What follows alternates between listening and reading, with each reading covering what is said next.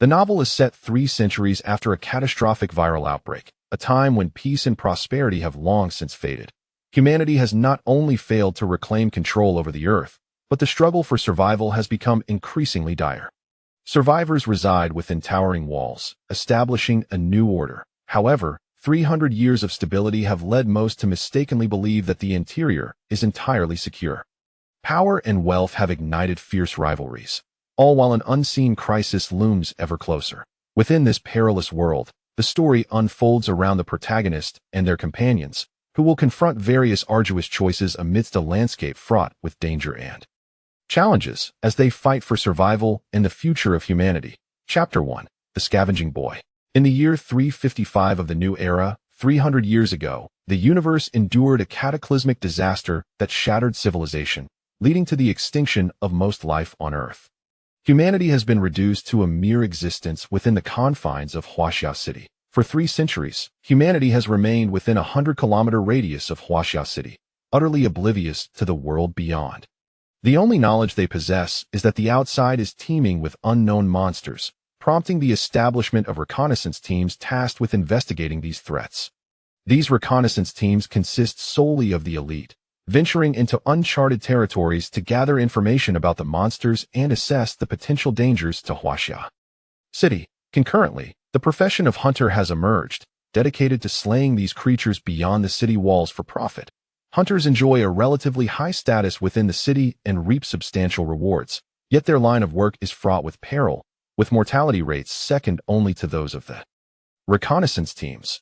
Over the past 3 centuries, the remnants of the former technological civilization have been forsaken, giving rise to a new societal structure centered on harnessing the bodhis innate energy. The number of martial artists has surged, with powerful warriors becoming the aspiration of all. Huaxia City, constructed over 3 centuries ago, sprawls over an extensive area, its layout resembling a Bagua diagram. The central city serves as the political heart of Huaxia, an independent circular enclave surrounded by towering walls, accessible only to those of high status. This area is referred to as the inner city, or Li Huaxia. The inhabitants of the outer city. Li Huaxia remains shrouded in mystery. Most people live their entire lives without ever glimpsing its interior, remaining ignorant of its structure and secrets. The middle city is divided into 3 concentric zones primarily dedicated to agriculture and water storage, heavily guarded by the military. It represents the city's main food source, housing vital technical personnel such as farmers, researchers, and members of associations and conglomerates, all within a pleasant environment abundant in greenery, referred to by the outer city dwellers as the commercial district. The outer city encompasses the largest expanse, divided into 8 areas, encircled by 300-meter-high walls.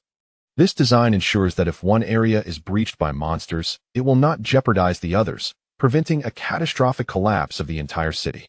This region is known as the civilian district, densely populated, where having a roof over one's head is a mark of a fortunate family. Many are forced to reside in makeshift tents, cramped for space, with some individuals barely afforded even a sleeping spot. A hot meal here is considered a luxury. Beyond the outer city lies a secure zone, a territory cleared by the military and patrolled day and night, largely devoid of danger. Even in the event of a monster incursion, the patrols swiftly neutralize the threat.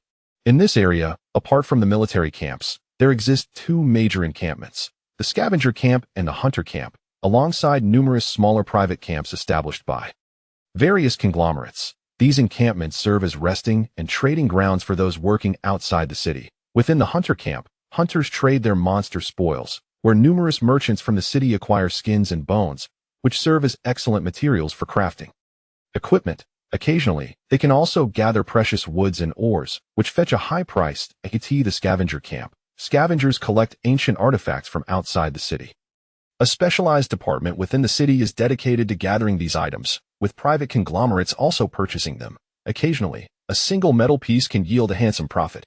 Although the utility of these pre-creation artifacts remains largely unknown, particularly to those in Li Huaxia, scavengers face considerable danger while searching for items. Encounters with monsters are not uncommon, and the safe zones have been thoroughly picked over for a century. To yield fruitful returns, they must venture into exploration zones, areas currently being purged by the military, where danger is not entirely eradicated but where valuable finds are likely. Beyond the exploration zones lie the perilous areas, which have only been surveyed by reconnaissance teams, marked with locations and monster information. These areas are not suited for the weak, as venturing there without considerable strength is tantamount to suicide. The outermost regions are known as the unknown zones, where few dare to tread, save for the reconnaissance teams composed of those labeled as monsters. At this moment, within the scavenger camp, a 10-year-old boy lies atop a heap of metal artifacts. His long hair nearly obscures his ears, and his bangs have grown long enough to cover his eyes. Dressed in plain, coarse clothing, he appears somewhat gaunt, his skin tinged with yellow due to prolonged malnutrition. His unkempt appearance suggests a lack of care. These metal artifacts have been collected from scavengers, consolidated here for sorting before being transported into the city. Jiang Yunlan is responsible for this sorting process. In this era, children as young as 7 or 8 are compelled to work, with 14 marking the threshold of adulthood and family life. Due to food scarcity, the impoverished rarely live past 50, and the high mortality rate among those working outside the city ensures that reaching old age is a rare blessing. Consequently, it is common for workers to start at a young age. At this moment, Jiang Yunlan has fainted. An unkempt man approaches, kicking him a few times to rouse him. Seeing no response, he shouts, "Who brought this useless brat? Fainting while doing such easy work. Drag him away. I don't care who his father is, we don't need useless trash here. Get lost." The man spits and irritably dismisses him, then calls out to an elderly figure in the distance, "Old fishhead, come here. You take over his share. Everything must be sorted properly before the cargo truck arrives this evening. If it isn't done right, well, dock everyone's pay." It isn't until nightfall that Jiang Yunlan awakens, sitting up with a start and exclaiming, "Get out of here." Realizing he is in his own home, he scratches his head in confusion. A dream.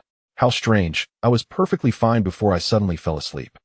And why was there a completely unfamiliar man in my dream, saying all sorts of nonsensical things? I think his name was Yi Guchen. Why can I remember everything he said in the dream? Shaking his head to dispel these chaotic thoughts, he slaps his cheeks and stands up, suddenly recalling that he had fainted today. Failing to complete his work would be bad enough, but losing his job would be catastrophic. With a startled cry, he rushes out. As he reaches the door, he nearly collides with someone entering, who catches him in their arms. "Yunlan, you're getting so big, yet you're still so clumsy." The newcomer, with graying whiskers, appears to be in his 60s, but in reality, he is only in his 40s, having aged prematurely due to years of toil and injury. He is Jiang Yunlan's father, Jiang Fan, who is not his biological parent, but rescued him during his childhood. In this era, many children have lost their parents, often to tragic accidents, primarily by monster attacks or disease. The impoverished cannot afford medical care, relying solely on their body's resilience to survive. Chapter 2. Choice is nothing much. I feel quite well at the moment, though I am uncertain why I suddenly fainted while sorting the items, followed by a peculiar dream. After which I awoke. Zhang Yu Fan, wishing not to cause Jiang Fan any worry, bounced around playfully to demonstrate that he was fine, upon seeing something delicious.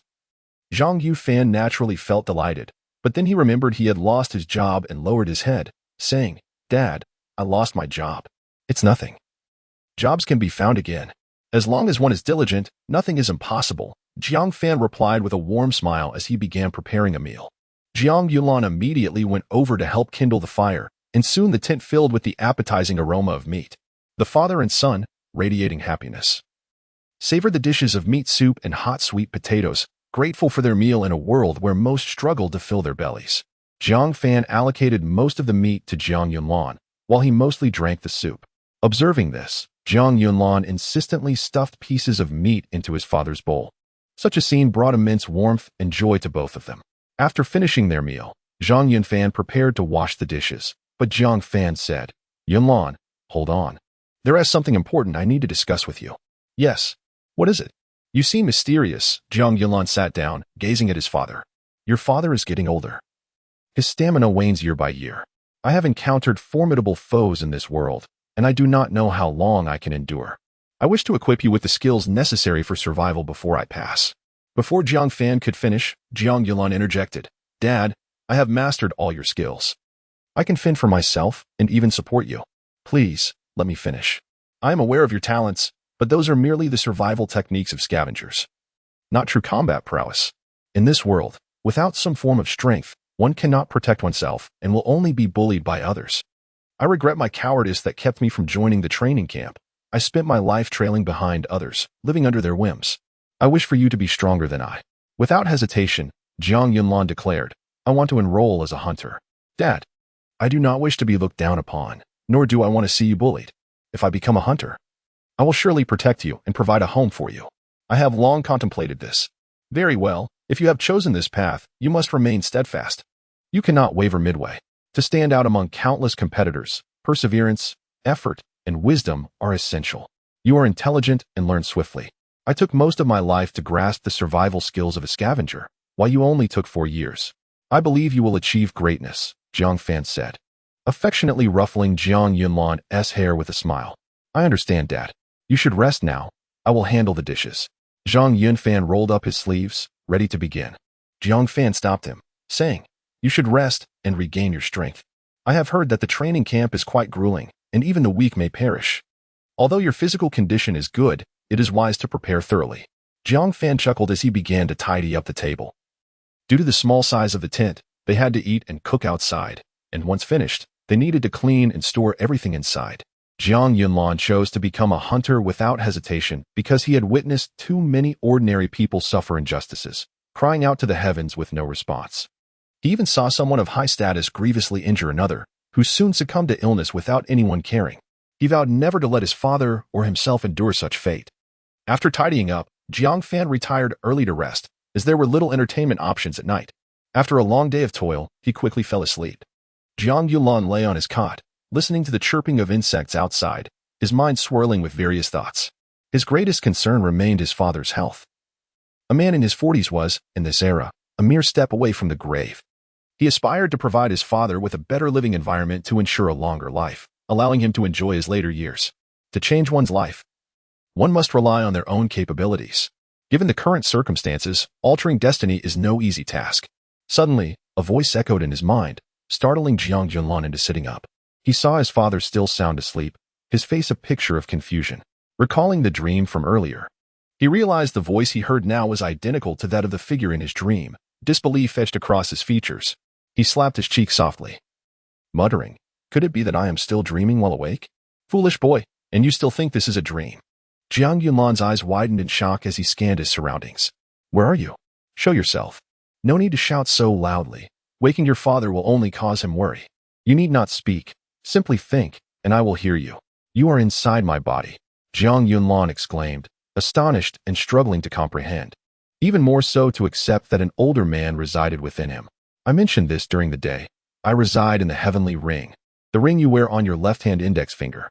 I recall now. I found the ring while sorting through things and, out of curiosity, put it on, which caused me to faint. So, it was you who made me lose my job. Jiang Yunlan's expression soured. Regardless, you are set to attend the training camp tomorrow. The job holds no significance for you now.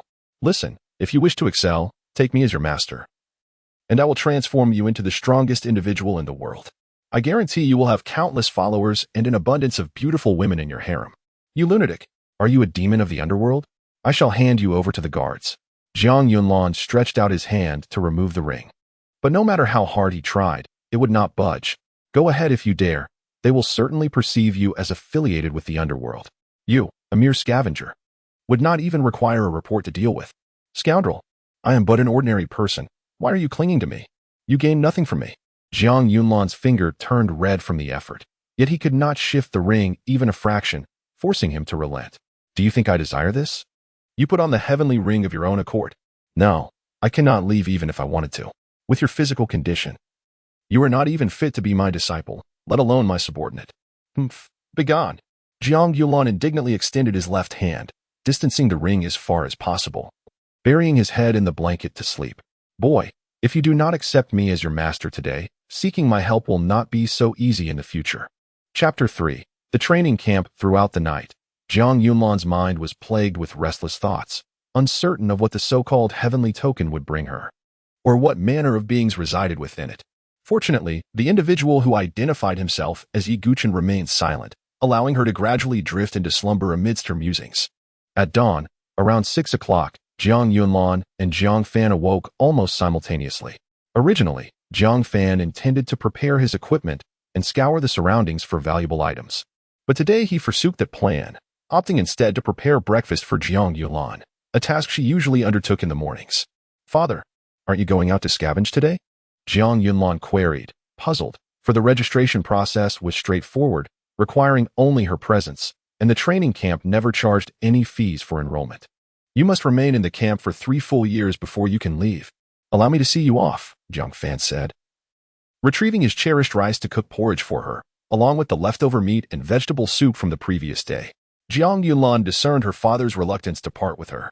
With a playful smile, she rubbed her nose with her fingertip and reassured him, "Don't worry, father. I'm resourceful and will take good care of myself. Once I emerge from here, I'll come to fetch you to live in a proper house, and you can enjoy a life of ease." "Haha, very well," Jiang Fan replied, not one for elaborate expressions.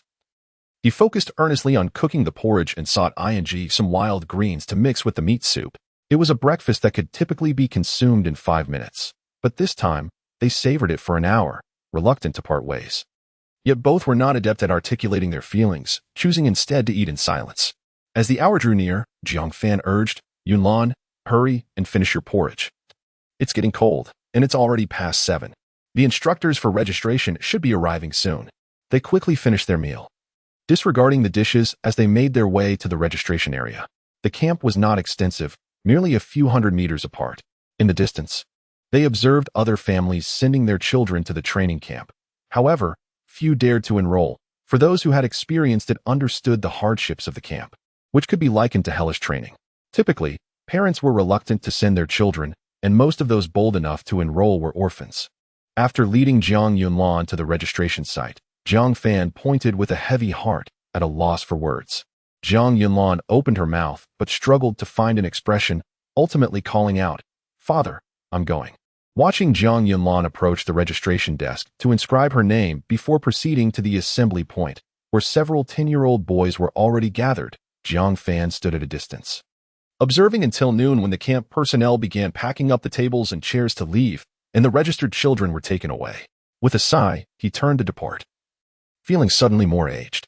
The journey from the scavenger camp to the training camp spanned approximately 8 kilometers, during which they maintained a brisk pace, pausing only once. The enrolling instructors noted the pallor of the children's faces from the exertion, yet they all managed to reach the entrance of the training camp. The lead instructor nodded in satisfaction, remarking, "The children from the scavenger camp are far superior to those from the city. These youngsters show great potential for focused training, possessing inherently excellent qualities." These children had grown up outside the city, encountering the undead, some even having scavenged alongside their parents, thus exhibiting remarkable endurance. Rumor had it that 2 among them had slain the undead, contrasting sharply with the city children, who often fainted after running just a kilometer. "Indeed, I find these children more agreeable. The pampered city kids are quite bothersome. Xiaoyang, please submit the list to the registration office. It seems there may be some complications on Go's end that I need to address," the lead instructor instructed.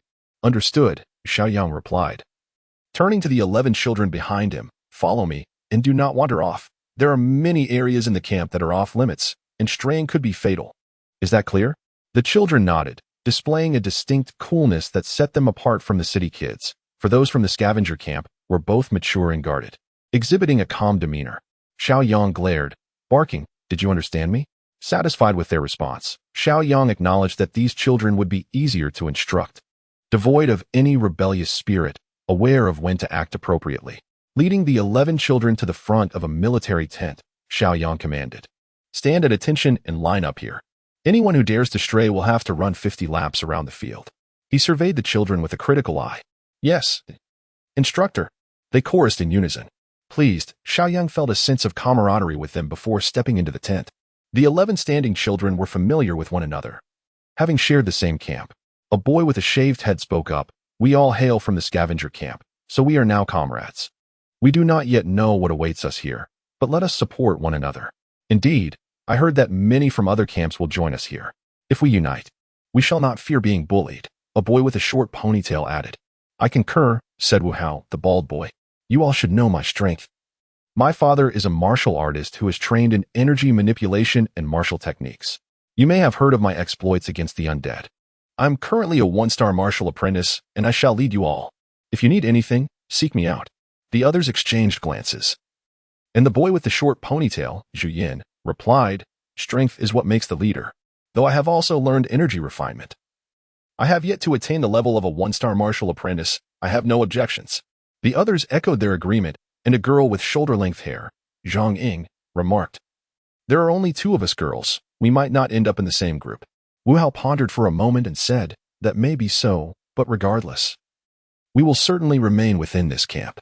It isn't large. Just look out for each other, ladies. I don't mind, said Ma Yuchen coldly, her long hair blowing casually, occasionally obscuring one of her eyes. She appeared rather unkempt, her clothing mismatched yet clean. The children from the scavenger camp approached tasks with caution. Living outside the city demanded such vigilance. Their environment shaped their personalities, especially those brave enough to accompany adults on scavenging expeditions, showcasing exceptional courage and ability. As they formed their small group in hushed tones, Xiaoyang emerged holding 11 metal tags, stating, "Where these tags, they bear your names and identification numbers. Remember, once you don this tag, regardless of what you do not remove it. To take it off signifies only one thing, death. Instructor, aside from death, when may we remove the tags?" Wu Hao inquired loudly. Upon graduation, Xiaoyang replied, a smile curling at the corners of his mouth. Chapter 4. The cost of heroism. Tent 804 is your dormitory. There will be other trainees arriving later. You may choose your own spots. The girls' tent is 1203. Assemble on the playground at 11:30. Here's a piece of advice. Seize any opportunity to rest. Instructor Xiaoyang pointed towards the tent ahead and then departed, leaving them to their own devices. Everyone hurried to their respective tents, which were void of occupants, with only a pile of hay strewn across the floor. Someone grumbled, even if it's free, this training camp is rather stingy. Under the eaves, one must bow their head. They decided to lay down their sleeping spots with hay, which was at least preferable to sleeping outdoors. Wu Hao approached, gathered a large bundle of hay, and found a dry spot to set up his bed. Accustomed to hardship, no one complained further. Each person took hay to make their beds. Fortunately, there was an abundance of hay, and after a little tidying up, sleeping arrangements were manageable. It was hardly a challenge for them. As Jiang Yunlan was arranging his bedding, Yi Guchen's voice reached his ears. Hey, there is something interesting over there. Behind the 6th tent, a beautiful girl is surrounded by 5 boys. TSK. This girl is truly stunning, something you've never seen in your life. It seems they're starting to get hands-on. If you rescue her, do you think she might repay you with her affection? Do you think I would fall for that? I despise those who proclaim themselves heroes. Jiang Yunlan adjusted his pillow, adding more hay for comfort. Oh, not wanting to be a hero doesn't mean you lack appreciation for women. If you aspire to make a name for yourself, besides wealth and status, wouldn't you also desire the company of beautiful women? This is a rare opportunity. Stop wasting your breath. Such occurrences are commonplace in the scavenger camp. I'm used to it. If you're so capable, why not go save her yourself? Jiang Yunlan countered, trying to provoke him. Well, you are the paragon of virtue, uninterested in the fairer sex. Suit yourself. I can only assist to this extent. With your current abilities, you'll end up marrying an unattractive woman, forever watching others with beautiful women while you secretly envy them. Such people are truly pathetic. Nonsense. Jiang Yunlan shouted, drawing surprised looks from others. Apologies, I was lost in thought. He quickly exited the tent. Zhu Yin remarked, what is with this guy? He seems a bit unhinged. Could he have a mental illness? Why bother with such thoughts? Let us rest. Who knows what we'll face later? Rumor has it that the training camp is hellish. Indeed, it's best to stay calm and avoid unnecessary trouble. Jiang Yunlan's intense reaction stemmed from his unwillingness to live such a life. He sought to resist this fate, which is why he chose to come to the training camp. Yi Guchen had struck a nerve within him. I'm not foolish enough to rush in without understanding the opponent's strength. I'd be dead before I knew it, Jiang Yunlan asserted. I agree with that. Now, the question is, what do you intend to do? If you evade once, there will be a second time. You will forever run from danger. Acting is futile. You have no energy left. You'd just end up getting beaten. What a tragic existence, possessing the will to defy fate, but lacking the strength. Isn't it that you wish for me to take you as a disciple? I want to fall for your tricks, you wicked spirit. One day, I will discover a way to remove this cursed ring and melt it down, Jiang Yunlan declared fiercely. Oh, you aspire to burn the heavenly ring, such ambition. Come. I welcome it. Jiang Yunlan scoffed, cautiously approaching the corner behind the tent, peeking out with one eye. 5 boys, also around 10 years old, surrounded a frail girl, manhandling her while uttering lewd remarks. The girl's mouth was covered, and her hands and feet were restrained, rendering her unable to make much noise. Surveying the surroundings, Jiang Yulan noted that this was a corner, conveniently shielded by adjacent tents in the wall behind, creating a blind spot. Unarmed and realizing he couldn't confront 5 boys alone, he suddenly called out loudly, "Good day, instructor." His shout startled the boys preparing to undress, causing them to break into a cold sweat as they hastily pulled up their trousers and fled.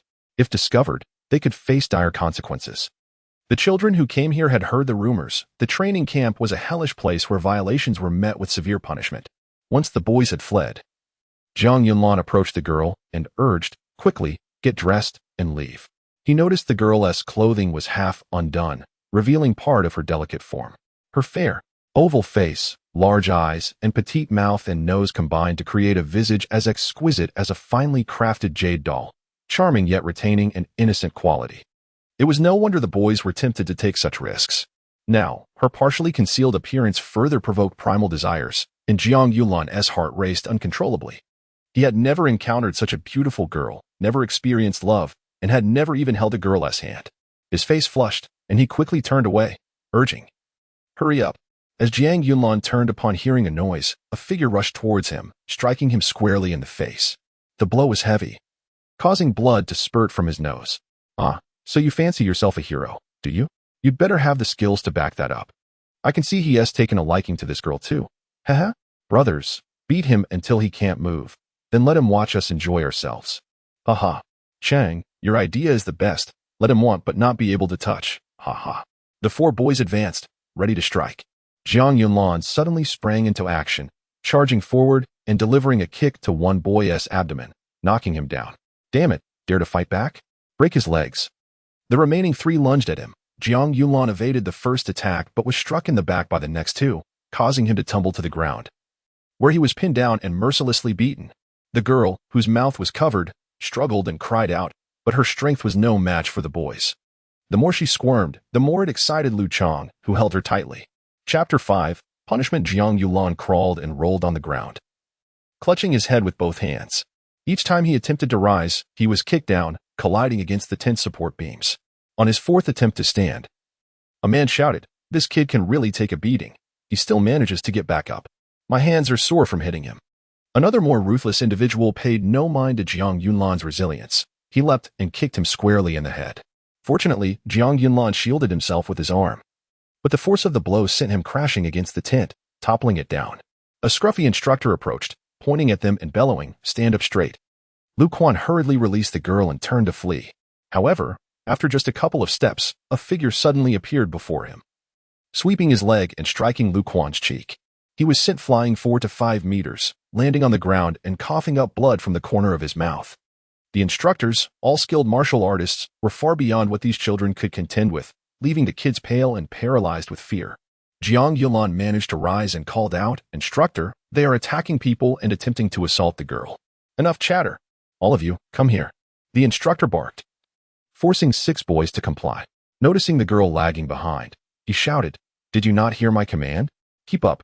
Startled, the girl quickened her pace and whispered to Jiang Yunlan, "Thank you." Before Jiang Yunlan could respond, the instructor roared, "No talking. If I hear another word, I guarantee you will remember this day for the rest of your life."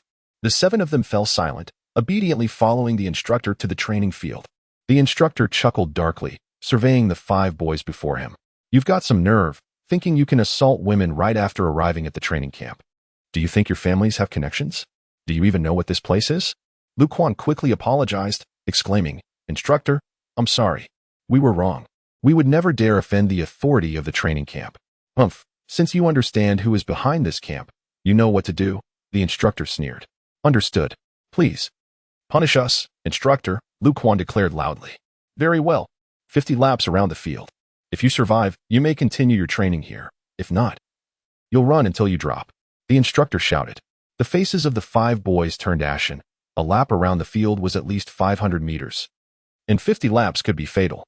The 4 boys were paralyzed by fear, fully aware that they would not survive such a punishment. They had come to grow stronger, not to perish. Yet Lu Quan took off running without hesitation. The other 4 exchanged bewildered glances. They could not fathom how he intended to endure this. Seeing the 4 boys frozen in place, the instructor barked, "What's wrong? Do you have a problem? You four will run an additional 5 laps. Panicking, the 4 boys began to run, all the while cursing Jiang Yunlan in their minds. They were not foolish. Their leader Lu Quan had taken off, and there was no way to shirk their punishment. Before the 2 remaining boys could breathe a sigh of relief, the instructor turned to them, saying, "Don't think this doesn't concern you. Do you think I'm standing up for you? Nonsense. This is a training camp, not a daycare. If you lack self-preservation skills, how will you survive outside? Without strength, you have no right to live. These are the rules of the training camp. And you," he continued, "fancy yourself a hero despite your ineptitude? You thought you could charm that girl, didn't you? Don't think I'm unaware. You used these boys to draw attention, causing the tent to collapse. Such petty tricks will not allow you to survive outside. Now, you 2 will rebuild the tent within 10 minutes, followed by 30 laps around the field." Jiang Yunlan protested, "Instructor, I'm injured. Is it possible to—" "Shut up. Injured? That is what you call an injury? Let me show you what an injury really is." The instructor delivered a powerful kick to Jiang Yunlan's chest, sending him flying 7 to 8 meters, where he landed and coughed violently, blood spilling from his mouth. In that moment, he felt a searing pain in his chest, every movement sending sharp pangs throughout his body, particularly in the ribs. Now do you understand what it means to be injured? Let me tell you, this is merely a minor wound. It's nothing. Now get to work on your assigned tasks. There are 2.5 hours until afternoon training. If you fail to complete it, the punishment will be far worse. And I will ensure you visit the gates of hell, the instructor roared. Jiang Yunlan dared not utter another word, struggling to his feet to rebuild the tent, while the girl followed closely behind, equally silent. Setting up the tent was a simple task for Jiang Yunlan, especially since it was mostly assembled. He merely needed to erect the support beams. "Hello, I'm Zhao Chuling. Thank you for saving me.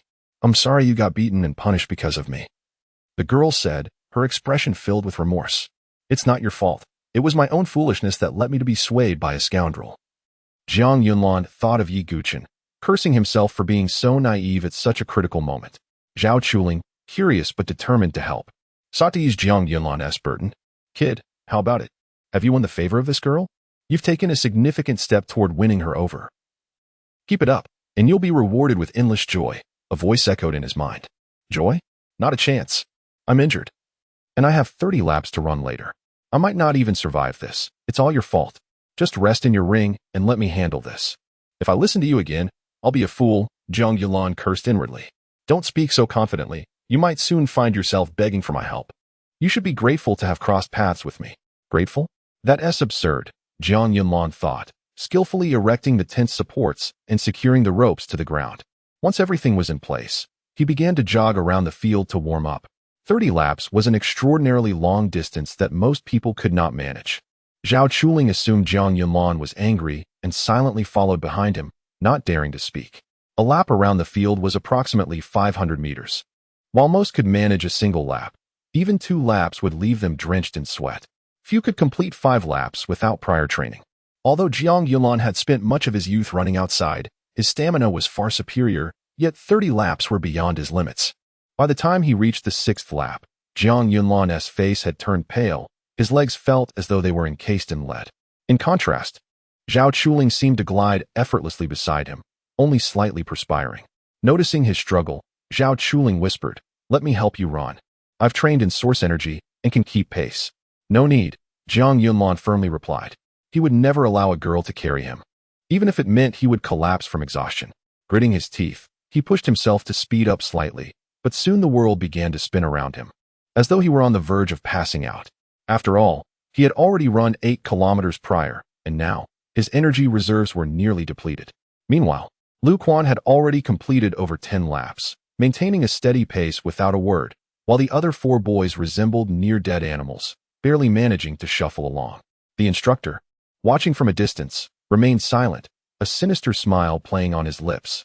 Chapter 6. A man must persevere during the 8th lap. Jiang Yunlan felt as if his entire being was about to lift off the ground, as if his soul had momentarily departed from his body. His physique had succumbed to numbness, mechanically jogging onward. This state was perilous, as the risk of succumbing to overexertion loomed large. At that moment, Yi Guqin's voice echoed in his mind. "Boy, if you continue running like this, even if you survive, your body will sustain grave internal injuries that will greatly hinder your path as a warrior, making it difficult for you to achieve much." Do not be reckless and gamble with your fate. Dignity. How many in the scavenger camp possess true dignity? I do not believe you. Cease your incessant meddling. If I perish from running, it shall be my misfortune. Jiang Yunlan's heart roared in protest, as if unleashing years of pent-up suffering. I understand.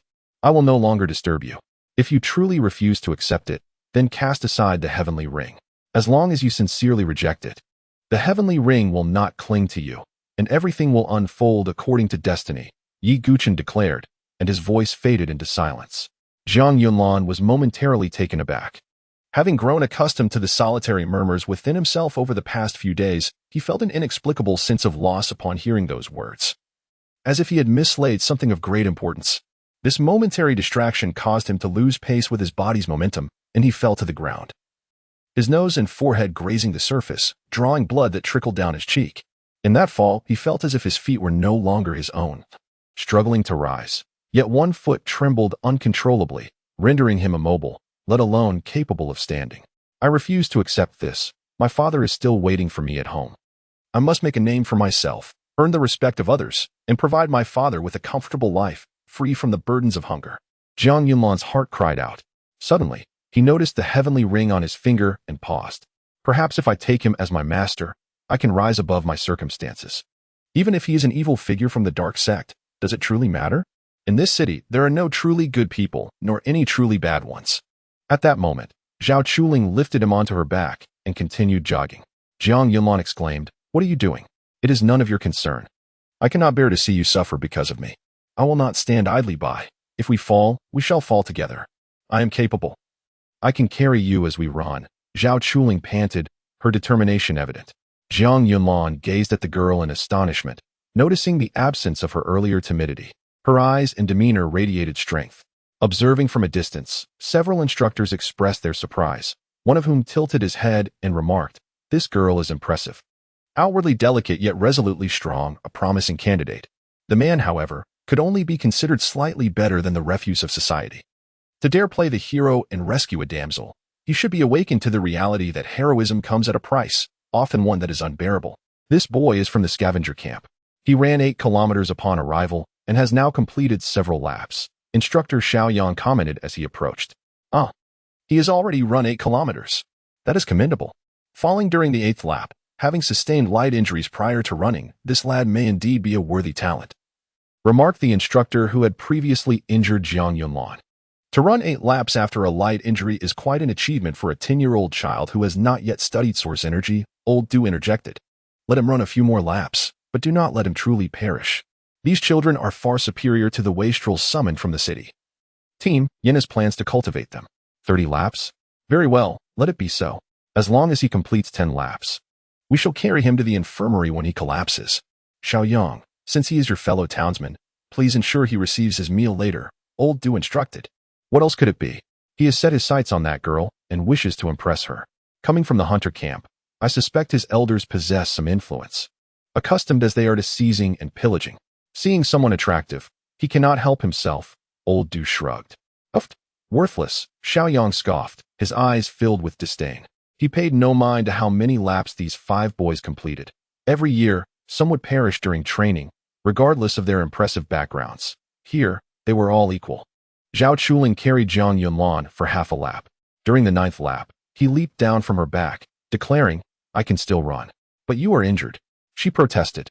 "I have source energy to support me. I will be fine. I am a man," Jiang Yunlan replied with a smile. In the brief interval, he felt his feet regain some sensation, although the sharp pain persisted as he trod upon the ground. His indomitable spirit enabled him to endure the agony and continue running with a smile. Zhao Chuling was acutely aware of Jiang Yunlan's physical condition. The fact that he could run this far without source energy would astonish her further if she knew he had already run 8 kilometers upon arrival. She doubted she could have persevered in his place. "All right, then let us run together," Zhao Chuling said, her spirit uplifted by Jiang Yunlan's determination. And a smile graced her lips as they continued their run. Though Jiang Yunlan's pace slowed, he pressed on until he collapsed again after completing 12 laps. Zhao Chuling rushed to assist him, wishing to carry him once more, when instructor Xiaoyang appeared at his side, stating, "Leave him to me. You continue running. 30 laps should not be a challenge for you." "Thank you, instructor. I can finish the run," Zhao Chuling nodded. watching his instructor Xiao Yang carry the unconscious Jiang Yunlan toward the medical tent before resuming her own run. I still do not know his name. I forgot to ask. Surely, we shall meet again, she pondered quietly. Around 1 p.m., Jiang Yunlan awoke to find himself lying on a wooden bed, the air thick with the scent of alcohol and medicine. As he attempted to rise, a wave of dull pain surged through his chest.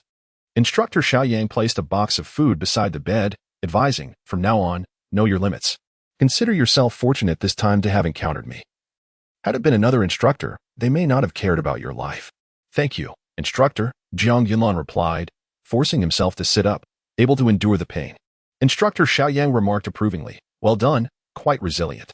For this alone, my efforts to save you are not in vain. This afternoon, all students will gather to discuss the camp's rules. Training begins tomorrow, so rest here and join us for dinner later. The rules can be summarized in one point.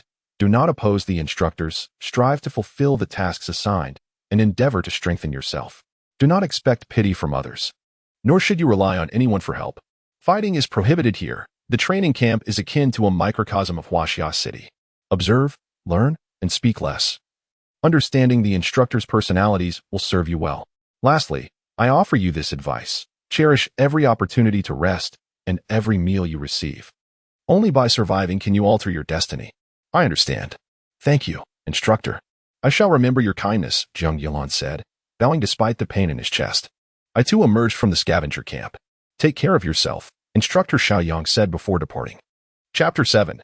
Enemies meet. Jiang Yunlan opened his lunchbox and began to eat voraciously. There were no vegetables, only rice, yet for him, this simple fare was a delightful meal. He devoured every grain, leaving not a single morsel behind. After setting down the lunchbox, his gaze fell upon the ring on his left hand. He reached for it and, to his surprise, was able to remove it with ease. Gazing at the ancient, slightly tarnished metal ring, he sighed and said, all this turmoil arises from you. Your voice has bewitched my mind. Regardless of whether you are from the underworld sect, I shall no longer wear you. With that, he flung the ring away, letting it roll beneath the nearby medicine cabinet. He then lay down on the bed, closing his eyes in an attempt to sleep. Yet, the image of Zhao Chuling kept intruding upon his thoughts. From her initial vulnerability to her determined flight with him on her back, she seemed transformed. Her final display of strength revealed to him that this girl was not merely beautiful on the outside. She also provided a comforting feeling within, knowing someone would fight for him, despite only having known each other for an hour. Perhaps it was not solely she who bewitched me. I, too, yearn for a companion. Jiang Yunlan mused, as sleep gradually overtook him. After an indeterminate passage of time, a sudden flurry of footsteps and the sound of a bed being jostled awoke him. He opened his eyes to see a gravely injured individual lying nearby, no more than 2 meters away. A doctor and 2 nurses were urgently attending to this person. Judging by his attire, the man was an instructor, severely wounded. Although the bleeding had been staunched, the surgical table and his clothing were soaked in blood. From his vantage point, he could see a ghastly claw mark stretching from the man's neck to his navel, a wound so extensive it must have damaged internal organs. 2 instructors stood at the door, their expressions grim as they watched the surgery unfold, their eyes betraying a chilling intent for vengeance. Jiang Yunlan dared not look further, too intimidated to utter a word or even move a muscle. After several minutes, the attending physician set down his instruments and shook his head at the instructors at the door, walking away with a look of resignation. The 2 nurses pushed the instrument cart aside, and the instructors approached, their faces contorted with rage and sorrow as they gazed at their fallen comrade. One of them drew a dagger, gritting his teeth as he declared, "Brother, we shall find that scoundrel and avenge you." Just as he finished speaking, the supposedly deceased instructor suddenly opened his blood-red eyes and lunged at the nearby instructor. However, before he could reach him, a flash of white light flickered, and the resurrected instructor's head fell lifelessly to the ground, his body collapsing as blood poured from his neck. The blood, instead of gushing forth, merely seeped out in a dark brown hue, as if it had long since begun to rot. "Take him out and burn him," commanded the burly instructor. As the 2 nurses stepped forward to carry the corpse away, one of them picked up the head, saying, "Instructor Yin, I must take my leave. This mutated virus is becoming increasingly lethal. You must be cautious." The man addressed as Instructor Yin nodded silently. After the doctor placed the head in a sealed bag, he too departed. The 2 instructors turned to leave, but as they did, Instructor Yin cast a glance at Jiang Yunlan, startling him into closing his eyes. Too afraid to move. After some time, he opened his eyes again. Everyone had left.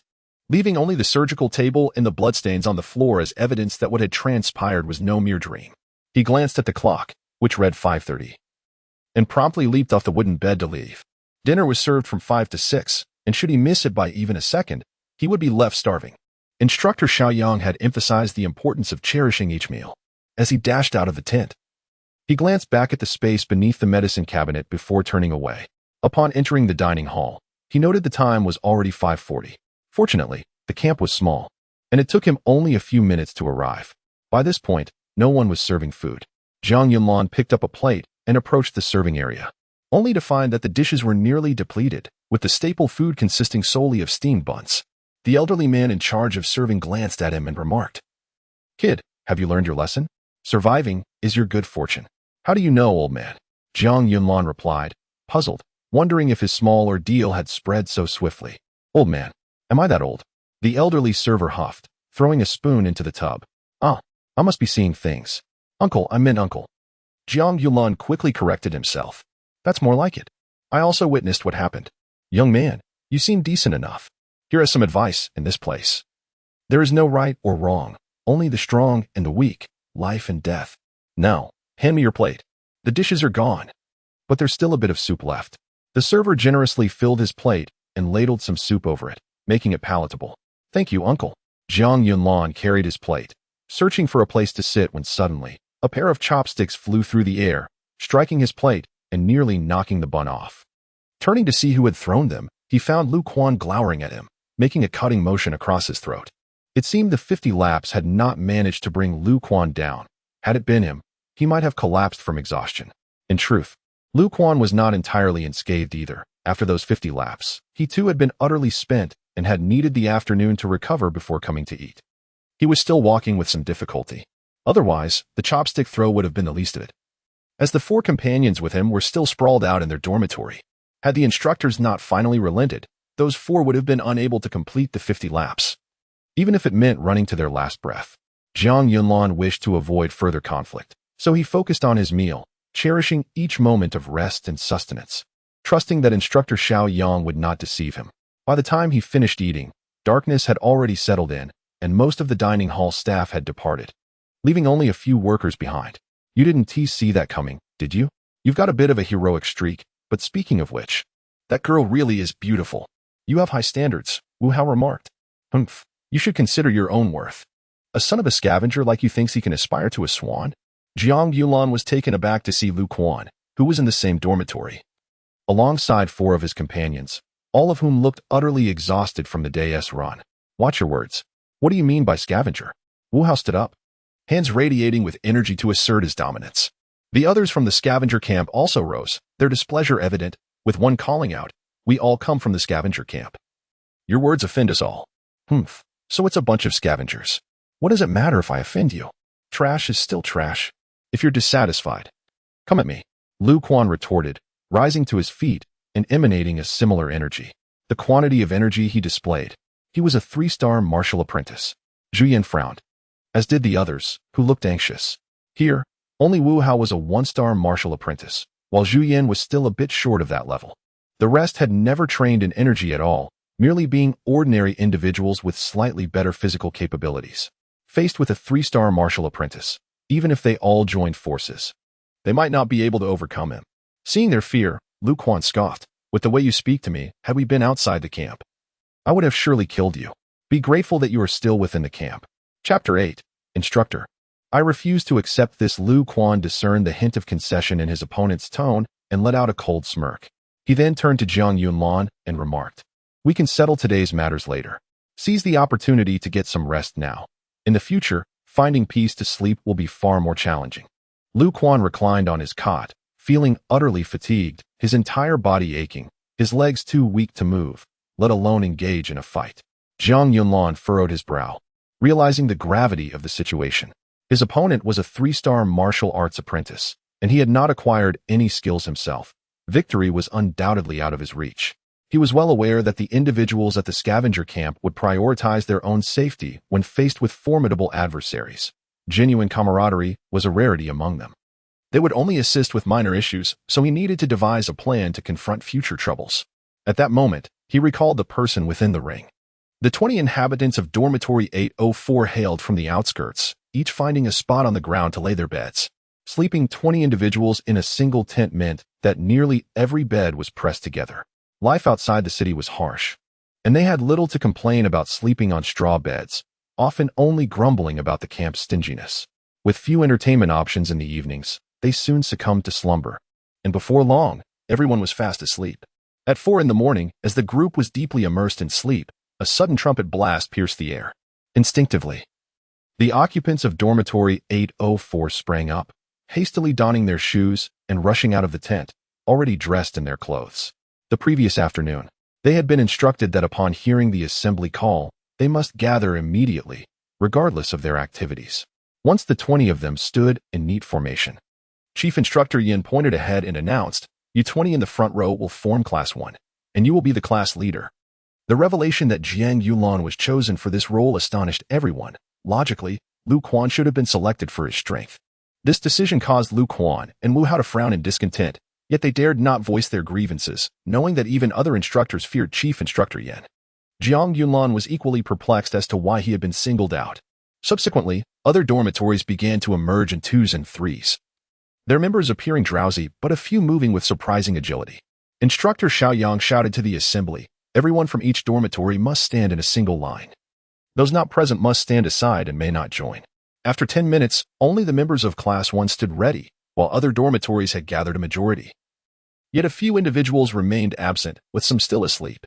As time expired, Chief Instructor Yin commanded, "Class 1, complete 10 laps around the field. Begin." Upon hearing this, the absent members stifled laughter, pleased that their tardiness allowed them to rest longer while the others commenced their exercise. Jiang Yunlan took the lead, running at a pace that was neither too fast nor too slow, satisfactory for an ordinary person. Lu Quan, filled with jealousy, shouted, "Hey, class leader, are you a coward? Can't you run a bit faster? This is just a stroll." Others echoed his sentiment, taunting, "Are the scavengers all weaklings? Is this your speed?" The hunters from the adjacent camp chimed in, as most of them had trained in energy cultivation, boasting superior physical abilities. Many had reached the level of 1-star martial arts apprentice, and one even stood at 2-star. Even those who had not yet attained the 1-star rank were on the brink of a breakthrough. Jiang Yulan retorted, "Do not assume that just because you've reached the rank of martial arts apprentice, you can be complacent. We are a collective. If you have the capability, you should run ahead." Lu Quan scoffed, trash, his sarcasm evident. He was reluctant to run ahead himself, still unfamiliar with the rules here, and preferred to remain inconspicuous. Yet he couldn't help but feel increasingly irked by Jiang Yulan, prompting his taunts. The others were not oblivious. Having witnessed Lu Quan and his companions being punished the previous day, they understood that the instructors were no pushovers and opted to maintain a low profile, uncertain of what lay ahead. Meanwhile, several instructors approached the tents of the other dormitories, directly kicking out those still sluggishly dressing or sleeping, dragging them out by their legs. Most of these individuals hailed from the city, enjoying better living conditions, and thus possessing more temperamental dispositions. One individual shouted indignantly, "What are you doing?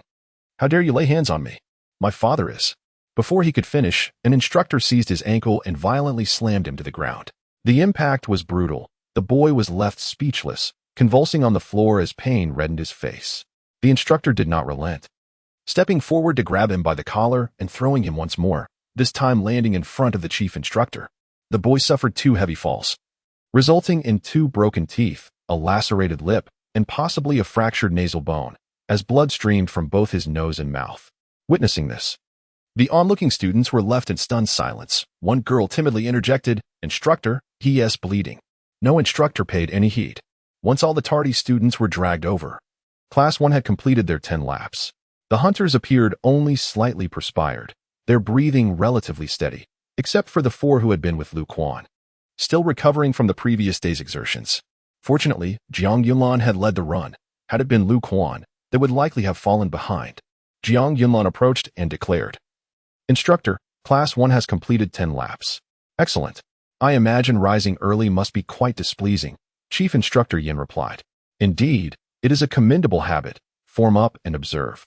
He instructed, then turned his attention to the tardy students, stating, "You have collectively been late by 21 minutes. All of you shall run 21 laps. Is there anyone who can test this?" Upon hearing this, The faces of the tardy individuals changed dramatically. They gazed at the expansive field. 21 laps would be grueling. And someone immediately protested, "Instructor, I usually train as well. The most I've ever run is 2 kilometers. 21 laps exceed our limits." Limits? Who told you this is the limit? The instructor bellowed. "Let me clarify. In this training camp, there are no limits, only completion or failure. Here, failure equates to death. Now tell me, who among you chooses failure? I assure you, it will not be painful." His declaration sent shockwaves through everyone, their expressions betraying disbelief. Those who had not been late silently thanked their good fortune for not having lingered in bed, realizing they would have faced dire consequences. Laughter erupted among the instructors as if they had heard the most absurd joke, but Chief Instructor Yin remained somber, addressing those who had spoken out. "You few, step forward." Without hesitation, the selected individuals approached, their hearts racing, their pulses elevated beyond their normal rates. Chapter 9. The Cost of Rebellion. In the first moment, there was no sensation, merely a flash of anger at being struck. However, in the next instant, 5 individuals simultaneously expelled their gastric contents, mixed with blood, their insides feeling as though they were being torn apart, accompanied by excruciating pain in their lower backs. "I will not let you off lightly. This is merely a delay.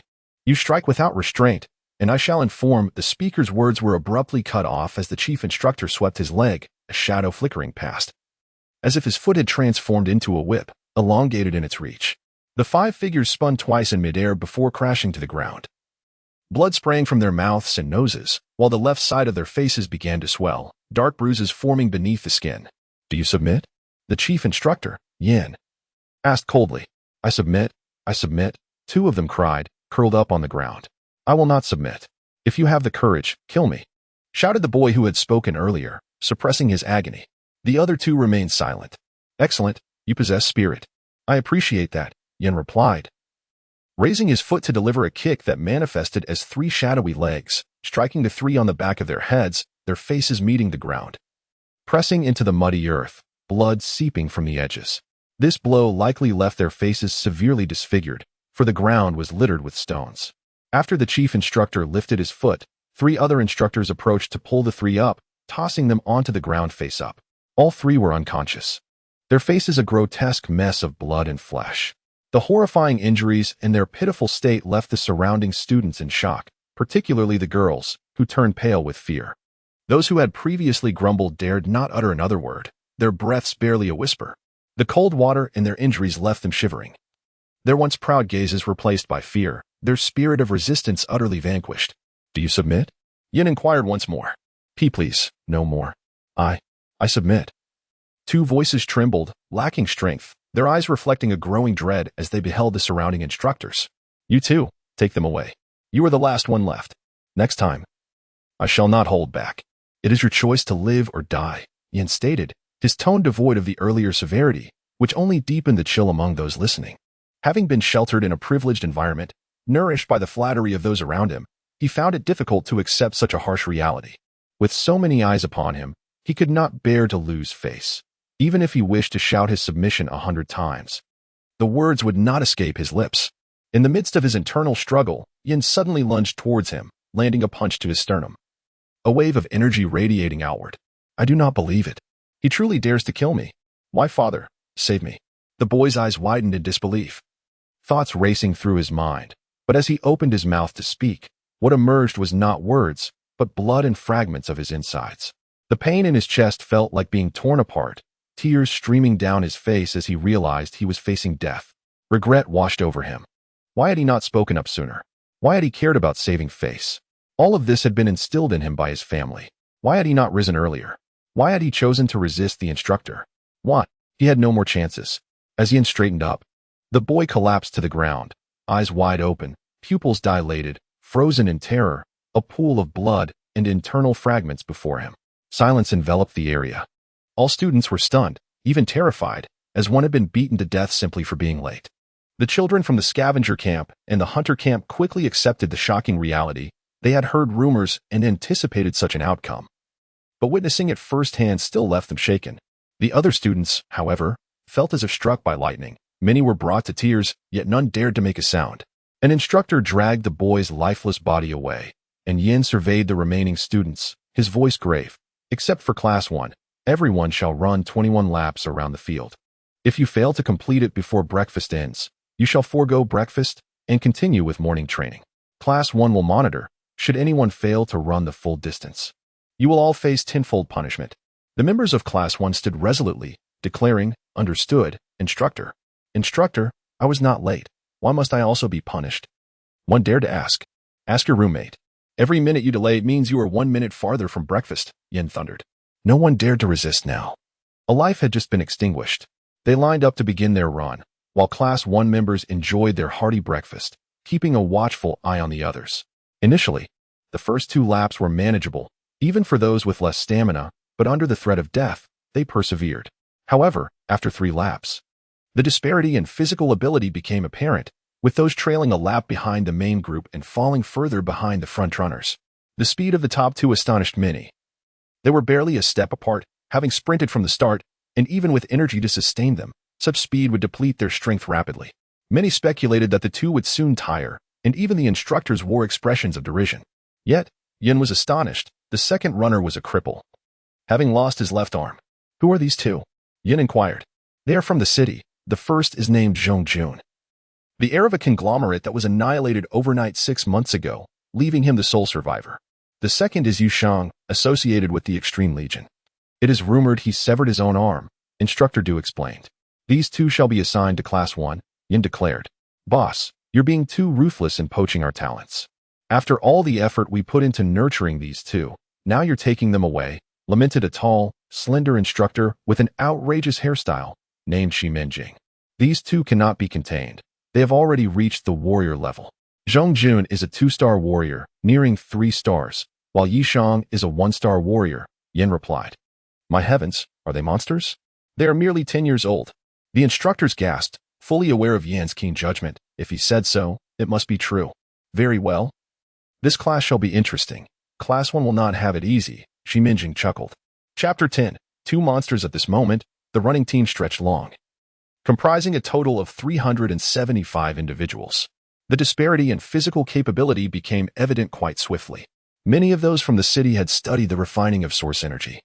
A few had even reached the status of a first-star martial apprentice, while over 40 possessed source energy but had yet to attain that level. The remainder were ordinary folk. After completing 5 laps, numerous participants had already collapsed onto the ground, pounding their thighs with their hands, utterly exhausted. The temptation of a sumptuous breakfast being devoured by 20 others nearby only intensified their struggles, prompting several to curse, urging the eaters to hasten their meal. Lu Quan and his companions deliberately took their time, savoring their vegetable soup with exaggerated relish, causing the onlookers to swallow their saliva in envy. Suddenly, someone exclaimed in astonishment. Just as Lu Quan was reveling in the spectacle, he noticed that Zhang Jun and Yishang had ceased running and were walking outward. He gasped, "Those 2 have finished." Indeed, these 2 were extraordinary, maintaining a full-speed sprint throughout, seemingly without breaking a sweat. The onlookers gawked at them, their gazes following the pair. Lu Quan furrowed his brow. He knew he could never match their speed, indicating their superiority over him, despite his status as a 3rd-star martial apprentice. Instructor Yin stood at the breakfast distribution area and remarked as the 2 passed by, "There are 2 types of breakfast here. Class 1 receives a meal of 2 meat dishes, 3 vegetable dishes, and a soup. Class 2 has 2 vegetable dishes and a soup. Class 3 receives 1 vegetable dish and a soup. The other classes only receive buns and porridge. Which would you prefer?" Zhong Jun replied coolly. "What must one do to enter Class 1? Quite simple. Eliminate any one of them." Instructor Yin gestured, indicating that strength determines one's place here. The individual on the ground had already lost consciousness, and the scavenger camp residents were taken aback, with a few rushing over to point and shout, "What are you doing?" Zhang Jun cast a cold glance at them, causing fear to grip their hearts, leaving none daring to approach. Even Wu Hao observed from a distance, pretending not to notice, fully aware of the gap in strength between himself and Zhang Jun. "This position is mine," Zhang Jun declared, turning to claim his hearty breakfast from Instructor Yin. Suddenly, Yushang transformed into a wisp of black smoke, darting past Zhang Jun and reappearing behind the individual. He barely had time to react before Yushang delivered a sidekick to his face, sending him sprawling to the ground. In pain, he turned to rise, only to find Yushang standing before him, fists emanating a smoky aura of source energy. This resembles the Knight family's abilities, shadow magic. ISNT the Knight family, a core family of the Extreme Legion? How could they be here at a training camp? This place is meant for those without any background. Who knew? Regardless, it was clear he was an ability user. It would be wise not to offend him. Right, it seems fighting isn't prohibited here. Best to keep our distance from these two formidable figures. The fallen student recognized that resistance was futile. He had no desire to be beaten to death and promptly raised his hand, declaring, "I concede." The two eliminated students wore expressions of despondency, cursing their misfortune for standing too close to the breakfast area. Instructor Yin announced, "There will be an opportunity to challenge the Class 1 students every day. If you possess the strength, you may challenge them tomorrow morning." The eyes of the first-star martial apprentice brightened. He understood Class 1's prowess. Apart from Wu Hao and Lu Yin, everyone else in the scavenger camp was merely ordinary, having only learned some combat techniques. As some capable students completed their laps, they received only buns and porridge, inciting jealousy toward Class 1's treatment. By the end, nearly 300 individuals remained unable to finish the 21 laps, sprawled on the ground, gasping for breath, unable to rise. Instructor Yin glanced at the time and called out, "It is now 7 in the morning. Breakfast time is over, all gather. We will now assign classes based on the results of this run. The 20 fastest will form Class 2, and so on, with each class led by an instructor. Class 1, follow me." Those who had finished their breakfast lined up as instructors came to gather their students. Each instructor's strength ranked according to their position, with the stronger instructors leading the more formidable classes, thus reaping greater rewards. There was competition among instructors as well. Those who failed to complete the punishment would naturally be managed by the remaining instructors. Instructor Yin began the most fundamental physical training for Class 1, undoubtedly at a much higher intensity than the other classes. Such intensity was not something ordinary individuals could endure. Failure to complete the training would result in expulsion from Class 1. Thus entry was not easily attained. Although most had not undergone training in source energy, their childhood experiences in the wild, running from the undead, had endowed them with robust physical capabilities. At the very least, they had persevered through the morning training. Now, understanding the benefits of Class 1, they were determined to endure. Instructor Yin valued these individuals for their resilience. These children had survived outside the city, unlike those who had never encountered the undead, displaying superior courage and combat awareness, a stark contrast to city children. Regarding source energy, the training camp would impart a universal technique known as the Qi condensation method, a medium-grade technique for refining source energy. Most individuals in the city had studied lower-grade techniques, and although the training camp was arduous, it provided the opportunity to learn superior techniques at no cost. Currently, martial arts and techniques are classified into 4 levels: Heaven, Earth, Mysterious, and Yellow, each further subdivided into 5 grades: Supreme, Exceptional, Superior, Medium, and Inferior. The Heaven level is merely a legend. No one has ever reported learning at this level. The most renowned top-tier experts within the city practice Earth-level martial arts, predominantly medium and inferior grades, with only a select few powerful individuals holding superior Earth-level techniques. Mysterious-level martial arts are also quite rare, reserved for core members of major factions, though some skilled individuals among the Wanderers have mastered mysterious techniques. Yellow-level martial arts represent the mainstream, with 99 of individuals studying them. The proficient focus on exceptional and superior grades, while the ordinary learn medium and inferior grades, with supreme techniques being exceedingly scarce and possessed by very few. Chapter 11. Born to be useless after 3 hours of intense training, most of the class appeared pale and trembled uncontrollably, yet not a single complaint escaped their lips. They gritted their teeth and persevered. The apprentice-level martial artists merely broke a sweat, as the intensity had not yet reached their limits. As for Yushang and Zhongjun, they felt as though they were merely taking a leisurely stroll, prompting many to secretly curse their abnormality. By the end of the morning session, Instructor Yin had discerned the range of abilities among these individuals, allowing him to tailor the training intensity accordingly. With the morning training concluded, Yin instructed, "Now, I shall teach you the essence gathering technique, a Huang-level intermediate mental method, which is considered quite commendable. It is during the most exhausting moments that one can truly perceive their own breath. Cultivating source energy is most effective then. Should any of you possess a superior mental method, you need not learn this one. Feel free to practice on your own." Instructor Yin was aware that Zhang Jun and Yishang must have acquired something more powerful, though he was uncertain about the others. To everyone's astonishment, besides Zhang Jun and Yishang, Zhu Yin, Wu Hao, and Lu Quan also chose to leave. Instructor Yin remained silent, allowing the remaining students to concentrate on his teachings. Jiang Yunlan, encountering source energy for the first time, felt a mix of novelty and anticipation.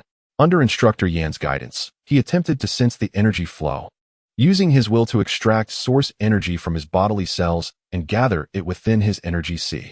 The majority of energy consumed from food each day resides dormant within the cells, never utilized throughout one's lifetime.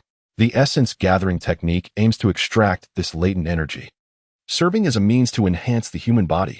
Some individuals were already familiar with source energy, making this step relatively simple. Others, following the mental method, began to sense the energy flow and carefully introduce their first strand of source energy into their energy sea. However, Jiang Yulan found himself unable to perceive the energy flow. While others exhibited a palpable aura of source energy, he alone felt nothing. "Instructor, I cannot sense the energy flow," Jiang Yunlan expressed his concerns. Instructor Yin furrowed his brows and crouched down to place his palm on Jiang Yunlan's energy sea, which felt as stagnant as a dead sea. Upon probing his meridians, he discovered a complete lack of activity. Yin shook his head and stated, "You may leave Class 1 now and report to Class 20 with Instructor Xiaoyang." Jiang Yunlan's complexion changed dramatically. Everyone knew that Class 20 was the least capable and least useful class. The other students displayed mocking expressions, particularly Lu Quan, who laughed heartily until he caught a stern glance from Instructor Yin, prompting him to stifle his laughter and focus on his training. "Why?" Jiang Yunlan asked, a hint of defiance in his tone. "You possess a natural stone vein, and your energy sea resembles a sea of stone. You will never be able to extract source energy. Do you understand my meaning? Given your unique circumstances, I can exceptionally approve your withdrawal. Failing to extract source energy means you will not survive the subsequent training. If you wish to withdraw, go to the registration office, and I will inform the personnel there." Instructor Yin concluded flatly, then turned to supervise the others, unwilling to waste even a moment more on him. This news struck Jiang Yunlan like a bolt from the blue. The realization that he could not extract source energy made him feel like a born failure. In an instant, he felt as if he had plummeted into an abyss. All his dreams shattered. This blow was more painful than death itself. Observing Jiang Yunlan's despair, no one felt sympathy. Rather, they looked upon him with disdain. Lu Quan could not contain his laughter, his eyes gleaming with mockery. Had it not been for Instructor Yan's presence, he would have relished the opportunity to taunt him. Nothing pleased him more than hearing this news. "Jiang Yunlan, leave immediately. This is Class 1's training ground." Instructor Yin admonished when he noticed Jiang Yunlan standing there in a daze, his gaze devoid of compassion. Jiang Yunlan mechanically walked outside, all hope shattered. Upon exiting the training ground, he fell to his knees, trembling, and cried out, "Father, I'm sorry. I am useless. I cannot be the son you can be proud of, nor can I provide you with a good life." Time seemed to stretch indefinitely until someone approached him. A voice as melodious as silver bells asking, "What's wrong? Are you unwell? Shall I take you to the infirmary?" Jiang Yunlan looked up to see Zhao Chuling. Initially, he had believed he could become someone of significance through hard work, and even if he had some connection with Zhao Chuling, he would still be able to bring her happiness. But now, with all hope extinguished, he felt unworthy of her. He brusquely shoved her hand away and walked away in a daze. Zhao Chuling ran after him, calling out, "Jiang Yunlan, what's wrong with you? You're the class leader of Class 1, and everyone admires you. Why do you look so dejected? It's lunchtime now, if you don't hurry. You want to eat food and will lack energy for the afternoon training." "I don't need your concern," Jiang Yunlan shouted, sprinting towards the camp's exit. Behind him, Lu Quan approached, laughing derisively. "Isn't that the pretty girl? Trying to climb up to our class leader, but you'll be disappointed. He has been kicked out of Class 1 by Instructor Yin and has become the trash of Class 20. He is not trash. Even if he is not in Class 1, with his effort, he will surely catch up," Zhao Chuling retorted, deeply admiring Jiang Yunlan's determination from the previous day. Rarely did she encounter someone with such resolve, and witnessing his desperate struggle had stirred feelings within her. Effort? That is laughable. This guy is born with a stone vein and a stone sea. Having even one of those is enough to be deemed useless. And he possesses both. He's the epitome of born failure. I advise you to stick with me, at least here in the camp. I can ensure you won't be bullied by other students, and you might even find some pleasure." Lu Quan leered, his gaze lingering on Zhao Chuling's figure, confident that in a few years, she would possess a physique that could captivate any man.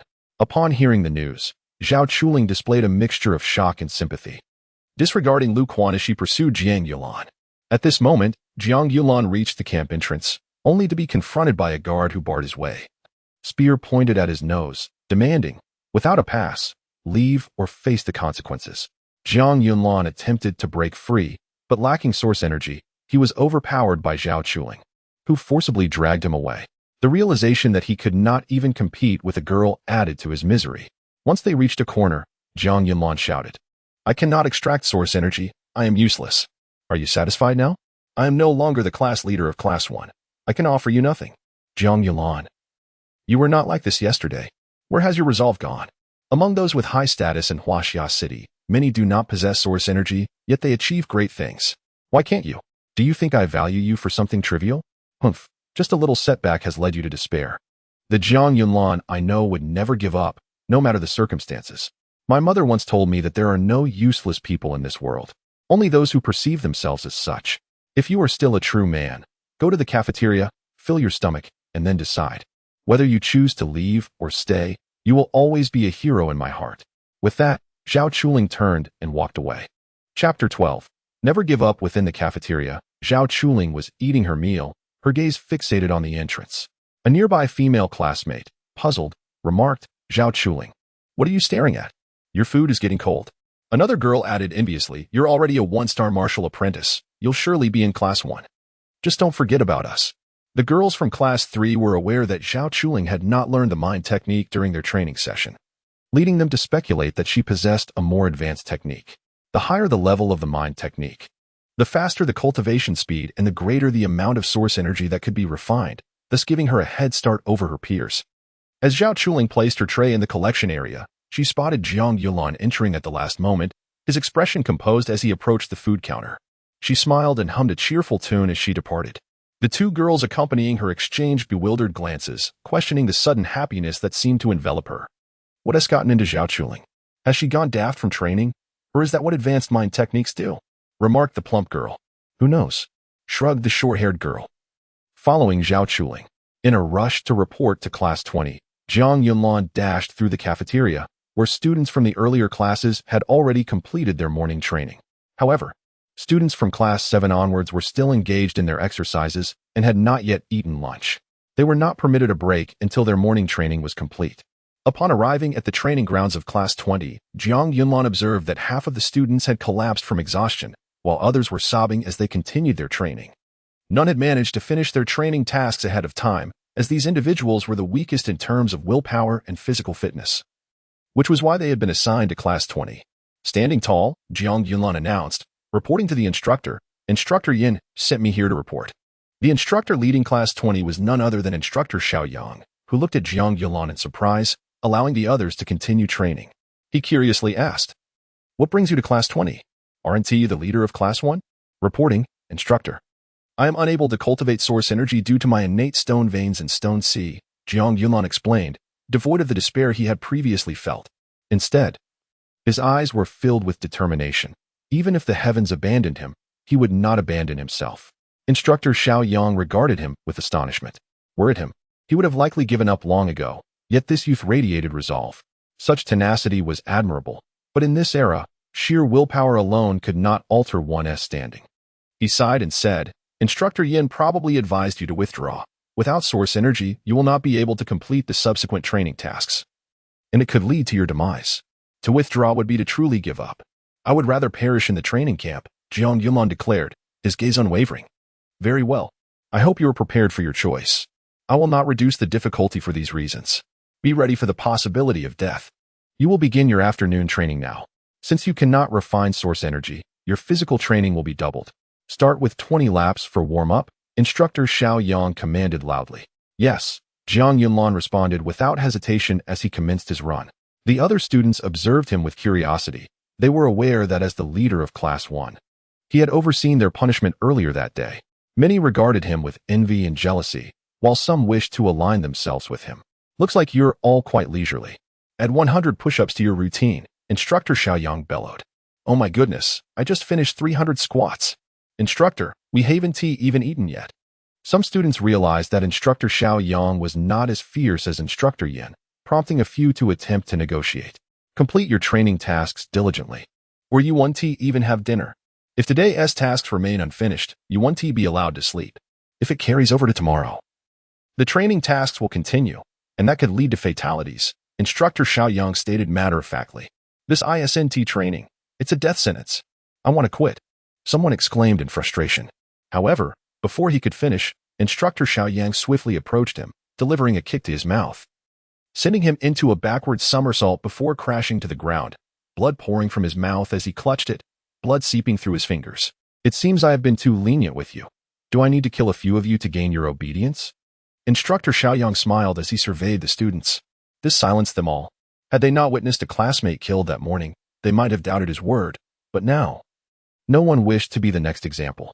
Throughout the afternoon, Jiang Yunlan endured double the training load. Despite his good physical condition, he found himself utterly drained. Meanwhile, his classmates had begun cultivating source energy. As they refined it, their physical attributes would significantly improve. Initially, Jiang Yunlan could keep pace with them. But within 10 days or half a month, he would be left far behind, truly becoming the weakest in the camp. He understood clearly the fatal consequences of failing to keep up with the increasing training intensity. After completing the afternoon combat training, Jiang Yunlan, along with his exhausted classmates from Class 20, trudged to the cafeteria.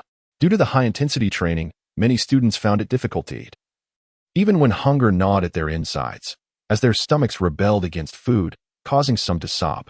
Fortunately, the food here was provided in abundance, allowing them to eat as much as they could without waste.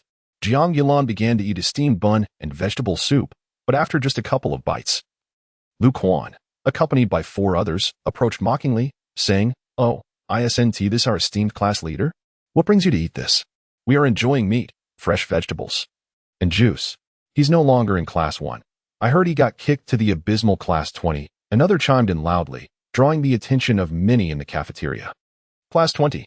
I reckon he is not even fit for Class 20. With his innate stone veins and stone sea, he is a double failure. Haha. Upon hearing Lu Quan's words, the onlookers were taken aback, their gazes devoid of sympathy or pity, filled instead with derision and disdain. Even the students from Class 20 regarded him with disdain, believing his presence brought shame upon their class. Just die already, so you don't drag us down and cause the whole class to suffer punishment, shouted a student from Class 20. Exactly. Thought he was impressive. Turns out he is just trash. Even the trash is better than him. He is the worst of the worst. Oh dear, he is dragging us all down. We'll all face punishment and go hungry because of him. Who can take him out? Cried Zhao Dezuzu, the leader of Class 20, hearing their cruel remarks. Jiang Yunlan gritted his teeth, crushing the bun in his hand, yet felt utterly helpless. Now that all his classmates had begun learning the source energy refining mind techniques, he was already beginning to fall behind, and the gap would only widen in the future. Chapter 13. Either you die or I die, clenching his fists. Lu Quan seemed eager for a fight. Come on, I'll accompany you, he taunted. He swiftly struck out. But the speed of the 3-star warrior apprentice was beyond what an ordinary person could match. Jiang Yunlan instinctively raised his hand to block, only to be struck on the back of his hand, causing him to be knocked down to the ground. The other 3 rushed over, kicking mercilessly. Jiang Yunlan shielded his head with his arms and retaliated by kicking 2 of them in the shins. They were taken aback by his boldness and lost their balance, falling to the ground. A 3rd assailant picked up a bench to smash him, but Jiang Yunlan supported himself with one hand and kicked upwards, striking the assailant in the stomach and groin. The assailant's face turned pale as the bench clattered to the ground, and he crouched down, clutching his abdomen in pain. Fools. 3 against 1 and you still can't win, Lu Quan shouted, preparing to strike again. Just then, a tray flew through the air and struck Lu Quan in the face. He frowned and kicked the tray away, noticing a woman with long red hair approaching, clad in tight leather. Who the hell are you to interfere with me? Lu Quan demanded, but his words faltered when he saw flames erupt from the girl's hands, radiating an energy fluctuation equivalent to that of a 1-star warrior. This is none of your business. If you wish to fight, take it outside and do not disturb my meal, or my flames will show no mercy. The girl said coldly, her gaze fixed on Lu Quan. Fine, you're impressive. Jiang Yunlan, you coward, hiding behind a woman. But don't get too proud. As long as you remain in this camp, I promise to make your life a living hell. Now get lost, you disgraceful bunch. Lu Quan shouted, kicking one of his subordinates in the rear to make them hurry away, utterly humiliated that they had been bested by someone deemed worthless. After the girl left, the cafeteria erupted with chatter about her, many mocking Jiang Yunlan. Who is that girl? Did Lu Quan back down? Someone mused. She is from our third class. The leader Tang Huowu. Her strength alone could place her in the first class if she wished, replied a proud student from the third class. How enviable to be an ability warrior. If only I had such powers, someone lamented, for ability warriors were far stronger than their peers, commanding a sense of awe and respect. Zhao Chuling, also from the third class, watched Jiang Yulan leave with concern. She understood Lu Quan's relentless targeting of him stemmed from her own actions. Resolute, she stood and departed the cafeteria. Typically, evenings were free from training, allowing everyone to relax after dinner, most opting for early sleep after a tiring day. Jiang Yunlan, however, chose not to return to the dormitory of Class 20. Instead, he lay in a corner, staring at the night sky, contemplating his fate. Having chosen to stay, he resolved to fight against this wretched destiny. Without energy, he needed to devise ways to enhance his physical abilities. Failure to do so could lead to dire consequences in future training tasks. Suddenly, he recalled the ring. Perhaps he could seek a mentor. Death was not an option. As he hesitated, one of Lu Quan's subordinates dashed over, a smug expression on his face. Hey, waste. Want to see an exciting show? Ignoring him, Jiang Yulan continued to ponder. Our boss is with Zhao Chuling now. That beauty approached him herself. TSK. He even invited you to watch a live show, the subordinate snickered. Jiang Yunlan was taken aback. There was no way Zhao Chuling would seek out Lu Quan unless it was to plead for him. Damn it, he cursed, leaping up and grabbing the subordinate by the collar. Where is he? Let go. The subordinate retorted, energy swirling around his hands as he pushed Jiang Yunlan away with arrogance. Same old place. Without hesitation, Jiang Yunlan sprinted to the location where he had first encountered Zhao Chuling, racing behind the tent they had set up together. Upon arrival, he found Lu Quan with Zhao Chuling, her fist clenched and head bowed. Lu Quan had been waiting for him. I've been waiting for you. Look how good I am to you. I know you like this girl, so I thought I'd let you have a glimpse, haha. He caressed Zhao Chuling's delicate face. His other arm wrapped around her waist in a lewd manner. Lu Quan, you bastard. Jiang Yunlan bellowed, charging forward. Lu Quan's three subordinates immediately blocked his path, but Jiang Yunlan stood firm, taking their punches while landing a blow to one of their faces, shattering his front teeth, his own knuckles bleeding. Ignoring his wounds, he fought back with wild ferocity, absorbing the hits while delivering punishing blows that sent his opponent staggering. They've lost their minds. Lu Quan's subordinates were stunned by Jiang Yunlan's relentless assault, retreating behind Lu Quan, bruised and battered. Jiang Yunlan's face was a canvas of injuries, blood streaming from his nose and eyes, yet he showed no signs of fear or retreat. His tenacity shocked Lu Quan, who had never encountered such fierce determination before, eliciting a flicker of fear within him. In a fit of rage, Lu Quan kicked Jiang Yunlan in the stomach, expecting him to be sent flying. But Jiang Yunlan gripped Lu Quan's leg, a manic grin spreading across his face. Today, it's either you die or I die. Chapter 14. The innate stone body caught by the foot. Lu Quan was filled with terror, exclaiming in a panic, "Let go." Jiang Yunlan bellowed, charging forward while gripping his calf. Lu Quan lost his balance, toppling backward, with Jiang Yunlan mounting him and raining down punches, causing blood to spatter from Lu Quan's nose. His underlings rushed in, restraining Jiang Yunlan's hands and forcing him to the ground. Lu Quan scrambled to his feet, wiping the blood from his face, and shouted in fury, "You lunatic! I will beat you to death."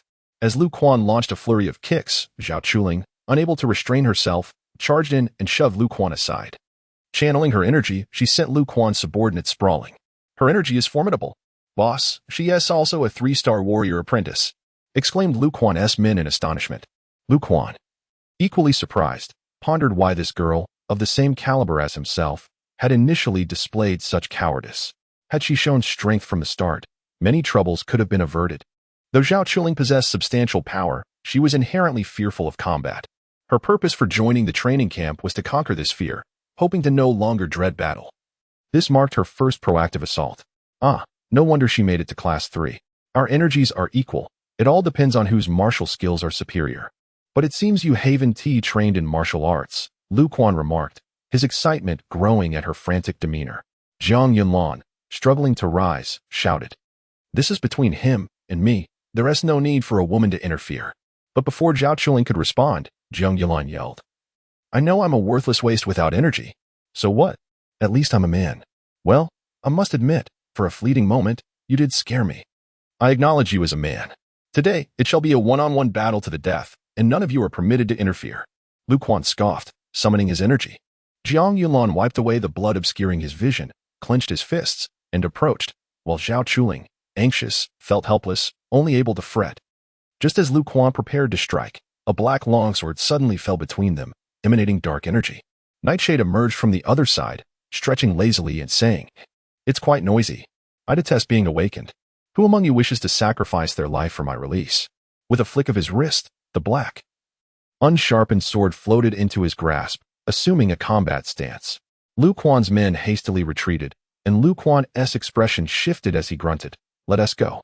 "TSK, coward," Nightshade remarked, securing the sword on his back, casting a disdainful glance at Jiang Yunlan before turning to leave. With everyone suddenly departed, Jiang Yunlan could no longer hold on. Succumbing to dizziness and nearly fainting, only to be steadied by Zhao Chuling. "Are you all right, Jiang Yunlan? I didn't anticipate this before she could finish." He shook off her hand, swaying as he walked away, saying, "You needn't apologize. You've done nothing wrong. I am not worthy of your sacrifices. You are all warriors. I am not. Seek friends who match your caliber. Only children of affluent families would think this way. If you had been born in my circumstances, you would understand the chasm of social status." Jiang Yunlan laughed as he departed. Watching him fade into the distance, Zhao Chuling shook her head, tears streaming down her cheeks. "Why are you like them, insisting on matching social standings, even in friendships? It shouldn't be this way. It's this flawed ideology that separates brothers from their loved ones, marrying a stranger. I thought you were different." Jiang Yunlan, in a daze, wandered inside. As he approached the medicine cabinet, he stumbled over his own foot, falling beneath it. Turning his head, he spotted a ring lying quietly below. He slowly reached for it, slipping it onto his index finger, and then lost consciousness. In the dead of night, he awoke from the cold. The tent floor provided no insulation, leaving him to lie directly on the cold, muddy earth. Shivering, he struggled to sit up, leaning against the cabinet's leg, feeling extremely dizzy and suffering a splitting headache.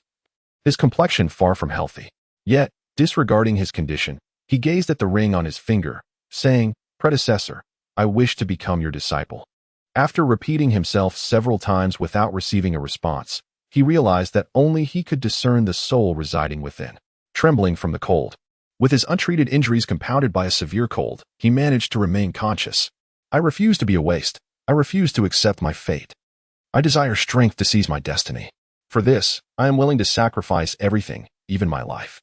Please grant me one more chance. You're finally seeking my help. But I have conditions."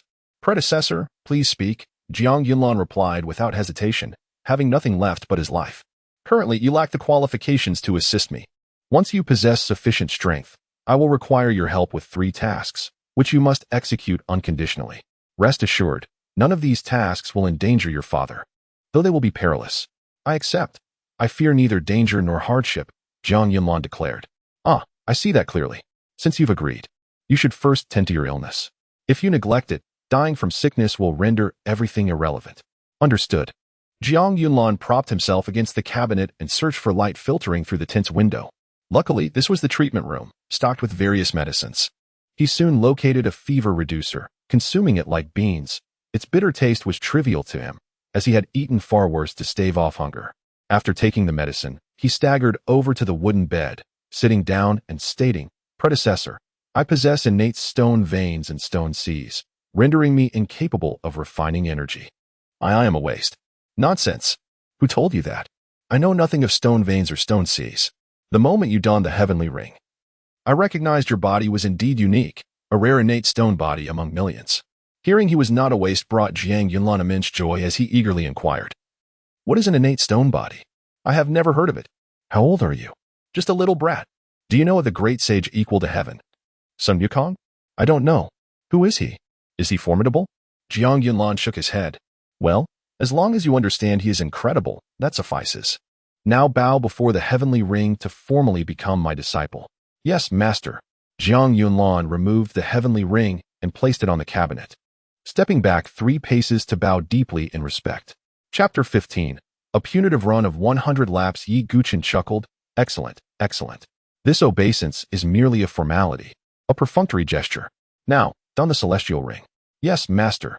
The instant Jiang Yunlan placed the celestial ring on his left index finger, it radiated a golden luminescence. Subsequently, he was abruptly engulfed by the golden light and vanished, only to materialize a moment later amidst a constellation of stars. The heavens were replete with resplendent stars, and beneath him lay a swirling galaxy.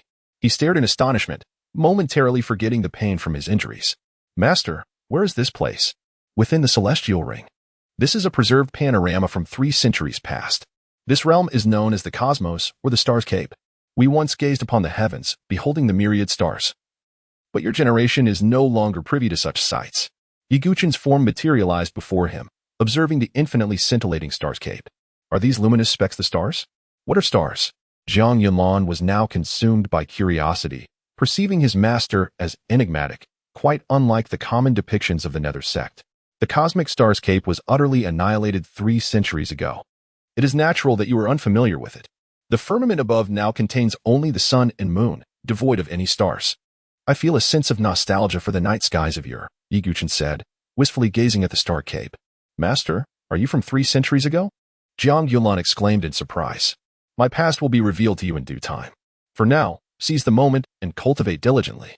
This is a space within the celestial ring, where time elapses 30 times faster than the outside world. I shall imprint the cultivation incantation into your mind. There are 6 hours until dawn. To survive, you must activate your celestial meridian within 180 hours, and I shall assist you. Yes. Zhang Yunlan sat cross-legged. After Yiguchen finished speaking, he pressed his palm against Zhang Yunlan's Baihui acupoint. Soon, a cultivation technique appeared in his mind, vastly different from the qi condensation art taught by the instructor. The qi condensation art involved absorbing energy from one's own cells and storing it in the qi sea for use. His technique, however, involved absorbing energy from the heavens and earth, connecting the 3 meridians of heaven, earth, and man within the body. Once all 3 meridians were connected, forming a microcosmic orbit, the gate to cultivation would be considered opened. Because his cultivation differed from others, he was uncertain of the level attained upon forming the microcosmic orbit. He would only know upon truly reaching it. Zhang Yunlan cultivated according to the technique, sensing luminous specks of energy from outside his body converging toward him. He merely needed to channel this energy into the celestial meridian, gradually connecting it. This process was gradual, but at least he sensed the presence of source energy. However, this source energy was used to fortify the celestial meridian, unlike others who used source energy for attacks. As time slowly trickled by, the celestial meridian gradually filled with source energy. The instant it was fully connected, a surge of source energy gushed forth, nourishing all the cells in his body. As if all the cells had come alive, absorbing the gushing energy. Zhang Yunlan breathed deeply in comfort, then opened his eyes and gazed at his body in astonishment, exclaiming, I feel my body has grown stronger. Why is this? Master, what incantation am I cultivating? It strengthens the flesh, designed for combat. Let's call it the combat incantation. Yiguchen said casually. Did you just make it up? Does it not have a name, or am I not allowed to know it now? Zhang Yunlan inquired. You are overthinking it. This incantation was conceived based on your body. Is the name important? Yiguchen responded. Oh, I understand. I am content as long as I can cultivate. At least I have hope. Thank you, Master. You have rekindled my hope, Zhang Yunlan said. Bowing to Yiguchen once more. It is now approximately 6 o'clock outside. You may leave. In the future, seize every spare moment to cultivate. This incantation is slow to cultivate, but it will undoubtedly be powerful in the later stages. The qi condensation art you are practicing is utter rubbish. The work of an amateur, misleading others. The celestial ring space cannot be opened frequently. Once you connect the 3 meridians of heaven, earth, and man, you can open it yourself, and I will teach you the method then. Yiguchen waved his hand, and Zhang Yunlan suddenly reappeared in the medical room. Fortunately, few people frequented this place, or his sudden appearance would surely lead to interrogation. Master, am I now a member of the Nether sect? Zhang Yunlan asked inwardly. The Nether sect? Haha, who told you I am a member of the Nether sect? Do not let your imagination run wild. Begone. I wish to sleep. Assisting you in cultivation is exhausting, Yiguchen said, yawning before falling silent. Zhang Yunlan beamed with joy. Connecting the celestial meridian had transformed him from an ordinary person into a cultivator. His physical strength was now incomparable to what it once was. And the injuries from yesterday had vanished, his body brimming with energy, an impulse to sprint 100 laps surging within him. He walked to the training ground, where he saw all the students already training. Not a single one had overslept on the second day, all were present. Most had already completed their morning run and were preparing to have breakfast, with the weaker classes continuing their training. Zhang Yunlan jogged to the training area of Class 20. Instructor Xiaoyang frowned upon seeing him, and the students in the class all wore expressions of mockery and schadenfreude. He had been 21 minutes late yesterday, and one person had been beaten to death. Everyone except Class 1 had been penalized. Now he was nearly 2 hours late, which was tantamount to a death sentence. Many were eagerly anticipating his miserable state. Instructor Xiaoyang walked over with a somber expression and barked, "Are you planning to drop out?" This question was, in effect, an attempt to save Jiang Yulan. Being so late, the penalty would surely kill someone without source energy. Jiang Yulan stood straight and declared, "Instructor, I am late. Please administer my punishment. Are you aware of the consequences?" Instructor Xiaoyang asked, his voice laced with suppressed anger. He had shown leniency toward Jiang Yulan, seeing that he was also from the scavenger camps and was a hard-working lad with the misfortune of being born with stone meridians and a stone sea. Now, the other party was not reciprocating, which displeased him. "I understand. Please administer my punishment." "Instructor," Jiang Yunlan shouted loudly. Hearing Jiang Yunlan willingly accept the penalty, many were astonished. Some could not help but whisper mockingly, "Has this guy been frightened out of his wits? He will surely be exhausted to death if he runs. What else can he do but run? Like that person yesterday, be beaten to death." The instructor seemed to say he could drop out. Why stay if he can leave alive? That is why this person is a fool. If it were me, I would leave without hesitation. This place is hell. Instructor Xiaoyang, overhearing the whispers, roared, "Are you all idle? At 100 push-ups each. Heavens, my arms are about to break. Damn it. We are being implicated by you few. Do not speak. Do you want to add more?" Instructor Xiaoyang stared at Jiang Yunlan, sensing a difference in his gaze compared to yesterday. Yesterday, it was a look of defiance, but today it seemed to carry a sense of anticipation for the future, an expression not typically found on someone awaiting their demise. Jiang Yunlan was no fool. He should have been aware that the severity of the punishment would surely kill an ordinary person, yet he showed no signs of facing death. Instructor Xiaoyang, piqued by curiosity, called out, "Very well, 100 laps around the training ground. No rest allowed, and for every minute of stoppage, 10 laps will be added." "Yes, instructor." Jiang Yunlan turned sharply and began sprinting at full speed around the training ground, using a 100-meter dash pace from the start. He completed the first lap in approximately 1 minute. Instructor Xiaoyang frowned. Someone unable to refine source energy was exerting all their strength from the start. Even with good stamina, they would be exhausted after 2 laps. He truly could not fathom what Jiang Yunlan was thinking. Had the continuous setbacks driven him mad? As he ran alone on the training ground, many students who were resting during breakfast saw him. Immediately, someone called out, "Someone is being punished. This is going to be a good show. I think that is the former Class 1 leader. What is his name again?" "Jiang Yulan. This guy is running so fast. Does he think he is as good as Yushang and Zhang Jun?" The person sneered. "That trash, he does not even have source energy. What use is good stamina? I bet he will collapse after 10 laps. Ah, do you know how many laps he has been penalized?" "I'm not certain. Perhaps you should inquire with the individuals from Class 20. Upon investigation, you will be astounded to discover it amounts to a staggering 100 laps. This fellow is undoubtedly in for a world of trouble. My goodness, what could he have possibly done to warrant such a punishment? Engaging in a confrontation with the instructor? It has been reported that he was tardy by nearly 2 hours. I must say, he certainly has a knack for stirring up trouble, first with Lu Quan from Class 1, suffering a severe beating, and now clashing with the instructor. However, isn't this rather delightful? It provides us with some entertainment, far more engaging than the monotonous training we endure daily. Chapter 16. Transcendent Physical Prowess. The news of Jiang Yunlan's sentence of 100 laps spread rapidly. The camp, being of limited size, ensured the information disseminated swiftly. Those at breakfast in the mess hall emerged to witness the spectacle. Zhao Chuling, accompanied by her classmates, also came to observe, her face etched with concern. She glanced at Instructor Xiaoyang, a resolute decision forming within her. "Ah, Chuling, where are you going?" her companions exclaimed, hurrying after her. Zhao Chuling approached Instructor Xiaoyang, bowing respectfully. "Instructor, good morning. Is it true that Jiang Yulan must run 100 laps?" she inquired. "Indeed. Is there an issue?" Instructor Xiaoyang responded, casting a brief glance at her before refocusing on Jiang Yulan. Summoning her courage, Zhao Chuling declared, "Instructor, Jiang Yulan possesses no source energy. It is impossible for an ordinary person to complete such a rigorous punishment. I implore you to allow me to bear the penalty in his stead." "Hey, Zhao Chuling, have you lost your mind? This is 100 laps. Do you have a death wish?" her companions exclaimed from behind. Even with your superior source energy, you couldn't possibly run 100 laps in one go. That's 50 kilometers. Another female companion added. At least I would survive. He would surely perish, Zhao Chuling asserted with unwavering resolve. Instructor Xiaoyang shook his head. The training camp prohibits the substitution of punishment. Furthermore, considering Jiang Yunlan's character, would he accept your offer of assistance?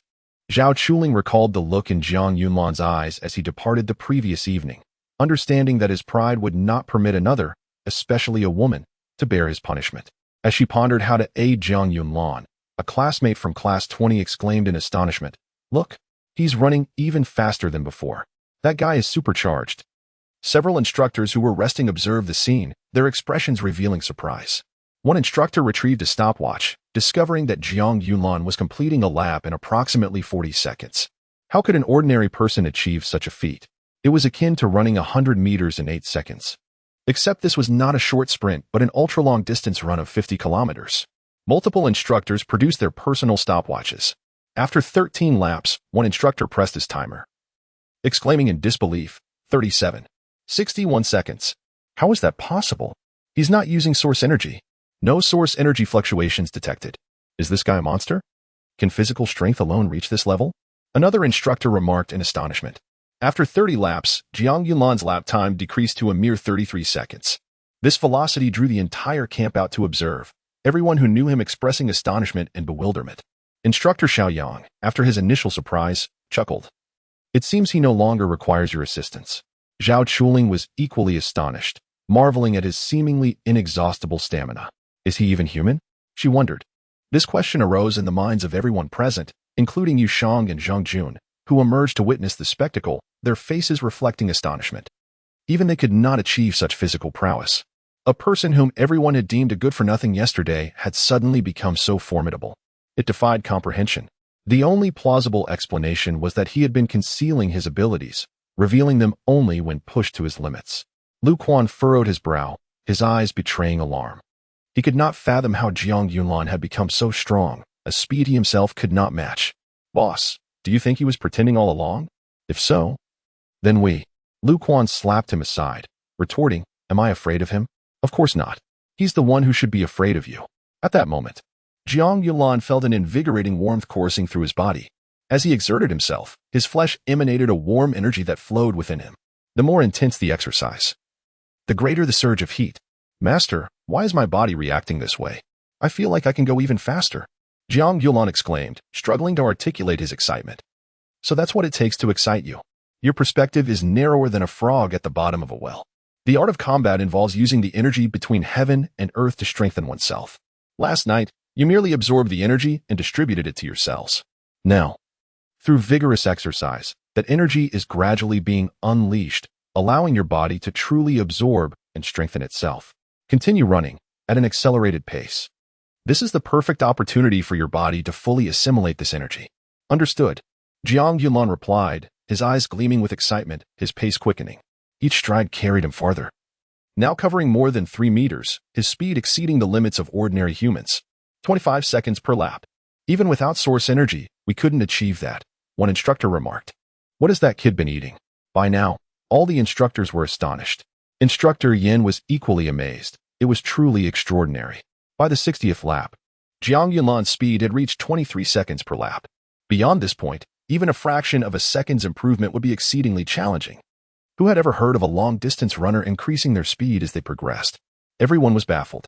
Moreover, Jiang Yunlan's body now emitted a faint mist. Those unaware might mistake it for source energy. What is that white mist trailing behind him? Is it source energy? Why can't I sense any source energy fluctuations? Don't instructors say that all source energy emissions produce fluctuations? By now, all the students had cultivated source energy and could discern its fluctuations. They detected no source energy emanating from Jiang Yunlan and began questioning each other, wondering if they were too weak to perceive it. It must be source energy, otherwise. How could he run so fast? Perhaps we're just beginners and can't detect it. Instructors say that the stronger the source energy, the greater the fluctuations and the darker the color of the source energy. The students were perplexed, but most of the instructors, being more experienced, were certain that Jiang Yunlan was not utilizing source energy. However, they could not explain the phenomenon. Shimin Jing approached Instructor Yin, inquiring, Head Instructor, have you ever seen anything like this? Pure physical exertion. That white mist is his sweat evaporating. When physical exertion surpasses the limits of the human body, the body's internal temperature becomes excessively high, causing rapid sweat evaporation. Although it's only a slight effect, it indicates that his physical capabilities exceed ordinary human limits. Instructor Yin replied thoughtfully, "Our physical strength is enhanced by source energy, but he's achieving this effect through pure physical prowess. How can a 10-year-old child accomplish this?" Shimin Jing exclaimed in astonishment. "I once saw someone achieve this, but they used forbidden techniques to enhance their physical strength, increasing their combat capabilities fivefold in a short period. Their sweat and blood evaporated, creating a dense white mist tinged with blood. However, that person was an 18-star martial grandmaster," Instructor Yin explained. "There's no way this kid has reached the martial grandmaster level. Could he have been guided by an expert?" Shimin Jing asked in disbelief. "Nothing is impossible in this world. If he truly received guidance from an expert, consider it a blessing," Instructor Yin replied with a faint smile. Upon concluding his 100th lap, Jiang Yunlan halted. Ethereal vapor ascending from his form, his complexion flushed. However, the erythema soon subsided, and the vapor dissipated. He approached the grounds of Class 20, the other trainees instinctively yielding, their countenances reflecting reverence. "Instructor, 100 laps completed," Jiang Yunlan declared placidly to Instructor Xiaoyang, the heat having dissipated from his person. "Rejoin your cohort, as breakfast has elapsed. Those who have not completed their morning exercises shall continue, while those who have shall assemble for the morning's training," Instructor Xiaoyang proclaimed. Jiang Yunlan approached Zhao Chuling, bestowing a gentle smile. "I am unharmed. Class 3 is assembling. Hasten, lest you incur penalty for tardiness." "I am relieved," Zhao Chuling responded with a smile. Hastening toward her class's grounds, trailed by several female trainees who seemed to have made a startling discovery, incessantly interrogating her regarding her relationship with Jiang Yunlan. Class 20 having just assembled, Instructor Xiaoyang announced, "Each morning prior to training, an opportunity for challenge is presented. Are there any among you who wish to challenge the class monitor, or any members of other classes? Victory shall grant you the vanquished position." The members of this class were largely lackadaisical, and challenging classes beyond Class 3 offered little benefit, while challenging the foremost 3 classes demanded a level of prowess they lacked. Thus, no one spoke. Instructor Xiaoyang turned to Jiang Yunlan. "Your ability to complete 100 laps with remaining vigor suggests a minimum aptitude of a 2-star martial apprentice. With your capabilities, you are qualified for Class 1. Why do you not pursue it?" Reporting, "Instructor, my aspiration is the position of Class 1 monitor. Yu Shang and Zheng Jun are both martial artists. I am not yet their equal," Jiang Yunlan declared audibly. "To rise from where one has fallen, admirable. In that case, you are hereby appointed monitor of Class 20. Zhao Dezhu, do you object? If you dissent, step forward and contest Jiang Yunlan. The victor shall assume the role of monitor," Instructor Xiaoyang stated. Reporting, "Instructor, I have no objections," Zhao Dezhu exclaimed without hesitation. To contend with Jiang Yunlan was preposterous. Completing 100 laps at full speed was not solely a feat of endurance. He struggled to complete 20 at his utmost exertion, requiring over 2 hours. There was no basis for comparison. "I hereby announce Jiang Yunlan as monitor of Class 20. We shall now commence martial arts training. Form ranks," Instructor Xiaoyang commanded. Each class monitor possessed a prerogative, priority in selecting allocated resources, ensuring the monitor always received the finest provisions. Similarly, in subsequent equipment distribution, the monitor was invariably first to choose. Furthermore, the monitor held the authority to make selections on behalf of the entire class, a matter of considerable import. The training regimen of Class 20 was wholly insufficient for Jiang Yunlan. To fortify his physique, he needed training that surpassed his limits. Upon the completion of the morning's training, his peers were exhausted, dragging their weary bodies toward the cafeteria, while Jiang Yunlan had not so much as broken a sweat. The former monitor, Zhao Dezhu, trotted to Jiang Yunlan's side, grinning. "Monitor, allow me to fetch your meal. I assure you, you shall receive a more generous portion than others." "Unnecessary," Jiang Yunlan stated plainly, quickening his pace. It was this very individual who had spearheaded the derision the previous day, only to now seek favor. Not that such individuals were inherently malicious, but Jiang Yunlan simply harbored a distaste for them, having seen their ilk aplenty in the scavenger camp. What is there to be so proud of? Lu Quan will deal with you sooner or later, Zhao Dezhu muttered resentfully under his breath. Upon entering the cafeteria, Lu Quan intercepted him. "Have you mastered source energy refinement? What concern is it of yours? If you seek a confrontation, I am at your disposal," Jiang Yunlan responded, meeting his gaze unflinchingly. the two separated by mere inches. Observing Jiang Yunlan's demeanor, Lu Quan hesitated. He was uncertain of Jiang Yunlan's true strength. The 100-lap run that morning had been astonishing, giving the impression that Jiang Yunlan was formidable. Yet, to yield thus was unacceptable. His pride would not permit it. This fellow had opposed him on multiple occasions, their feud known throughout the camp. To concede on such grounds would render him a laughingstock within the training camp, and Jiang Yunlan would thereafter lord over him. Boy, being able to run does not equate to being able to fight. You have been quite active today. I shall make you understand that a waste remains a waste. Crushing heart palm. Lu Quan's hands surged with source energy, delivering a palm strike. This was a martial technique. Jiang Yunlan had never learned martial techniques. What he had learned from his father were merely minor brawling tactics and how to evade the walking dead, or set up simple traps. True martial techniques were different, honed over generations as methods of assassination. If they could be easily deciphered by those ignorant of martial arts, then those who created and refined these techniques would not be revered as grandmasters. Jiang Yunlan hastily evaded, but as he retreated, Lu Quan advanced, making evasion impossible. He could only raise his arms to defend. The instant Lu Quan's palm made contact with his arms, Jiang Yunlan felt as though his limbs were about to shatter, as though the force could penetrate flesh and bone, causing internal damage. The impact was not great. He did not retreat a step, but the destructive force was far greater than that of a normal palm strike. Jiang Yunlan felt as though the bones in his arms had cracked, his forearms and hands losing sensation, a numbing and stinging sensation emanating from his elbows. This was beyond the capabilities of an ordinary palm strike. Seeing the astonishment in Jiang Yunlan's eyes, Lu Quan roared with laughter, stepping forward to deliver a turning side kick to Jiang Yunlan's chest, sending him hurtling out of the cafeteria door, sliding 2 meters upon landing. Cough, cough. The kick left Jiang Yunlan breathless, coughing incessantly. Seeing Lu Quan emerge victoriously, and the gazes of those around him filled him with profound discomfort. He had come to the training camp to escape such scrutiny. A sense of humiliation surged within him. He forced himself to his feet, ignoring the stinging sensation in his arms, charging forward. Lu Quan scoffed, once again employing crushing heart palm. If the torso was struck, even if not fatal, the victim would be severely injured. Jiang Yunlan, lacking martial techniques, intended to endure the blow and then pounce upon Lu Quan, engaging in a mutually destructive brawl. It was his only recourse. He had not learned martial techniques. Victory would depend on who was more ruthless, not only to their opponent but also to themselves. At that moment, Yi Guchen's voice echoed in his mind. Foolish boy, protect your heart with your left arm, or your heart will rupture upon impact. Jiang Yunlan, now placing complete faith in Yi Guchen, unhesitatingly raised his left arm to shield his heart.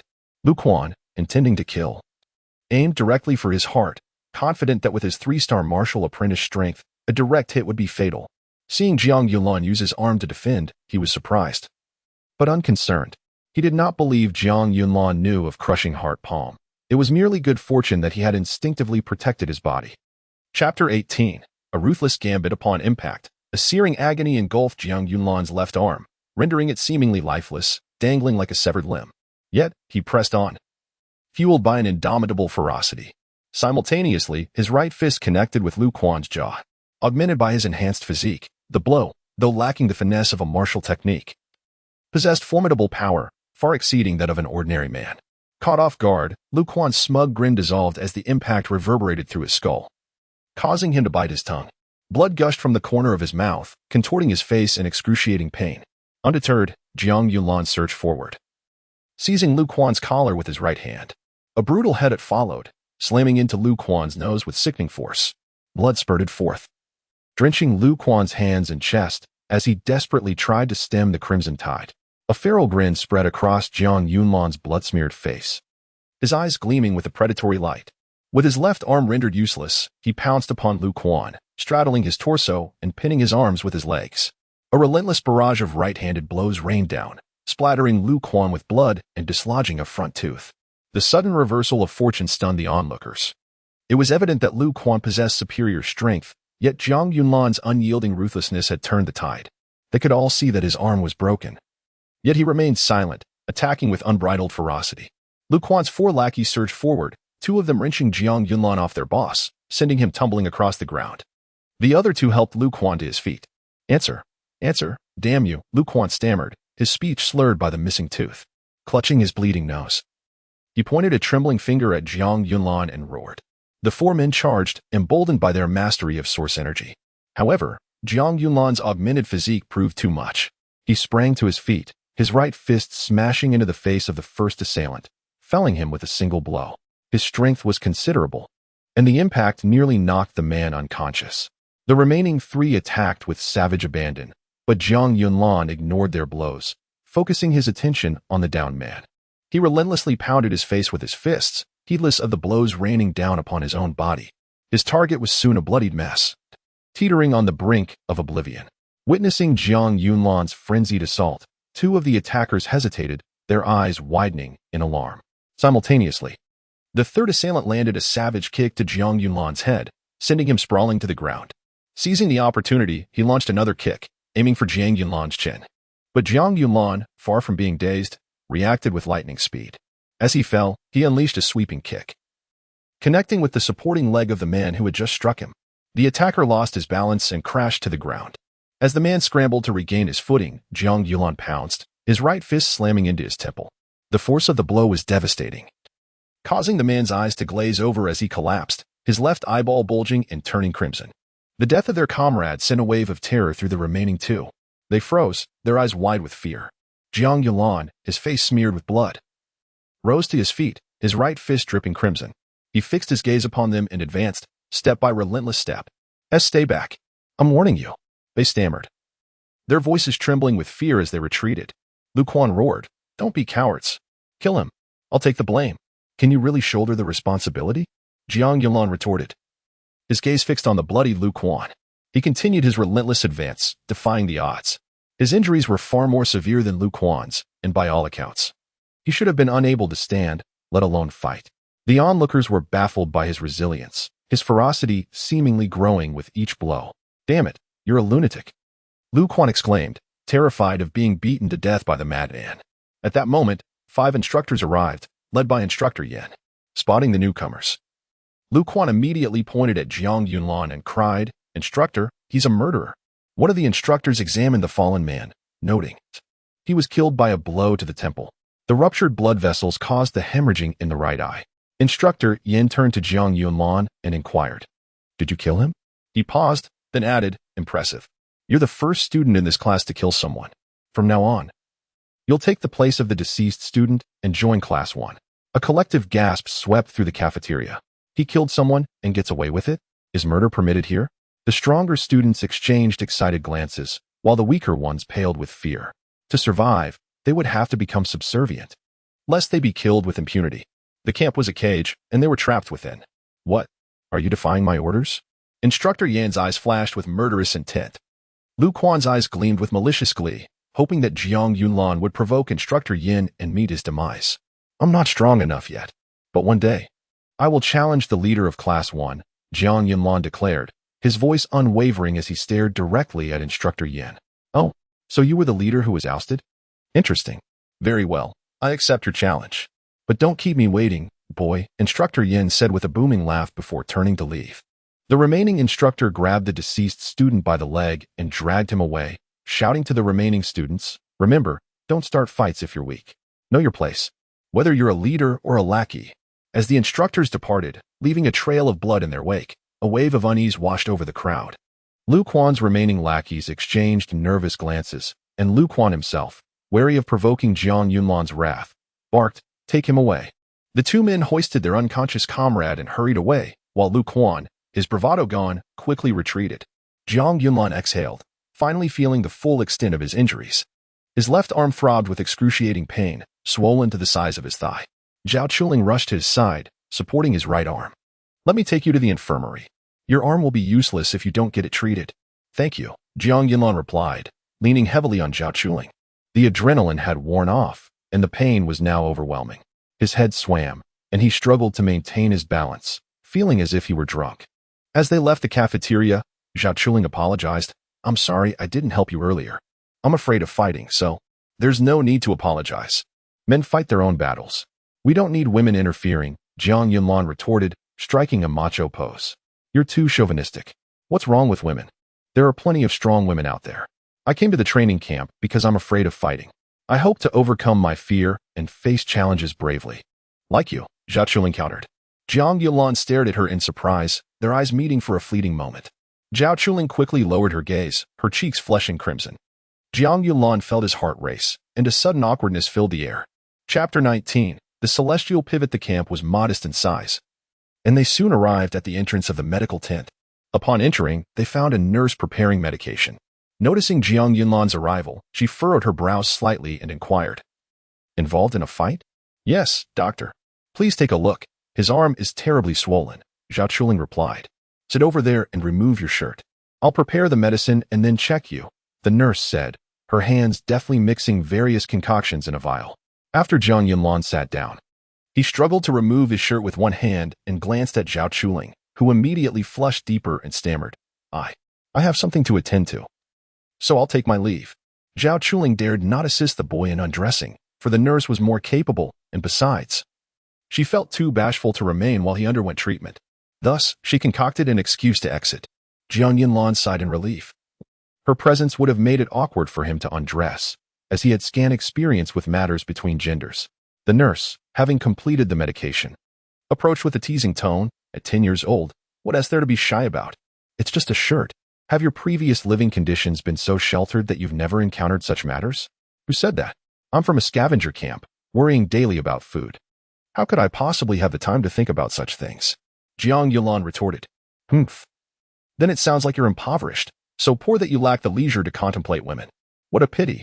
However, that girl is quite lovely. It's rare to come across such beauty. Are you smitten with her?" The nurse continued, pulling out scissors to snip away at his shirt. "Don't say such things. I don't even know if I'll survive. How can I think about women?" Jiang Yunlan replied, feeling bashful. "Humph, you little brat can't fool me. Just admit you like her. Here, you never know when life might end. Seize the opportunity to enjoy it. Regret will come too late once it's lost." The nurse assessed his arm and gave it a light smack. "Ouch. Be gentle," Jiang Yunlan exclaimed. "Well, if it still hurts, it means the nerves are intact. I checked your bone earlier. It seems fine, just some internal bleeding. I'll drain some blood and wrap it with medication." The nurse skillfully treated his wounds, also bandaging the injury on his head until his left arm and head resembled a mummy. Quite the striking appearance. "But you're in for a rough time during afternoon training. Haha, if you manage to survive the drudgery, come back here tonight.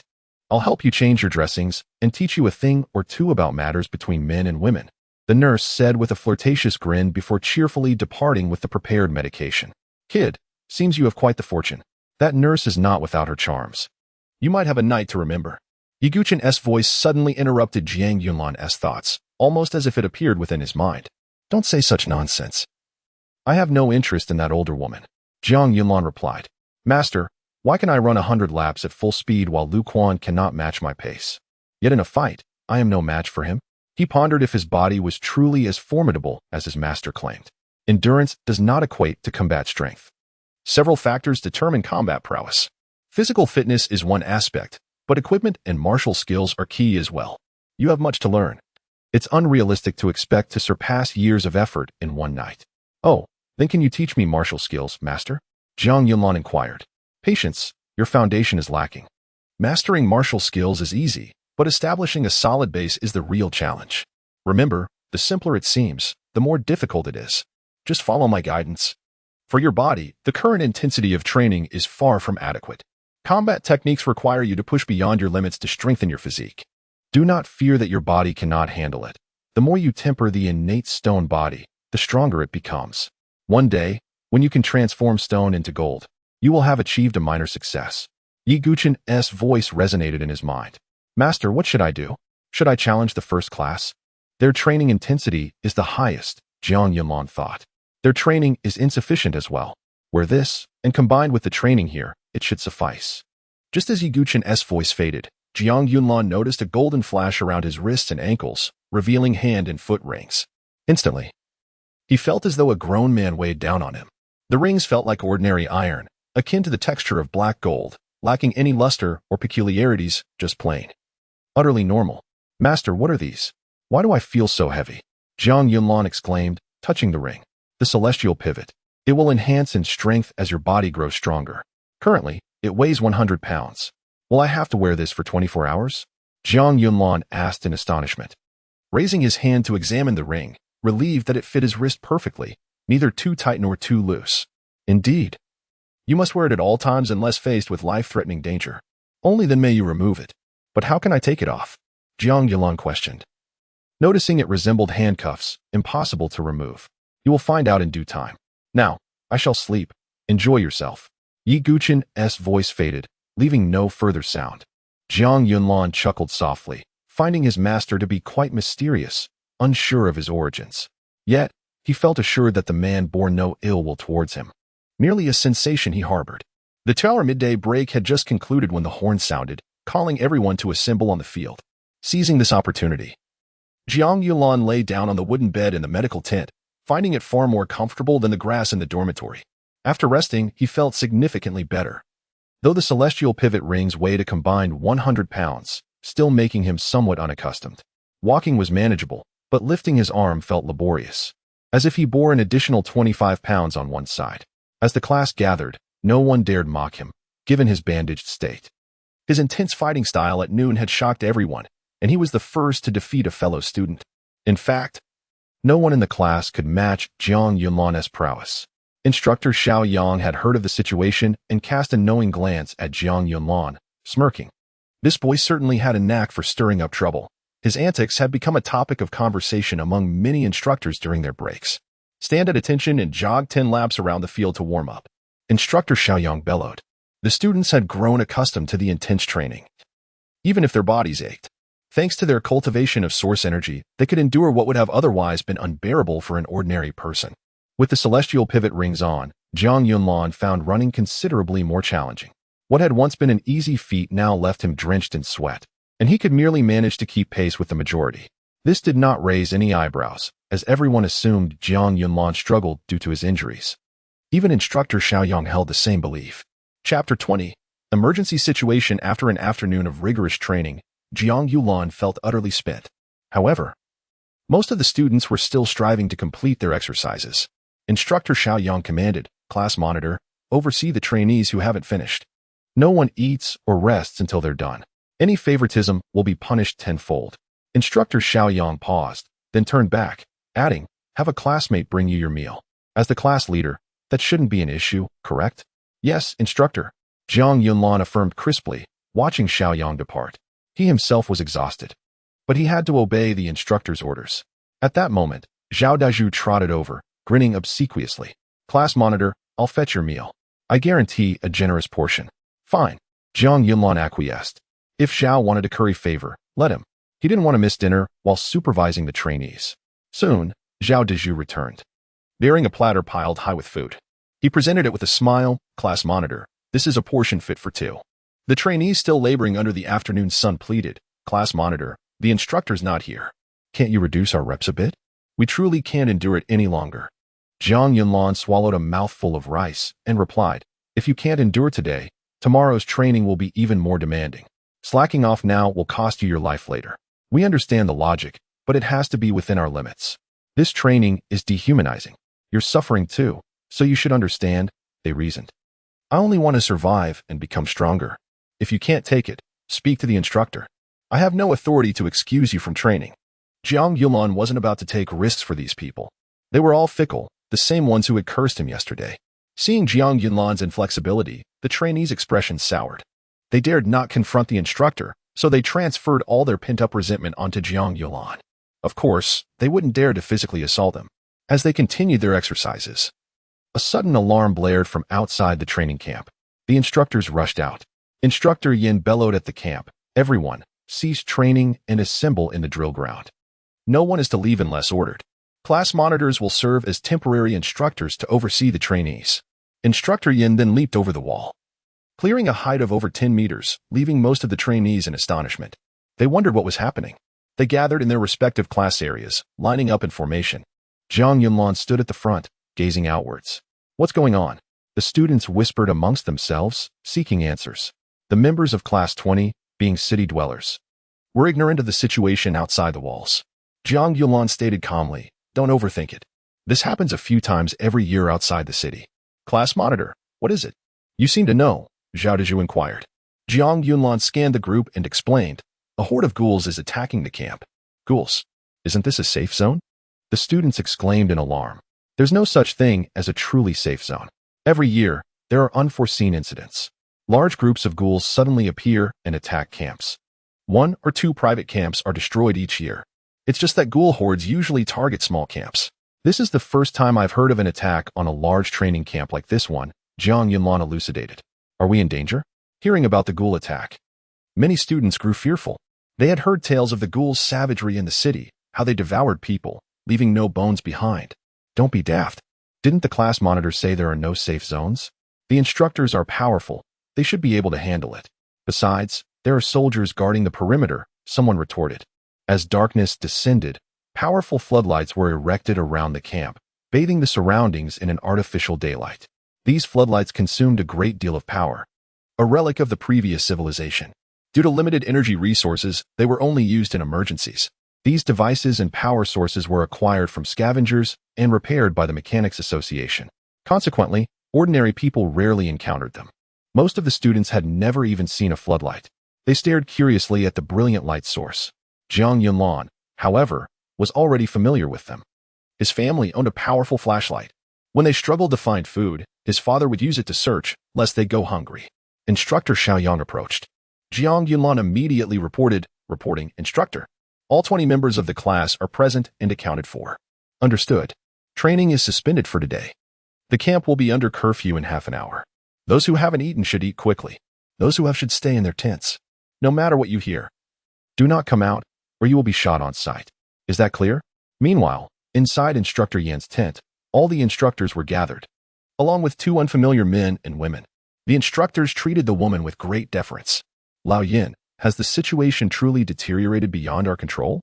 The woman, seated in a chair with her legs crossed, asked with a frown.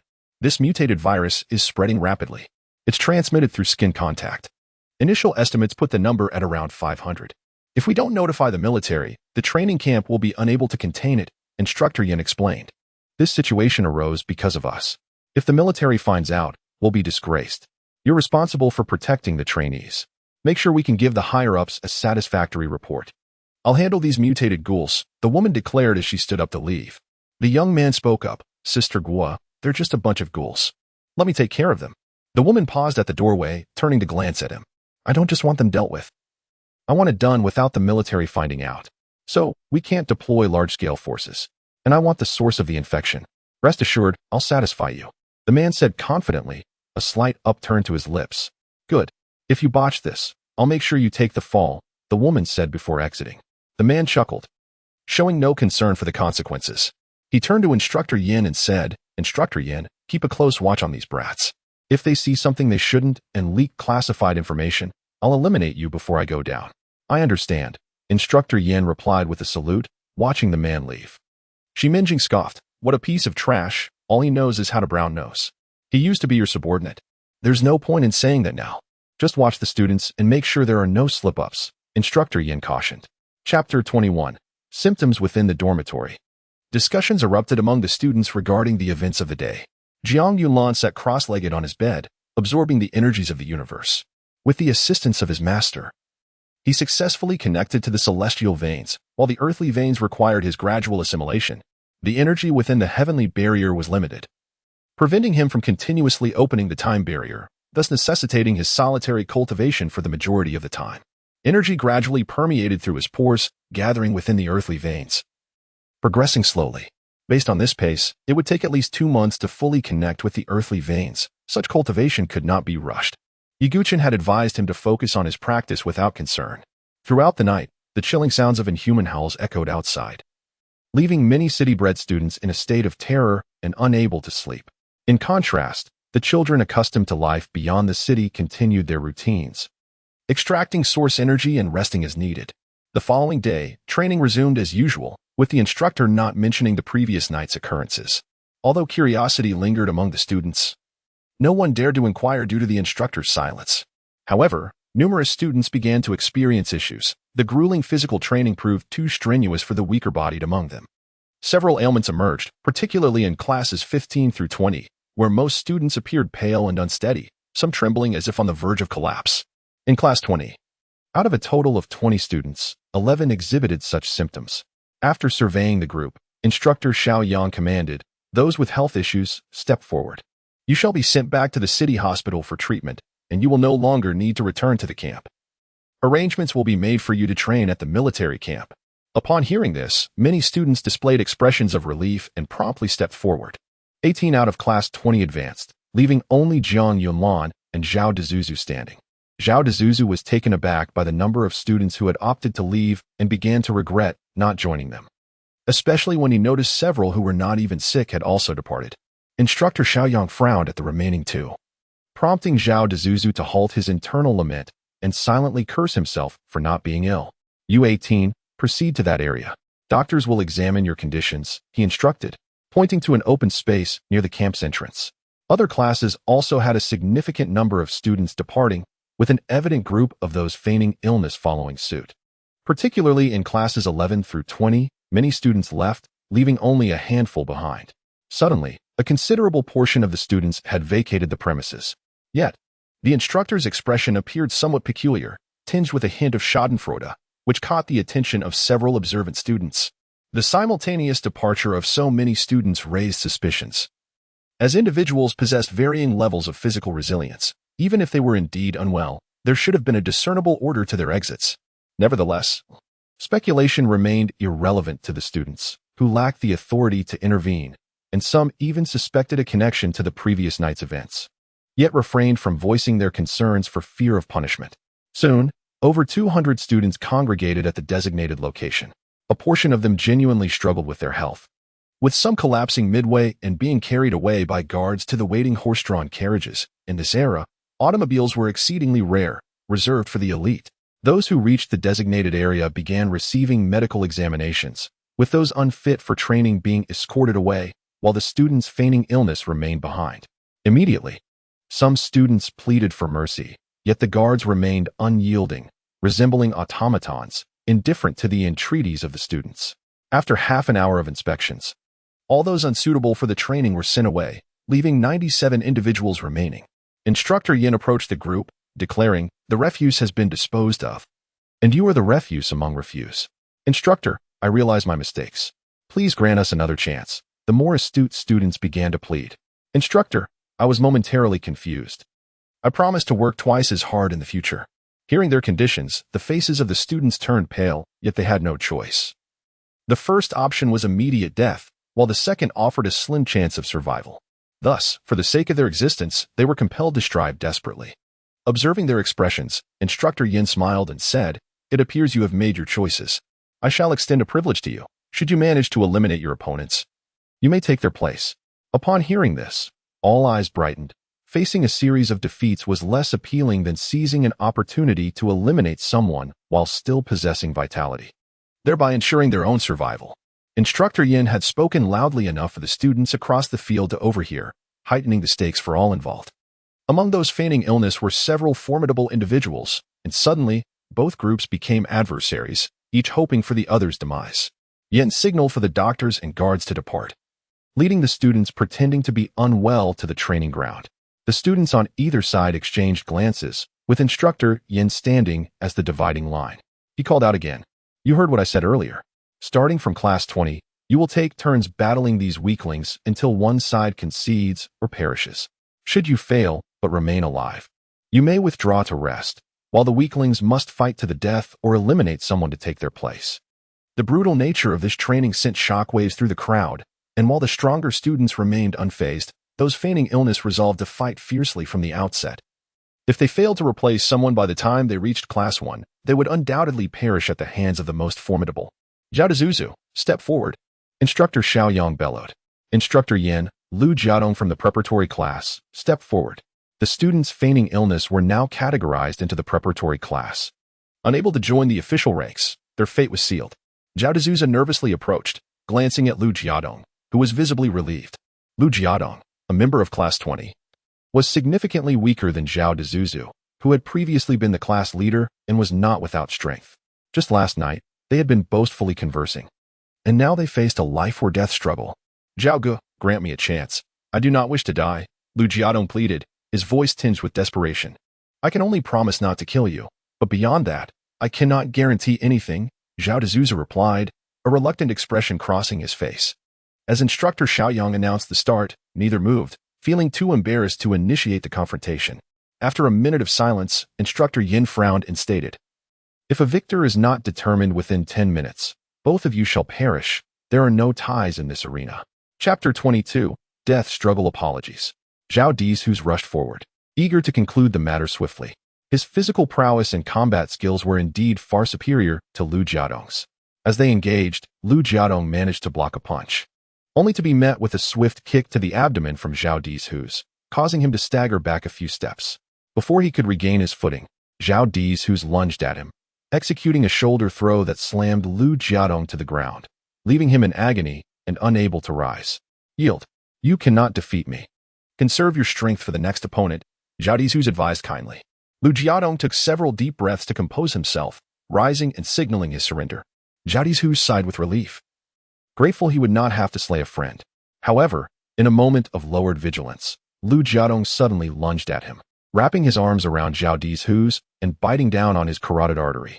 The pain elicited a scream from Zhao Dizhu's as he grasped Lu Jiadong's head, attempting to push him away, but the latter's grip was firm.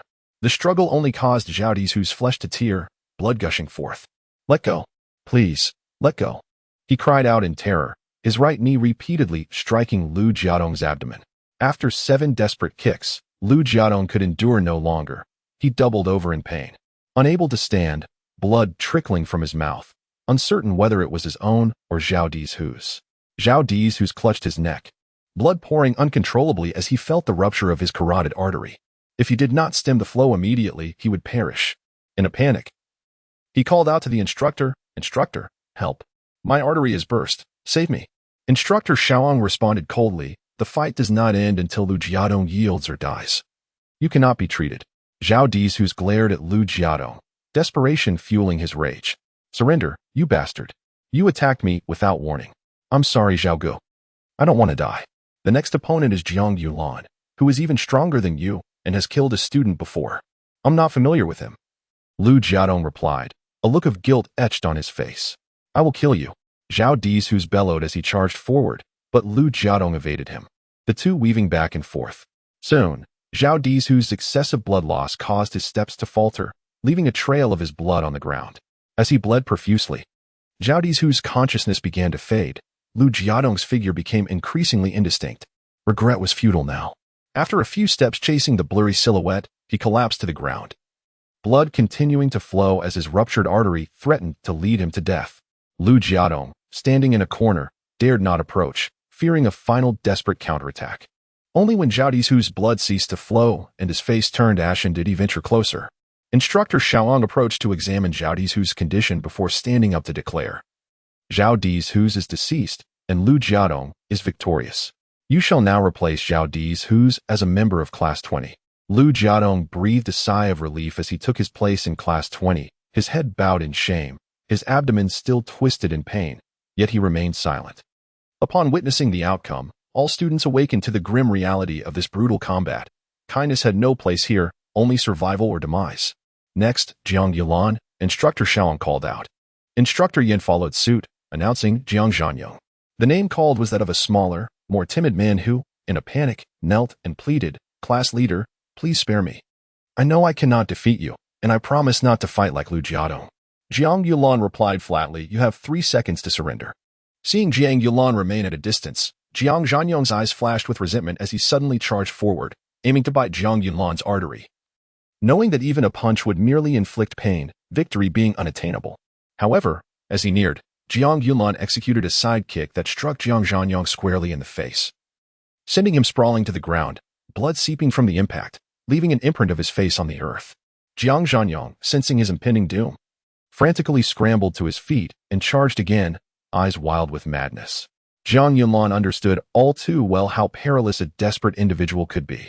He recalled his own intentions of mutual destruction when grappling with Lu Quan. Had Lu Quan not had his subordinates nearby, he would have been slain long ago.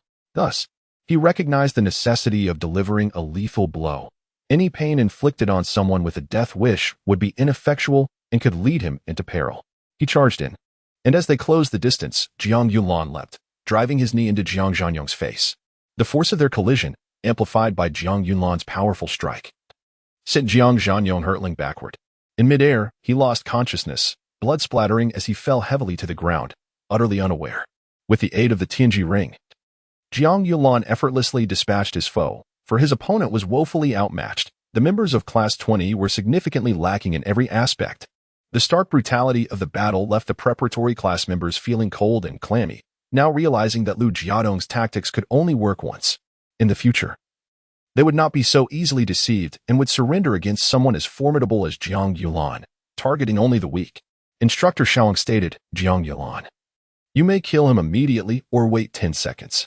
If he rises within that time, the fight will continue. Jiang Yulan refrained from striking, recognizing that his opponent was entirely unconscious. Soon, 10 seconds elapsed, and Instructor Xiaoyang declared Jiang Yulan the victor. Thus, the battles for Class 20 came to a close. Next, the instructor for Class 19 stepped forward, calling out, Du Ming. Instructor Yin followed, stating, Jiang Zhanyong. Upon hearing Jiang Zhanyong's name once more, shock rippled through the crowd, especially among the preparatory class members. To continue fighting after losing consciousness was tantamount to a death sentence, and resentment filled their hearts. Each student cast looks of malice and hatred toward the instructors and their peers, an atmosphere of hostility enveloping them. Such expressions startled the other classes, instilling fear among many. As Du Ming entered the ring, one instructor approached Jiang Zhanyong and poured a bucket of icy water over his head, the frigid shock jolting him awake, causing him to cough violently as the water invaded his nostrils. Jiang Zhanyong, your battle is not over, the instructor coldly remarked before turning to leave. Jiang Zhanyong, momentarily stunned, registered his new opponent and the gazes of those around him. It dawned on him that he had just been defeated and now faced yet another challenger. This was a fight to the death. His body, still reeling from Jiang Yulan's brutal assault, could hardly withstand further conflict. The icy water had merely revived him. As Du Ming approached, Jiang Zhanyong cast a resentful glare at Instructor Yin and, in a fit of madness, charged at him. Everyone witnessed the madness consuming Jiang Zhanyong. As he neared, no one saw how Instructor Yin moved. In an instant, a shadow flickered, and Jiang Zhanyong was sent flying, the sound of bones shattering echoing in the air. In mid-flight, his neck twisted, and his facial bones fractured. A swift execution of such terrifying strength prompted the preparatory class students to abandon thoughts of resistance, their hearts now filled with dread and resentment, regretting their earlier attempts to feign illness to escape. Chapter 23, A Frantic Choice. Lu Chang. The voice of Instructor Yin was frigid as he uttered a name. A student from the preparatory class gritted his teeth and stepped forward, recognizing that his opponent possessed only mediocre strength, leaving him with a glimmer of hope for victory. As the fight began, Lu Chang unleashed his full combat prowess. Both fighters were evenly matched, yet with the looming threat of death, Lu Chang fought with extraordinary fervor, disregarding his own pain, resembling a madman in his relentless assault. Despite Du Ming landing several blows, they bore no fruit. While each hit he received brought him to the brink of tears. Within a mere 2 minutes, Du Ming succumbed to unconsciousness, lying on the ground, while Lu Chang's hands were stained with his blood. Noticing his opponent had passed out, he ceased his assault and turned to face Instructor Yin. Did I not mention that to replace him, you must kill him? Instructor Yin commanded. Lu Chang, gritting his teeth as he gazed at the bloodied, unconscious Du Ming, let out a primal roar and delivered a final, lethal kick. An instructor from Class 19 approached to assess the situation. After confirming Du Ming's demise, he stated, Congratulations. You are now a member of Class 19. The outcome left everyone in shock. Students from various classes realized that their own safety was precarious, as those opposite them were ravenous for their lives, intent on usurping their positions. This realization ignited a fierce determination within both sides. There could be no mercy, for to hold back would mean death. By the end of the morning, the first round of combat training concluded, and the preparatory class was dissolved, with 62 out of 97 students perishing, while 35 successfully transitioned into the class, signifying that 35 individuals from the ordinary class had met their demise. The duel ceased at Class 3, leaving Classes 1 and 2 as mere spectators for the morning. Class 20 still existed, but aside from Class 1, all others were incomplete. Particularly Class 20, which consisted solely of Jiang Yunlan and Lu Jiadong. Instructor Yin addressed all the students. This afternoon you shall rest. We will convene at 7 tomorrow morning for the class assimilation competition. To survive, you must join a powerful class. You all have one last opportunity today to challenge members of other classes and elevate yourselves into stronger ranks. The morning's competition left an indelible mark on all participants. Tomorrow, they would band together as classes, striving for survival by aligning with the strong. Standing beside Jiang Yulan, Lu Jiadong's expression darkened considerably. He had barely managed to survive, yet found himself in the weakest class 20, now reduced to just 2 members. Tomorrow, they would surely be overwhelmed, to endure. He needed to join a stronger class. Taking a deep breath, he gazed at the other classes with resolute determination. Knowing he must challenge them this afternoon, he refused to accept death. Without further contemplation, Jiang Yulan headed to the cafeteria after the dismissal. Everyone was busy inquiring about the strengths of their peers, a strategic move advantageous for future battles, as it allowed them to discern whom they could best and whom they should concede to. As Jiang Yulan approached with his tray, Lu Quan blocked his path. Frowning, Jiang Yulan remarked, "Why are you buzzing around like a fly? This time, I'm not here to cause trouble. I wish to discuss something with you," Lu Quan replied, his demeanor less arrogant than before. Although Class 1 had not participated in the morning's bloodshed, the events had made him acutely aware of the challenges ahead. For his own survival, he sought to gather all potential threats to his life into Class 1, ensuring his safety. "Speak," Jiang Yulan said, eager to bypass idle chatter. "With your capabilities, entering Class 1 would be a breeze. If you join Class 1, we can bury our grievances and become classmates, looking out for one another," Lu Quan proposed. "Do you really believe the instructors will allow you to live comfortably here?" Jiang Yulan scoffed, ignoring him as he attempted to walk past. Lu Quan's face darkened with anger as he turned to glare at Jiang Yulan, hissing, "You'll regret this." The following morning, Jiang Yulan arrived promptly at the assembly ground, only to discover he was the sole attendee. Lu Jiadong had not shown up, which struck him as odd, for no one dared to be late. Instructor Xiao Yang approached and smiled at Jiang Yulan, saying, "With your talents, you could easily enter Class 1. Why are you still here?" Report, Instructor, "Class may first not be the best place, and Class 20 is not necessarily the worst," Jiang Yulan asserted. "If you can survive the upcoming training tasks, Class May 20th indeed serve you well. Currently, you are the only one left." Lu Jiadong launched a surprise attack on a member of Class 1 last night, killing him to secure his place in Class 1. Upon hearing this, Jiang Yulan's eyes widened in astonishment. A surprise attack is permissible? Certainly. There is a daily opportunity to challenge others. As long as the chance exists, it can be seized at any moment. Thus, competition in Class 1 is fierce, and one must always be wary of potential surprise attacks. Instructor Xiaoyang explained with a smile. The news quickly spread among the students, igniting a frenzy. The possibility of surprise attacks was both a boon and a bane, particularly for those in Class 1, who now faced the constant threat of ambush, leading to restless nights and fatigue, especially with the strenuous training regime. Instructor Xiaoyang guided Jiang Yulan to the assembly area, where the 20 classes formed a circle around a vast open space designated for the day's assimilation competition. Class 20 was mocked for having only 1 member, as many students plotted to be the first to assimilate this class, believing it would be an easy victory. They viewed Jiang Yulan as a capable addition to bolster their ranks. As various schemes unfolded, Instructor Yin stepped into the center, declaring, "The assimilation competition will commence with Class 1. However, they are currently at full capacity and thus lack the authority to assimilate. Class 2 will begin instead. Remember, the rule stipulates that no class may exceed 20 members. Should a class grow too large through assimilation, its members must turn against one another until the number is reduced to 20.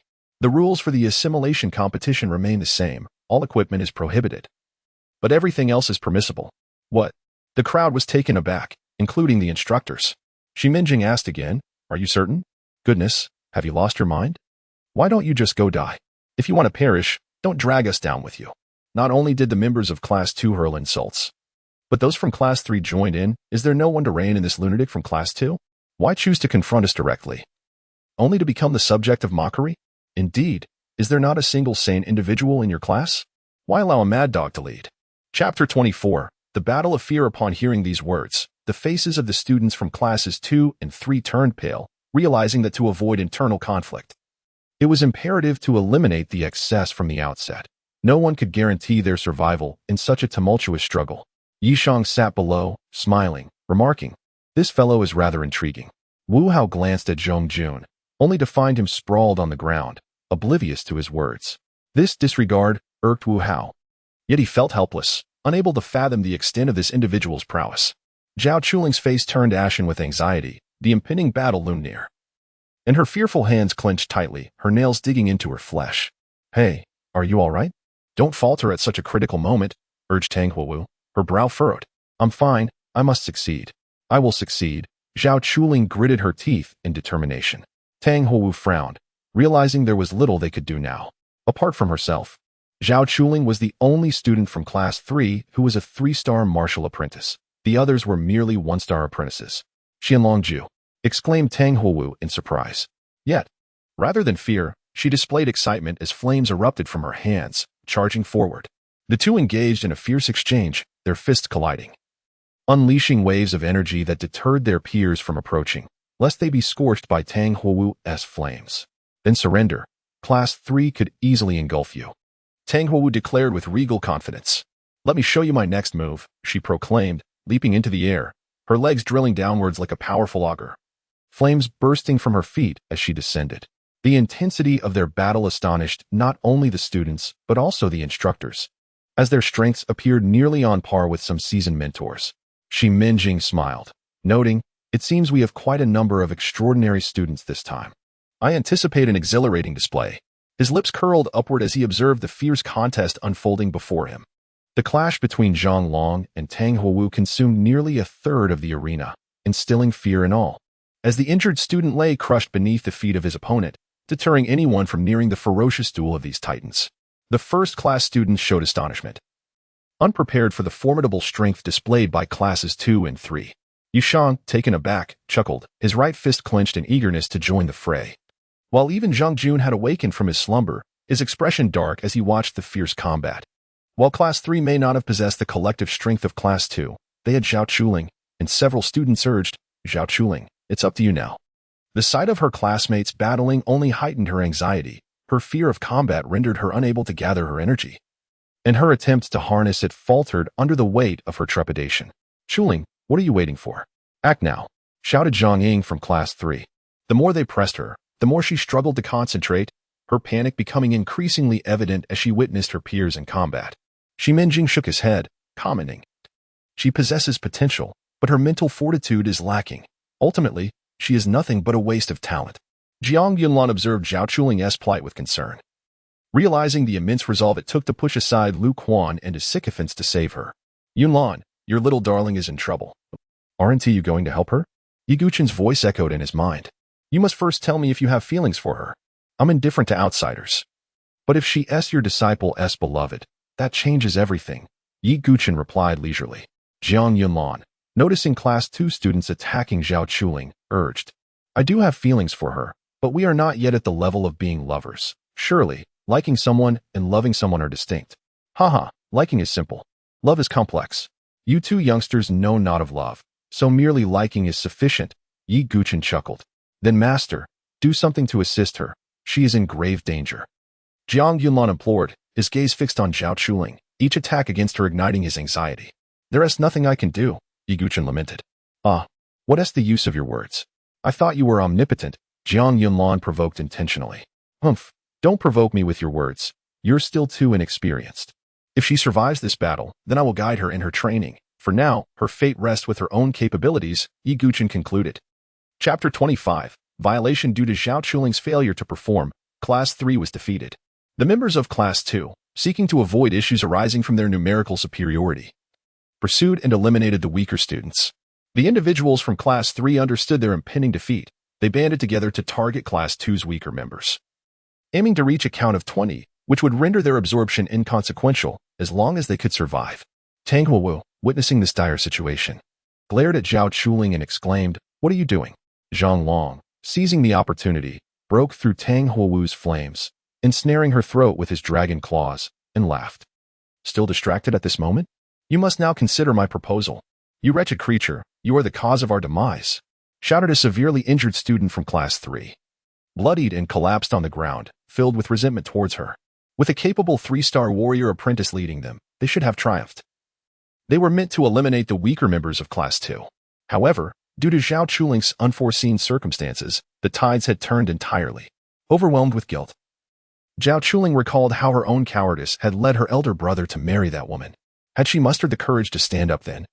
the outcome would surely have been different. She loathed herself for this, burying her face in her hands and weeping. "What good is your crying? Why don't you just die?" shouted several members of Class 3, who were being relentlessly pursued.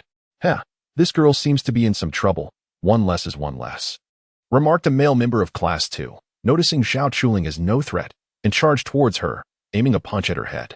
"Hey, Ma Yuqing, why are you saving her? Just let her die," Zhang Ying called out.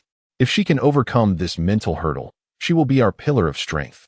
We will need her power against Class 1, Ma Yuqing coldly replied, glancing at the few individuals cowering behind their ranks. Fine.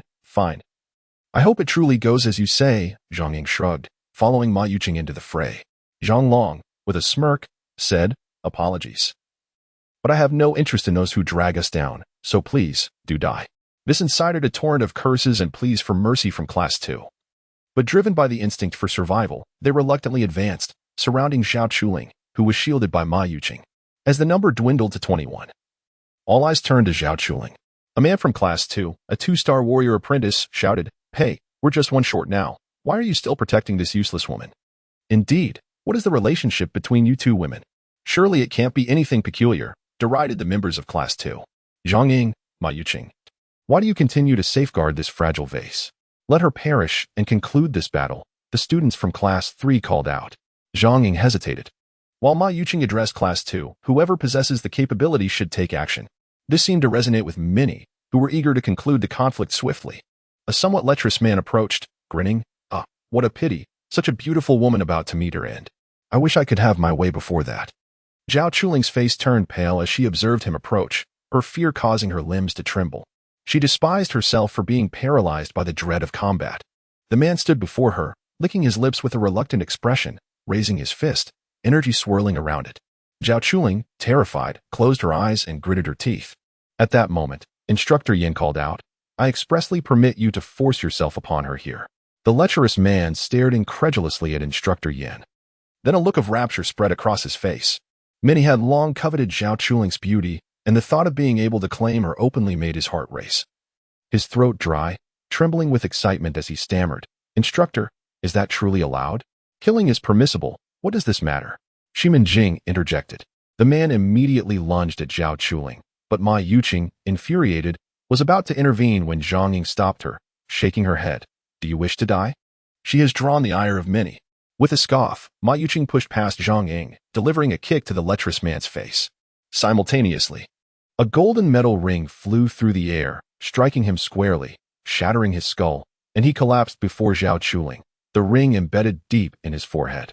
The sudden assault astonished everyone. Ma Yuqing's attack was expected, as she was always permitted to engage Class 2. However, the metal ring had originated from outside the arena, violating the rules of the battleground.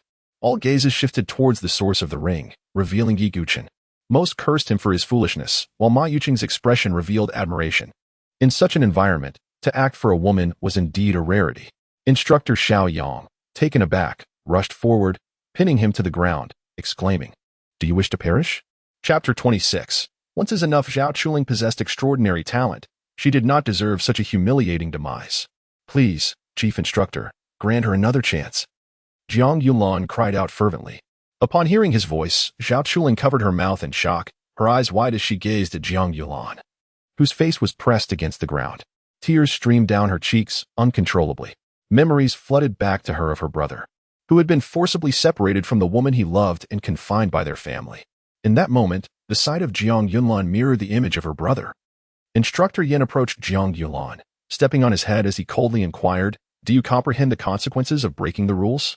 He then forcefully stomped on Jiang Yunlan's back, forcing the air from his lungs and causing him to cough incessantly. "Indeed, she possesses remarkable talent. She may live, but you must face punishment." "Thank you, Instructor." "For your benevolence," Jiang Yulan responded loudly.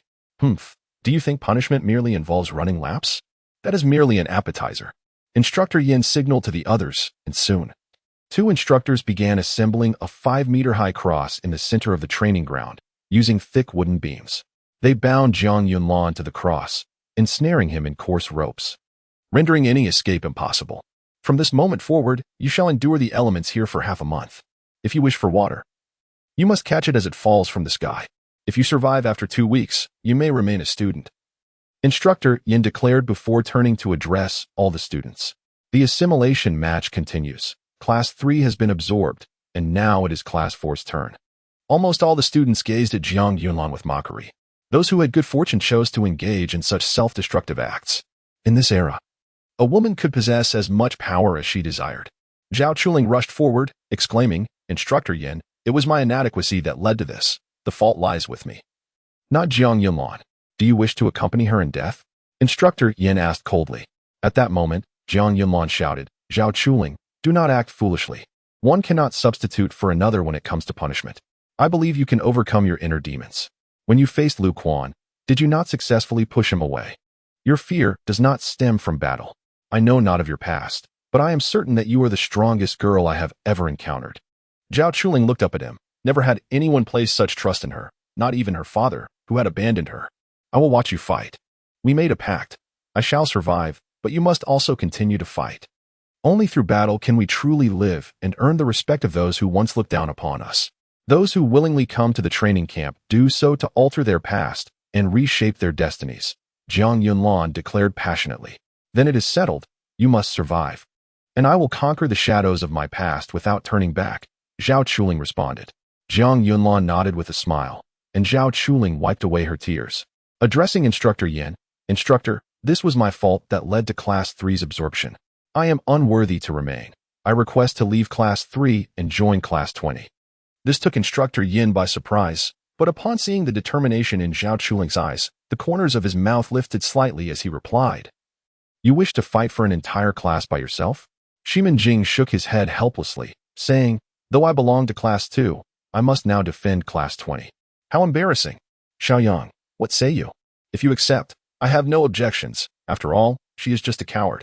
Instructor Xiaoyang glanced at Jiang Yunlan and remarked, "I hope you have not misjudged, for I accept." Instructor Yin proclaimed, "Very well. Zhao Chuling transfers to Class 20 and shall partake in the subsequent class battles." Zhao Chuling bowed and said, "Thank you, Instructor." The battles that followed were largely formalities. Class 5 absorbed Class 12, Class 6 absorbed Class 13, Class 7 absorbed Class 14. Class 8 absorbed Class 15, Class 9 absorbed Class 16, and Class 10 absorbed Class 17. Eventually, only Classes 18, 19, and 20 remained. Classes 18 and 19 each had only 5 members, and Class 18's leader, knowing they stood no chance against Class 19, chose to face Class 20 without hesitation. Instructor Xiaoyang signaled for Zhao Chuling to take the stage. The 5 students from Class 18 stepped forward, their eyes glimmering with malice as they regarded Zhao Chuling like lambs awaiting slaughter. They believed that capturing her would be of no value, for she was merely a decorative piece. The members of Class 19 were displeased. Isn't a decorative piece desirable? The instructor just said that killing is permissible, and capturing a woman is even less problematic. If we bring her in, we shall enjoy bliss, one male student from Class 19 said with a hint of jealousy. Indeed, you're quick on the uptake. Class leader, when our turn comes, we must absorb Class 18. That way, she will belong to all of us, another chimed in eagerly. Class leader, you should go first tonight. This girl is quite exquisite. In my life, I have never seen such a beautiful woman, they gushed. In reality, Tang Huowu was not inferior. In terms of physique, she surpassed Zhao Chuling. You fool. Tang Huowu's strength would see you dead 100 times over, someone retorted. Zhang Ying and Ma Yuqing were also impressive, but Class 2 strength was overwhelming. As the members of Class 19 continued to converse, their desires grew insatiable. On the battlefield, the leader of Class 18 smiled and said, Zhao Chuling, you might as well surrender outright to avoid any harm that might cause us discomfort. Yes, surrender now. We shall be allies henceforth, the members of Class 18 added with sinister smiles, their eyes fixated on Zhao Chuling's form. Zhao Chuling glanced at the bound figure on the cross, gritting her teeth as a hint of fear washed over her. Jiang Yunlan smiled at her, nodding gently. Taking a deep breath, Zhao Chuling turned to the 5 boys opposite her. Jiang Yunlan trusted her, and she would not betray those who placed their faith in her. Once was enough for her brother's transgressions. With determination, she assumed a combat stance, energy swirling around her, enveloping her hands in a mist of azure. Chapter 27. 2 dark horses. What an intense surge of energy. Could it be that she is a 3rd-star martial apprentice? The members of Class 18 were astonished. If that were true, then they, the strongest among them, were merely 1st-star martial apprentices, with the other 4 not even having reached that level. How could they stand a chance against her? One could even say they would be defeated in a single strike. This must be a deception. What a stroke of bad luck. If she were truly that formidable, why had she appeared so weak just moments ago? As if afraid to retaliate? Was she merely pretending? Class leader, you're the strongest. Why don't you give it a try? Get lost. The gap between first star and third star is immense. The 5 of them were apprehensive. Not only were they startled, but even the members of Class 2 were taken aback, while those from Class 3 wore displeased expressions, realizing too late that this woman had lost her mind. Willingly coming to the empty shell that was Class 20, Zhang Long curiously asked, "Hey, fiery girl, is this woman truly strong? Do you wish to test my flames again?" Tang Huowu shot him a displeased glance. Zhang Ying remarked, "None of us have witnessed Zhao Chuling in combat. All we know is that she is a third-star martial apprentice. Not a chance for you in this lifetime." Tang Huowu scoffed. Shimin Jing smiled and said, "Chief Instructor, how much potential do you think this girl possesses? Earlier, you encouraged that boy to challenge her, perhaps to push her past her self-imposed limits." Jiang Yulan was right. This place was established to cultivate powerful individuals. As long as they could nurture strong warriors, any rules could be amended. Zhao Chuling's issue lay in her past experiences. She was a resilient girl, and coercion seemed futile. What she needed was someone she could trust. It was up to Jiang Yunlan to resolve her inner turmoil and see how these two could guide Class 20 forward. Let Zhao Chuling leave. You must be curious to see how far they can go, Instructor Yin remarked with a hint of a smile. Isn't this rather interesting? This year's competition is far more engaging than in previous years. At least Class 1 does not dominate entirely, Shimin Jing chuckled. In the arena, 5 young men conspired to rush her from all sides simultaneously. Even as a third-star martial apprentice, it was impossible for her to fend off all 5 at once. If they could control her, victory would be theirs. Tang Huowu furrowed her brow, displaying her displeasure. Zhang Ying huffed. These men are utterly shameless, ganging up on a defenseless girl. Zhang Long, however, cast a glance at Jiang Yunlan, eager to see his reaction. Yet, Jiang Yulan remained expressionless, observing quietly. This puzzled him. One would expect someone who had just saved a woman from danger to feel anxious, but he was unervingly calm. Everyone believed Zhao Chuling was doomed as the 5 boys approached, yet she remained unmoving, leading them to think she was either paralyzed by fear or had surrendered. In the instant they struck Zhao Chuling, their expressions shifted to shock as her form dissipated into azure smoke. Simultaneously, Zhao Chuling reappeared behind the class leader, delivering a blow to the back of his head. The blue energy radiated outward, and before he could even scream, he collapsed to the ground, unconscious. The other 4 were astonished and retaliated with punches, but Zhao Chuling deftly maneuvered her hands, conjuring over 10 phantom strikes. The 4, seeing such a multitude of attacks rushing towards them, believed they were facing a formidable martial technique and hurriedly attempted to evade. A few were struck by the phantom strikes, only to realize they were mere illusions, escaping unscathed. However, one was hit squarely in the chest, sent flying and suffering internal injuries, blood spilling from his mouth. The remaining 3, now terrified, backed against one another as Zhao Chuling charged at them once more, her palm striking out and manifesting another series of phantom strikes. The trio, bewildered, flailed their arms in a desperate attempt to defend themselves. Yet among those illusions, one was genuine. As the man on the left dispersed a phantom strike aimed at him, another from the opposite side struck his face, sending him sprawling to the ground. Blood oozing from his mouth, his face swelling as though it had been hammered, rendering him dizzy and unable to rise. Shimin Jing, astonished, shook his head and said, "Like smoke entering a curtain, like a mirage, the phantom spirit technique. I had no idea she belonged to the Zhao family. I'm beginning to regret letting her join Class 20. If she remained with you, she'd never resolve her inner conflict. Perhaps being alongside Jiang Yunlan will lead to a different kind of growth. I eagerly anticipate the development of these 2 dark horses," Instructor Yin commented. "Who knows what will happen next month?" Instructor Yin mused. In the arena, the last 2 remaining opponents were effortlessly defeated. The notion of one person overcoming 5 sounded impressive. But for a third-star martial apprentice, dealing with a first-star martial apprentice and 4 others who barely qualified was hardly a challenge. Instructor Yin stepped forward and announced, "Class 18's merger competition has failed. The next match will be for Class 19. The members of Class 18 descended in dismay, passing by Class 19.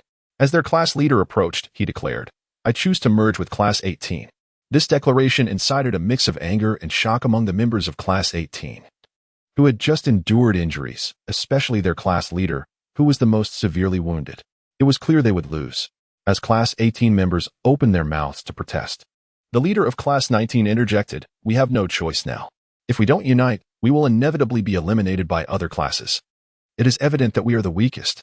After a moment of silence, the class leader of Class 18 resignedly stated, "We surrender." The instructor of Class 19 smiled and said, "My friend, I apologize." The instructor of Class 18 scoffed and turned away. The financial rewards for instructors were directly tied to how long their classes could remain intact, leading to competition among instructors.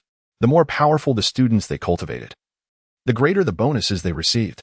Thus, every instructor took the merger competition seriously. However, due to the camp's rules, it was all too easy for the elite to flock to Class 1, resulting in a historical dominance of Class 1, with the lower classes often eliminated in the first round of mergers. Yet this year, Class 20 had surprisingly survived, a fact that left instructor Xiaoyang astonished. This remarkable turn of events was attributed to Jiang Yulan. He had prepared for their elimination in the first round, but now his potential earnings could double. Should they survive the next round, their total would increase even further. The financial stakes were vast. In conclusion, Instructor Yin announced, "Now, I declare that classes 1, 2, 4, 5, 6, 7, 8, 9, 10, 19, and 20 remain, while all other classes are disbanded. Today's tasks are concluded. All students are to return to their respective class tents." Dismissed.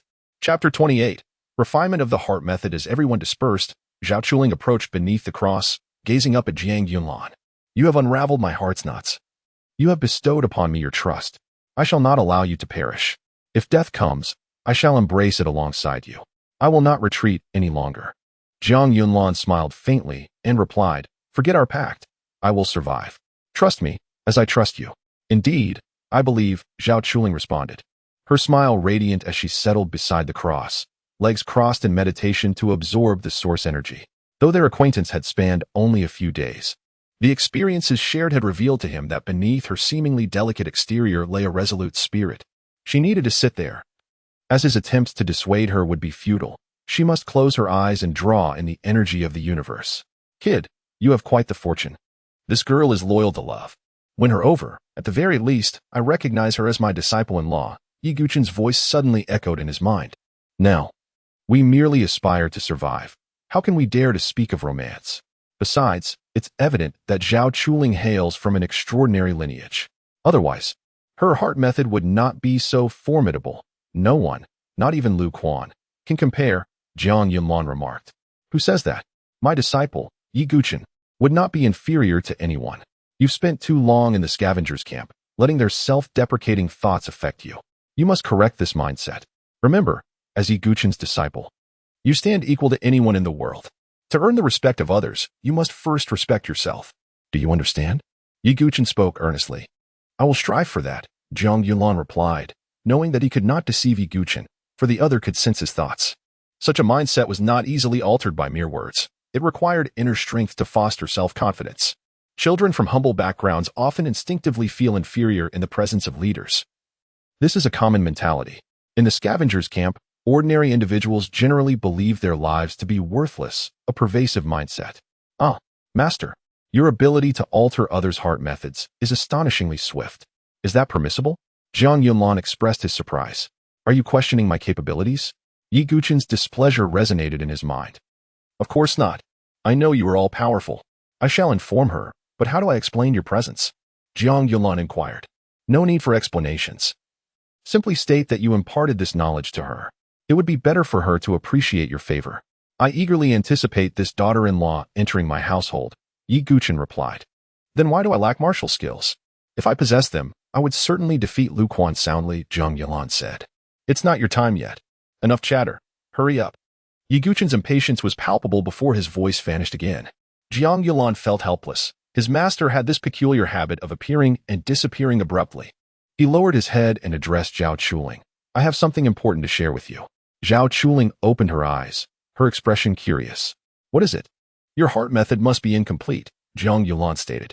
"Indeed, I heard that during a great battle a century ago, many of our ancestors perished, leading to the loss of advanced heart methods and martial skills.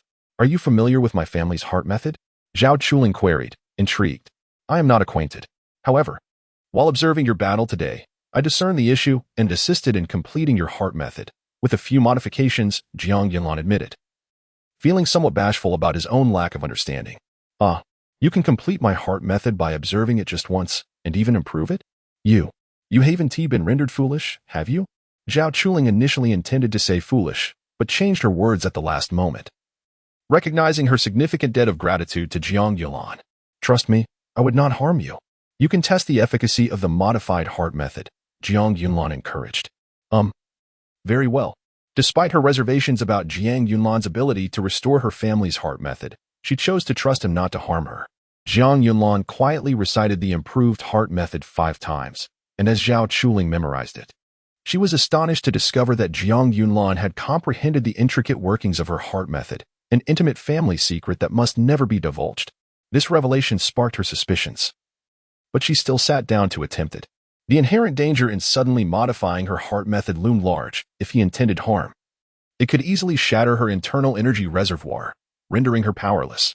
Yet, this risk stemmed solely from her trust in Jiang Yunlan.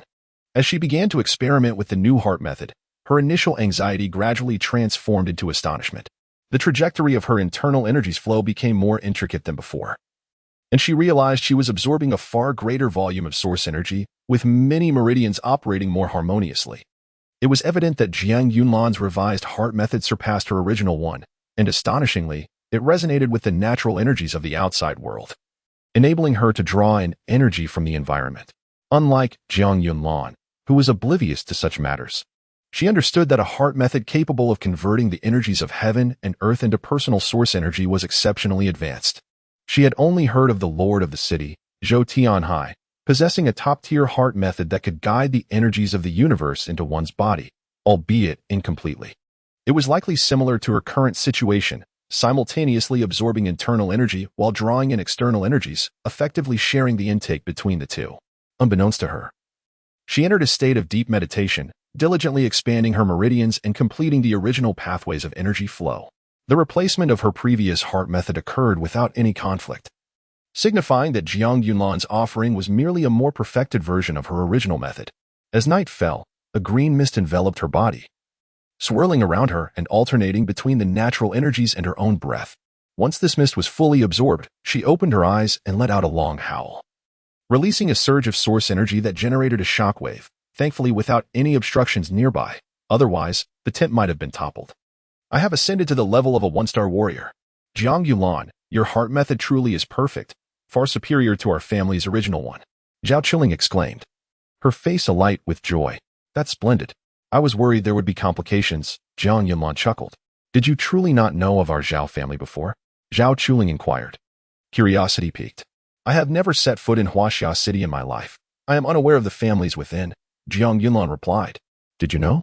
Our family's original complete illusory spirit technique was a top-tier method of the Xian level. However, due to its incompleteness, it has degraded to a superior method of the Huang level. Now, with your modifications, it has not only been restored but has also surpassed the original.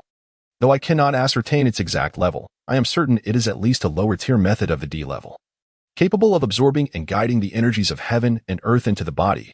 Zhao Chuling spoke animatedly. How wonderful! This is indeed an unexpected delight. You must now strive even harder. With this, you will surely fulfill your aspirations, Jiang Yunlan remarked, though he remained unaware of Zhao Chuling's true intentions for being there. One thing was certain, she yearned to grow stronger. Chapter 29. The Tortoise's Slumber. Thank you, Jiang Yunlan. Your kindness has been immeasurable. You have helped me emerge from the shadows of my past, and now you have bestowed upon me such a formidable martial art. I am at a loss as to how I might repay your generosity, Zhao Chuling expressed, her heart swelling with gratitude. She longed to offer herself in return. Yet such declarations seemed unfitting for a young lady. Repayment? You have only just stepped into the realm of a 1-star warrior. It is time to consolidate your energy and familiarize yourself with the techniques, Jiang Yunlan advised. Indeed, Zhao Chuling replied, settling into a meditative posture.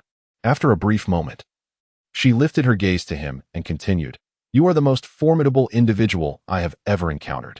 Throughout the generations of my family, many strong warriors have sought to master the essence of martial arts, yet none have succeeded. You, however, have grasped the essence after merely observing my battle and even enhanced it. That was merely a fortunate coincidence. By the way, you haven't eaten, Jiang Yunlan remarked. It's nothing. Now that I have entered the realm of a one-star warrior and can absorb the energy of my adversaries, I can manage a day or two without food.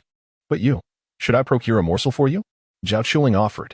Rest assured, I too can absorb the energies of heaven and earth, Jiang Yunlan replied. He understood that Zhao Chuling was looking out for him. Here, where the rules did not prohibit violence, he was entirely vulnerable, bound, and unable to defend himself. Though the likelihood of an attack was slim, Lu Quan posed a significant threat. Meanwhile, within a nearby tent, Lu Quan peered through a narrow opening, his expression a mix of astonishment and envy as he observed Jiang Yunlan. He harbored intentions of taking advantage of the situation to eliminate him. Yet upon witnessing Zhao Chuling's breakthrough, it appeared she was resolved to remain by his side throughout the night. This worthless scoundrel. How can he have such a beautiful woman guarding him? Lu Quan muttered bitterly. Naitang, opening his eyes with a cold smile, remarked.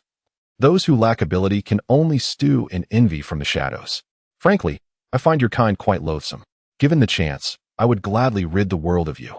Lu Quan, sensing the gravity of the situation, quickly responded, Night boss, you jest. I merely harbor disdain for that Jiang Yulan. I certainly mean no offense to you. Pathetic coward, Naitang retorted, closing his eyes to resume his slumber. At 3:50 in the early morning, the instructors emerged from their tents, discovering Zhao Chuling meditating beneath the cross, while Jiang Yunlan remained firmly bound above. Both appeared serene, their breathing steady and faces flushed, seemingly unaffected by the chill of a night spent outdoors, save for a light frost that had settled upon them, for winter had indeed begun its approach. Their closeness is almost enviable, one instructor jested. Indeed, it is a rare sight. To witness such devotion in a training camp is uncommon. In this era, to encounter a woman willing to guard you is a blessing indeed, another instructor remarked. The question remains, how long can they endure? The first month was merely preparatory. The true trials lie ahead. All right, everyone, prepare for the day's work, Instructor Yin announced, casting a glance at the pair before signaling for the horn to be blown. Zhao Chuling instantly opened her eyes, drawing the energy within her back into her core, causing the frost upon her to dissipate as she absorbed it. Indeed, it is true. The elements, wind, rain, ice, and fire manifest as forms of energy, all convertible into sustenance, Zhao Chuling marveled. She considered brushing the frost off Jiang Yulan. But realizing she could absorb it, she concluded he could do so even better.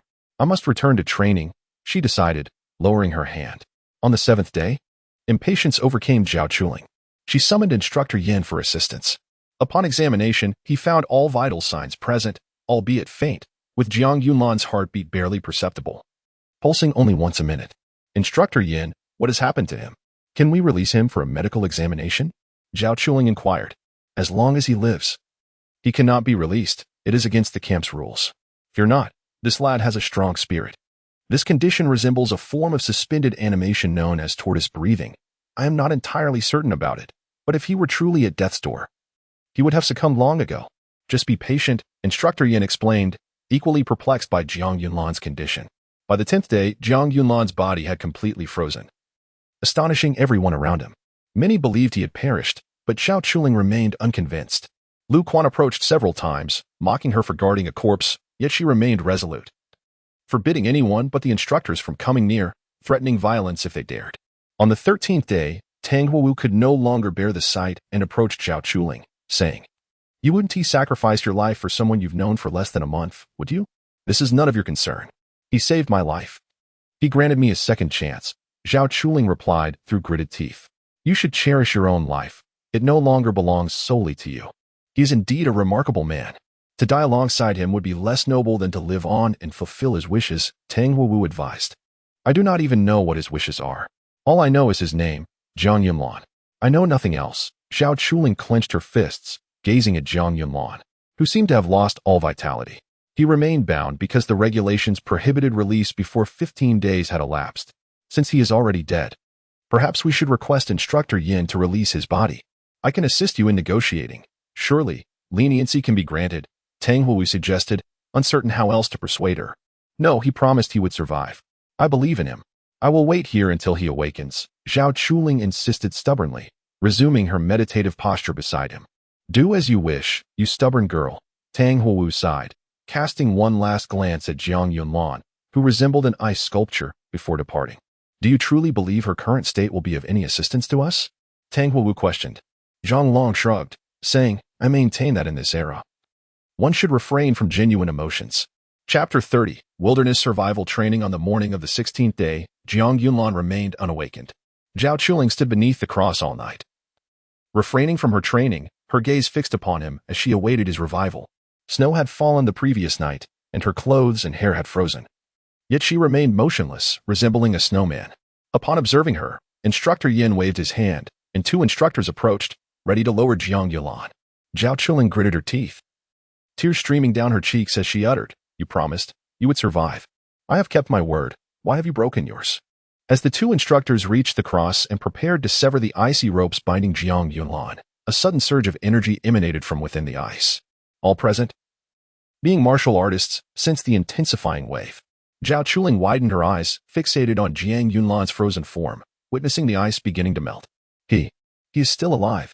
Overwhelmed with joy, she had never felt such anticipation for another's awakening before. Suddenly, the ice shattered, and the ropes constraining Jiang Yunlan disintegrated as well, revealing him standing naked beneath the cross, his skin flushed and enveloped in a mist. If one could pierce through the fog, they would observe the visible energy coursing through his veins. Yet, as the mist dissipated, the energy gradually vanished beneath his skin. At that moment, Jiang Yunlan crouched down, covering himself, and called out, Instructor, could I have some clothes, please? Zhao Chuling's face flushed crimson at the sight, and she turned away, exclaiming, You rogue. Jiang Yunlan approached her, saying, I did not break my promise. I merely took this opportunity to open the ley lines. Suddenly, Zhao Chuling collapsed into his embrace. Her voice tinged with tears as she confessed, 2 years ago, my brother was forcibly separated from the woman he loved due to my cowardice. A week before entering the training camp, he betrayed our family. I can never forget the look in his eyes as he gazed at me. I cannot bear to see anyone I cherish leave again. When I saw you being punished and pressed down, it reminded me of my brother. I truly do not wish to witness such a scene a second time. Hey, you wouldn't be imagining me as your brother, would you? Jiang Yunlan asked. I don't know. Maybe I am, maybe I'm not. After venting her emotions, Zhao Chuling noticed the many onlookers around them, and her face turned even redder as she hastily concocted an excuse to leave Jiang Yunlan's embrace and dashed to Class 20's training ground. Yes, Instructor. Jiang Yunlan jogged to the training area, where Instructor Xiaoyang followed with a smile. Suddenly realizing that these two youngsters were quite agreeable compared to the students of Class 1. Upon reaching the training ground, Zhao Chuling presented him with the Tianji ring, saying, Here, this is the ring from the last time you smashed that lecherous man. I kept it safe. Jiang Yunlan accepted it, chuckling. I thought the instructor had confiscated it. However, as he grasped the Tianji ring, he suddenly felt its weight increase, nearly causing him to drop it. Kid, now that you have opened the ley lines, the Tianji ring will adjust its weight according to your physical strength. Take your time with it. With a beautiful companion by your side, as the saying goes, a man and woman working together is less tiresome. The voice of Yi Guqin echoed and faded, leaving Jiang Yunlan feeling helpless. The combined weight of the 4 Tianji rings reached 300 pounds. Even if his body was further enhanced, he could not instantly adapt to such a burden, his arms hanging limply as he walked as though carrying a heavy load. Zhao Chuling inquired, What is wrong with you? Nothing. My limbs are stiff from being bound for too long, Jiang Yunlan replied. Instructor Xiaoyang approached, announcing, Today's training will differ from before. Starting now, you will engage in real combat. Do you see the equipment station over there? You may select a suitable weapon, after which I will escort you to a location where you must survive for a month. Jiang Yunlan asked, Instructor, will it be a safe zone or an exploration zone? With a slight smile, Xiaoyang replied, An exploration zone. You hail from the scavenger camp, and your wilderness survival skills surpass those of city children. This is your advantage. Do you have any questions? Instructor, are we free to move about, or are there restrictions? Jiang Yunlan inquired again. Understood. I have no further questions, Jiang Yunlan declared loudly. And you? Xiaoyang turned to Zhao Chuling. I have never left the city. I am unfamiliar with the outside world and don't know what to ask. Zhao Chuling said nervously. Then stick with the class leader. He will guide you. I believe you two will work well together. Since there are no more questions, let us depart. Instructor Xiaoyang led them to the weapon rack, where Jiang Yunlan chose a fine steel short sword, and Zhao Chuling selected a pair of short blades. These weapons, crafted from ordinary metals, were valuable despite their simplicity, as the Huaxia city lacked mineral resources, relying on scavengers to collect metal items for smelting. With only the two of them, their assigned tasks were swiftly completed, and they were the first to reach the vehicle. Both, still curious at the tender age of 10, eagerly explored the interior. As Zhao Chuling examined the surroundings, she asked, Jiang Yunlan, what are the differences between the exploration zone and the safe zone? The safe zone is an area cleared by the military, generally safe with few undead present. Those living outside the city reside in this region. The exploration zone has been traversed by patrols and hunters, presenting a lower threat, though occasional dangers remain. Scavengers often search for resources here. There is also a semi-exploration area, where hunters and patrols are still active. This zone is considerably more perilous, with encounters with monsters being commonplace. However, treasures abound. Yet few dare to venture there due to the high mortality rate. Lastly, there is the reconnaissance zone, merely scouted by reconnaissance teams, teeming with monsters. Only information about the monsters and terrain is known. Their combat strength remains uncertain, and the mortality rate approaches 100%. Only those of monster grade can enter and exit. I am uncertain whether we will be going to the exploration zone or the semi-exploration zone. Jiang Yunlan shared what he knew.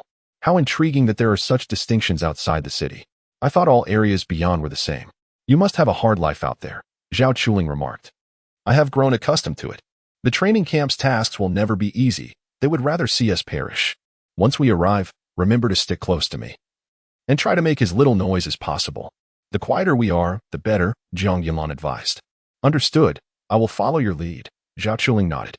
Chapter 31. The semi-exploration zone. After a while, the vehicle started moving outward, its compartment shrouded in waterproof fabric, rendering the occupants unable to see the outside world. Only aware of the vehicle's jolting progress, Jiang Yunlan closed his eyes, calculating their approximate location based on the vehicle's speed and direction of travel. This was his innate talent. He possessed a remarkable sensitivity to direction and had traversed the exploration zone with his father, becoming quite familiar with the terrain.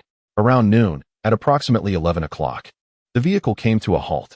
Two instructors disembarked and opened the compartment, tossing in a box of food, stating, "Eat quickly while you can. This is your last meal. Thereafter, you will need to fend for yourselves." Instructor, how much longer until we reach our destination? Jiang Yunlan inquired suddenly. We shall arrive within half an hour. Consume as much as you can. Each person receives 1 bottle of water. The instructor closed the door after speaking, and the vehicle resumed its journey. Inside the vehicle, the students tore open the packaging and devoured the compressed food, finishing a mere 250-milliliter bottle of water in just a few gulps. Zhao Chuling, having received her portion, was about to eat when Jiang Yunlan interrupted her, whispering, "Save it. This is life-saving food. For the next month, the quality of our sustenance will be poor, and you might find it unbearable. Save this for when there is no other choice. Fresh water is precious, so ration it wisely." Understood. Zhao Chuling complied, placing the food and water into her waist pouch. The camp issued earthy yellow combat uniforms came equipped with waist pouches for storing small items. When the vehicle stopped for the second time, the door was opened not by an instructor but by the driver, who called out, "Everyone off." The students jumped from the compartment, greeted by an unfamiliar environment, and desolate cityscape adorned with tall buildings, their walls blackened, peeling, and revealing their internal structures, some entwined with vegetation, all enveloped in an eerie silence. The other 3 trucks had vanished, suggesting they had parked in different locations.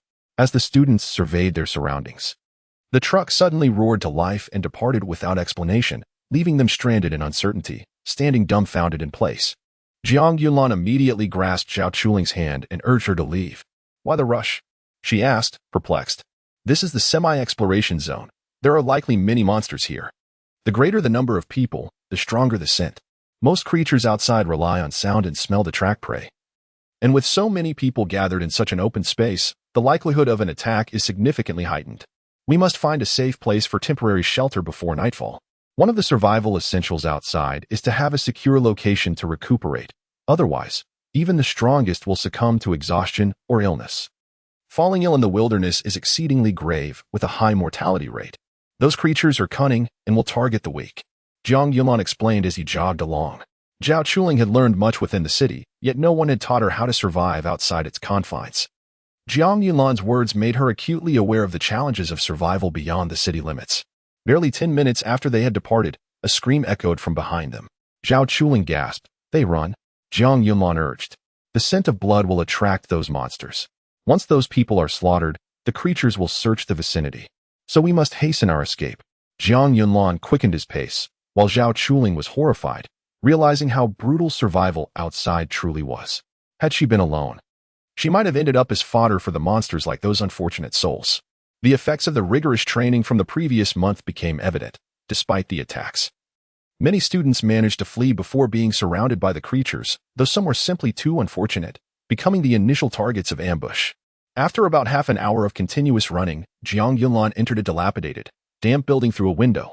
Zhao Chuling wrinkled her nose in disgust, exclaiming, "Why are we coming in here? It's so filthy." Aside from the mindless undead, other monsters tended to favor drier locations for habitation, making such places safer in the wilderness. The undead are the weakest. Eliminating a few should pose no problem for us, Jiang Yunlan reassured her. But how can we rest? I can't sleep in a place like this. It's even worse than the camp's straw beds, Zhao Chuling protested, still uneasy about the damp, foul-smelling environment. Fear not. We can make modifications. This area is quite remote, and scavengers rarely venture here. There are many useful items to be found. Let's select a spot that allows for both retreat and entry, Jiang Yunlan said with a smile. All right. Zhao Chuling, still uncertain, followed Jiang Yunlan closely. With considerable experience in such matters, Jiang Yunlan did not rush to the upper floors, which were drier. Instead, he found a room on the ground floor resembling a storage area, equipped with 2 exits, a small door leading to the corridor and a large, decaying door that could be easily forced open. After surveying the surroundings, Jiang Yunlan remarked, "This position is excellent. We can enter and exit freely. Should we clear away the damp moss?" "It smells terrible," Zhao Chuling suggested, covering her nose with her sleeve. "No, despite its odor, it can mask our scent. Many monsters possess acute olfactory senses and dislike this smell. It serves as our protective shield," Jiang Yunlan explained. "Are we to stay here for a month?" Zhao Chuling struggled to adapt to the idea of sleeping in such an environment. The camp straw beds had been the worst she had ever experienced. "Rest assured, I have a plan. Wait here. I will gather some supplies to ensure your comfort," Jiang Yunlan said with a mysterious smile, pushing open the rotting door to reveal an opening through which he could squeeze out. "I'll go with you." "I'm afraid to be alone," Zhao Chuling, a 10-year-old girl, was understandably apprehensive about her first experience outside the city. "I'll be right nearby. You'll be able to see me," Jiang Yunlan reassured her, pointing to a patch of yellowing grass before jogging over to it. "Wow, this grass looks fresh. Can we use it for bedding?" Zhao Chuling exclaimed in surprise. "What kind of grass is this? It has a peculiar scent, yet it's not unpleasant," Zhao Chuling asked curiously. "This is called Huangshan grass, commonly known as shelter grass. It's a prevalent plant that can insulate against moisture. Its fragrance repels insects and masks our scent. When we were outside before, we always used this grass for bedding. And if we had enough, we could cover ourselves with it. That way, even if the undead passed by, they wouldn't find us," Jiang Yunlan explained. "Is it truly that remarkable? You seem to know so much." Zhao Chuling expressed her delight, feeling more at ease now. As the thought of lying on that damp moss had been unbearable, the mere idea of encountering insects was too dreadful to contemplate. Chapter 32. A night together. Rest for a moment. "I will repair the door," Jiang Yunlan said as he gathered usable materials from other rooms to reinforce the door, particularly the decayed section. He found a thick wooden stick to prop against the door, ensuring that even if a monster were to strike, it would at least buy them some time to escape. Zhao Chuling, lacking any knowledge or skills in this regard, watched Jiang Yunlan work tirelessly, unsure of how she could assist him. As he hammered the wooden planks, he took care to place soft cloth underneath to dampen the sound, resulting in a remarkably quiet process. By the time Jiang Yunlan finished fortifying the door, the sun had begun to set. "Unless absolutely necessary, we should refrain from venturing outside at night. Many creatures prefer to hunt under the cover of darkness. For tonight, we shall make do with our rations," he advised. "All right," Zhao Chuling replied, her stomach already growling. She retrieved the compressed food she had saved from lunch. Outside, darkness enveloped the surroundings, and lighting a lamp was out of the question. The only sounds within the room were their chewing and the occasional chirping of insects, with distant, unidentified monster roars echoing through the night. This was Zhao Chuling's first experience outside the city, and she felt a wave of anxiety wash over her, especially whenever she heard any strange noises, straining to discern their source. Jiang Yunlan, sensing her unease, swallowed his food and reassured her, "There's no need to be so tense. The wild is inherently like this. Overthinking will only hinder your ability to rest. Relax a little. I remember my first time leaving the camp with my father. I was similarly anxious, startled by every little sound. When was your first time leaving the camp? Zhao Chuling inquired, curiosity piqued. I was 6 years old. Compared to you, I've been quite fortunate. I never imagined you would lead such a life at such a young age. Zhao Chuling felt a pang of sympathy, reflecting on whether she could endure a similar existence. Living in the camp from childhood, these experiences become commonplace. One grows accustomed to it, Jiang Yunlan replied. May I inquire about your brother? You seem to care for him deeply, and if possible, I wish to help you. Jiang Yunlan spoke these words without knowing why. Perhaps driven by a desire to understand Zhao Chuling fully, or perhaps he had genuinely developed feelings for her. Upon broaching this topic, Zhao Chuling fell silent. Even the sound of her eating ceased. Jiang Yunlan quickly added, It's fine if you don't wish to discuss it. I understand. It's all right. My cowardice prevented me from standing up for Sister Jing, which forced my brother to separate from her. Shortly thereafter, our father insisted that he marry a woman he had never met, leading my brother to betray our family and leave. I heard he departed from Huaxia City, and those sent to find him were not only unsuccessful but also perished. He vowed to take revenge on the family. Throughout my life, I felt utterly useless. My brother has always been the one to care for and protect me, yet I lacked the courage to defend him. I despise this about myself, Zhao Chuling confessed, her voice trembling as tears began to flow. Jiang Yunlan, startled and unsure of how to comfort her, initially thought of offering to help find her brother.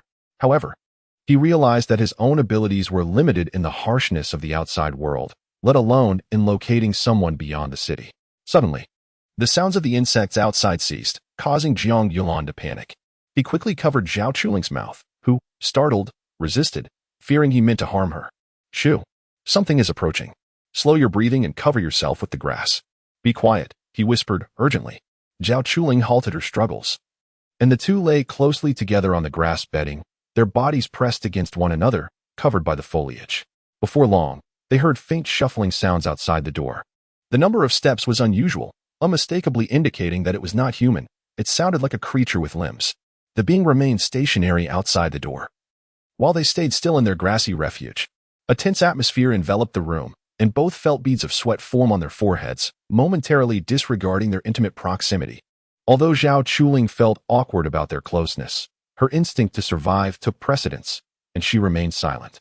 After several minutes, the creature's footsteps resumed, now faint but still audible. The night was eerily quiet, amplifying the sound of their heartbeats. In this moment, Zhao Chuling had no choice but to accept their circumstances, and they clung to each other, ultimately sleeping through the night. The latter part of the night was intermittently pierced by the anguished screams of other students meeting their demise, rendering the darkness even more terrifying. As dawn broke, Jiang Yunlan awoke to the realization that he had fallen asleep holding Zhao Chuling. His heart raced, recalling that he had just recently emerged from a state of stasis before arriving here and had succumbed to exhaustion. He quietly rose, adjusting the protective grass over Zhao Chuling to keep her warm in the cold. Without their source of energy, anyone else would have struggled to sleep in such frigid conditions. He then stealthily exited. It wasn't until around 7 in the morning that Zhao Chuling awoke, suddenly recalling how she had fallen asleep. The previous night, she had been waiting for Jiang Yunlan to wake, and in her vigilance, she had unknowingly drifted off, blushing at the memory of their embrace. She was startled to find Jiang Yunlan absent. In a panic, she noticed the wooden stick blocking the door had disappeared. Just as she was about to venture outside to search for him, Jiang Yunlan quietly pushed the door open and entered. Seeing him instilled a sense of calm within her. Unbeknownst to her, she had begun to hope for his presence and had grown accustomed to being by his side, an astonishing development for someone who had rarely interacted with any males besides her father and brother. While she was lost in thought, Jiang Yunlan pulled out several small fruits the size of fresh longans and remarked, I went to find breakfast. These are called mouse fruits. They are quite sweet. I used to forage for them when I was outside. Thank you, Zhao Chuling said, accepting a few, biting into one and exclaiming, these are delicious. You're amazing for knowing about these. Jiang Yunlan chuckled softly, it's all thanks to my father. Foraging is a fundamental skill for us scavengers. Once we finish eating, we should venture out to gather useful supplies. We must locate a water source and stockpile some food. With a stroke of luck, we might stumble upon some treasures. This place seems desolate. What could we possibly find? Zhao Chuling queried. This area has yet to be scavenged. There are bound to be valuable items here. I assure you. You will be astonished, Jiang Yunlan replied with a knowing smile, tucking the protective grass into his clothing. What are you doing? Zhao Chuling asked. The protective grass dries quickly. After a night, It is nearly ready. Storing it in my clothing will keep me warm and mask our scent. You should do the same. It's quite chilly outside. He advised, stuffing his clothing until it bulged, then offering her some dry protective grass. Huh, you look so funny. Zhao Chuling giggled, covering her mouth as she watched him. Her clothing puffed up, making her appear quite plump. Jiang Yulan was accustomed to this, but it was the first time Zhao Chuling had seen him like this, prompting her laughter. Well, in the wild, no one is around to see us. The only beings we encounter are usually the undead. Now let us move swiftly. Time is of the essence, Jiang Yulan urged. Chapter 33. Ambush. Zhao Chuling no longer hesitated, quickly consuming the last two fruits and tucking the protective grass into her garment. The two then departed from the location, with Jiang Yulan securing the door behind them, blocking it with a large stone and wedging a leaf into the crack. This way, he could ascertain if any creatures or individuals had intruded. In the wild, Jiang Yunlan's skills as a scavenger were fully displayed. He could examine the surrounding traces to deduce how many monsters were inside a particular building and even identify the type of creature based on footprints. The monster they encountered the previous night was certainly extraordinary, and it was uncertain whether they could have escaped given their strength. Thus, sometimes, the abilities of a scavenger proved more useful than mere combat prowess, as many members of the reconnaissance team hailed from a scavenging background. Jiang Yunlan chose a building that posed minimal threat and cautiously entered, knife in hand. A strong stench of decay permeated the room. Dust was thick, and numerous items lay scattered across the floor, rendered unrecognizable by the passage of time. There are no footprints on the ground here, so it must be safe, Zhao Chuling whispered.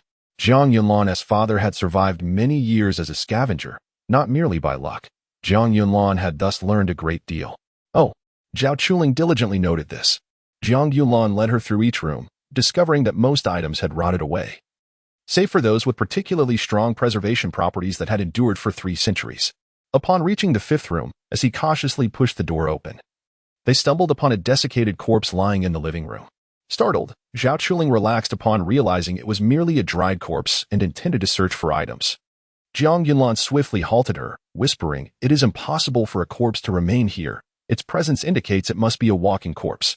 This is an ironclad rule. Any body will be consumed by monsters within a short period. Do you understand?" "Oh, I see," Zhao Chuling nodded. As they entered, despite their caution, they made some noise.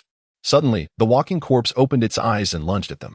Jiang Yunlan sprang into action, thrusting his short knife, piercing through the creature's nasal bridge before it could reach him, causing it to convulse and collapse. Remember, a walking corpse can only be temporarily incapacitated by destroying its brain. Attacks on its body or limbs will not kill it, unless it is burned. Jiang Yunlan imparted this knowledge to Zhao Chuling, aiming to teach her more. Zhao Chuling listened attentively, fully aware that Jiang Yunlan was deliberately instructing her. Otherwise, he would not waste his breath. Had she approached the corpse without his warning, she would have been ambushed and bitten, leading to imminent infection and death, a danger that was self-evident. In truth, most scavengers and patrol members were not killed by direct monster attacks, but rather by sudden assaults from feigning corpses or ambushes. The two continued to search the room, and upon confirming the absence of any more walking corpses, they split up to scavenge for items. Before long, Zhao Chuling called out, "Jiang Yulan, I found something strange. It's not rotten." Jiang Yulan approached her room to find Zhao Chuling holding a telescope with a moldy nylon bag on the nearby table. "You are quite fortunate to have found a telescope, and in such good condition. It could fetch a high price at the scavenger camp," Jiang Yulan remarked after inspecting it and confirming its integrity, returning it to Zhao Chuling. "Oh, if it's that valuable, then here, you take it. I want to use it anyway, and you've been taking care of me these days," Zhao Chuling said with a smile as she handed him the telescope. According to scavenger customs, whatever one finds belongs to them. Jiang Yunlan declined. "I am not a scavenger."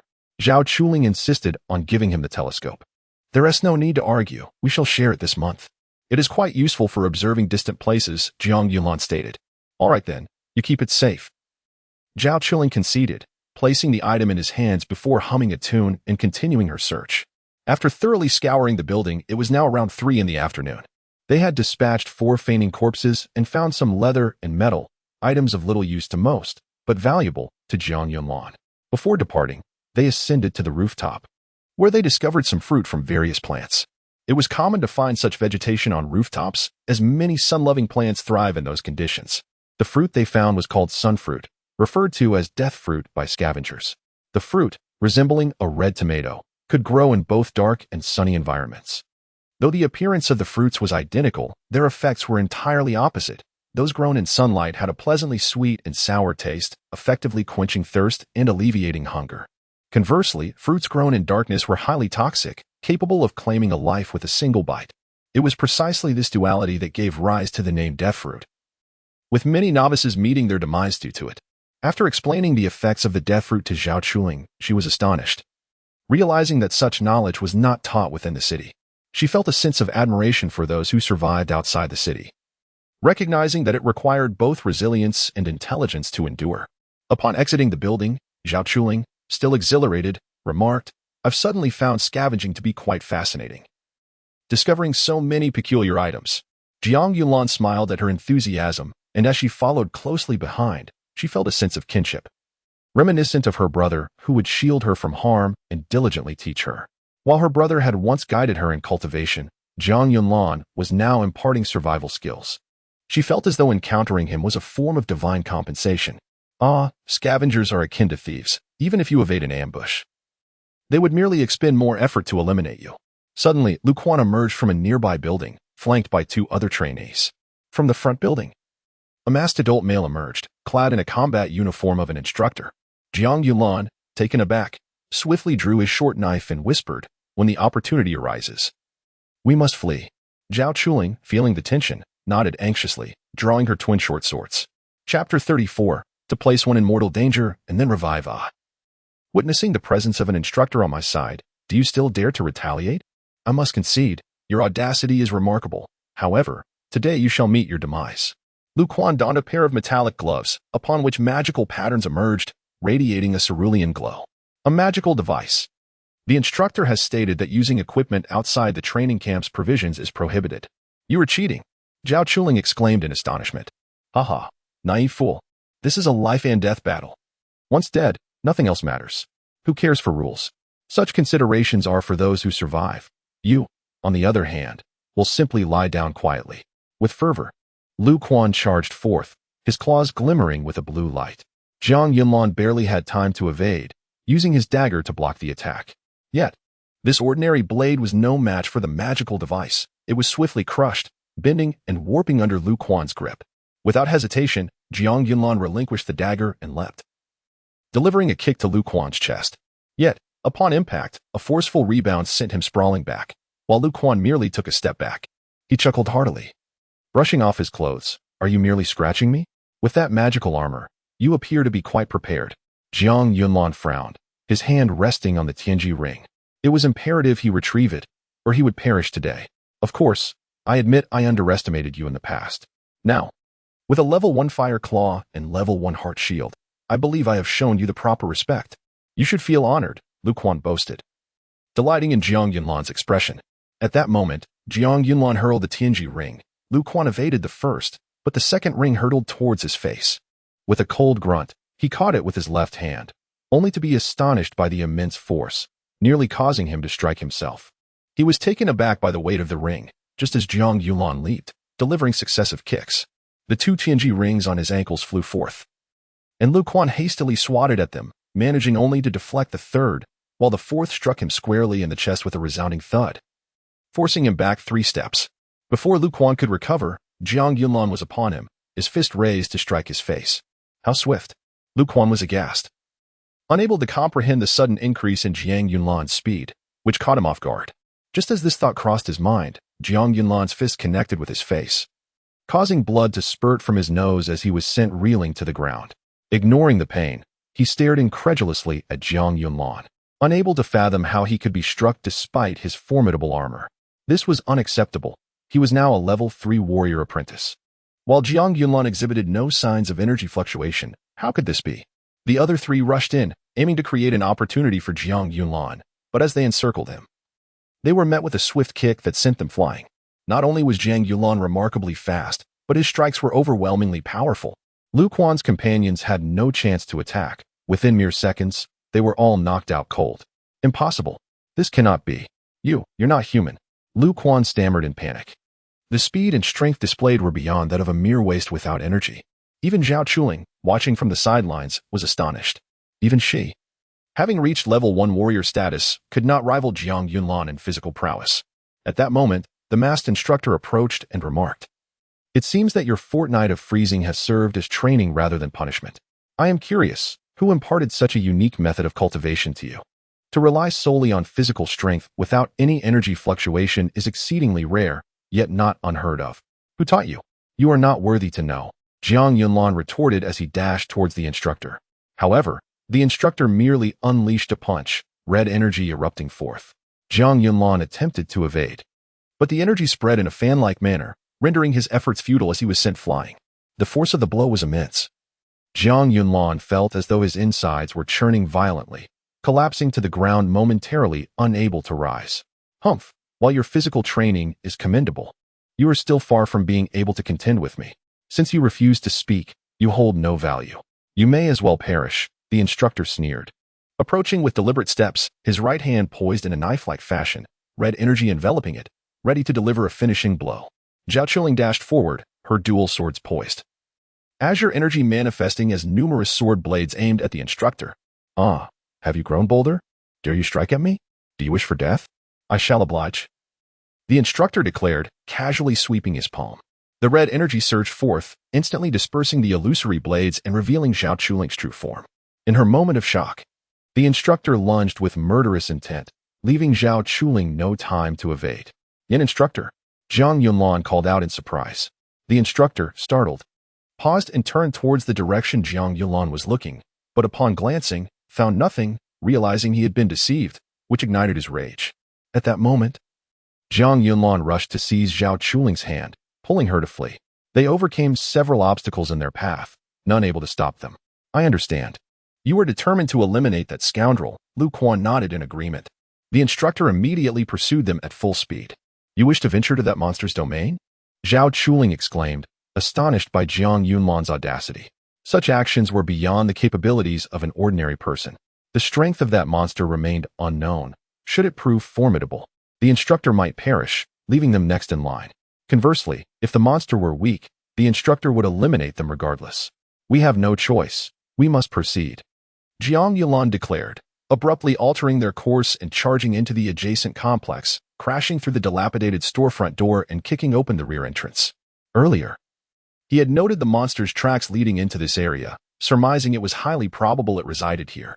Typically, monsters possess territorial instincts, rarely straying far from their hunting grounds.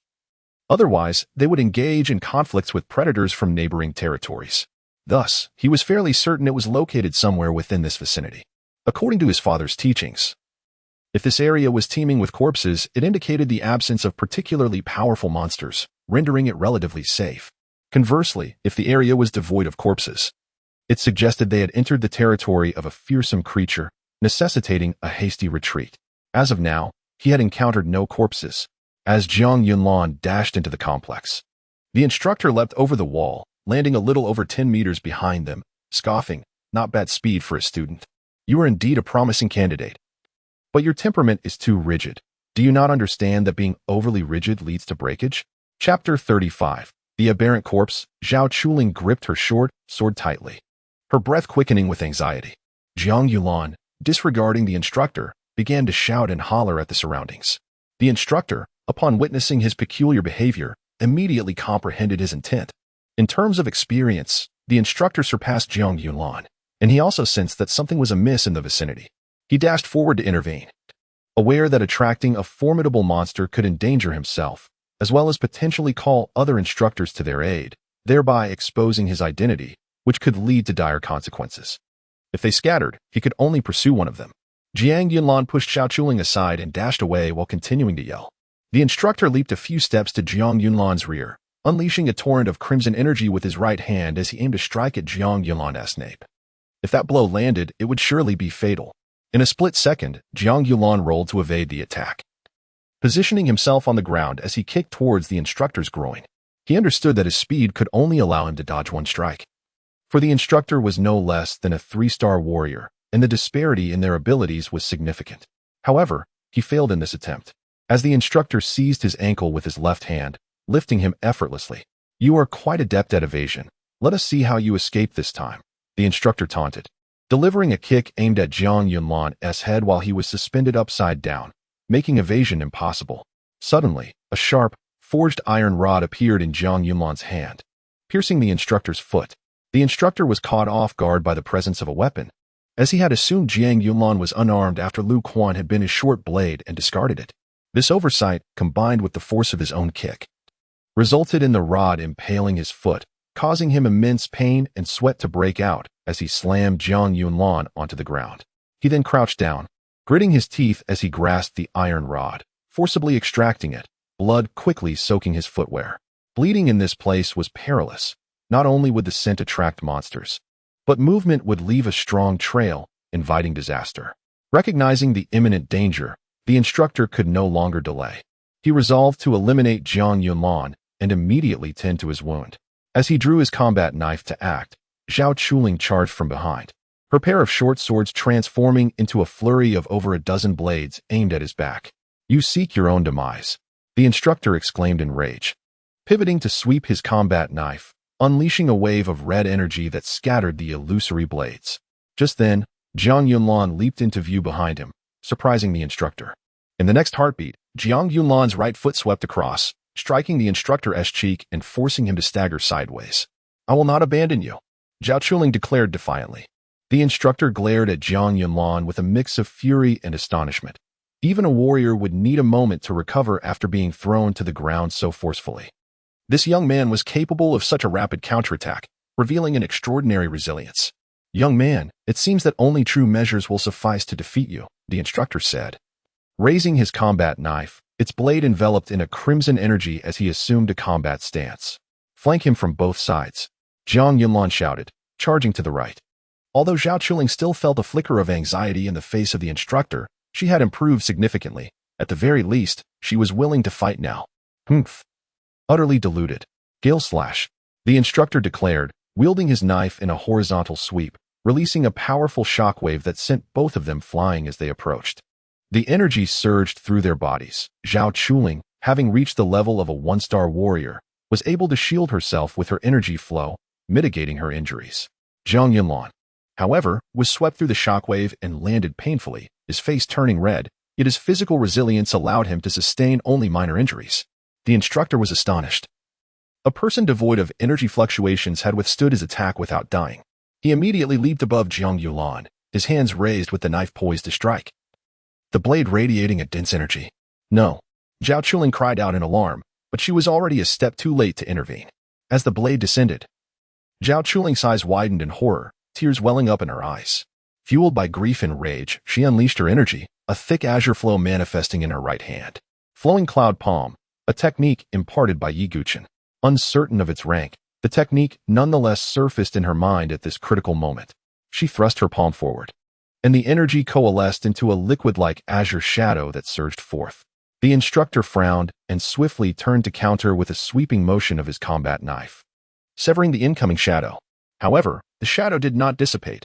Instead, it split into two, striking his chest and abdomen. The instructor's eyes widened in disbelief as he was propelled back over 5 meters, collapsing to the ground in a fit of coughs. Each imprint of her palm indented into his armor, which was a one-star magical artifact. Jiang Yunlan, rising from the ground in astonishment, had not anticipated Zhao Chuling's technique to possess such formidable power. Even Zhao Chuling herself was taken aback. Yet, upon seeing Jiang Yunlan rise unscathed, she sighed with relief, saying, "Thank goodness. I used the Tianji ring to block it," Jiang Yunlan replied, shaking the 2 black iron rings. "Isn't that what you used to smash Lu Quan? How is it still intact?"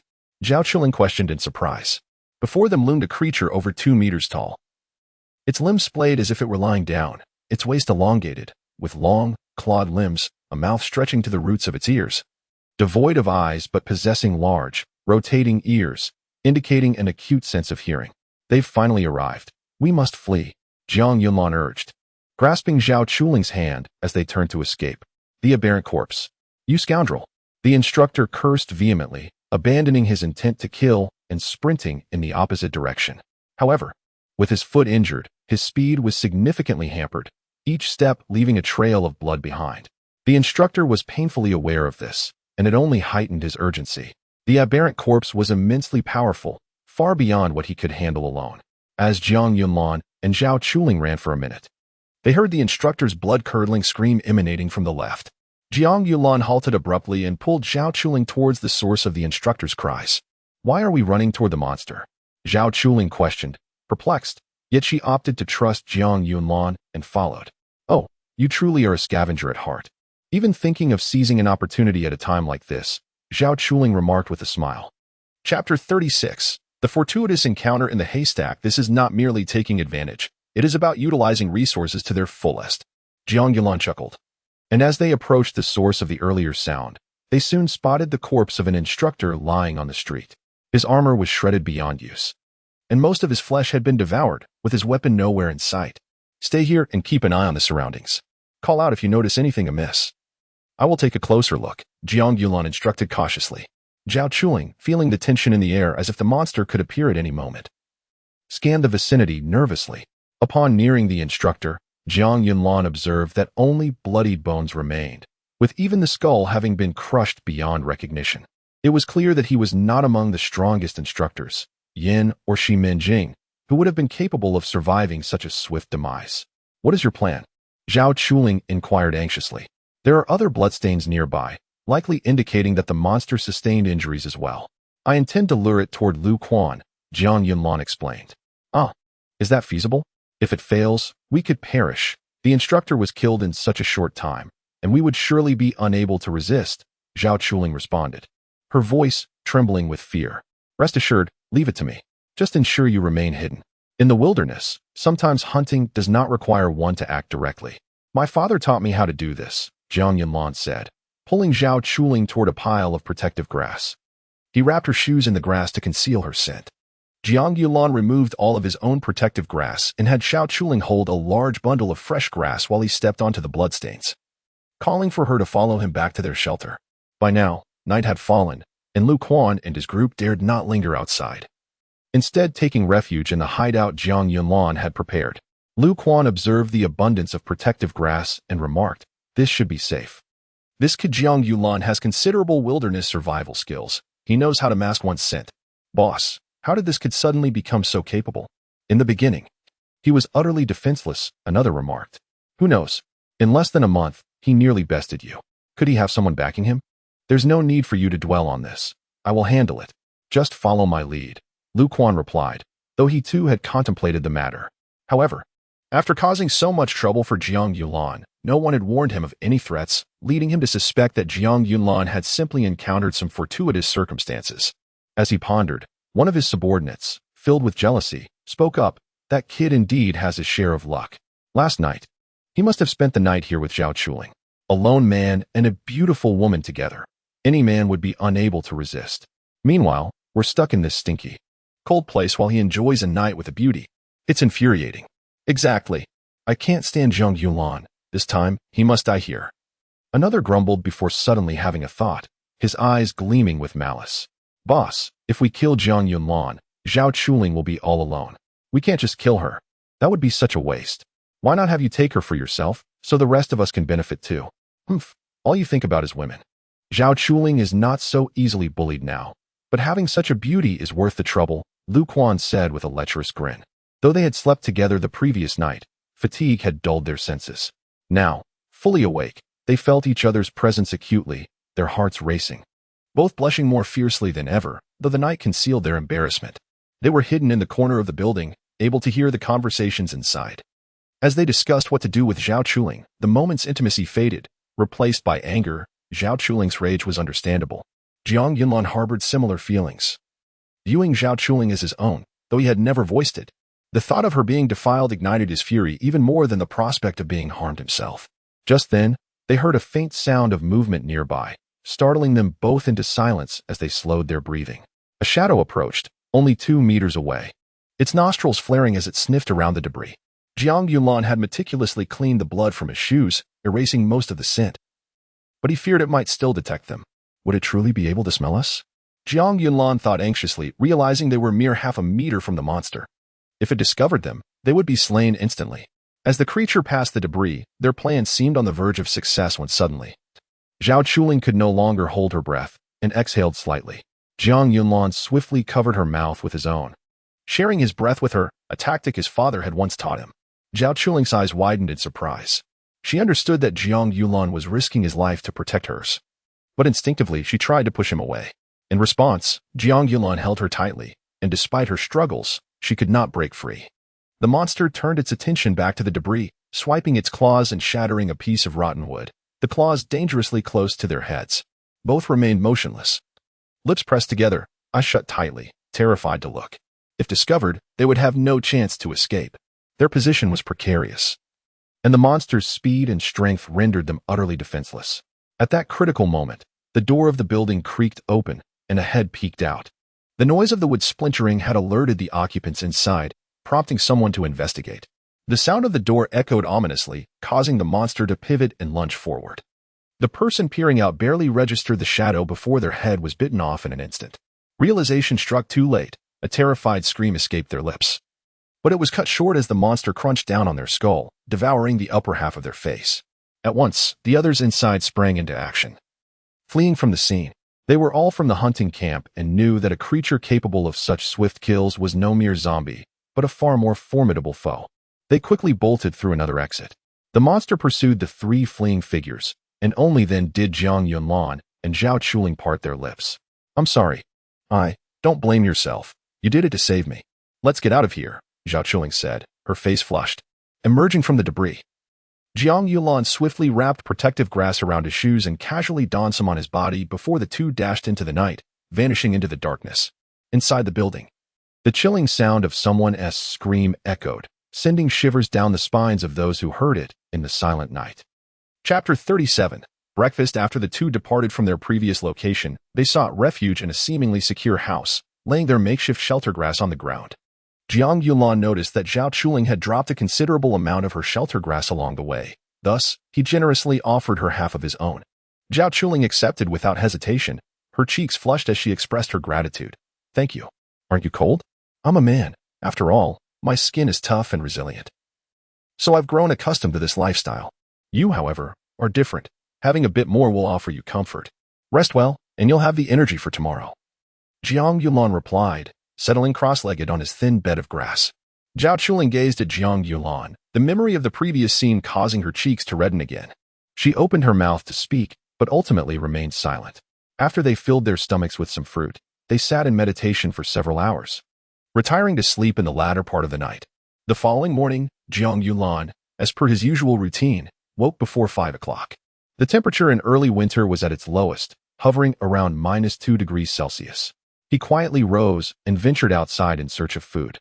In such an environment, the available sustenance consisted of either plant fruits or the flesh of magical beasts. However, magical beasts were generally formidable, and the weaker ones tended to live in groups, making hunting them a daunting task. The fruits of plants served as the primary food source for scavengers, yet distinguishing between the life and death fruit was challenging at this time. Thus, Jiang Yulan sought another type of mushroom known as corpse fungus, which thrived in damp conditions.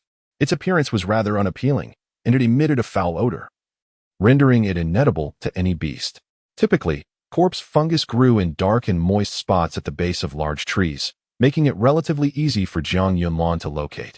Given his prior experience foraging for food around temporary shelters established with his father, Zhao Chuling was awakened by an enticing aroma. Having gone several days without warm food, the sudden scent of cooked sustenance invigorated her senses, causing her mouth to water. "Yulan, where did you find the food?" she asked, the intimacy of her address reflecting the closeness formed after last night. "I just found it outside. There's snow out there. I gathered some and boiled it for water," Jiang Yulan replied, stirring the pot with a stick, the fragrant steam making both of their stomachs growl in anticipation. Zhao Chuling quickly squatted beside the pot, her priorities shifting to satisfying her hunger rather than considering the cleanliness of the vessel. Fortunately, Jiang Yulan had washed it, ensuring the interior was at least clean, especially with an abundance of snow for water. Approximately half an hour later, they served themselves from the ceramic bowls. Zhao Chuling, upon tasting the soup for the first time, exclaimed in astonishment, "This tastes amazing. What kind of soup is this?" "It's a type of fungal plant. It looks unappealing and smells foul, sometimes growing on corpses. Hence the name corpse fungus. However, once boiled, it becomes quite fragrant, flavorful, and highly nutritious," Jiang Yulan answered nonchalantly, relishing a sip. Zhao Chuling's face instantly paled at the thought of its origin, and she promptly regurgitated. What's wrong? Are you ill? Jiang Yunlan exclaimed, pressing his hand to her forehead in concern, fearing she might have a fever. In the wilderness, illness was a dire threat, with medicine scarce and hard to find. And even if one were to procure it, it would likely be ineffective. This was an ancient city, long abandoned, where finding useful medicine was a fantasy. I'm fine. I just feel nauseous. I can't eat this, Zhao Chuling managed to say. Ah, you startled me. Jiang Yunlan sighed in relief. And she took another small sip, her cheeks flushed as she remarked, Am I being too picky? You risked your life to gather this, and here I am, complaining. Jiang Yunlan laughed heartily. You're overthinking it. Many of the merchants who accompanied us on our scavenging trips would vomit upon their first taste of this. It's understandable for a young girl like you. To be honest, I can't stomach anything that grows on corpses either. Although it's not the most repulsive taste. It's certainly unpleasant and makes me feel queasy. I wouldn't eat it unless I were starving. I see. Heh. Yunlan, is it all right if I call you that? Zhao Chuling asked nervously. Of course. My father calls me that as well, Jiang Yunlan chuckled. Thank you for being so kind to me. Aside from my brother. You are the best person to me. From now on, please call me Linger. That's what my family calls me, Zhao Chuling said, her face aglow with embarrassment. All right. Lingo, what about your parents? Jiang Yunlan inquired. When discussing her family, Zhao Chuling's expression dimmed, her voice tinged with sorrow as she replied. My father is solely focused on the family. To him, I am merely a tool for diplomacy. My mother passed away when I was very young, and I can barely remember what she looked like. Seeing Zhao Chuling on the verge of tears, Jiang Yunlan became flustered and stammered. Ah? Well, don't be sad. At least you still have your brother and family, right? Look at me. My father found me abandoned. I don't even know who my biological parents are. Nor do I have any siblings. You're in a much better situation than I am. Yes, I will protect my father so he can enjoy his old age, and… that's all. Jiang Yunlan initially intended to say he would protect her too, but his shyness held him back. Zhao Chuling, however, felt a flicker of hope that Jiang Yunlan might express a desire to be with her, but when he merely looked at her without saying anything further, she felt a tinge of disappointment. After finishing their ambiguous yet awkward breakfast, Jiang Yunlan tidied up the fire pit and ascended the tallest building nearby to survey their surroundings. It would be a waste not to utilize the binoculars he had brought. Although the exploration zone was fraught with danger, it had been thoroughly scoured by the military, leaving behind only a few remnants of monsters. The two jogged to the top of a tall building, where Jiang Yunlan pulled out the binoculars to examine the area. After carefully surveying the surroundings, he handed the binoculars to Zhao Chuling, leaning against the rooftop railing as he explained, When we arrived, the 4 vehicles disembarked at different locations. Even if Luquan has learned tracking skills, he wouldn't be able to find us so swiftly. Zhao Chuling curiously peered through the binoculars, asking, Are you suggesting that the instructor is assisting him? Chapter 38. Fortune lies in danger. It is certain that our movements are being monitored. This is no surprise. However, such information should not be accessible to a mere junior instructor unless it pertains to Chief Instructor Yin, Jiang Yunlan remarked. Zhao Chuling, taken aback, set down her binoculars and exclaimed, Is it really so? If it is Chief Instructor Yin, then we are surely doomed. This is merely my current speculation. Regardless, during this training mission, we must remain vigilant not only against other trainees, but also against the instructors, Jiang Yunlan added. No wonder they say the training camp is akin to hell. Even the instructors can be bribed. Zhao Chuling grumbled, scanning the surroundings with her binoculars. Luquan has attempted to harm us multiple times, believing me to be an easy target. Linger, let us prepare to retaliate and eliminate Luquan. Jiang Yunlan declared with a fierce glint in her eyes. Agreed. That man is truly wicked and deserves no mercy, Zhao Chuling responded, her expression filled with disdain. Excellent. I had thought you too gentle-hearted, too meek, Jiang Yunlan sighed in relief. Humph, where do I appear weak? You men are simply enamored with appearances. I used to be that way, but after my brother betrayed the family and my experiences in the training camp, I have changed significantly, Zhao Chuling replied. That is good to hear. We came here to transform our past selves. Now, let us seek out Luquan. He may still be alive, Jiang Yunlan stated. How can you be so sure? He was pursued by that monster last night, and even the instructor was bitten to death. Surely he cannot be more formidable than the instructor, Zhao Chuling questioned. There were only 2 screams last night, and considering that the monster was already severely injured, it is not surprising that Luquan, hailing from the hunter's camp, managed to escape. This time, we shall strike first, Jiang Yunlan asserted. Ah, I see the monster, Zhao Chuling exclaimed in astonishment as she spotted the instructor's battle knife embedded in its back, being attacked by another creature. Where? Let me see. Jiang Yunlan sprang up. Seizing the rare opportunity, Zhao Chuling handed over the binoculars and pointed in the direction. Jiang Yunlan scrutinized carefully and soon located the injured creature beside the previous area. Under siege by others, it was clear that it was at a disadvantage. This is a rare opportunity. We must act swiftly, Jiang Yunlan stated, putting down the binoculars. But how shall we deal with the two of them? Zhao Chuling inquired, following Jiang Yunlan. I have a plan. The items I collected yesterday shall now come into play. Jiang Yunlan replied with a mysterious smile. Approaching the two battling creatures, Jiang Yunlan found a spacious building, its interior resembling a dilapidated mall with many broken goods and merchandise.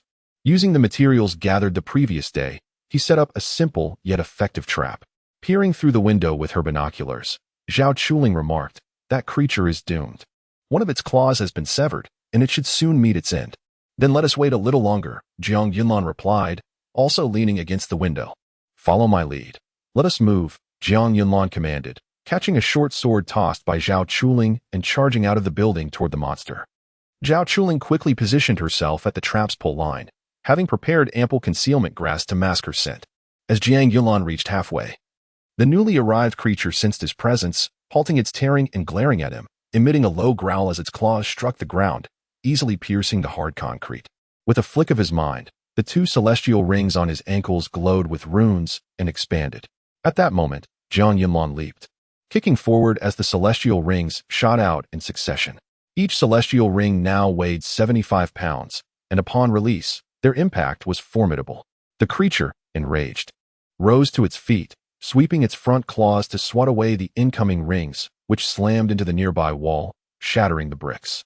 Following this, the creature roared and charged forward. As Jiang Yunlan landed, he immediately turned to flee. Without the weight of the celestial rings, his speed increased, matching that of the creature. Seeing this audacious little prey moving so swiftly incited the creature's fury, and it swiped a claw at a nearby boulder, launching it toward Jiang Yunlan's back. He rolled aside just in time, the rock narrowly missing his shoulder and crashing to the ground. Cold sweat dripped from his brow. Had he not opened the ley lines, he surely would not have escaped. With no time to ponder, he scrambled to his feet and ran, but the creature was less than 10 meters away, leaping towards him. Jiang Yunlan also jumped forward, twisting in midair, his right hand spinning to launch the celestial ring from his wrist. As the creature lunged, the ring struck its face, the weight of the metal causing significant damage. The creature's mouth and nostrils spewed forth saliva and mucus, its face contorting as its forward momentum faltered. Crashing face first to the ground, Jiang Yunlan continued to sprint, now only 50 meters away from the trap-laden building. Suddenly, two ghoulish figures appeared at the entrance, blocking his path. Behind him, the enraged creature charged forth. If he killed one of the ghouls, he would surely be pursued by the other. Cursing his misfortune, he hurled the last celestial ring, easily shattering the skull of one ghoul. But another lunged towards him, the monstrous creature closing in mere meters behind. As he drew his short sword, preparing for a desperate fight, a shadowy hand suddenly struck, sending the ghoul sprawling. Jiang Yunlan's face brightened with relief as he dashed into the building.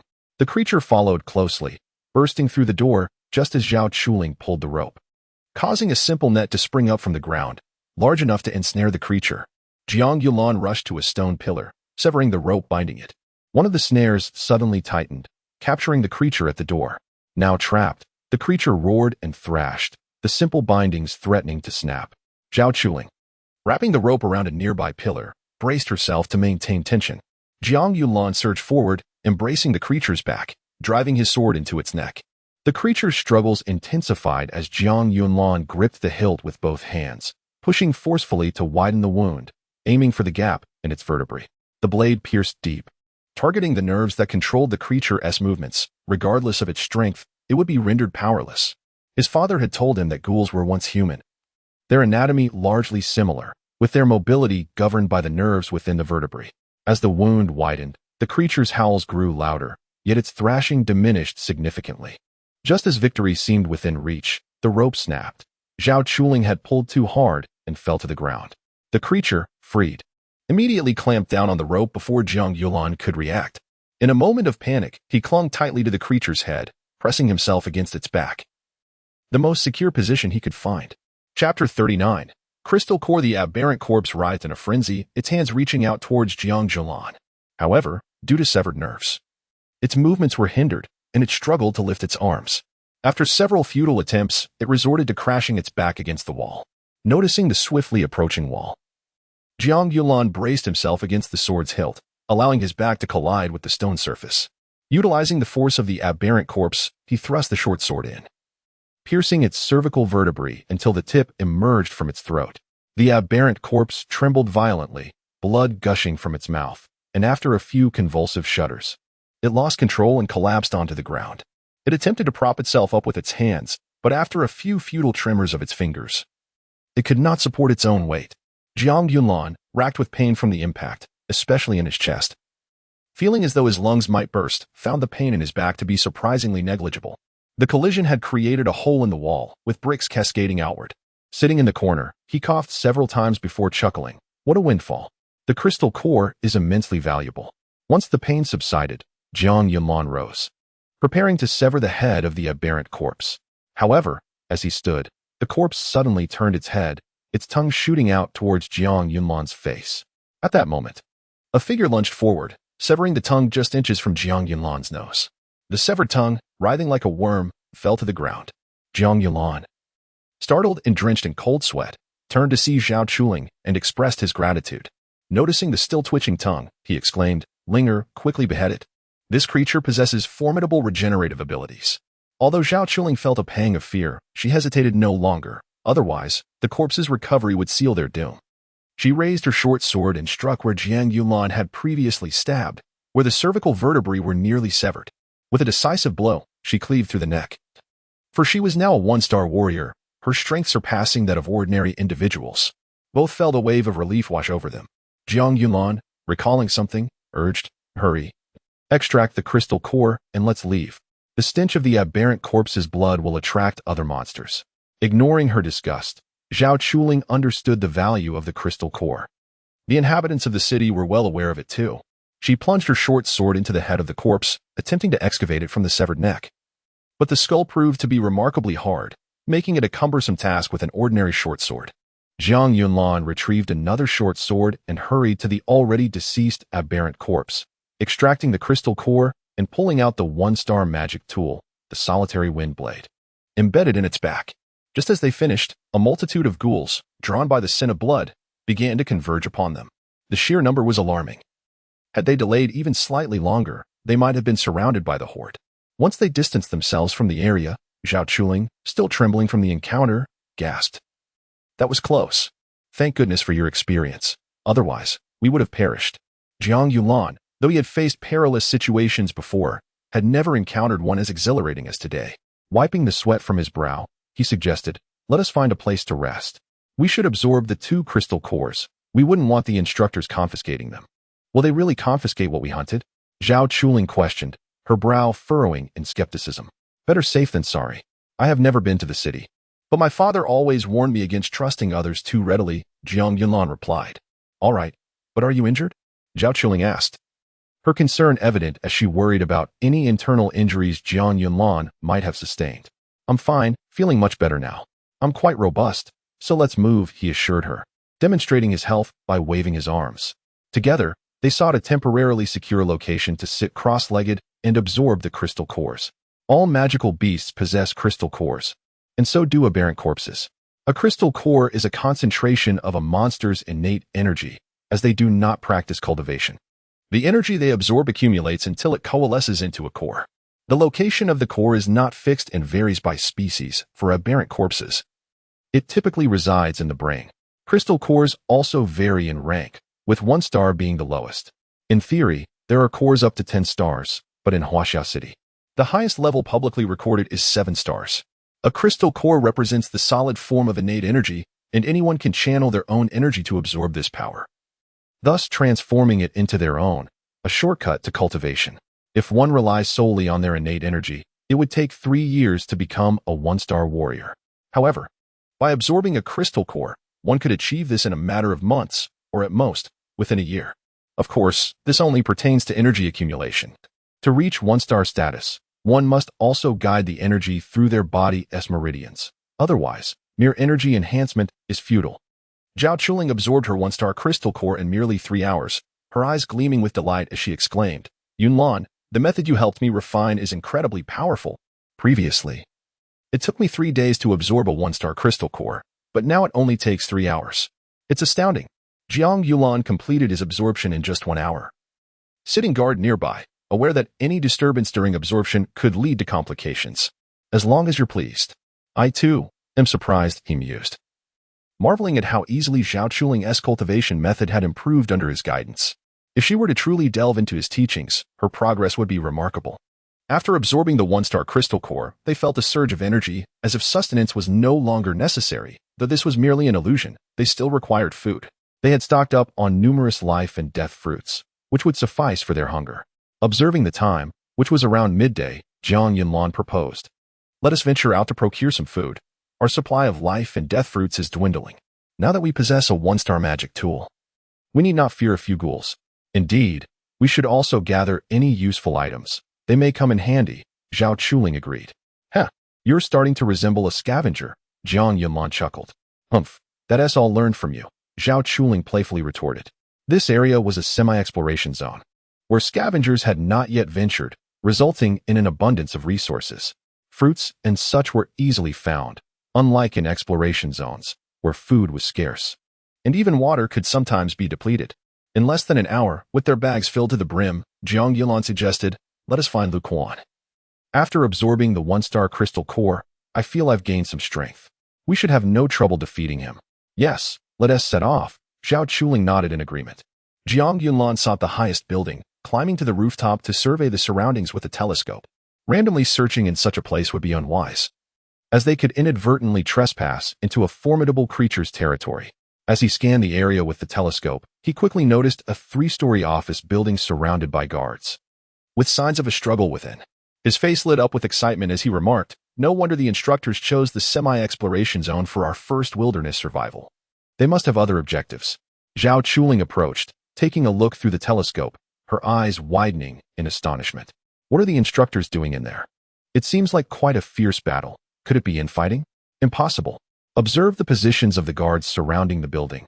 They are clearly targeting something within. If it were infighting, they would not be positioned this way. Hence, I deduce that they are united in hunting something significant," Jiang Yunlan concluded. "You don't mean to intervene in the instructor's affairs, do you?" Zhao Chuling suddenly asked, having gleaned enough about Jiang Yulan to sense his adventurous spirit beneath his seemingly quiet demeanor. Chapter 40. The Gathering of the Undead. I would never be foolish enough to seek death. What I mean is that our opportunity has arrived. The instructors are preoccupied, and this presents a prime chance to deal with Lu Quan. He certainly wouldn't stray far from this area, being from the hunter's camp. He is well aware that wandering in unfamiliar territory could lead him into the domain of formidable creatures. He must be hiding somewhere, Jiang Yunlan remarked. "Then let us remain vigilant here.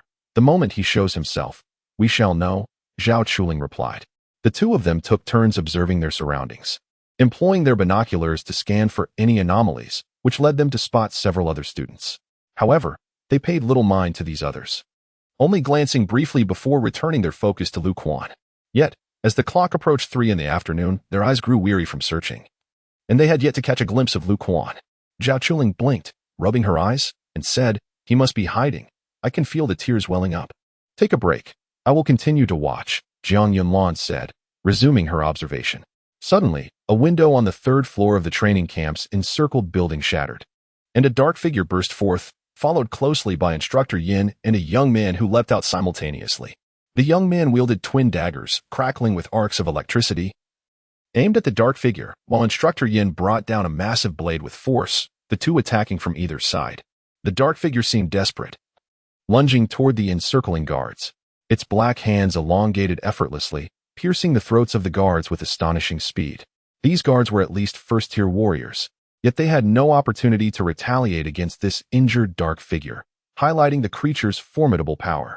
After slaying 2 guards, the creature hesitated for a brief moment, allowing the young man to close the distance, his face contorted with murderous intent as he thrust his daggers toward the back of the dark figure's head. In an instant, the dark figure pivoted, its neck twisting in a manner impossible for any human, evading the daggers while its hands elongated once more, fingers transforming into sharp claws. The young man instinctively recoiled, narrowly avoiding the claws that sliced through the air above his shoulders. Seizing the opportunity, he kicked the dark figure squarely in the chest, sending it hurtling back, the impact shattering the hard ground beneath. Avoid it. Do not let that thing touch you.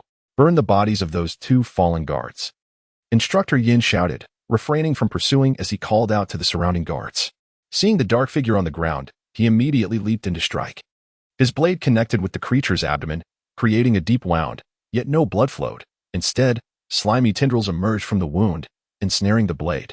Instructor Yin had anticipated this. He swiftly withdrew his blade before it could be fully ensnared. At that moment, the creature's wound began to heal rapidly, an ability that left the guards in stunned silence. As the guards quickly surrounded the dark figure, the young man grinned and gestured, prompting the soldiers to charge forth. Their first-tier magical weapons glowing with various hues as they descended upon the creature. Jiang Yunlan observed all of this through her binoculars, realizing that the dark figure was, in fact, a person with blackened skin, marred by cracks through which a red glow emanated. Its eyes were pitch black, yet its pupils glowed crimson, giving it an eerily sinister appearance. Yunlan, find a way to eliminate that creature. I require the dark blood energy within it. The voice of Yi Guqin suddenly echoed in her mind. Master, you cannot be serious. I would be slaughtered before I even got close. Jiang Yunlan thought anxiously. Hurry over. Have you not noticed that the surrounding undead have vanished? I sense a wave of psychic energy spreading, controlling these undead. Other powerful beings are also targeting this creature, intending to use the horde to attack. This is your chance to approach. The other students will surely be compelled to converge as well, Yi Guqin explained. Thus, Lu Quan will be forced to move closer to the instructors. I understand what to do now. A smile crept across Jiang Yunlan's face as she turned to Zhao Chuling and said, Linger, let us assist the instructors. What mischief are you plotting now? How could you possibly have altruistic intentions towards the instructors? Zhao Chuling inquired, curiosity piqued regarding Jiang Yunlan's ulterior motives. Hiki, we must hurry. If we delay, we will be surrounded. Someone is controlling the horde. Jiang Yunlan urged, making her way to the staircase, with Zhao Chuling following suit. They had scarcely exited the building when a multitude of undead began to materialize, gradually forming a perimeter centered around where the instructors were located. Students in other areas soon noticed the gathering horde, compelling them to move toward the instructors. As they jogged along, Zhao Chuling asked in astonishment, How did you know someone was controlling the undead? I deduced it. Have you not noticed that we had not seen any undead for quite some time? Thus, I surmised they were gathering. Yes, that's right. Just like that, Jiang Yunlan fabricated an excuse. Is that so? Zhao Chuling sprinted beside him, scrutinizing his eyes. Jiang Yunlan felt the sweat trickling down his brow, unable to meet Zhao Chuling's gaze. He exclaimed, Of course, this is wisdom passed down from my father. Look how anxious you've become. I was merely asking. Now, let us run before the undead catch up. Zhao Chuling laughed, sprinting ahead. Jiang Yunlan, adorned with the Tianji ring, only had a slight advantage in speed over the average person, thus he could not keep pace with Zhao Chuling. The appearance of the undead did not go unnoticed by many students, who all fled in the opposite direction. Soon, they began to encounter one another. And after a brief run, Jiang Yunlan and his group encountered 6 other students, all of whom were frantically dashing away, no longer concerned with anything else. The horde did not specifically target the students, but instead formed a perimeter that gradually constricted. Jiang Yunlan's group was among the first to reach the position of the instructors. Instructor Yin halted abruptly and bellowed, Who allowed you to come here? If you wish to live, get out of here quickly. They were secretly capturing the source of the infection. If this information were to leak, it would spell disaster. The instructor might even resort to killing students to prevent this. Thus, Instructor Yin sought to disperse the students before they could linger. Several students trembled in fear at Instructor Yan's fierce demeanor. One of them shouted, Instructor Yan, we encountered a horde of undead, closing in from behind. They should reach us in about 5 minutes. A horde. The listeners gasped in shock. While the exploration zone had not been entirely cleared, the emergence of a horde was unexpected. An instructor shouted, You think a few undead constitute a horde? You are utterly useless. No, there are countless. I lost count, at least hundreds, with even more obscured from view, the student insisted. A sense of foreboding gripped Instructor Yan. He had specifically arranged for reconnaissance personnel. If what the student said was true, Then something must have gone awry with the scouts. The students could not have attacked the guards. There was only one explanation. Someone else had set their sights on them. At that moment, students from other directions began to arrive, calling out to the instructors, "Instructor, a horde. So many undead. Instructor, help us. We are surrounded by countless undead. Many students have already been devoured by the horde. Save us, please, and lead us away from here." Chapter 41. Encirclement. Though Zhang Ming felt a pang of anguish, he was compelled to act. He raised his crossbow and aimed at the shadowy figure ensnared by 8 iron chains. The arrow shot forth like a fleeting spark, piercing its chest. The magical array inscribed on the arrowhead emanated a crimson glow, followed by a deafening explosion that engulfed the dark figure in flames. The shockwave from the blast knocked down those holding the chains, who were all at least third-tier warriors, thus highlighting the formidable power of the enchanted arrow. Even so, after the explosion, the shadowy figure remained alive, albeit with a gaping hole in one shoulder, from which red tendrils emerged, attempting to reconstruct the wound. The victim, struck by the arrow, found their blood siphoned away by the tendrils, replenishing the body of the infection source and facilitating its healing. 7 individuals nearby, aided by their companions, managed to sever the tendrils with their blades, but the others were less fortunate, drained of their life essence within mere seconds. At that moment, the chilling sounds of approaching corpses filled the air, their ghastly howls sending shivers down the spine. Instructor Yan's eyes blazed with fury as he seized the opportunity while the infection source was preoccupied with its regeneration. With a fierce shout, he charged forward, wielding his great blade in a sweeping arc, augmented by a surge of energy that severed the infection source's head. The horde of corpses had now appeared, their excitement palpable as they rushed towards the gathering of individuals. The uninjured guards immediately raised their crossbows, equipped with rapid-fire mechanisms capable of loading 20 arrows at once. They retreated towards the 3-story building while firing. Each incoming corpse met with a deadly shot to the head. Though this era lacked firearms, the development of crossbows had reached impressive heights. Jiang Yulan and Zhao Chuling were both taken aback by the formidable nature of the infection source. In an instant, over 20 instructors and guards had perished, all of whom were above the 3rd-tier warrior level. How could you have me capture such a creature? I could barely fit it between my teeth, Jiang Yulan mused inwardly. Do not relax. This creature cannot be slain so easily. Await your moment, Ye Guchen cautioned. The throng of approaching corpses pressed relentlessly forward. The outer guards, reliant solely on their rapid-fire crossbows, found themselves overwhelmed within seconds, swallowed by the ravenous horde. Those students witnessing the scene were left in disbelief, eyes wide with terror, scrambling desperately to seek refuge within the building. The guards, formidable in their own right, stood no chance against the onslaught of the undead, falling without a flicker of resistance. Zhao Chuling gripped Jiang Yunlan's hand tightly, her shock translating into a vice-like hold. Yet Jiang Yulan, equally stunned by the sight of the horde for the first time, felt no sensation in her grasp. Instructor Yin directed the incoming guards and instructors to seal the doors and windows, but their numbers were insufficient. Spotting a group of pale-faced students, he approached Wu Hao, delivering a sharp slap to rouse him. Grabbing his collar, he barked, "I care not for your fears. If you wish to survive, follow my orders. Seal the windows immediately with whatever heavy objects you can find. Do not let a single corpse inside. Should one breach our defenses, use your weapons to slay it. Do you understand?" "Understood, Instructor," Wu Hao replied, his training over the past month having bolstered his mental fortitude. He promptly roused the other students to barricade the windows. Instructor Yin moved to the front door, peering through the crack at the dense mass of corpses outside. His brow furrowed in distress. Shimin Jing approached, stating, "This is no coincidence. I suspect the infection source possesses some unknown ability to summon the undead, or we have encountered something capable of controlling the horde. Regardless of the cause, the remaining individuals cannot withstand the onslaught of the corpses. Have we contacted headquarters?" Instructor Yin inquired. "The leader has informed me that reinforcements are en route, instructing us to hold for 3 hours, Shimin Jing replied. 3 hours? Damn it. We have lost too many already. 7 instructors and guards have been infected. This poses a significant threat, Instructor Yin lamented, his expression darkening. Once they succumb to the infection, they will become aberrations, a ticking time bomb. However, if we act to eliminate these infected individuals now, it will surely provoke their resistance, and if the horde breaches our defenses, we will be doomed, Shimin Jing pointed out. How long does it generally take for the infection to manifest? Instructor Yin asked. Between 1 to 3 hours, varying by individual. Shimin Jing replied. So before the reinforcements arrive, these individuals are certain to mutate, Instructor Yin said, his brow tightly knit. What do you intend to do?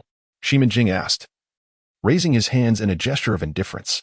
First, we must secure the windows and doors, Instructor Yin declared, his gaze cold as it swept over the infected instructors and guards. With collective effort, the first floor's doors and windows were barricaded with heavy objects, rendering them impervious to the strength of the undead. Those inside took a moment to breathe a sigh of relief, when suddenly someone exclaimed, there are still many students outside. They're doomed. Why concern ourselves with them? We should focus on how we can escape, one student shouted. Just as Instructor Yin was about to concur, another instructor shouted, look outside. It's Zhongjun. My heavens, he is charging into the horde. At this, curiosity piqued. Everyone rushed to the window. They beheld Zhongjun, unarmed, plunging into the mass of corpses, his hands radiating with red energy that coalesced into claw-like appendages, battling fiercely amidst the throng, almost as if engaged in a slaughter. Instructor Yin was equally astonished. Zhongjun appeared unhinged. Charging into the horde was an unwise decision. Should he tire, death would surely follow. And unleashing his energy to fend off the encroaching corpses would be exhausting. Being overwhelmed could lead to a fate of being devoured. Such a drain on one's strength was terrifying. Even someone as formidable as Instructor Yin would dare not undertake such a perilous act. Chapter 42.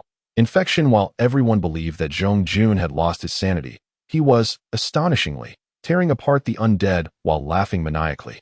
His crimson source energy swirling into a deep shade of red, resembling blood. Shimin Jing exclaimed in astonishment. What kind of martial arts has he learned? His source energy continues to grow. How can one's power increase amidst battle? Suddenly, Instructor Yin nodded, and the 7 individuals drew their combat blades, targeting the 7 infected. In truth, these 7 were already on high alert. They were acutely aware of their infection and understood the impending challenges they would face, thus remaining vigilant against those around them. The surprise attack from the 7 ultimately failed. After all, these individuals were elite soldiers selected from the military. Ideally, a larger group would have launched a simultaneous ambush, but the surviving instructors and guards were few, and any sudden movement towards the infected would undoubtedly raise suspicion, forcing them to proceed with just 7. Old Yin, after collaborating for nearly 5 years, this is how you treat me? One infected instructor bellowed. Tell me, is there any other option? You know as well as I do that a martial artist transformed into an undead is far stronger than the ordinary.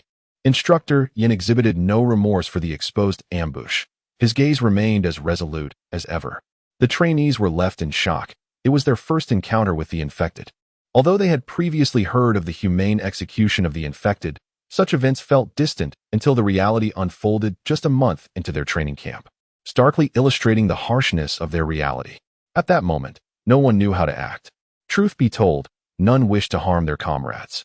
Yet if they did not act against the 7 infected, the probability of annihilation loomed large, with hordes of undead potentially breaching their sanctuary at any moment. Instructor Yin raised his dual blades, his expression icy as he declared, you all know my stance. Choose, fight us or take your own lives. Regardless of your decision, death awaits you. The only difference lies in whether you wish to drag others down with you. Despicable! An infected individual roared, slamming his fist into the wall. In his agitation, blood seeped from his wounds, staining his garments. His bloodshot eyes scanned the room, instilling fear in the trainees, who dared not meet his gaze. Ha ha! Old Yin, I will await you in hell. The man suddenly erupted in laughter, startling the others, before plunging a dagger into his chin. Exiting through the back of his skull, his eyes wide open in death, seemingly beckoning, I await you. This gruesome act sent many trainees into screams, amplifying their terror and deepening their dread of the undead. Being injured equated to certain death. Following suit, a second individual drew a dagger to end his own life, his eyes equally unyielding in death. The remaining 5 stared at their 2 fallen comrades, their expressions rife with inner turmoil. Even the act of suicide demanded immense courage. Suddenly, one could endure the grim reality no longer and charge towards the guards, only to be met with 3 crossbow bolts that pierced through his head. In truth, this individual had already surrendered to despair. He lacked the bravery to take his own life and sought to escape through other sacrifices. It was not that they did not wish to resist, but the virus had significantly eroded their combat capabilities. With Yin and Shimin present, even at their peak strength, they would struggle against the 2, let alone in their current state. The despair of knowing their inevitable demise was an experience beyond the comprehension of those who had not faced such hopelessness. Suddenly, a guard shouted, "5 undead are approaching. Prepare for battle." Instantly, the other instructors and guards rushed to their defensive positions, while the 4 infected individuals fled simultaneously. They were unwilling to die, and every extra minute of life was worth fighting for. As the 4 dashed away, Instructor Yin swung his blade in a sweeping arc, cleaving one of them in half. Shimin followed swiftly, his sword imbued with purple energy, piercing the skull of the last runner. Yet, 2 infected managed to escape into the corridor. Instructor Yin frowned and coldly instructed another instructor to drag the bodies to a different room for incineration. Just then, the main door was violently smashed open, the cabinet bracing it splintering into pieces. The guards behind had no time to react as the incoming undead struck one with a powerful blow, sending him flying over 20 meters, crashing against a stone pillar. The pillar shattered upon impact, and the guard lay lifeless, his chest bones pulverized, flesh mangled. At that moment, they beheld a towering undead, exceeding 3 meters in height, resembling a grayish-white behemoth with crimson eyes. The brute's fist possessed extraordinary strength. Instructor Yin, frowning, charged forward with his blade, unleashing a wave of energy that surged towards the creature. The giant crossed its arms to shield its head. The energy struck its arms, slicing through the outer layer, but halted by its bones. As Yin confronted the giant, he unleashed a flurry of powerful strikes, each blow resonating with might. Yet the giant could only use its arms to defend. Numerous gashes marred its arms, but such wounds were trivial to the creature, only serving to incite its fury. With a thunderous roar, it engaged in a frontal clash with Yin's enhanced blade, its flesh meeting steel, momentarily stalling Yin's momentum. The giant then shoulder-checked him, sending Yin sprawling to the ground. As he landed, the giant leapt forward, fist poised to crash down. Yin rolled aside just in time, the ground beneath him exploding into a massive crater, cracks radiating outward for 20 meters. Yin was astonished by the brute's formidable strength. He had encountered giants before, but none compared to this one. At that moment, several heavy objects blocking the windows were shredded by the creature's claws as it forced its way inside, tearing through wooden planks. The instructors and guards charged to confront the beast. One instructor thrust his sword at an incoming undead, only for the agile creature to bite down on the blade. With a swift kick, he sent the undead sprawling out the window. He then turned and shouted, "All trainees, focus on the undead. Instructors and guards will handle the giant." Most of the students trembled in fear. After all, they were merely 10 years old, and for many, it was their first encounter with the undead. It was commendable that some even retained their composure. Jiang Yulan swiftly drew his blade and rushed to an unguarded window, striking down an undead that had just entered with ease. Truly, a 1-star magical artifact was incomparable to ordinary weapons. Elated, Jiang observed a second undead attempting to enter. Pushing aside the cabinet that blocked the window, he raised his blade once more, severing not only the creature's hand, but also cleaving off half of its head. Chapter 43. A glimpse of brilliance. Zhao Chuling had become accustomed to following Jiang Yulan, who called out, "Linger, block the cabinet. Do not let the walking corpses push it open. Let them enter one at a time, so I can deal with them individually." Zhang Long and Tang Huowu each guarded a window, their formidable strength making the confrontation with the undead appear effortless. While it was understandable that these two could hold their ground, the sight of Jiang Yulan and Zhao Chuling successfully blocking a window garnered admiration from the other instructors. This sparked a competitive spirit among Wu Hao and the others, who began to coordinate their efforts to defend the windows as well, with someone taking the lead.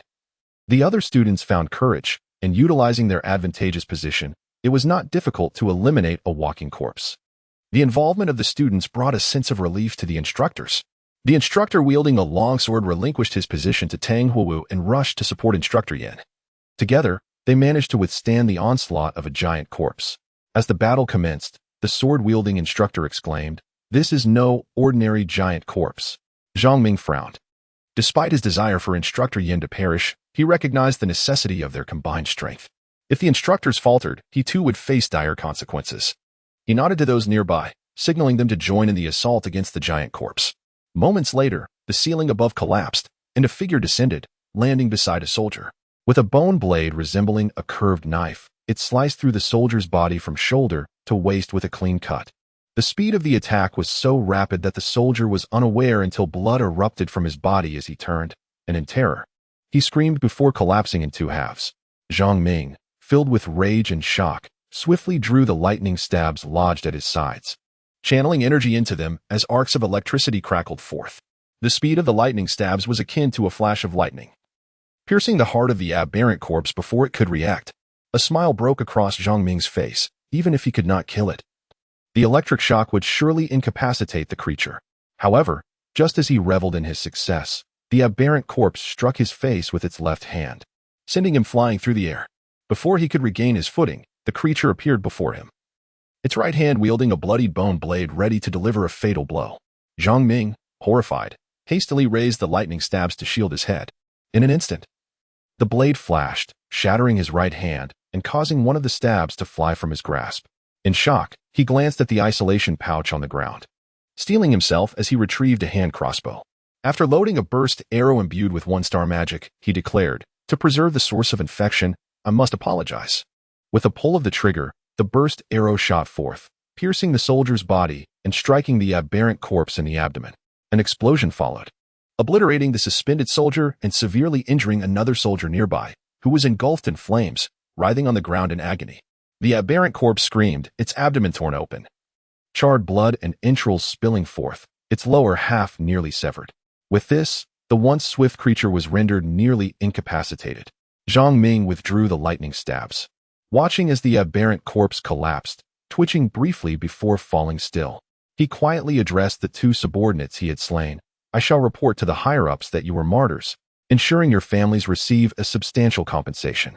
At that moment, anxiety gripped everyone. The instructors and guards were primarily cooperating in pairs to combat a single aberrant corpse. Even Tang Wuwu and Tang Long had joined forces against one. The walking corpses had been entirely entrusted to the students, but soon, some began to falter. Their weapons were merely ordinary blades, and after dispatching several walking corpses, their edges dulled. At this juncture, a student thrust his sword through a walking corpse's forehead. Exhausted from continuous combat, his movement slowed, and he was slashed by the corpse's claws. In a panic, he discarded his sword and retreated, screaming in terror. Another nearby student, engaged with a different walking corpse, noticed his comrades fall and attempted to assist. Distracted, he was seized by a newly arrived corpse, which sank its teeth into his calf, eliciting a scream akin to that of a slaughtered pig. Within seconds, 3 walking corpses surged into the fray, pouncing upon them as blood erupted forth. "I must intervene." Shimin Jing was compelled to abandon his cooperation with Instructor Yin, rushing to the adjacent window. With a flash of his sword, he decapitated 4 walking corpses in an instant. Then thrust again, the tip of his sword dancing to dispatch another corpse attempting to crawl in. Without Shimin Jing's assistance, Instructor Yin was forced to evade the giant corpse's attacks. The earlier instructor had already sustained severe injuries from the creature, leaving Yin to confront it alone.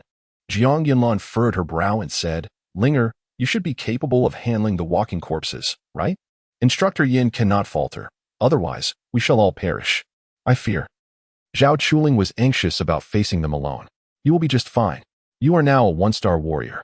Do not forget that you have mastered the flowing cloud palm. Even an instructor was nearly slain by your strike." Jiang Yunlan reassured her. "I understand. I will do my best. Please be careful. That monster is terrifying." Zhao Chuling nodded, acutely aware that only their team had any remaining strength. The others had already exhausted themselves.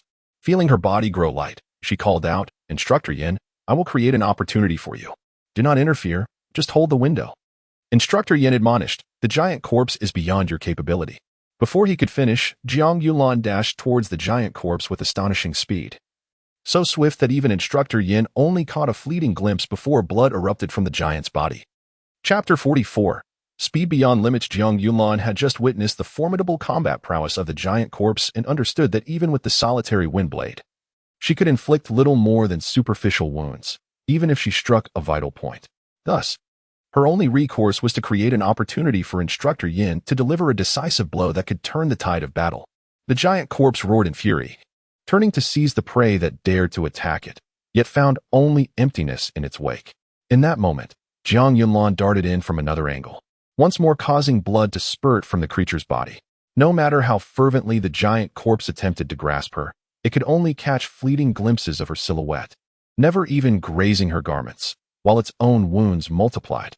After sustaining dozens of cuts, the giant corpse, driven to madness, slammed its fist into the ground, creating a massive crater and sending shards of stone flying in all directions, enveloping the surrounding area. Before the giant corpse could ascertain the efficacy of its assault, Jiang Yulan leapt onto its head, positioning herself upside down, and with a powerful push against the ceiling, descended like a shooting star, the wind blade sweeping across its eyes. In that instant, the giant corpse's eyeballs and nasal bridge were severed, plunging it into darkness, and it roared in frenzied rage, flailing its fist wildly in all directions. Those who still had the presence of mind to observe were astounded by Jiang Yunlan's speed. Even the swift Shimin Jing could not match such extraordinary swiftness. It was a feat that seemed almost unbelievable.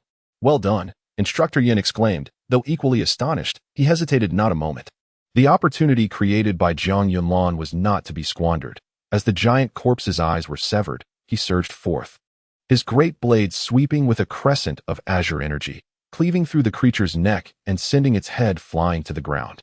The strike was executed with such swiftness and ferocity that the giant corpse remained frozen in its enraged posture, its eyes gouged out. Beneath the windows, a multitude of bodies had accumulated, leaving everyone gasping for breath. The intensity of such assaults could hardly be sustained for hours, let alone 3 days. Seeing the pale faces of the students, Instructor Yin called out, "Students, take a 20-minute respite in the center. Shortly, we will rotate with the instructors and guards.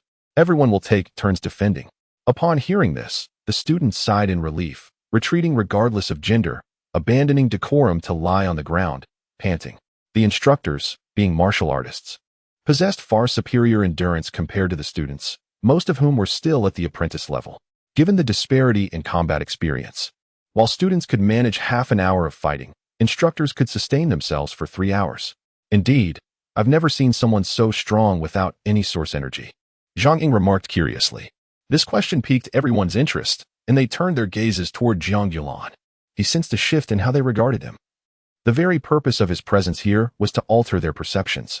It is no secret. If one hails from a prominent family, one should have heard of physical techniques. Jiang Yulan explained. Indeed, it seems that physical technique is the only path available, Tang Huowu stated. There are no free lunches in the sky to gain much. One must give much in return, Jiang Yulan asserted. Wu Hao, Zhu Yan, and several others from Class 1 exchanged worried glances. With Zhong Jun and Yi Xiang currently outside, their fates uncertain, they realized that without these two, Class 1 could very well be supplanted by Class 2. Should Jiang Yunlan and Zhao Chuling join Class 2? Even with Zhong Jun and Yi Xiang present, they would not be able to contend against the combined strength of these four. While Wu Hao and Zhu Yan could only hope for a stalemate against Zhang Ying and Ma Yuqing. As they fretted, the horde of corpses suddenly retreated. Instructor Yin approached the entrance, frowning at the swiftly departing mass. Shimin Jing walked over, saying, "Today's events are exceedingly peculiar. Rushing out now may lead to an ambush. Do you suspect human intervention?" Instructor Yin countered. "Have you ever seen undead so intelligent? Even the aberrant corpses lack such wisdom. This resembles tactical maneuvering," Shimin Jing replied. "Regardless of what controls them from behind, the use of tactics suggests they are unable to mount a strong offensive, or that the cost of such an assault is too great for them to bear, opting instead to lie in wait for reinforcements," Instructor Yin concluded. He then picked up the giant corpse's head, extracted the crystal core with his dagger, and tossed it to Jiang Yulan, stating, "You performed exceptionally well today. This belongs to you." Shimin Jing chuckled. "This is a 1-star premium crystal core. It holds considerable value in the market. You were quite fortunate." Jiang Yulan accepted it without hesitation, aware that the stronger the creature, the more substantial the energy contained within the core, a fact well known to all. Acquiring this crystal core stirred jealousy among the students, yet none dared voice their discontent, for Jiang Yunlan's display of strength had already won their respect. Any jealousy had to be kept to themselves. In times past, had a useless individual received such a reward, dissent would surely have erupted. But Instructor Yin would never bestow valuable items upon one deemed worthless. As they extracted the aberrant corpse's crystal core, the guard stationed at the door suddenly exclaimed, "Sir, look, he is still alive." All eyes turned to the entrance, where Zhong Jun, bloodied and frantic, entered, scanning the room with an intense gaze that radiated a palpable aura of menace. Chapter 45. The madman. Instructor Yin brandished a knife, pointing it at him, and demanded, "Strip off your clothes. I need to examine your body." Suddenly, Zhong Jun erupted into a fit of manic laughter, his arms shielding his torso as his claws sprang forth. "That depends on whether you possess the capability." The onlookers gasped in disbelief. Had this fool truly lost his mind, challenging Instructor Yin? Most of the trainees had witnessed the instructor mercilessly dispatch infected comrades without a hint of compassion. Instructor Yin let out a cold snort, swinging his blade towards Zhang Jun's head. Yet, in an instant, Zhang Jun transformed into a crimson shadow, appearing behind the instructor as he unleashed a flurry of claws aimed at Yan's neck. Surprised, Yin furrowed his brow and pivoted, the blade following his movement in a half-circle to strike at Zhang Jun's head. Should Zhang Jun persist, he would surely meet his demise. This desperate confrontation astonished everyone. To force Instructor Yin into such a struggle indicated that Zhang Jun's strength exceeded their expectations. Suddenly, a dark figure surged in from outside, colliding with their weapons, forcibly separating the two. The heavy black sword continued its trajectory, embedding itself into a stone pillar, a testament to the tremendous force behind its strike. A plume of black smoke swept through the window, weaving between the two and settling beside the heavy sword, revealing Yi Shang's true form. He grasped the hilt and withdrew it, remarking, "You two are quite the romantic pair. If you perish, the rest here shall follow you in death." "Yi Shang," gasped the trainees in unison. They had just witnessed Zhang Jun slaughtering the undead amidst a sea of corpses, and now he entered, drenched in blood, yet seemingly unharmed. A clear indication that he had fought alone outside and emerged unscathed. The blood adorning him belonged solely to the undead, a display of power that surpassed even the instructors. "Disturbing," muttered Tang Huowu, a note of resignation in her voice. Zhang Long shrugged and chuckled, turning to Jiang Yulan. "Perhaps you should consider my suggestion. Without cooperation, we shall meet our doom." Shimin Jing approached with a smile, saying, "This batch is truly remarkable. It appears to be far more intriguing than I anticipated." Instructor Yin, too, felt a sense of astonishment. It was clear that Zhang Jun was unscathed and not a target he could eliminate at will. He sheathed his blade and instructed, "If you are not infected, clean up the blood. It poses a risk of contamination." Zhang Jun chuckled eerily, extending his tongue to lick the blood on the back of his hand, exclaiming, "Are you afraid?" The room fell silent in shock. Had this man truly lost his sanity? Everyone knew that consuming the blood of the undead could lead to infection. Instructor Yin raised his knife once more, frowning. "Who are you? Are you watching me?" Zhang Jun glared at Yi Shang, an aura of menace radiating from him as the crimson energy enveloped his claws. Hey, why are we turning on each other? Since Zhang Jun is uninfected, there is no cause for alarm. We should unite against our foes, Shimin Jing interjected, clearly aware that attacking Zhang Jun would not be so easily accomplished, especially if the undead were to launch another assault. "Huh, are you afraid? Kill. Why waste time with words?" Zhang Jun suddenly charged forward like a madman, his claws simultaneously striking at both Yi Shang and Instructor Yin. The audience was baffled. Why provoke a fight when it could be avoided? Even if he was powerful, attacking both the instructor and Yi Shang was tantamount to courting death. Instructor Yin and Yi Shang raised their weapons to fend off his assault, both furrowing their brows in confusion. "Let us subdue him first," Instructor Yin declared. "Shimin, we shall encircle him." "Understood." Shimin Jing lunged from behind, sword raised. In response, Zhang Jun erupted with crimson energy, creating a swirling aura that pushed all three combatants apart. "Blood Lotus!" Zhang Jun roared, his eyes filled with a frenzied bloodlust. The crimson energy coalesced into three petals that shot outward. Instructor Yin swung his knife down, colliding with one petal, cleaving it in two, yet the petals did not dissipate. Instead, they multiplied, now attacking from both sides. Instructor Yin was taken aback. A flash of azure light illuminated his left arm as a shield materialized to block one petal, while he defended against the other with his knife. Yi Shang dissipated into black smoke, allowing the petals to swirl aimlessly in their wake. Shimin Jing dodged while using his sword to deflect the petals' slicing edges, retreating as he did so. At that moment, black smoke erupted from Zhang Jun, reforming into Yi Shang's corporeal form, the heavy sword sweeping towards him. Zhang Jun barely managed to raise his claws in defense before being sent flying by the force of the strike. "You've lost your mind. What kind of sinister techniques have you mastered?" Yi Shang shouted. As Zhang Jun landed, his claws dug into the ground, skidding to a halt like a wildcat. He licked the corner of his mouth, his expression shifting between lucidity and madness. Yi Shang exclaimed, "It appears he truly suffers from mental instability. Whatever the case, he must be restrained to prevent any unforeseen issues." Instructor Yin approached, and at that moment, the petals of the blood lotus vanished. Just then, a new group of trainees rushed in, Lu Quan among them.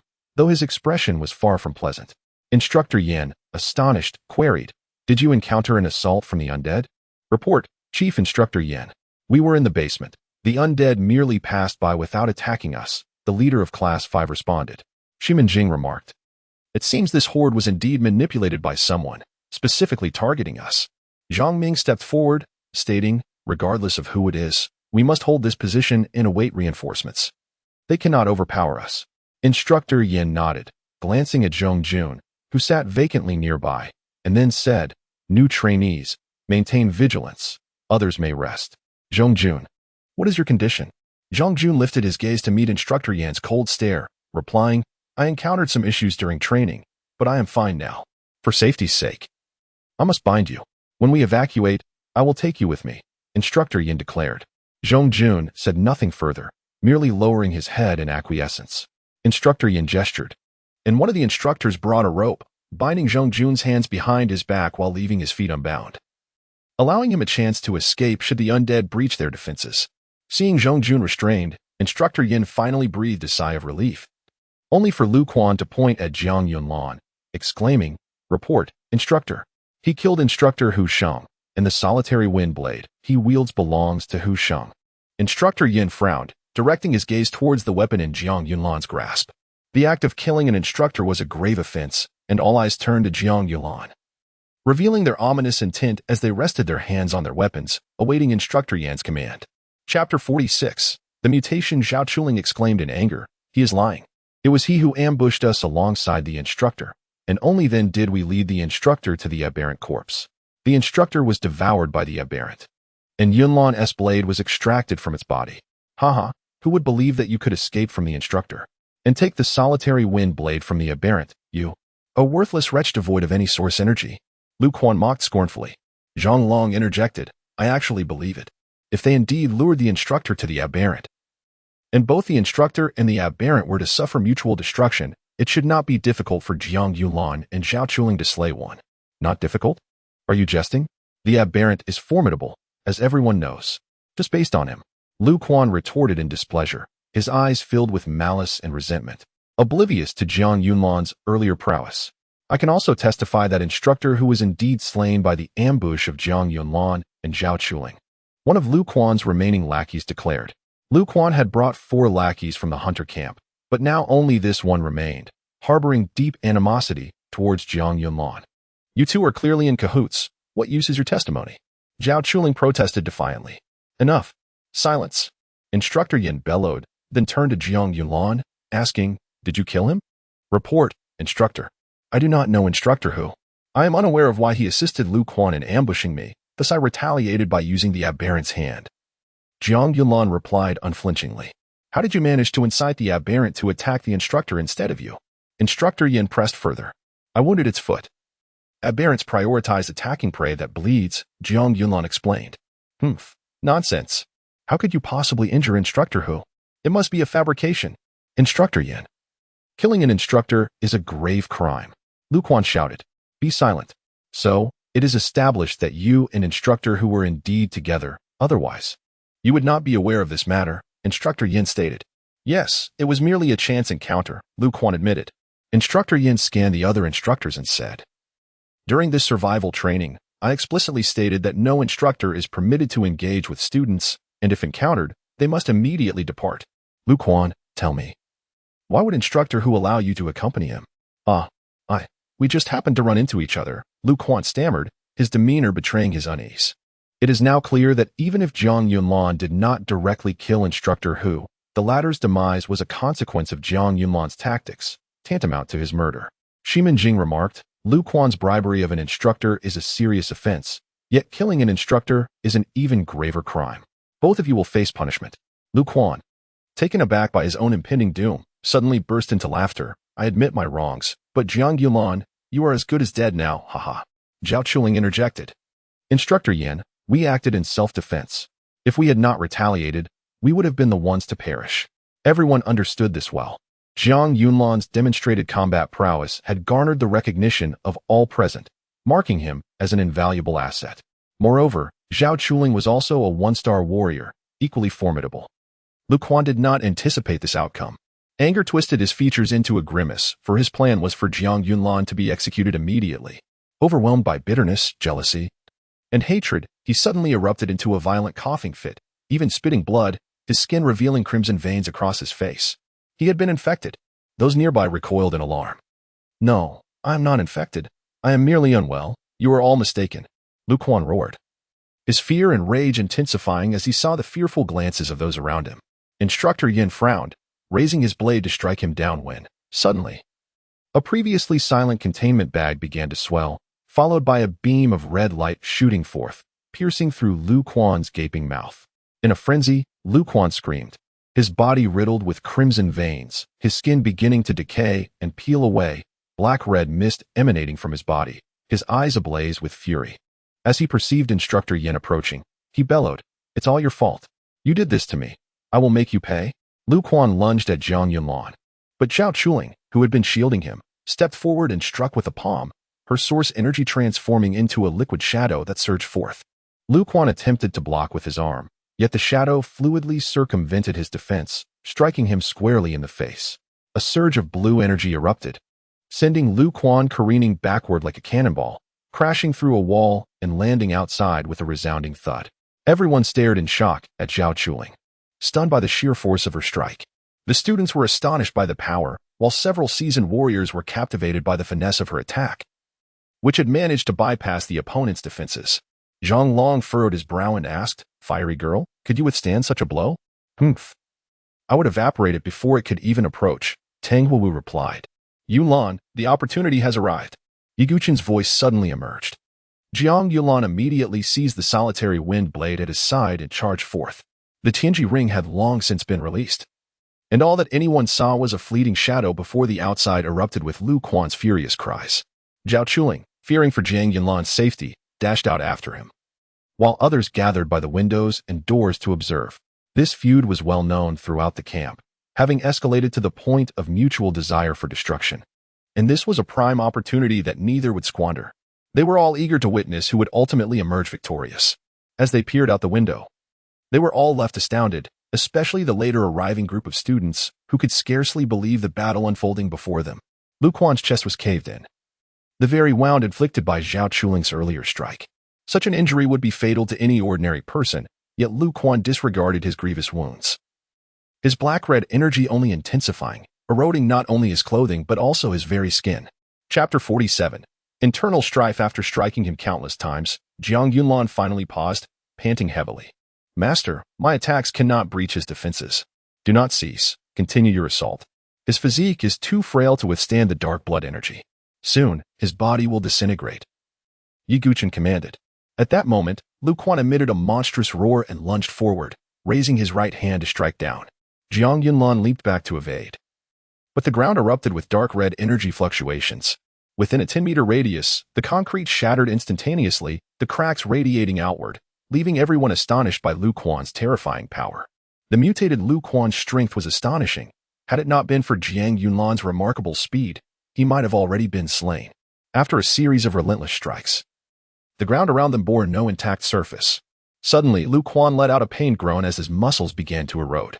After pursuing for several more seconds, his bones were exposed, his limbs immobilized, and his muscles decayed. He could only remain upright by relying on the energy coursing through him. At this moment, Lu Quan's face resembled that of a skeleton.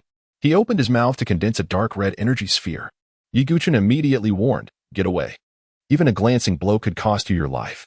Jiang Yunlan dared not hesitate, circling Lu Quan in a frantic dash.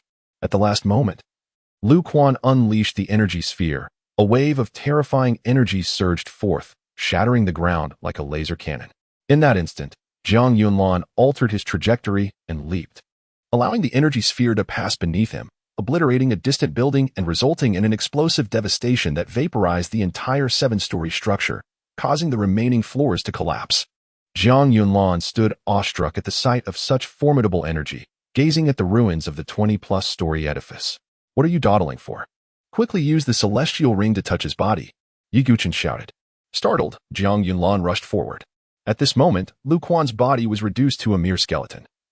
His internal organs visible, his head entirely skeletal, and his limbs eroded to the point of disappearance, his frame suspended in midair, enveloped by dark red energy. Jiang Yunlan approached, his left fist striking Lu Quan's chest. Lu Quan gazed at him with eyes filled with bitterness and resentment, unable to mount any counterattack. As the celestial ring touched the energy, the dark red energy was immediately absorbed, vanishing in an instant. Lu Quan's skeleton, deprived of this energy's support, collapsed to the ground. His skull opened, as if attempting to speak, yet no sound emerged, only two eye sockets fixated on Jiang Yunlan. After piercing the skull with the solitary wind blade, Jiang Yunlan exhaled in relief, sinking to the ground, his hands and feet trembling. The sustained intensity of his extraordinary abilities had caused his limbs to swell. Had it not been for his iron will, he would have succumbed to the pain long ago. Zhao Chuling laid Jiang Yunlan flat, placing the solitary wind blade beside him and sitting nearby, observing. The other students watched in astonishment. The recent battle had been nothing short of extraordinary. Both Jiang Yunlan's inhuman speed and Lu Quan's terrifying strength left them in awe. Such speed and power were certainly not within the grasp of ordinary martial artists. Nor could even advanced martial masters attain such heights. Each student secretly envied this formidable strength. As Jiang Yunlan lay down, Yi Guchen's voice resonated. I will bestow upon you a fragment of dark blood energy to enhance your physical form. Simultaneously, utilize the crystal core of the giant corpse to harmonize with the dark blood energy and establish a microcosmic circulation of heaven, earth, and humanity. Can I still cultivate in my current condition? Jiang Yunlan pondered. Of course, when has cultivation ever been impossible? Stop being lazy and hurry. Others would give anything to obtain dark blood energy, Yi Guchen replied. Fine, but I hope I won't end up like Lu Quan, completely eroded, Jiang Yunlan thought. A shiver of fear coursing through him. Of course not. That fool had no idea how to wield such energy, which led to his demise. You have me. Focus your mind, Yi Guchen urged. Jiang Yunlan began to absorb the energy from the crystal core in his pocket, even without holding it. He could guide the energy into his body using his source energy. Simultaneously, the celestial ring emitted dark red energy, flowing into his meridians and merging with his blood. Feeling the fluctuations of Jiang Yunlan's source energy, everyone turned to him. This was their first encounter with his source energy, and they were intrigued by how it enveloped his entire being, yet his energy sea showed no signs of fluctuation. Just as they prepared to scrutinize further, a horde of corpses emerged once more outside. They hastily positioned themselves to guard the windows, while Instructor Yin and Yishang secured the entrance. Though barricaded with stone slabs and metal frames, the decay of these objects rendered them unreliable. As everyone braced for the impending onslaught, they noticed that only the corpses were attacking. The more formidable anomalies did not breach their defenses. The sheer force of the walking dead was insufficient to dislodge the heavy obstacles safeguarding the windows and doors. Shimin Jing frowned and remarked, logically, they would be desperate to attack, seeking to eliminate us before reinforcements arrive. Yet, it is evident they are merely encircling us without launching an assault. If Sister Head is leading the reinforcements, breaking through should not be difficult. They possess an intricate understanding of our internal dynamics. Aware that we would never seek aid from the military, this implies they are deliberately waiting for Supervisor Lu to arrive. Relay the information via radio and caution the reinforcements. Instructor Yin instructed. Shimin Jing produced a black metal box, pressing a button that emitted a hissing sound. Frowning, he adjusted the frequency, only to discover heavy static across all channels. This is bad. The interference is severe. They were clearly prepared, he said. Instructor Yin pondered for a moment before asking. Old Jiang, how many corpses remain outside? Approximately 500, an older instructor replied. Instructor Yin surveyed the gathered individuals and declared, they have ensnared us in a trap, intentionally surrounding us with the aim of luring in reinforcements. To disrupt their plans, we must execute an unexpected maneuver. Everyone, prepare to break through with me. Shimin, lead the instructors at the forefront. I will cover the rear. Chapter 48. The minor heavenly circuit instructor Yin furrowed his brow and remarked. They are using us as bait to lure Supervisor Lu, with the intent of annihilating our reinforcements. If we remain here, not only will we be unable to escape, but we will also face a far more gruesome demise. He sighed. Now you are the highest commander. Everything rests on your judgment. However, you must consider this carefully. If Supervisor Lu falls into an ambush, we will lose both our reinforcements and any chance of survival. The risk of breaking through is indeed immense, yet the enemy will be reluctant to reveal themselves to avoid alerting Supervisor Lu, which grants us a potential opportunity for success. Your task hinges upon this consideration. Shimin Jing called out, what are we hesitating for? The essence of warfare lies in swiftness. Zhang Ming surveyed the group and asked, "Those who agree to fight their way out, stand behind Yan Ji. Those who wish to remain and await reinforcements, stand with me."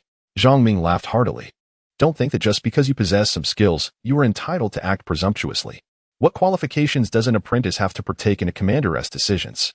Tang Huowu stepped forward and stated, "We may lack the right to choose, but we certainly have the right to determine our own fates." Yushang glanced at Zhong Jun and inquired, "You're not afraid of death, are you?" Zhong Jun cast him a sidelong glance and replied flatly, "I only heed the instructor's orders. How curious it is that you are so obedient when not in a frenzy. I am intrigued by your past." Yushang revealed an interested expression. Observing that the finest students rallied to his side, he realized that their collective strength was formidable. It should be noted that both Yushang and Zhang Jun possessed abilities that rivaled Instructor Yan, and with Shimin Jing added to their ranks, breaking through was no longer an impossibility. "He's temporarily incapacitated. Carrying him would only hinder us," Tang Huowu remarked. Jiang Yunlan opened his eyes and exhaled, saying, "Instructor Yan, may I request 15 minutes?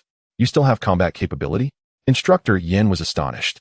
He recognized that Jiang Yunlan's muscles had sustained severe damage from the previous high-speed confrontation, and no one could possibly recover in such a short time. "I am worth 15 minutes, Jiang Yunlan stated, meeting Instructor Yan's gaze. "Very well. We shall wait for you," Instructor Yan nodded. Zhang Ming scoffed. "A cripple is joining in. You truly seek death. Do you think the outside world is merely filled with corpses? There are certainly mutated corpses lying in ambush nearby. If you go out, you will undoubtedly perish." In truth, he hoped to instill fear in these individuals, as the departure of most of their combat strength would heighten the danger for him. With someone needing assistance even to sit up, no one believed he could recover in 15 minutes, thinking Instructor Yan was squandering precious time. Although Shimin Jing had faith in Jiang Yunlan, time was of the essence, and he whispered, "Old Yan, are you truly willing to wait? Even if he employs some secret technique to recover slightly, it would be commendable if he doesn't impede us. He claimed he is worth 15 minutes. He has surprised us before, has he not? If it truly fails, we can abandon him." Instructor Yan did not lower his voice, and his words were heard by all. Curiosity filled the air. How could he recover from such injuries? 10 minutes swiftly passed, and aside from the fluctuations of source energy within him, Jiang Yunlan showed no signs of change. As impatience began to brew among the others, Instructor Yan remained silent, making no move. When the final second elapsed, Instructor Yan swiftly turned and commanded, "Let us depart." Just as he finished speaking, Jiang Yunlan abruptly opened his eyes. The point between his brows signified heaven. The energy center in his lower abdomen symbolized earth, and the point in his chest represented humanity as these 3 points aligned. A magnificent flow of white source energy enveloped him. Not only did his limbs recover rapidly under this energy, but every cell in his body also gained strength from its nourishing essence. Each cell fervently absorbed the source energy, and once it was fully consumed, he stood up, grasping the solitary wind blade beside him, declaring, "Let us proceed."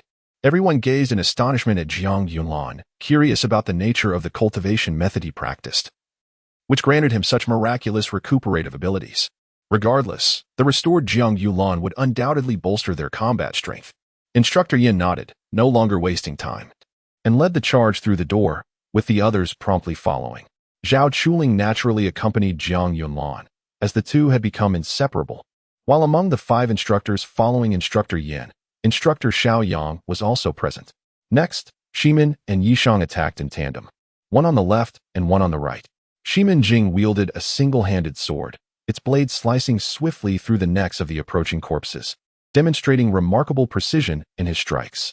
Although numerous corpses rushed forth, their fates were all the same, evidencing the accuracy of his swordplay. Yishang swung his heavy sword, not to slay the corpses, but to send them flying, toppling many behind them. At such a moment, killing more served little purpose. It was far more effective to make them fall. The remaining individuals surged forward behind this trio, forming an arrow-like formation. Chapter 49, Rising to the Surface. Jiang Yunlan, positioned towards the rear of the group, walked at a leisurely pace, a stark contrast to his earlier superhuman speed. This peculiarity piqued the curiosity of Tang Huowu, who could not help but inquire, "Is your injury still bothering you?" "It's nothing serious," Jiang Yunlan replied casually, concocting an excuse. "The intense martial arts training has certain side effects on the body. Once I warm up, I will be fine." He was currently acclimating to the enhanced Tianji ring, with each ring weighing 250 pounds. and it required some time for his body to adjust to its newfound strength. Despite his slower speed, each punch he threw possessed astonishing power. With minimal effort, he sent a charging zombie flying, its velocity surpassing that of its approach, scattering the horde behind him like bowling pins. Zhao Chuling wielded her already curled short sword, and with Jiang Yunlan by her side. The zombies that ventured near her were few and far between. Tang Huowu, observing Jiang Yunlan's extraordinary strength, found herself perplexed. During their battle with the colossal zombie, he had relied solely on speed, lacking such formidable power. Had he perhaps experienced a breakthrough rather than merely healing? Zhang Long also observed discreetly. Both he and Tang Huowu sharing a sense of wonder as they exchanged glances, eager to uncover Jiang Yunlan's secret. Their mutual curiosity about each other's mysteries was strikingly apparent. As they burst from the building, the zombies surrounding the structure surged forward with fervor, seemingly indifferent to the individuals within. Meanwhile, in a distant building, two cloaked men observed the scene. The man on the left remarked, "I was right. Yanji will not sit idly by." The other man, cloaked in black, remained silent as the first continued. "Did you not seek revenge? Here lies your opportunity. If you can eliminate Yanji, I can recommend you for initiation into the sect." "Thank you, my lord," replied a slender man kneeling behind the dark-cloaked figure, his eyes bearing black sclera and blood-red pupils. His expression brightened, and he suddenly vanished from sight. His bloodlust is overwhelming. If he kills those individuals prematurely, he might fail to lure Lu Yuan, thus jeopardizing our plan, the man in black remarked coolly, his voice suggesting youth. "Rest assured, he will not allow Yanji to perish so easily. He will undoubtedly torment these individuals slowly. We shall simply watch the spectacle unfold." Approximately 500 zombies surrounded a 3-story commercial building. The density was not particularly high, and Yanji's group, skilled in combat, soon broke free from the encirclement. Those inside the building expressed regret, wishing they could have joined the fray. Zhang Ming furrowed his brow, pondering the absence of anomalous zombies, which exceeded his expectations. However, he knew charging out was not an option. The front door had attracted a significant horde, and with most of the experts having departed, the remaining individuals were primarily students. Attempting to fight their way out would be futile, so he decided to remain behind. Once Yanji's group broke free from the encirclement, they sprinted at full speed in a singular direction, as there were no weaklings among them. After a brief skirmish to familiarize themselves with their bodies, Jiang Yunlan's speed increased, allowing him to keep pace with the others. After running a kilometer, Yanji instructed, "Shimin, quickly test the radio for any interference." Just as Shimin Jing retrieved the radio, a crossbow bolt shot toward him with blinding speed. By the time he noticed, the bolt had already pierced the radio he held. It was evidently a magical arrow, enhanced by a magical array to increase its velocity. Then, the man from earlier, bearing a crossbow, emerged with a sinister grin. "Yanji, it has been a while." As he stepped forward, a dozen black dogs encircled them, each reaching chest height, their mouths agape to reveal sharp fangs, and their claws resembling those of an eagle. Drool dripped from their teeth onto the ground as they growled menacingly. Yanji, taken aback, furrowed his brow and exclaimed, "Yang Di, I never expected you to survive. You didn't die, so how could I leave first? Prepare to meet your end." Yanji, Yang Di cackled as he charged, brandishing a pair of claw-like weapons. Yanji barely managed to deflect the claws with the flat of his blade before Yang Di's kick struck him in the chest, sending him stumbling back 5 steps. "Too slow, Yanji. You've grown too comfortable these past years. Your abilities have stagnated," Yang Di taunted, unleashing a torrent of crimson energy as he lunged again, leaving Yanji solely on the defensive. Shimin Jing swiftly drew his sword to assist, but Yang Di merely scoffed, using his palm to block the sword's tip with disdain. "Is this the wretch replacing me? Pathetic." Seizing the sword's tip, Yang Di, to Shimin Jing's shock, thrust his other clawed hand into his chest, piercing his ribcage and lifting him effortlessly, the claws slowly embedding deeper. "This is our feud. It has nothing to do with him. Release him," Yanji shouted as he charged, swinging his blade. "Since when did our esteemed Commander Yin become so merciful? If you want him, take him," Yang Di interjected, using Shimin Jing as a shield. As Yanji's sword approached, he skillfully redirected, the blade cleaving the ground and slicing through the air for over 10 meters before dissipating. Yang Di retaliated with a kick, and Yanji had no time to defend, being struck in the face and crashing through a nearby building's door. "It seems that during my absence, you've all grown too complacent, rendering you feeble. I recall when you were known as the Devil Instructor," Yang Di jeered. Shimin Jing, still held aloft, bled profusely.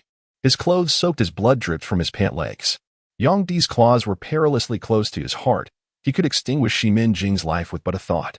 At this moment, other students and instructors were engaged in battle with the zombie hounds, formidable creatures whose strength rivaled that of anomalous zombies. Jiang Yunlan and Zhao Chuling faced two hounds together, a necessity given the overwhelming number of creatures. Almost everyone was occupied with at least one each, with Yishang and Zhong Jun simultaneously combating too, leaving all in perilous situations.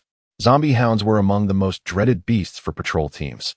Difficult to kill and possessing exceptional tracking abilities. Once targeted, escape became nearly impossible. Jiang Yulan stood firm, wielding his knife to strike at the advancing hound's left paw. The blade merely nicked the flesh, failing to sever the claw. The hound yelped in pain, and as it fell, Zhao Chuling rushed forward, her two short swords aiming for the hound's right ribcage, but the tips could not penetrate its hide. Zhao Chuling, taken aback, turned just in time to face another hound lunging at her. She swiftly swept her dual swords toward its face, but the moment the blades neared, the hound clamped its jaws around the sword edges. The previously injured hound pounced on Jiang Yunlan from behind. Zhao Chuling, without hesitation, unleashed a flurry of sword strikes from her right hand. The hound flailed its paws, scattering the incoming sword shadows, but one genuine blade struck its forehead, nearly breaking the surface skin. The hound snarled, seemingly mocking Zhao Chuling's futile attempts as it lunged forward, with Zhao Chuling's interference buying him precious time. Jiang Yulan pivoted and delivered a right hook to the hound's face. The immense force sent the creature flying, skidding across the ground for 2 meters. Your weapon is inadequate. Use this instead. Jiang Yunlan tossed the knife to Zhao Chuling. And what will you use? She inquired, grasping the weapon. I have this. Jiang Yunlan raised his fist, confident that while he might not be able to slay the hound, he could at least send it flying. Zhao Chuling, filled with unwavering trust in Jiang Yunlan, grasped the knife tightly, her fighting spirit ignited. This yearning for combat was unfamiliar to her. It felt as though she was beginning to embrace the struggle, even yearning for it. Chapter 50. The astonishing new generation when the first corpse dog, which had been sent flying, came charging towards her. She thrust forth her solitary wind blade, conjuring nearly 20 illusory blades. The fervent spirit of battle allowed her to transcend her usual capabilities. The corpse dog, unable to discern the real from the illusion, flailed and bit wildly, scattering most of the blade phantoms. Nevertheless, it was ultimately struck in the eye by the wind blade, eliciting a pained howl from the creature. Immediately, she unleashed the flowing cloud palm, striking the dog squarely on the nose. The creature yelped in agony as blood spurted from its nostrils, collapsing to the ground, whimpering incessantly. Zhao Chuling turned with delight, displaying a triumphant expression, while Jiang Yunlan smiled and gave her a thumbs up. Those brave enough to fight alongside Instructor Yin were undoubtedly skilled, managing to at least delay a single corpse dog. Even a few of the students handled themselves with ease. Seeing this, Instructor Yin could finally focus on the fray, wielding his large blade with both hands, enveloped in a flow of azure energy, amplifying the source energy waves around him. Ah, this is intriguing. At last, we are engaging earnestly. It wouldn't be enjoyable to dispatch you so easily. All the suffering I endured this past year would be in vain. Yang Di licked his lips, poised to eliminate Shimin Jing when suddenly, Instructor Yan's blade whizzed past, compelling Yang Di to withdraw, lest he lose his hand. The massive blade whirled between Yang Di and Shimin Jing, and in that instant, Instructor Yin pushed Shimin Jing aside. Yang Di snorted disdainfully, enveloping his claws in crimson energy. Instructor Yin, his expression cold, unleashed a barrage of punches, each fist morphing into dark shadows, striking with the swiftness of a whip. Yang Di was momentarily caught off guard, suffering multiple hits from the shadowy fists, retreating 6 steps before finally halting. This is the renowned Shadowless Fist, a supreme martial art taught by the old man. It is hardly impressive. Yang Di uttered these words, though jealousy was evident on his face. Abruptly, a surge of energy erupted from him, no longer holding back. Both combatants channeled their energies to their fullest extent. The collision of red and azure forces sent Shimin Jing tumbling, rolling over 10 meters before coming to a stop. Subsequently, their fists and claws intertwined in a flurry of motion so rapid that their actions were indistinguishable. Only the sound of their strikes reverberated through the air. Suddenly, the entwined energy exploded, casting both fighters backward. Yanji fell to the ground but quickly rose, only to cough up a large mouthful of blood, half kneeling as his chest became soaked, blood dripping continuously. His clothing bore 5 distinct puncture marks, unmistakably from Yang Di's claws. Meanwhile, Yang Di lay on the ground, his body marred by imprints of fists. Though the blows did not break the skin, each punch penetrated deep into his organs, inflicting damage that was certainly comparable to that of his claws, and Yang Di had clearly taken numerous hits, suggesting his injuries were more severe. Yet, he soon stood again, looking at Yin Ji with a hearty laugh. You are far too fragile. The human body is simply too weak. Yin Ji, I ought to thank you. Had you not thrown me from the building, I would not possess this superhuman physique today. Yang Di rose, the purple bruises from the punches gradually fading. You have actually overcome the infection source. This is impossible. Who is behind you? Yin Ji exclaimed, astonished. They had expended immense resources to capture the infection source, solely to obtain such extraordinary self-healing capabilities. Haha, realizing this now is too late. I want to kill you so swiftly. Yang Di had awaited this day for so long. Dreaming of this moment, Yin Ji struggled to stand, clutching his chest with one hand, shielding his heart with source energy. Yang Di chuckled. Your heart has been wounded by me. If you exert yourself, your heart rate will accelerate, and increased blood pressure will only exacerbate the injury. Save your energy for survival, and watch as I eliminate your comrades one by one. Haha, you are celebrating far too early. Suddenly, a plume of black smoke surged forth, and Yishang appeared behind Yang Di, swinging a heavy sword. With a clang, Yang Di caught the sword with his left hand, his glove emanating a crimson glow. A magical artifact. Yishang, realizing his strike had failed, dissipated into black smoke, only to reappear in another location, swinging down again. Yet the result was the same. Yang Di blocked the blow. After several failed attempts, Yishang materialized above, descending upon him. Yang Di, irritated, clamped the heavy sword between his hands, preparing to counterattack. Suddenly, black smoke erupted from beneath him, and Yishang charged upward, while the heavy sword fell from above. Yishang's fist struck Yang Di's chin, forcing him to stagger back a few steps, a trickle of blood escaping his lips. Yang Di, now enraged, flung the heavy sword aside with a cold smirk. It is indeed surprising to possess such skill at the age of 10. Give you 3 years, and perhaps I may truly be defeated by you, but that would be 3 years from now. Yang Di's claws glowed crimson as he lunged forward. Yet Yishang transformed into black smoke, vanishing. However, as he re-emerged elsewhere, Yang Di had already closed the distance, kicking him squarely in the face, sending him flying into a wall, creating a significant crack upon impact. Yishang slid down from the wall, spitting blood, realizing, I underestimated him. This is a serious problem.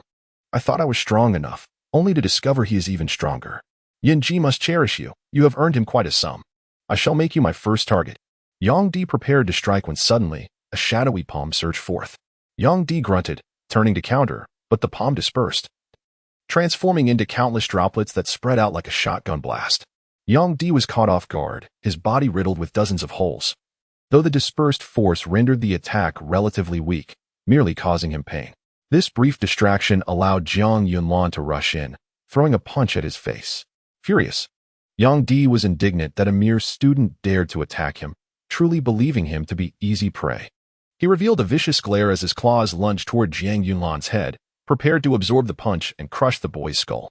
At that moment, Instructor Xiao Yang surged from beneath him, grasping his ankle, causing Yang Di to lose balance and tumble forward, inadvertently crashing his face into Jiang Yunlan's fist.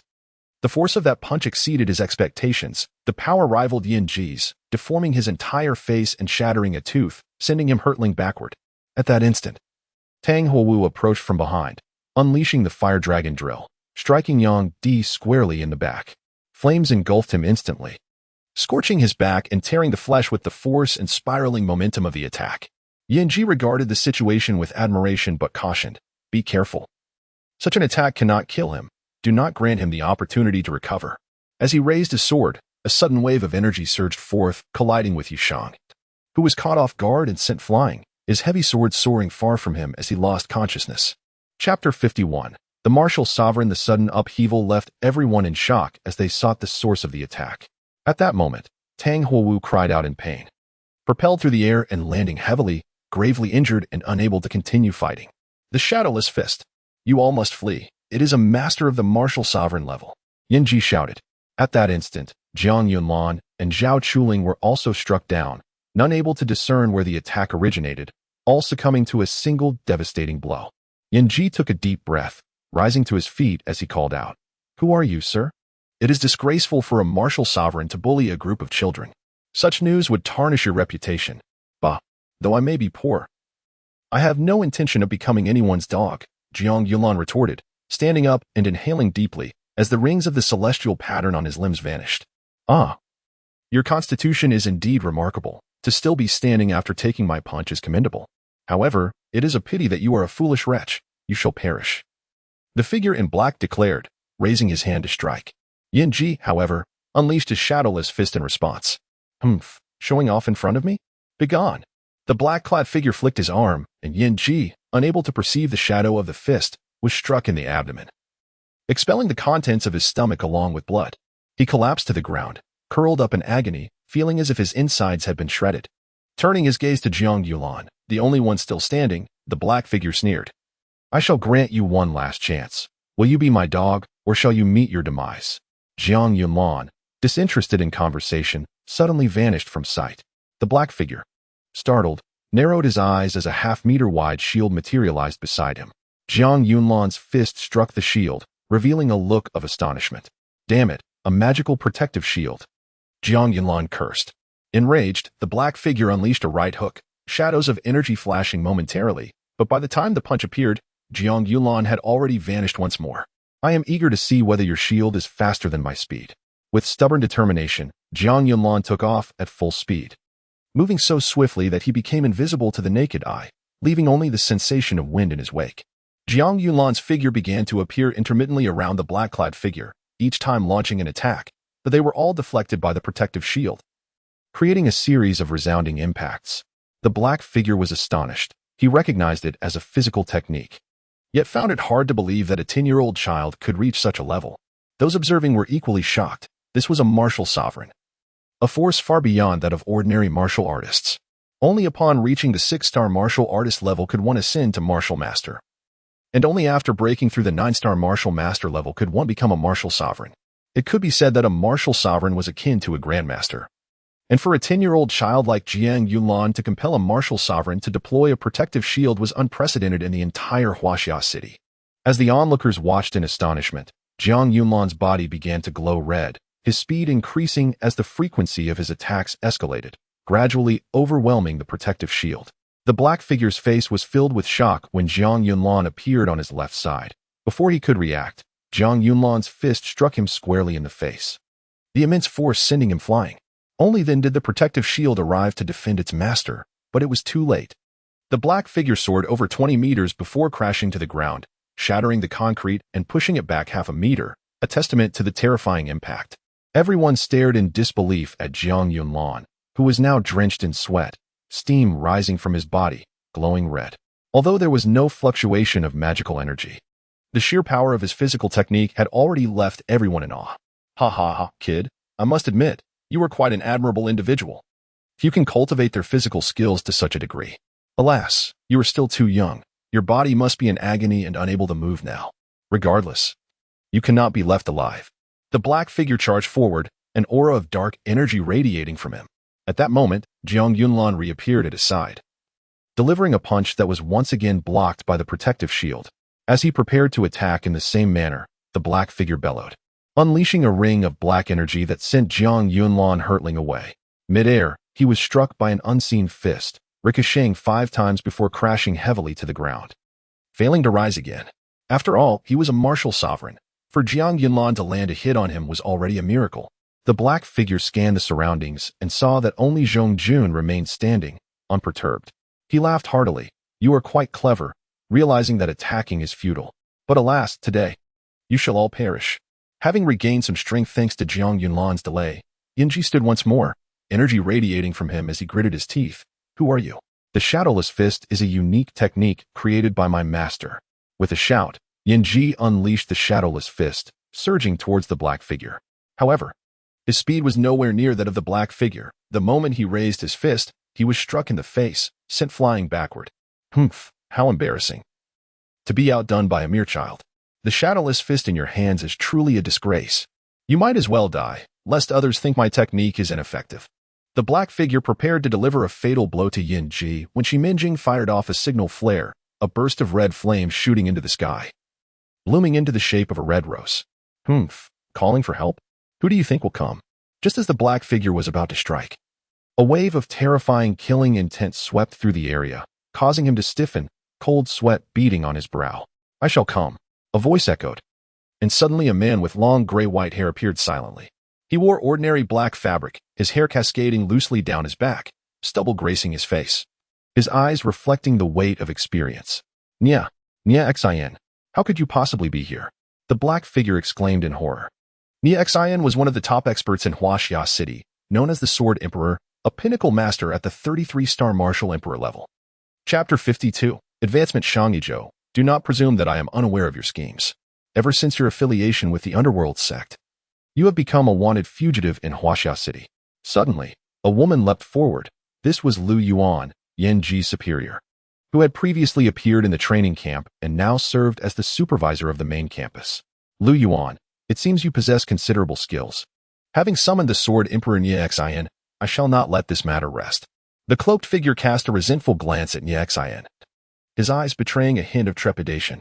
The name of the Sword Emperor had echoed throughout Huaxia City for over a decade, and no one had ever survived more than 3 exchanges with him. The recent battle against the 7-star Beast King had been witnessed by many, its devastation aptly described as apocalyptic. The cloaked man produced a black stone, shattering it, causing a dark mist to swirl around him until he vanished.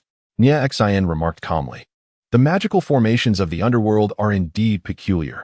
This smoke-based evasion technique possesses its own unique merits. The underworld's audacity stemmed from such escape tactics, which had allowed them to elude capture during numerous crackdowns. I am grateful for your presence, Sword Emperor, for without you, I could have only matched Shangyijo at best." Lu Yuan expressed her gratitude. "I came solely for him," Nya Xin replied, moving to Night Morning's side, lifting him gently and channeling energy into his body. "Good," Lu Yuan said, retrieving a radio to contact the rear for assistance in transporting the injured. The students were placed on the same bus, which offered a significantly improved level of comfort. Naturally, Night Morning, cradled in Nya Xion's arms, enjoyed an even better ride. Zhang Long, observing the only unscathed Zhong Jun, remarked with irritation, "Aren't you supposed to be strong? Why do you stand there motionless, petrified with fear? Why should I move? Against a martial sovereign, I would be no match. It makes little difference whether I act or remain still, the sole distinction being the number of punches I endure," Zhang Jun replied flatly. "In that case, you would all fall together," he added before closing his eyes, seemingly falling asleep. The most severely injured were still Jiang Yunlan and Night Morning. Jiang Yunlan could maintain his super speed primarily due to the enhancements from dark blood energy, greatly augmenting his recovery and endurance. Throughout the journey, the cabin was enveloped in silence, as everyone was too fatigued to speak, succumbing to slumber. When awakened, they found the vehicle had arrived at the training camp, where doctors awaited outside. The students disembarked in an orderly fashion to receive medical attention, with Jiang Yulan, the most seriously wounded, being taken to the medical room first. The others were directed to their respective tents, where doctors would attend to them. When Jiang Yulan regained consciousness, it was around 8 o'clock the following morning.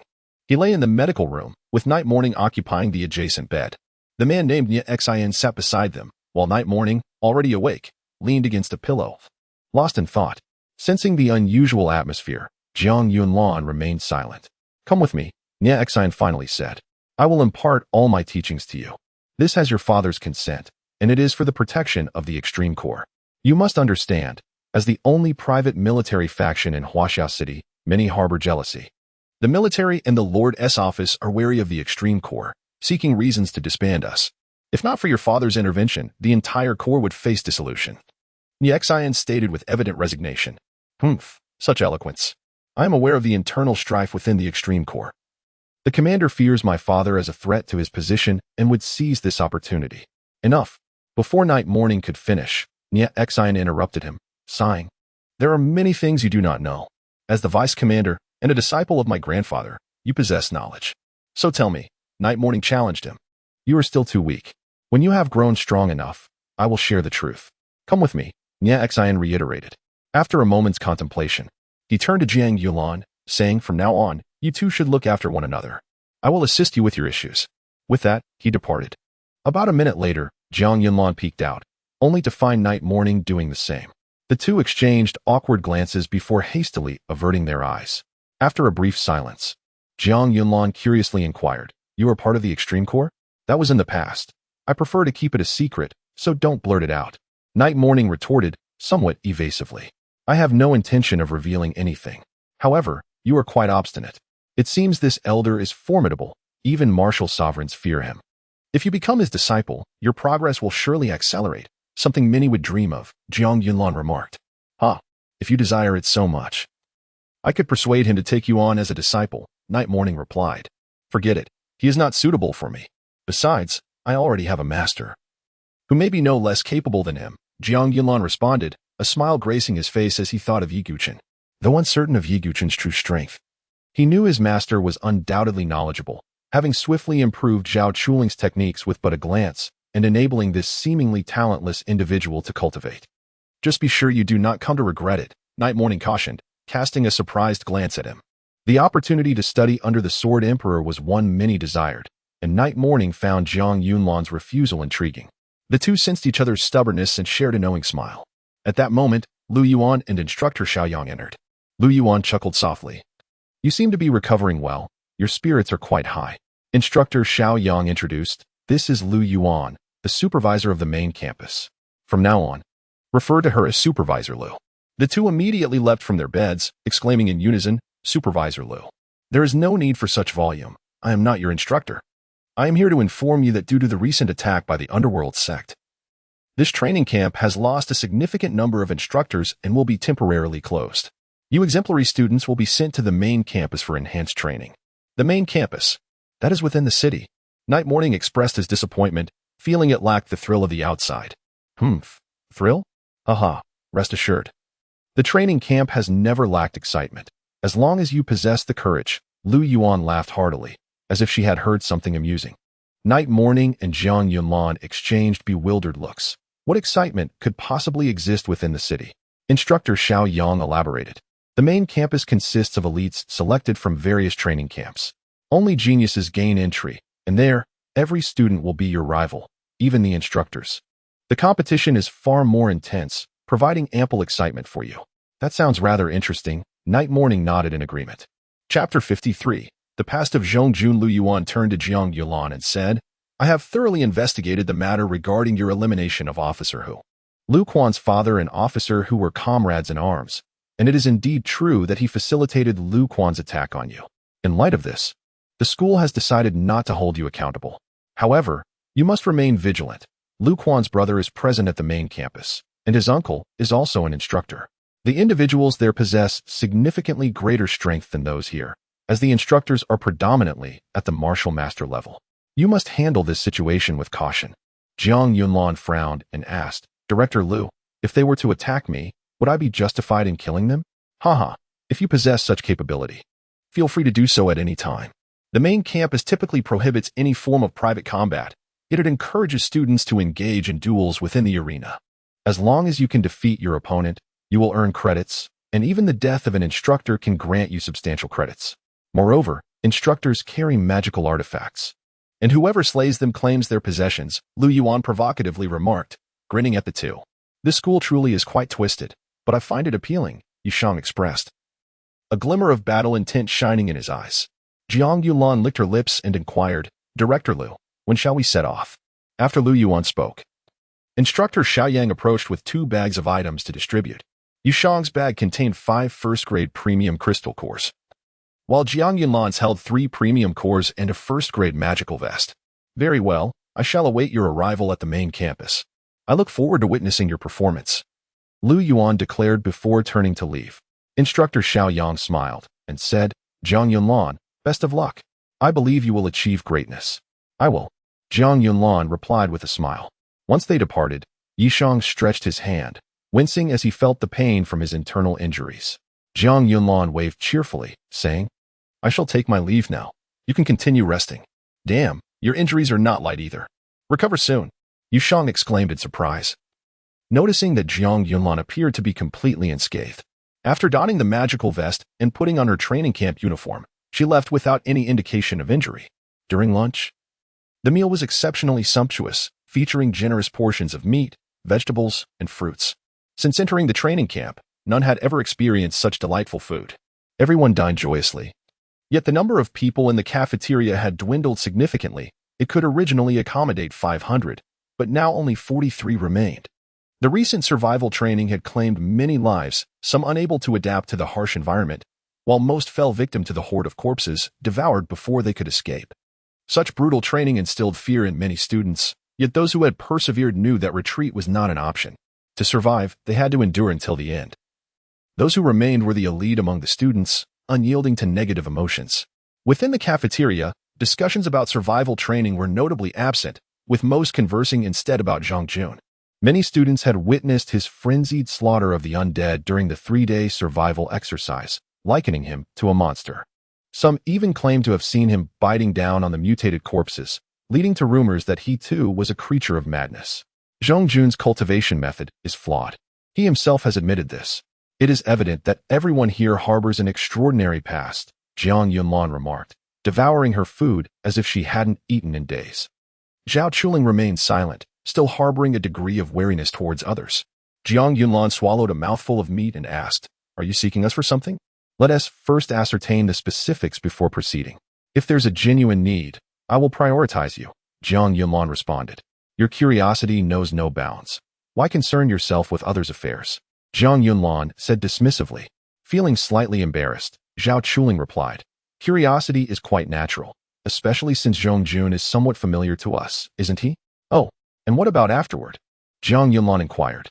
"You truly are insatiably curious. I wonder, as the son of a tycoon, what compels you to endure such hardships in a place like this?"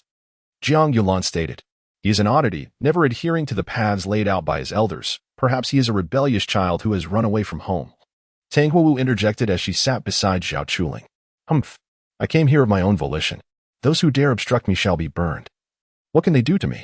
Tang Huowu proclaimed, puffing out her chest with pride. Through this collaborative combat experience, the bond among the four strengthened considerably, coupled with their formidable abilities, engendering a sense of mutual respect. Chapter 54, The Main Campus. As the clock struck 1 in the afternoon, all the trainees gathered on the playground. This time, neither Instructor Yin nor Instructor Shimin was present. Only Instructor Xiaoyang and a few unfamiliar guards were in attendance. After surveying the 43 trainees before him, Instructor Xiaoyang announced, "Those whose names are called should board the vehicle. Those not called must remain here, as we will arrange for your transfer to other training camps." Upon hearing this, murmurs rippled through the crowd, prompting Instructor Xiaoyang to bellow, "Silence. If you have any objections, raise your hand and speak clearly." "Report, Instructor." "Why can't everyone go?" someone shouted. "The main campus is not a place for just anyone. It is 100 times more brutal than the training camps. If your strength is insufficient, your presence there would be tantamount to a death sentence.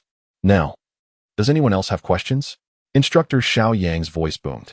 A few individuals stepped forward, and once he confirmed their numbers, he added, "You may board that carriage. Someone will escort you to the main campus." "Yes, Instructor." The chosen few ran towards the carriage emblazoned with the emblem of the Shinjo Academy. As they watched the vehicle depart, it dawned on them that they were destined for the Shinjo Academy, and that the training camp was merely a selection process for aspiring students. Instructor Xiaoyang called out, "All right, the rest of you, board the truck.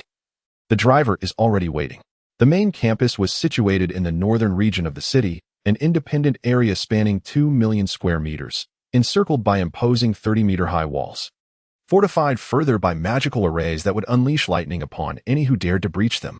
The internal architecture was peculiar, with both resting and office areas resembling fortresses, half of which were segregated by steel barriers, topped with thick iron mesh, containing terrains such as villages, abandoned cities, and forests.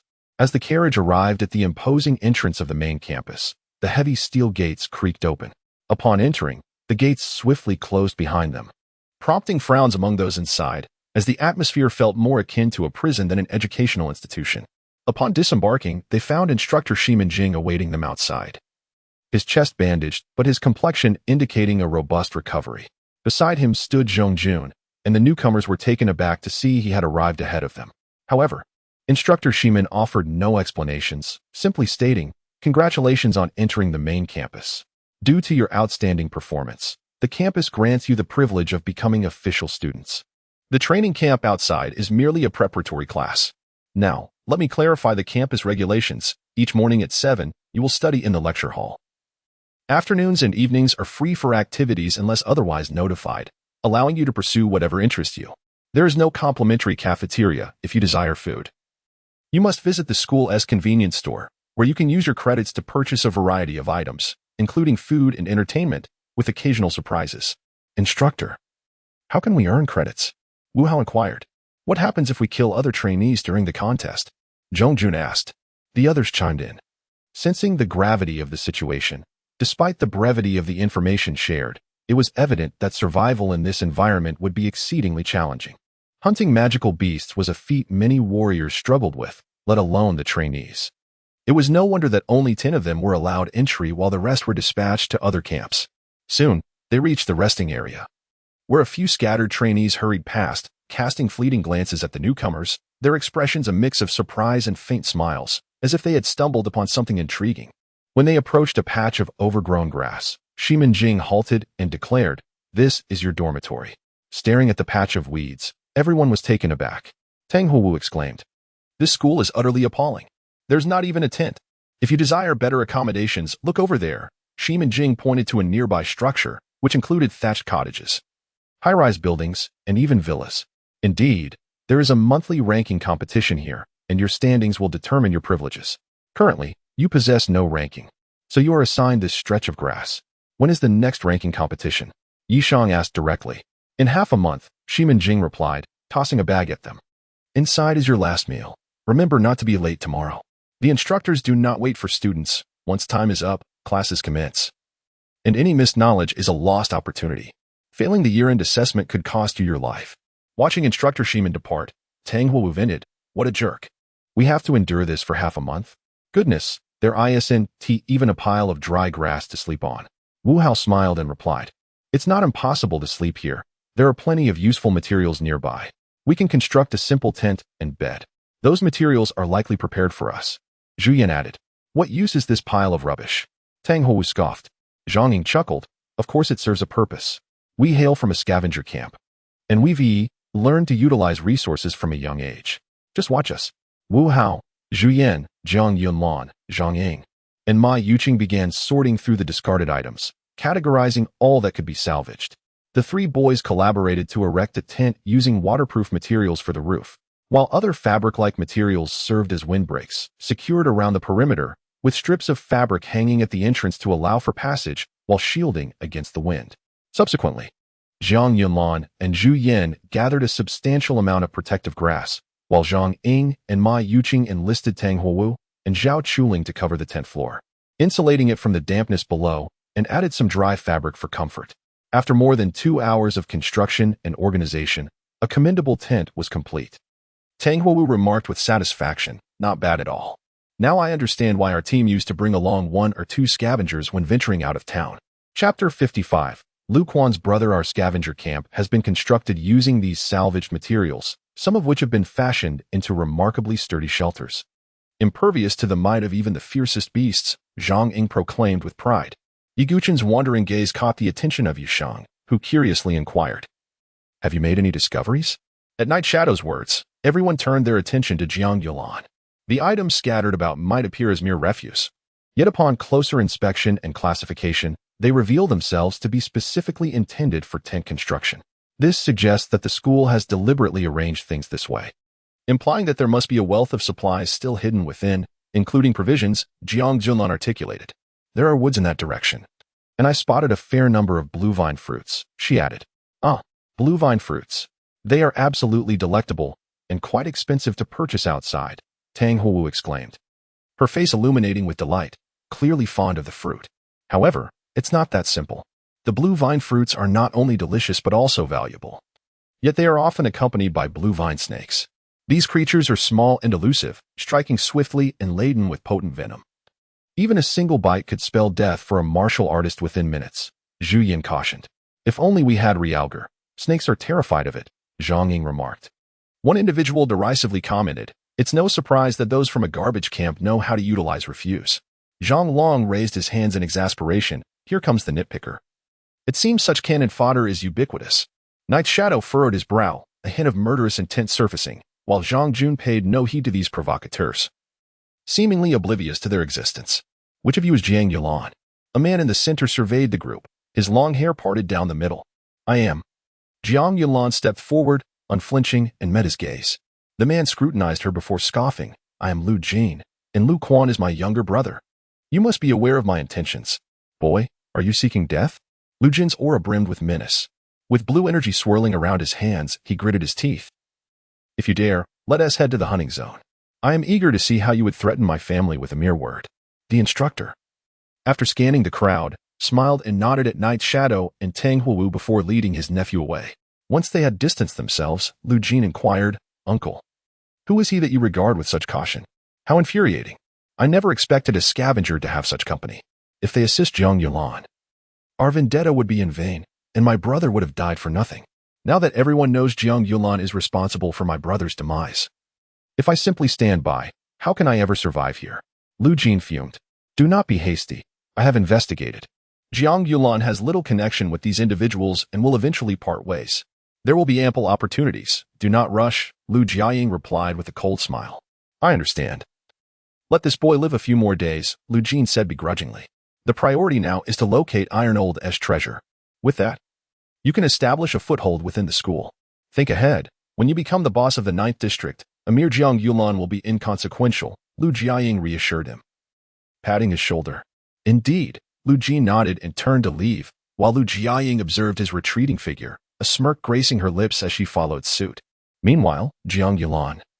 Upon Lu Jin's arrival, sensed Zhao Chuling's concern as she suggested, Yunlan, we should stick together from now on to avoid being isolated and bullied. Jiang Yulan chuckled. Am I to fear him? Let us not forget, I dare to confront even martial lords. What is a mere Lu Jin to me? Quit your rambling and get to work. Tang Huowu snapped. Are you dissatisfied? Tang Huowu rose to confront him directly. After Jiang Yulan and Zhao Chuling had arranged their bedding, he declared, I will scout the surroundings for food sources. Credits are hard to earn. We will likely need to find our own sustenance in the coming days. I'll accompany you, Zhao Chuling insisted, concerned about him being cornered by Lu Jin. Very well, Jiang Yulan agreed, and the two departed together. Zhang Long expressed his envy. How wonderful it is to have a beauty by your side. If only some lovely lady cared for me in such a way, I would treasure her dearly. Stop daydreaming and get to work, Tang Huowu retorted, kicking him lightly and rolling her eyes. Wu Hao and Zhu Yan also finished setting up their beds and stood up, stating, we will go out to gather information about our surroundings. As they exited the tent, they noticed that Night Shadow and Zhang Jun had already vanished. Chapter 56. The unconventional school rules. As Yi Guchen's voice echoed in the distance, he spoke, Yunlan. Now that you have mastered the small Zhou Tian and can wield source energy, it is time to learn martial arts. Additionally, you must familiarize yourself with the use of the magic formation diagrams. This girl has already captured your attention, and it would be wise to guide her in her cultivation. She could serve as a valuable ally in the future. She has merely learned the flowing cloud palm, but has yet to grasp its essence. Understood, master. What martial arts will you teach me? It won't be an earth-level technique, will it? Hee, Jiang Yunlan exclaimed, brimming with excitement. As he had long yearned for martial skills. Dream on. Do you really think you can learn earth-level techniques? The disparity between source energy and your physical body is too vast. You're not even qualified to learn them, let alone use them. Today, I will teach you a basic technique, a yellow-level intermediate martial art, Yi Guchen replied. Oh, what a letdown. I expected at least a profound-level technique, Jiang Yulan lamented. Well, if you're not afraid of becoming crippled, give it a try, Yi Guchen retorted with a smirk. I was just joking, Jiang Yulan chuckled, scratching his head. Yunlan, what's wrong? You're not suffering from any mental issues from training, are you? You better not end up like Zhang Jun, Zhao Chuling observed curiously. Watching Jiang Yunlan mumble to himself. Haha, it's nothing, just pondering some thoughts, Jiang Yunlan replied with a dry laugh. Once they reached a secluded area, Jiang Yunlan paused and said, Linger, there's a small stream here, perfect for you to practice the flowing cloud palm. Where in tea we supposed to look for food? Zhao Chuling asked, astonished. Don't forget we have binoculars. Finding edible plants isn't difficult. You have ample room for improvement with the flowing cloud palm. It derives from water, both rigid and flexible, changing endlessly like clouds. Jiang Yunlan recounted the teachings of Yi Guchen to Zhao Chuling. Oh, I see, Zhao Chuling replied. her understanding sharp. She was a girl capable of enduring hardships and recognized Jiang Yunlan's intention to avoid external guidance. Naturally, she wouldn't miss the opportunity. With Yiguchen's insights into the essence of the flowing cloud palm, Zhao Chuling quickly began to find her footing. She invoked the source energy to coalesce the stream water into a shadow of her palm, mimicking the properties of flowing water, controlling the sphere of water between her hands. However, any slight misstep in controlling the source energy would cause the water sphere to dissipate. She needed to attempt it repeatedly until she could fully replicate the nature of water and control it with finesse. Under Yiguchen's guidance, Jiang Yunlan began learning the basic technique, which essentially involves the mastery of force application. There were no extravagant moves or effects. It was simply about concentrating all bodily strength and source energy at a singular point to launch an attack. The crux of this technique lay in the control of both physical force and source energy, how to achieve perfect synchronization between the two, thus unleashing a combination of physical and source energy power. While this may sound straightforward, the initial task was to practice controlling his physical strength. Yiguchen instructed him to strike against a mountain wall without the protection of source energy for his palms. After delivering a series of blows to the wall, he managed to crack a small stone due to his tremendous strength, though his hands were left sore. Nevertheless, Jiang Yunlan was accustomed to hardship from a young age, and he didn't even flinch at the pain. As night fell, they spoke little. The following morning, upon exiting their tent, they found instructor Xiaoyang waiting outside. He smiled upon seeing them. Not bad. You managed to erect such a tent on your first day. 5 of you come from the scavenger camp. So survival shouldn't be a challenge. Instructor Xiaoyang, are you our teacher? Zhao Chuling asked in surprise. I'm merely responsible for leading you to the classroom. Without your school badges, entering the teaching area would result in being killed by the instructors. You'll need me to accompany you for your first time. As for breakfast, I hope you saved some from yesterday. Otherwise, you'll be left hungry, Instructor Xiaoyang explained. Fortunately, we picked some fruits last night. It's difficult to find a warm meal here, Zhang Ying commented. If you can become the leader of a certain area here, your life will resemble that of an emperor. However, if you lack the ability, not only will you struggle to eat, but your very life could be at stake. Even if you remain in the resting area, you will be bullied by others. The school prohibits private fights but explicitly encourages students to prey on the weaker, forcing them to grow stronger or perish, Instructor Xiaoyang elaborated. The hunting area is divided into 12 zones, much like a clock. If you can defeat the leader of a zone, you can take their place. However, I advise you to refrain from doing so unless you possess sufficient strength. Even with strength, it's wise to gather intelligence before taking action. Otherwise, you may meet your demise. The competition for zone leadership differs from a duel. Opponents can attack in groups or employ schemes to eliminate you. The hunting area is a zone of death, where anyone can kill you. You could even attack an instructor, which is why they won't enter the hunting area unless tasked with a specific mission. Instructor Xiaoyang shared all that he knew with them. Indeed, this place is a microcosm of Huaxia City, designed to nurture strong individuals and leaders, Instructor Xiaoyang concluded. Instructor, I've always wanted to ask a question, but I feared it might upset you, Jiang Yunlan suddenly interjected. Instructor Xiaoyang chuckled. I know what you're going to ask. Why is there such a stark difference in strength between the instructors in the training camp and those here? It's not a secret. The instructors in the training camp are students who failed to graduate from the main campus. If they reach the age of 18 without graduating but manage to survive for an extended period, they have a few options. Become part of the garrison, instructors in the training camp, or the patrol team. And what about the instructors at the main campus? Wu Hao inquired, curiosity piqued. Instructors at the main campus must be at least 1-star martial masters and are selected from among the instructors of various training camps. As for me, I am only a 4-star martial artist, so I naturally do not qualify to enter. The instructors here are formidable, so be cautious and do not offend them lightly. They can be considered adversaries in this realm, Instructor Xiaoyang advised. How did you manage to enter here then? Zhang Ying, feeling comfortable with Instructor Xiaoyang, asked further. The training camp you belong to is being rebuilt, so we are temporarily staying at the main campus. Eventually, we will depart again. Now, the teaching area is right ahead. All students attend class in the same group, so hurry along.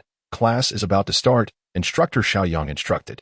The group rushed toward the teaching building, with Jiang Yunlan and Zhao Chuling bidding farewell to Instructor Xiaoyang before turning to leave. Though he may not have been powerful, this kind instructor had provided them with valuable information, significantly enhancing their chances of survival and preventing them from blindly engaging in foolish actions. Chapter 57. Classroom turmoil. This educational edifice is a circular structure, reminiscent of a sphere, its surroundings crafted from a crystal-like material that evokes the appearance of ice.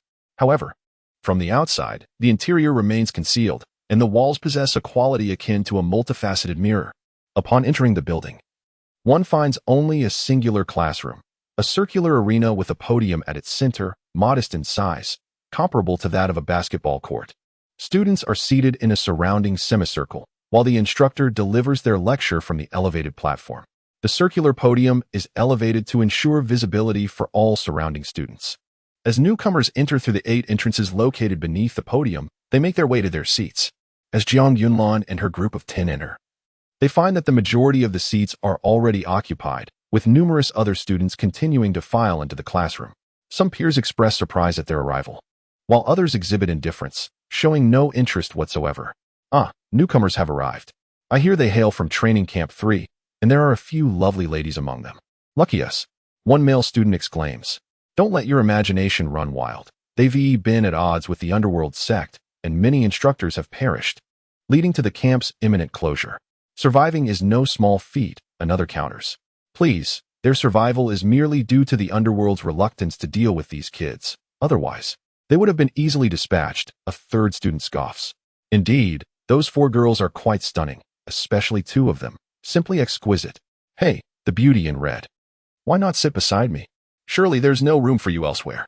I promise to take good care of you tonight, a male student calls out, whistling, inciting laughter from those nearby.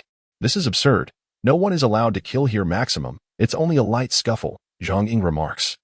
I perceive it as a delightful mix of crisp exterior and tender interior, Zhao Chuling unexpectedly interjects, piquing the curiosity of Jiang Yunlan and her companions. Revealing that Zhao shares a similar playful spirit, Zhao suddenly flushes and lowers her gaze, while Jiang Yunlan leans in, whispering with a chuckle, this is the true you. Isn't it? Mind your own business, Zhao Chuling retorts, her cheeks still flushed. Tang Huowu strides confidently toward the male student, who mistakenly believes she is interested in him, his face lighting up with anticipation. Just as he prepares to welcome her to sit beside him, the surrounding students egg him on. Without warning, Tang Huowu delivers a sweeping kick engulfed in searing flames. The male student, caught off guard, is struck squarely in the face, propelling him backward and crashing into a throng of students behind him, his visage severely burned. In that moment, she has unwittingly stirred a hornet's nest. Numerous students rise in fury, energy radiating from them, each at least a 3-star warrior, some even 4-star.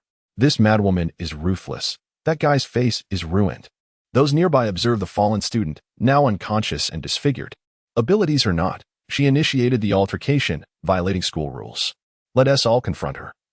What do we have to fear? This woman has spirit.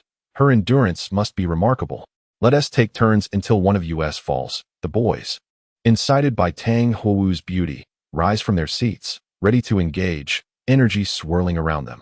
Zhang Long is the first to step forward, golden energy emanating from his hands as he declares, a brawl? Is it? Come then, let me show you who the true leader is here. Fools, Zhong Jun mutters, taking a seat nearby, clearly uninterested in participating. This could prove entertaining. Let us see how capable these seniors truly are. Yushang unsheathes his heavy sword, revealing his desire for battle. Wu Hao, Zhu Yan, and Zhang Ying hesitate, knowing that confronting so many seniors is a fool's errand. It's evident that their own kind would be thoroughly beaten. Without a word, Ma Yuqing unsheathes her dagger and strides forward. Hey, are you trying to get yourself killed? This is entirely one-sided, Zhang Ying exclaims in surprise. We're in this together. We can't just stand by while our friends are harmed, Ma Yuqing states resolutely. Moving to stand beside Tang Huowu, Zhao Chuling glances at Jiang Yunlan, determination glimmering in her eyes, as azure energy begins to swirl around her hands. Jiang Yunlan raises her hands in surrender, saying, I have a newfound respect for you. I cannot bear to watch them be bullied. Sister Huowu has looked after me, and Ma Yuqing aided me during the assimilation competition. I must repay this debt, Zhao Chuling insists. Then what are we waiting for? Let us fight. The school authorities shouldn't intervene in our scuffle, and given that most students are merely spectators, we still have a chance, Jiang Yunlan asserts, advancing with clenched fists. His energy flows beneath his skin, illuminating it with a soft glow. Tang Huowu glances at her friends, offering a smile before saying, I've made friends with you all. After this, I'll treat you to a lavish feast. Just as the group prepares to engage, a white-haired man appears silently before Tang Huowu, donning a black half-mask that conceals his mouth and nose, revealing only his eyes. One eye is white, while the other is a normal brown-black.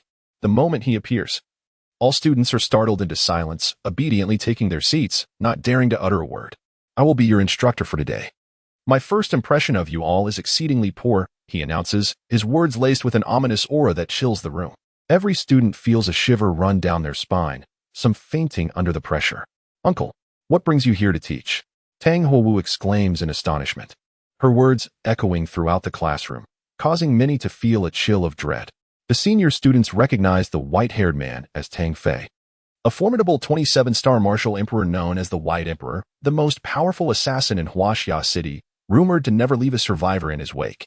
Tang Fei serves as an honorary mentor at the Xinzhou Academy, imparting assassination techniques to the institution's most elite instructors, holding a status equal to that of the board members, and has never before taught students. In this environment, not only the students, but even the instructors behave like frightened mice before a cat upon encountering him. The realization that such a figure is Tang Huowu's uncle indicates her formidable background in Huaxia City, silencing the room instantly. Particularly the students who had just been ready to fight, all bowing their heads in submission, ignoring the unconscious student with a burned face. Those who had been knocked over quickly bow in apology. Tang Huowu huffs in frustration, but refrains from further violence. Tang Fei glances at several newcomers, instructing, move to the back. And you, girl, be mindful. I will show no mercy for any transgressions. With a resigned demeanor, Tang Huowu takes a seat in the second-to-last row. The 4 girls sitting together while the 6 boys occupy the back. Chapter 58. The excruciating choice. Zhang Long quietly inquired, Tang Marin, why has the White Emperor come here to teach? It is simply astonishing. I have no idea. It must be the doing of my old man. Otherwise, how could my uncle ever stoop to teach a bunch of little brats? Tang Huowu replied with a playful expression, fully aware of the nature of her uncle. Among the entire Tang family, she was only truly afraid of 3 individuals. The grandfather, the most respected elder in the family whom she must honor. The second was Tang Fei, who, when cold-hearted, could be utterly ruthless. And the third was her little sister, Tang Fong, a little demon. Zhu Yan whispered, this classroom is so large. How can we hear the teacher from the back? Just as he finished speaking, the White Emperor appeared beside him, seizing the back of his neck and lifting him with a chilling remark. I can hear every word you utter. In my classroom, besides me, no other voice is permitted. You lot, assume a horse stance. Teacher, I wasn't speaking. Wu Hao protested innocently. I said there is, and if you delay even a second longer, you shall receive my special attention. Tang Fei cast a sidelong glance at him, and Wu Hao dared not utter another word, as all 10 students obediently sank into the horse stance. At that moment, 2 young individuals strolled in, one male, strikingly handsome, clad in thin garments that left little to the imagination, causing many female classmates to blush and sneak glances. The female, equally breathtaking, wore similarly sheer attire, her figure subtly revealed, rendering most of the boys unable to suppress their salivation. The pair stood on either side of the podium, hands clasped behind their backs, smiles adorning their faces. Tang Fei approached the podium and surveyed the crowd, declaring, would you like to spend a delightful evening with these 2 stunning individuals? They not only grant you the freedom to indulge, but also possess a coveted yellow-level martial art technique. Whoever wins their favor shall acquire this technique. As soon as he finished speaking, the room erupted in excitement. The yellow-level martial art was a rarity. Most students here practiced only lower-tier techniques, with a select few possessing mid-tier skills, while only those with significant backgrounds could access the upper-tier techniques. No one had ever publicly mastered the extraordinary level. Immediately, students raised their hands, and Tang Fei gestured for one to speak. Teacher, how can we earn their favor? A student inquired loudly, amplified by the magical sound array ensuring clarity for all. All eyes turned to Tang Fei, who was dressed simply in a black combat suit and wearing a mask. Suddenly, someone called out, report, teacher, your hairstyle has changed, some strands have shifted. With only one opportunity available, no one wished to squander it, each eager to let others take the lead to eliminate erroneous answers. However, with only 2 candidates, if someone claimed them first, the rest would be left without a chance, making the decision a formidable challenge that furrowed many brows. Tang Fei fixed his gaze on the confident individual, who showed no signs of flinching. Satisfied, Tang Fei nodded. Well done. You observe keenly, undistracted by exterior allure. exhibiting the potential of a demon hunter. You may now choose. Would you prefer the handsome man or the beautiful woman? Teacher, may I inquire about the martial arts they possess? I wish to select one that suits me, the man responded. The male possesses a robust, earth-based sword technique, suitable for those wielding heavy weaponry or earth-based mental methods. The female specializes in a water-based foot technique, the cloud-treading step, which can only be fully realized by those with water-based mental methods. Otherwise, it proves challenging to master, Tang Fei explained. It was evident that the male's martial arts were more fitting for a majority of men, while the female's skills leaned more towards women. The choice was indeed a dilemma. Was beauty more crucial, or martial prowess? It ultimately hinged upon the individual's willpower. Indeed, the woman was extraordinarily beautiful, and most of the males had become so entranced that they momentarily lost their sense of self, with only a few managing to maintain their composure. I choose the male, the individual declared without hesitation. Tang Fei nodded appreciatively. What is your name? Jida, the man replied, his tone unwavering and devoid of any sign of subservience in the presence of Tang Fei. Excellent, Jida. I shall remember you. You may claim your prize, Tang Fei announced. The handsome man approached Jida, presenting him with an exquisite box and smiling, congratulations. After receiving it, Jida calmly stated, you may leave now. The handsome man exhibited no surprise. It was clear he was solely interested in the martial arts, and after delivering the item, he turned to depart. This elicited wistful glances from many girls, who lamented the loss of such a striking figure. Upon hearing this, a collective sigh of envy filled the air, as everyone cast admiring looks at Jida, yet no one dared to voice their thoughts. After all, he was the leader of Zone 3. Who would dare to speak against him? Just as Tang Fei was about to allow the beautiful woman to leave, Jiang Yunlan suddenly stood up, exclaiming, Teacher, I have noticed a second change. Tang Fei stared at him in surprise, while the other students erupted into mocking laughter. For the teacher had previously stated that only one change had occurred. Some could not help but remark, seeking attention, are we? Such tactics were futile here. Strength was the only currency that mattered. Hearing the murmurs, Tang Fei frowned and coldly declared, in my classroom, unless permitted by me, anyone who speaks again shall face dire consequences. This is the final warning. Seeing Tang Fei's fury, the room fell into immediate silence. He turned his curious gaze toward Jiang Yunlan and said, I am unaware of any other changes. Please elaborate. If you speak nonsensically, I shall consider it a disruption of classroom order and deal with you accordingly. Upon hearing this, Zhao Chuling grew anxious, and the senior students wore expressions of schadenfreude. Chapter 59. The Beauty in Martial Arts. Jiang Yunlan exclaimed, Teacher, the flow of the source energy within you has changed. Upon hearing this, most of the onlookers erupted into laughter, as it was akin to someone claiming that hair had moved. The source energy within everyone flows continuously, much like blood. Such a statement could hardly be deemed an answer. Even Tang Fei displayed a look of disappointment, preparing to take lethal action against the speaker. He was a man of his word, condensing a stream of white source energy in his right hand. Tang Huowu internally scolded Jiang Yunlan countless times. How could her third uncle make such a jest? This man was a harbinger of death, and even she feared him. Just as she was about to plead for Jiang Yunlan, he spoke again. Teacher, the heart method you practiced upon entering was of a highly secretive nature. After this pair of newcomers arrived, a new heart method's trajectory suddenly emerged, one that cultivates tranquility and maintains mental clarity. This must have become your habit, which is why you did not notice it. Tang Fei, who had been poised to strike, suddenly froze. He had forgotten about this matter.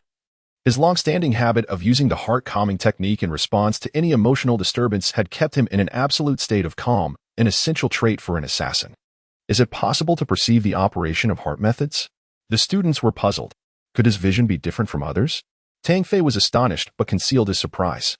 He withdrew the energy stream from his hand and inquired with curiosity, You cannot possibly sense my source energy fluctuations.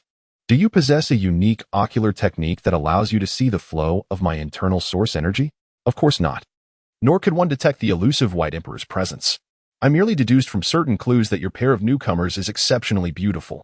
It is inconceivable for ordinary individuals to remain unresponsive in their presence.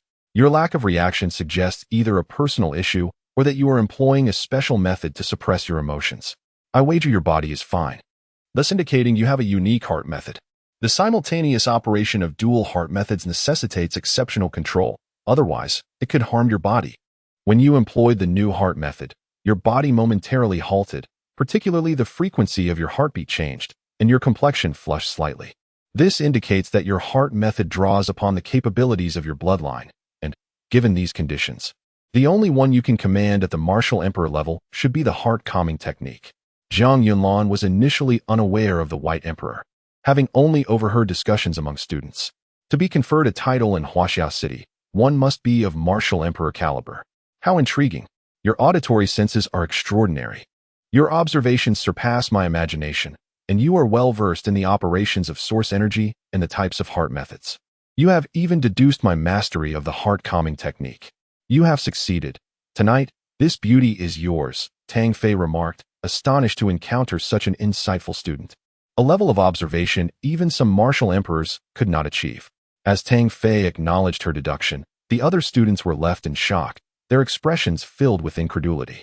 This was utterly bizarre.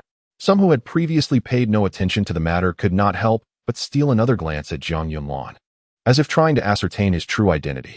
Many among them were leaders or seasoned powerhouses from various districts. While most students sought to vie for the leadership position, there were certainly lone wolves among them, making it clear that while district leaders were formidable, they were not necessarily the strongest. Are you envious? Such a beautiful woman. Tang Hou scoffed. Even Zhang Ying remarked, you should consider the wild side. Zhao Chuling, visibly sulking and pouting, showed signs of jealousy, refusing to speak. The enchanting woman approached Zhang Yunlan, her beauty even more striking up close. The men nearby felt their hearts race and throats dry, yearning to avert their gaze. Yet their necks betrayed them. With a smile, she presented him with a blue brocade box. After accepting it, Zhang Yunlan said, "Thank you. You may leave now." Upon hearing this, everyone was taken aback. Zhao Chuling, too, was astonished, turning to Zhang Yunlan in disbelief. Just as he had said, no normal man could refuse such a beauty. She could not help but wonder if Zhang Yunlan had any issues in that regard. Zhang Long was the first to break the silence. Are you even a man? A beauty like her comes to you, and you let her walk away? Would you like her? Zhang Yunlan replied with a smile. The beauty looked at him in surprise and asked, Are you sure you want me to leave? Yes, he affirmed. Instead of being offended, the woman burst into laughter and turned to Tang Fei, saying, Ah Fei, this little fellow is quite amusing. Ah Fei. The room was stunned. Few dared to call the White Emperor by such a name. This woman was likely not ordinary. Zhang Yunlan and the others turned to Tang Hou, seeking clarification. But she shrugged, indicating her unfamiliarity. Once the mysterious beauty departed, Zhang Yunlan felt an overwhelming sense of regret, especially when she had flirted with him. He had felt a reaction but instinctively knew it was not that simple. Particularly, the familiarity she shared with Tang Fei only reinforced his suspicions. Zhang Yunlan retrieved the cloud-treading step manual from the brocade box and handed it to Zhao Chuling, as passing it over from the rear row was impractical. Zhao Chuling gasped, wanting to speak, but Zhang Yunlan whispered, This is suitable for you. I cannot utilize it. Zhao Chuling gazed at him with delight, her cheeks flushed, embracing the manual with a radiant smile. Nearby, Zhang Ying could not restrain herself from muttering, Oh, how enviable. Why hasn't any man offered me something like that? At that moment, Tang Fei called out loudly, All right, class is officially commencing. Everyone, silence. Upon hearing this announcement, the students were astonished, as it was their first encounter with the profession of demon hunters. Even some privileged students were unaware of their existence. Once one becomes a demon hunter, they no longer belong to any faction. For instance, I was originally a member of the Tank family, but now I can disregard their authority and only need to comply with the arrangements of the Demon Hunter Association for task execution. Moreover, tasks are not obligatory. One can freely choose. Completing tasks yields substantial rewards, and even without undertaking any missions, a generous base salary is guaranteed, Tang Fei explained. Oh my. Now I understand why my father forbade me from entering the Shinzhou Academy.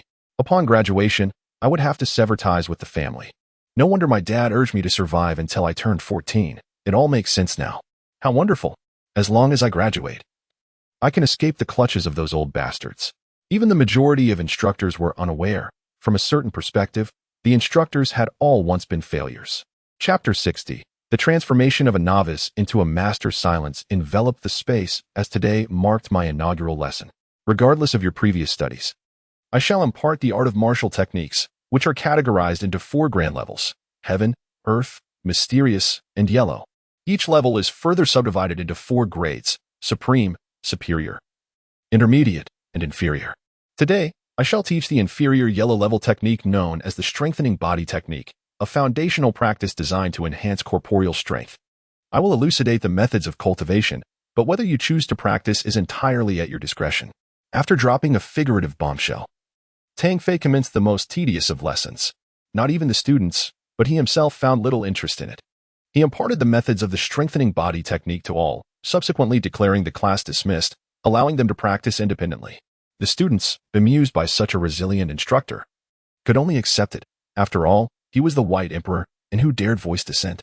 As he turned to leave, he called out, "Tang Huowu, accompany me." I knew it. Tang Huowu, though reluctant, had no choice but to comply. Before his uncle, he had to behave, lest he suffer the consequences. Once the White Emperor and Tang Huowu departed, the remaining students dispersed. Jiang Yunlan and his companions exited the teaching building, and Lu Jin, observing Jiang Yunlan's departure, instructed a small, slender boy beside him, "Follow him. Inform me once he is alone." Understood. The petite lad swiftly vanished into the crowd. Just as Jiang Yunlan's group emerged from the building, Zhao Chuling remarked, "Yunlan, thank you. I owe you. Is it necessary to voice such sentiments? Your growth benefits me as well. We are forever allies," Jiang Yunlan replied. Zhang Ying interjected with a hint of jealousy. "How could that be? Resources are increasingly scarce.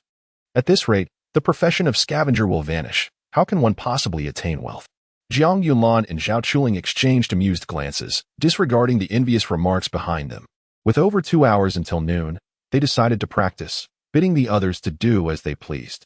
Arriving at the small creek from the previous day, Zhao Chuling began to learn the cloud-treading steps. Jiang Yunlan settled upon a large stone by the brook.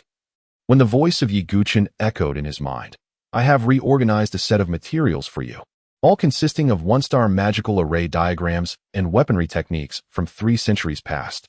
Ponder them at your leisure." It sounds like a lot. How long will it take to learn? Before he could finish his thought, his eyes widened, and moments later, he collapsed unconscious. Upon awakening, he found his head resting on Zhao Chuling's lap. Her voice filled with joy. She exclaimed, "You're awake. I was so frightened when you suddenly fainted. My head hurts. What happened? I have an influx of memories in my mind. It feels overwhelming." Jiang Yunlan groaned, yet the sensation of pressure soon dissipated, and his mind cleared entirely. "Are you all right?" Zhao Chuling inquired with concern. "I'm fine. By the way, what time is it? How long was I out?" Jiang Yunlan asked. "It's past 12. You fainted for 3 hours. I found some wild fruits for you. Eat a bit." Zhao Chuling carefully retrieved a few fruits from her cloth bag. Jiang Yunlan accepted them and, after taking a few bites, asked, "Why aren't you eating?" "I already have. You taught me how to forage, and I spotted plenty with my binoculars. I even hid some beneath that large tree over there," Zhao Chuling replied. "Oh, then I want to hold back. I am quite hungry," Jiang Yunlan said, devouring the fruits, never one to waste food. "Master, how did you manage to instill so much knowledge within me?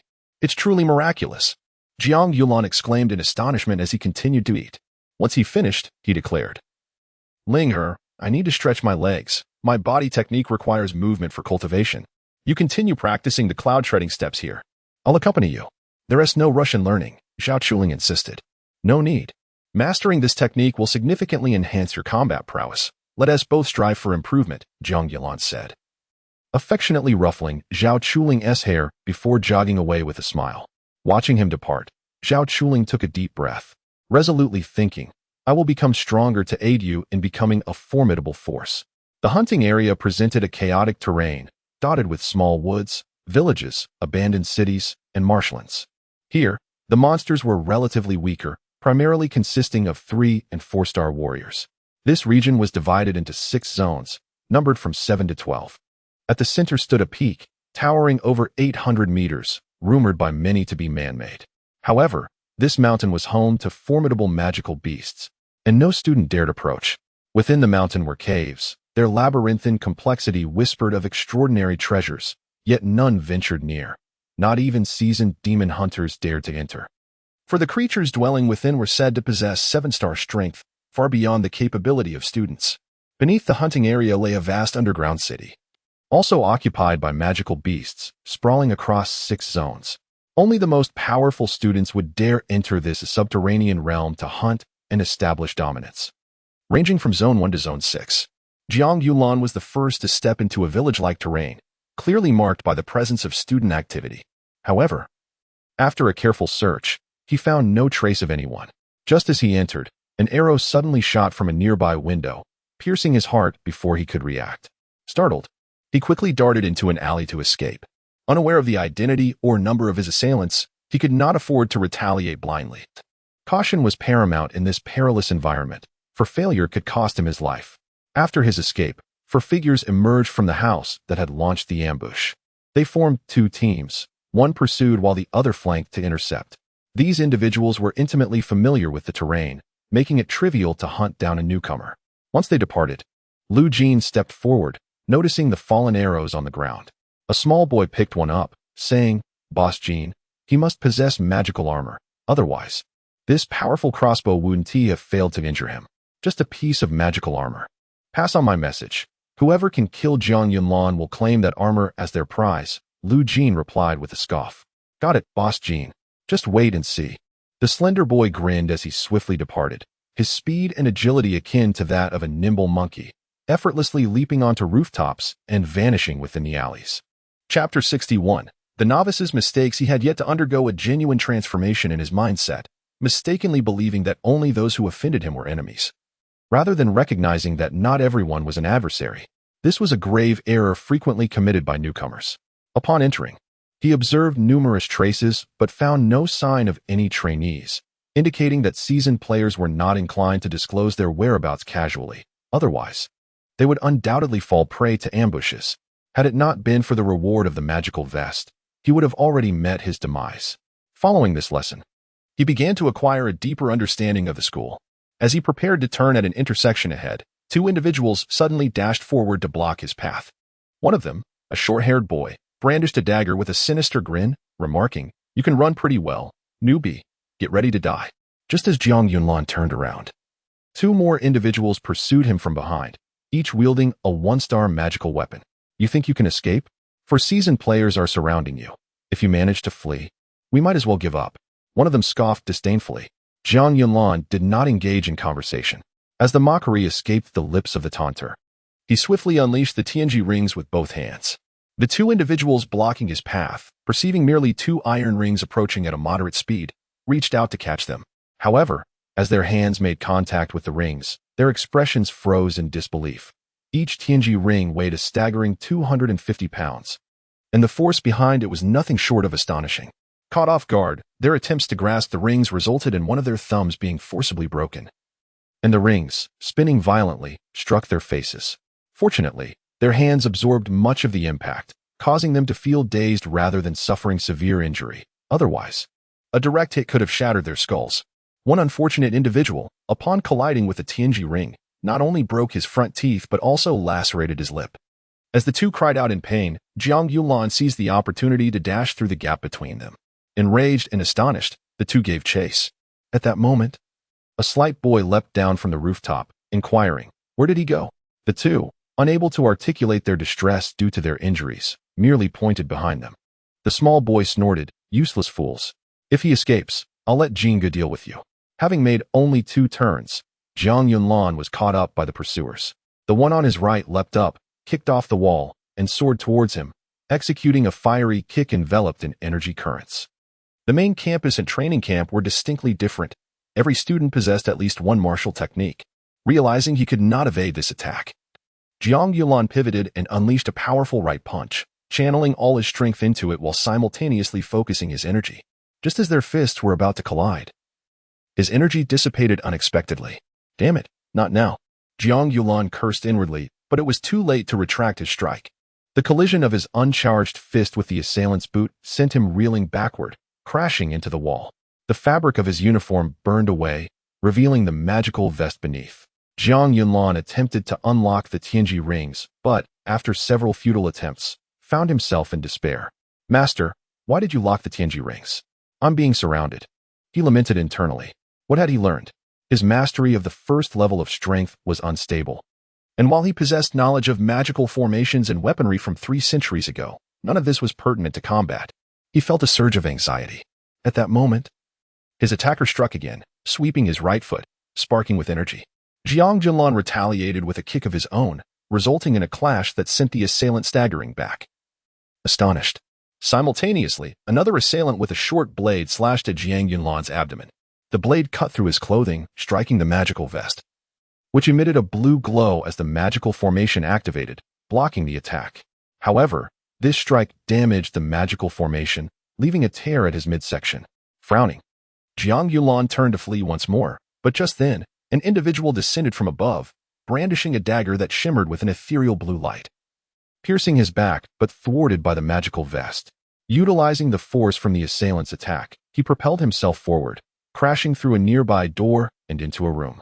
The slight boy immediately pursued him. As he dashed through the doorway, a pair of dark rings flew towards him. Realizing their weight, he quickly leaned back to evade. The two Tianji rings soared past his face, crashing through the wall behind him. By the time he regained his footing, Jiang Yunlan had vanished. The small boy scoffed. Surround him from both sides. I'll continue the pursuit. The two individuals who had been struck by the rings also caught up, making for a total of 5 assailants now in pursuit. Jiang Yunlan understood that his adversaries were well acquainted with the terrain, making his chances of escape exceedingly slim. Upon reaching the 4th room, he examined the structure and layout, hypothesizing the existence of a hidden cellar. Scavengers, in their quest for concealed chambers, possessed an in-depth understanding of architectural structures, allowing them to discern potential secret compartments. It was this skill that enabled scavengers to uncover items often elusive to other professions. Observing the ground and the positions of load-bearing pillars, he dashed into a bedroom and promptly crawled beneath a partially collapsed bed. After a brief search, he indeed discovered an iron ring underground, albeit locked. He produced a slender, oddly shaped iron rod with a hooked end, inserting it into the keyhole and twisting it several times before employing a needle to gently manipulate the mechanism. At that moment, he heard the sound of someone kicking open the door outside. With a swift twist of his hands, the lock clicked open, and he promptly lifted the iron panel of the cellar, descending within. He then carefully replaced the panel, securing the lock from the inside. Unless his pursuers forcibly breached it, no one would be able to open it. Before long, footsteps echoed in the bedroom. Jiang Yunlan squatted in a corner, clutching a Tianji ring, poised for an attack. After a while, the footsteps faded, and he waited in silence, finally exhaling in relief once he confirmed they had departed. Chapter 62. The initial forging of magical artifacts. At this moment, he finally let out a sigh of relief, only to realize that his magical vest had sustained severe damage. The intricate patterns inscribed upon it were on the verge of collapse. The frail boy had launched the most ferocious attack, yet fortunately, his forward momentum had dissipated much of the force, otherwise he would have surely been pierced through. He cast a glance around the cellar, which, despite being daytime, remained quite dim, though it was bearable enough to see. The air was relatively fresh, indicating the presence of ventilation. It became apparent that this cellar had been transformed into a secret chamber with a few rays of sunlight filtering in from outside. The chamber had 4 openings through which one could glimpse the paths leading to the front and back of the house. Inside, there was a stone bed, the bedding in a state of decay, yet it appeared to bulge, as if something lay beneath it. Grabbing a wooden stick, he lifted the bedding, revealing a skeleton. The bones having turned brittle, a gentle tap from the stick caused them to shatter. Next to the remains, he discovered a crossbow and a quiver of arrows, and a look of delight crossed his face. Upon examining the crossbow, he found it exquisitely crafted, fashioned from materials sourced from magical beasts, indicating its considerable value. The bowstring was made from the rib bones of some magical creature, endowing it with formidable elasticity. Drawing the string required both hands and 1 foot to stabilize the bow. And given his current strength, even a heavy crossbow could be managed without the need for his foot, suggesting that the draw weight was at least 300 kilograms. The quiver contained a total of 21 arrows, all made from beast bones, which were sufficiently sturdy and of appropriate weight. Continuing his search, he rummaged through the drawers of a stone table, uncovering 5 one-star crystal cores and a notebook, though the writing within the notebook had completely faded, rendering it illegible. Nothing else of note was found. The storage box contained food, but it was in a state of utter decay. After a thorough search yielded no other discoveries, he prepared to attempt to use the crystal cores to repair the magical vest's inscribed patterns. The knowledge imparted to him by Yi Guqin was exceptionally comprehensive, encompassing not only all known 1-star magical patterns, but also many he had never even heard of. One could only imagine the vastness of Yi Guqin's intellect. He scrutinized the patterns on the magical vest and quickly discerned that it was merely a fragmented magical array, when this vest was originally crafted. The patterns had not been complete, resulting in its classification as a mediocre one-star magical artifact. He commenced the delicate task of extracting energy from the crystal cores to mend the patterns on the vest, simultaneously using his knowledge to complete the incomplete array. The initial attempts to repair the patterns were painstakingly slow and cautious. Magical artifacts were crafted from special materials combined with inscribed magical arrays, and the potency of the artifact was determined by the strength of the patterns, alongside the quality of the materials used.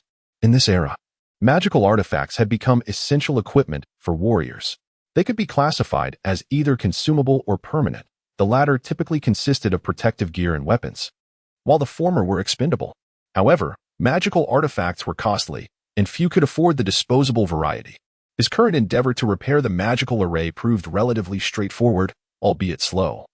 And after half an hour, having consumed a crystal core, he successfully restored the array completely.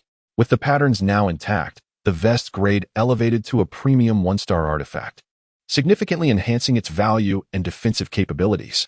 Magical artifacts are categorized from 1 to 10 stars, with each star further divided into inferior, average, superior, premium, and exquisite grades. Generally, the market offered only the latter 3 grades, with premium artifacts available solely in specialized high-end stores, commanding exorbitant prices.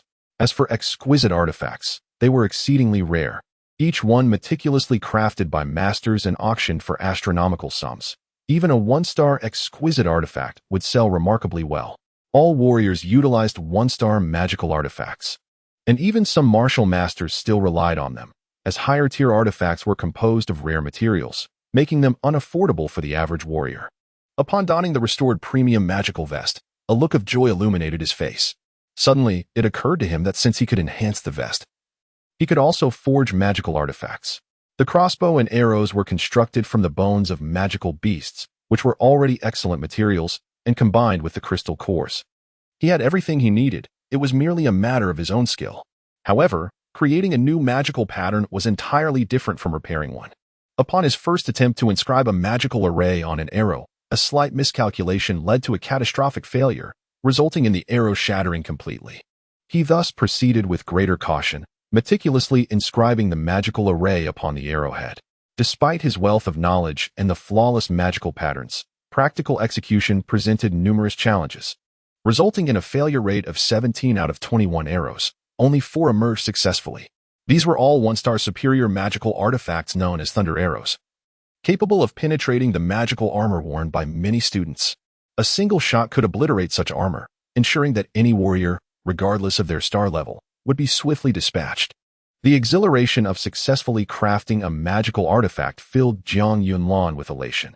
It was common knowledge that anyone capable of creating magical artifacts was regarded as a forge master, whose status was invariably high, even for those of lesser rank, and their income was substantial. Presently, there were only a few hundred forge masters in Huaxia City, making their services exceedingly sought after.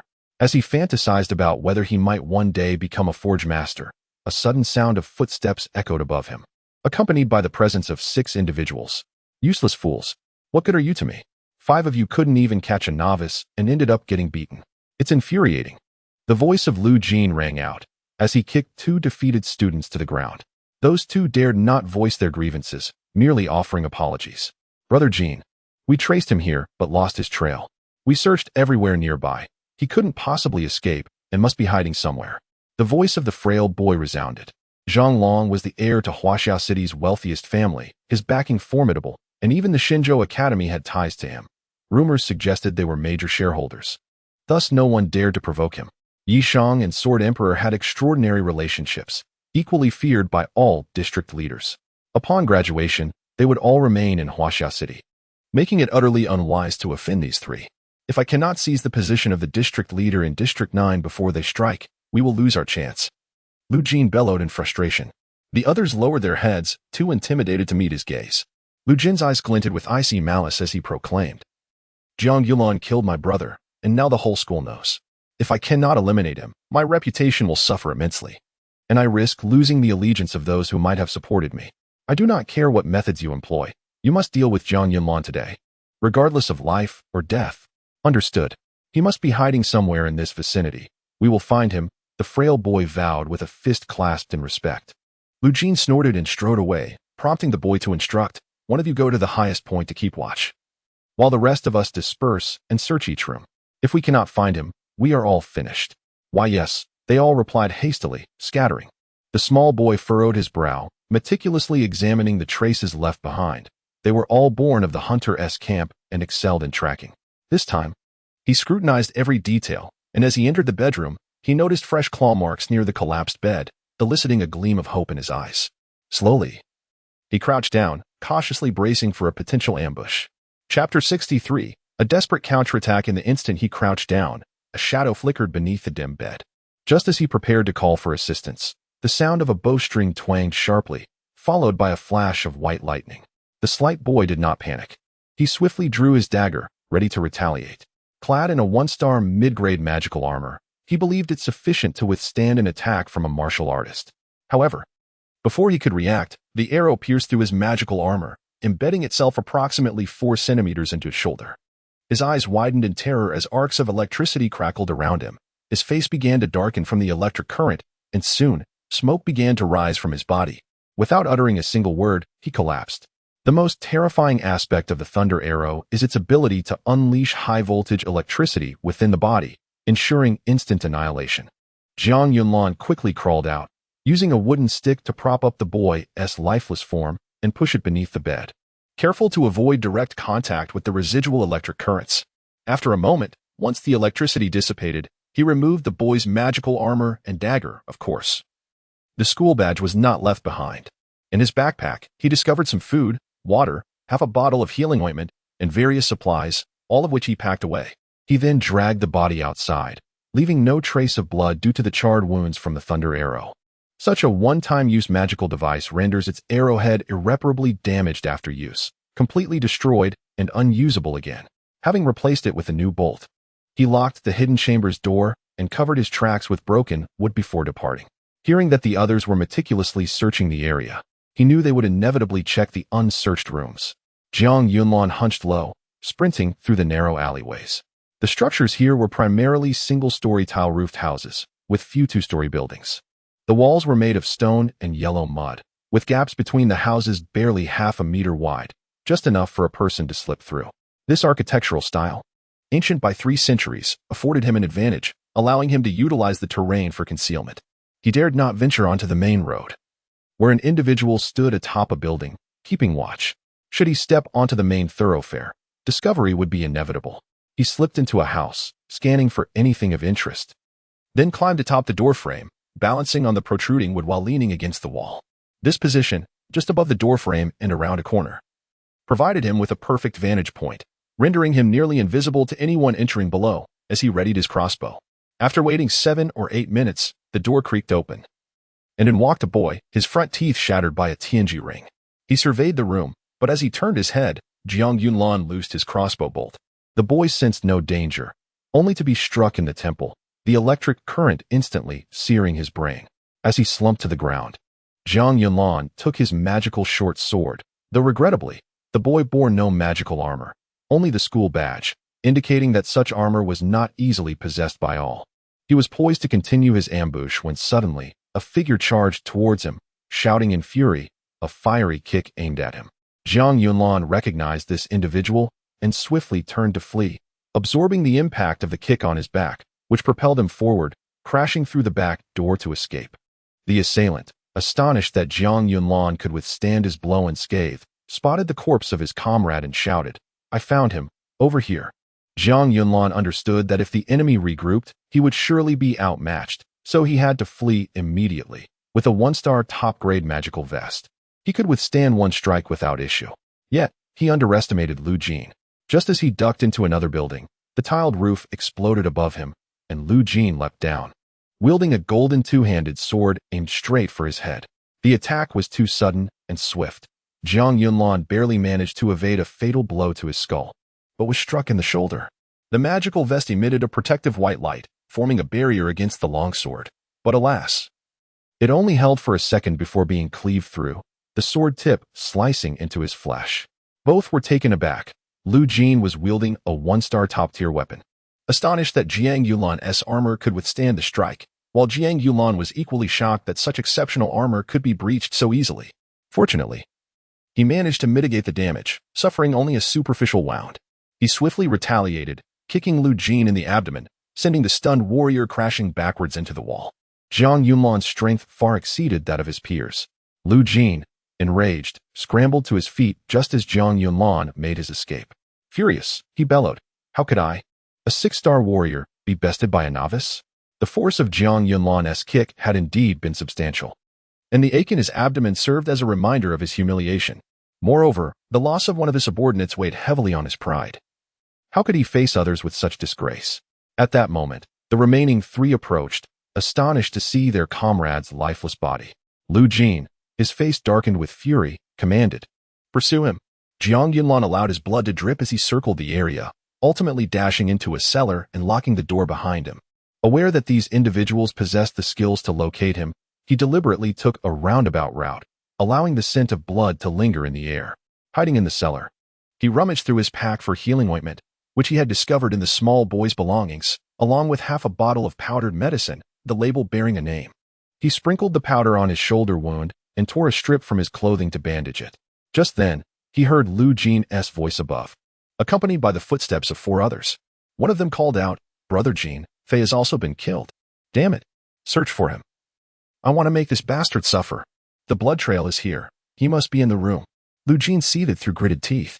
The 3 immediately began a meticulous search of the room, while Jiang Yulan aimed his crossbow at the entrance. A figure approached from above, and he could hear movement at the door, causing his breath to hitch in anxiety. Soon, the individual discovered the cellar beneath the bed, removing the debris covering the entrance. "Brother Jin, I found a cellar entrance," he shouted. Before long, the others gathered around. Lu Jin, seeing the situation, ordered them to pry open the broken window. Upon spotting the cellar door, he sneered, "Just like a rat, hiding so well. You too, block the front and back doors. You, break down the door. This time, he has nowhere to escape." Understood. The 3 subordinates promptly set to work, as one of them grasped a large knife, preparing to hack through the iron door. A sudden scream pierced the air from outside. "Damn it, what now?" Lu Jin cursed, rushing out to find several corpses of hounds charging in. His men ensnared by the beasts, struggling for their lives. Fury ignited within Lu Jin as he dashed forward, cleaving the head off one of the hounds with his sword. Just then, 2 more lunged at him. He kicked one aside, while the other clamped onto his arm.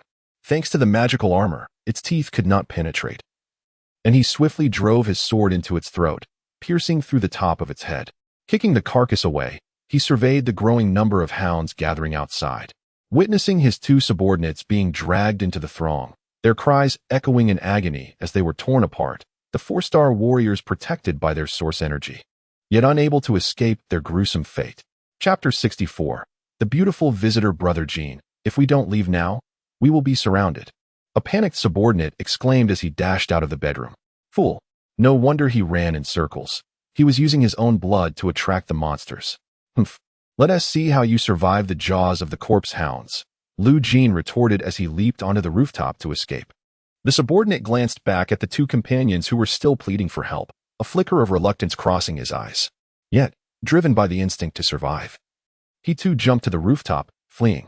The 2 subordinates, realizing they had been abandoned, erupted into curses, cursing Lu Jin as they faced their demise. Jiang Yulan leaned against the cellar door, exhaling a sigh of relief as he sat on the ground, taking out his crystal cores to cultivate. This encounter instilled in him a sense of urgency. To survive in this place, he must swiftly enhance his strength. He absorbed all 3 of his top-grade crystal cores and the remaining 2 ordinary ones, successfully opening new acupoints within himself. With the small circulation formed by the channels of heaven, earth, and man as the core, he expanded outward. He needed to first open the hand-tying lung meridian, which consists of 11 acupoints: Zhangfu, Yumen, Tenfu, Xiaobai, Chai's, Kongzue, Like, Jingxiu, Taiyuan, Yujie, and Shaoshang. Upon absorbing all the crystal cores, he managed to open the Zhangfu acupoint, significantly boosting both his source energy and physical strength. While others could only store source energy in their energy sea, he could store it in opened acupoints, filling his entire body with source energy, a fundamentally different path to cultivation. His physical strength and source energy surpassed that of others at the same level, even outmatching many magical beasts. For those at the same level, The quantity of source energy and physical prowess of magical beasts typically far exceeded that of humans, often by tenfold. Hence, to hunt a magical beast of equal rank, humans required equipment and the support of multiple allies. Because his cultivation method allowed him to absorb crystal cores at a rate many times faster than others, by 11 p.m., he had completed the absorption. In contrast, it would take others a week to absorb a single one-star top-grade crystal core, and even then, they would have to refrain from eating, drinking, or sleeping. He stood up and shook his body. The wounds on his shoulders had healed. It seemed this method of cultivation had a remarkable restorative effect on his body. He removed the blood-stained cloth strip, picked up his spoils from this encounter, and cautiously opened the cellar door, peering outside and listening intently for any signs of danger. Confirming the area was safe, he disposed of the corpses inside the cellar, locked the door, and slipped away into the night. Lu Jin had spoken of seizing the position of the leader of District 9, which he had overheard. This village belonged to District 9, and this cellar could serve as a future stronghold for ambushes, allowing him to strike while Lu Jin attacked the district leader, an eye for an eye. District 9 lay on the outskirts of the hunting area. After approximately half an hour of travel, he reached the exit. The moment he stepped out, a figure suddenly descended from the sky behind him, a dagger pressed against his throat. Jiang Yunlan furrowed his brow, a faint scent of roses wafting through the air. "Oh, not bad, little one. Your reflexes are impressive," a melodious voice chimed.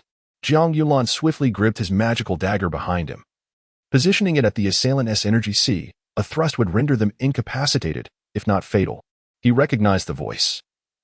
It belonged to the enchanting woman who had rewarded him the day before. Surprised, he exclaimed, "Is it because I rejected you?" "Hee, I'm not so petty. I merely wish to play with you. I understand you felt embarrassed to accept my invitation with your little lover around during the day. Now, at midnight, with no one else around, would you care to share a night of passion with me?"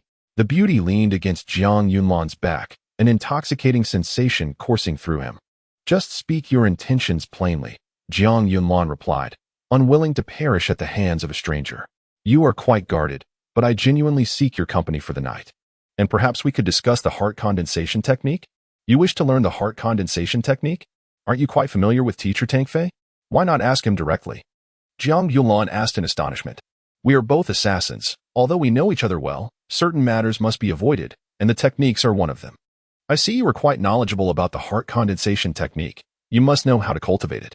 If you share this with me, you shall be rewarded," the woman said, her breath fragrant as she leaned closer, causing Jiang Yunlan's heart to race. "I need you to help me eliminate Lu Jin and his uncle," Jiang Yunlan stated. "Assisting you is no trouble. However, all instructors and teachers cannot act directly. Each district leader has a school official supporting them from behind. Lu Jin's supporter is naturally Lu Jiaying. I can lend my support to you from the shadows," she replied. After a moment of contemplation, Jiang Yunlan said, "Very well. But may I ask your name?" "Zhou Qingyun, though I prefer you to call me Sister Yun," she smiled. "Now that we have an agreement, please share the cultivation mantra with me." Following Lu Jin's attack, Jiang Yunlan understood that to survive here, he needed both strength and influence. Aligning with Zhou Qingyun was a wise strategy. After all, the heart condensation technique held little value for him. His master had imparted the technique during the day, so he could utilize it to his advantage. "Your relationship with Teacher Tang Fei must be quite strong. You likely possess considerable strength. Yet, having him present you as a prize to students indicates you must have requested it. If you were a lecherous person, with your beauty, you wouldn't need to resort to such tactics. Merely a beckon would attract most men. Thus, it implies you require the essence of men for your cultivation." Suggesting issues with your practice, Jiang Yunlan mused. "Indeed, I did not mistake my choice. Can you discern what technique I am practicing?" Zhou Qingyan asked with a radiant smile. "So many cultivation techniques have been passed down in China, spanning various levels. I cannot guess. Nevertheless, no matter which one it is, employing the heart condensation technique merely to control your emotions will not resolve your cultivation issues. It can be said to treat the symptom without addressing the root cause.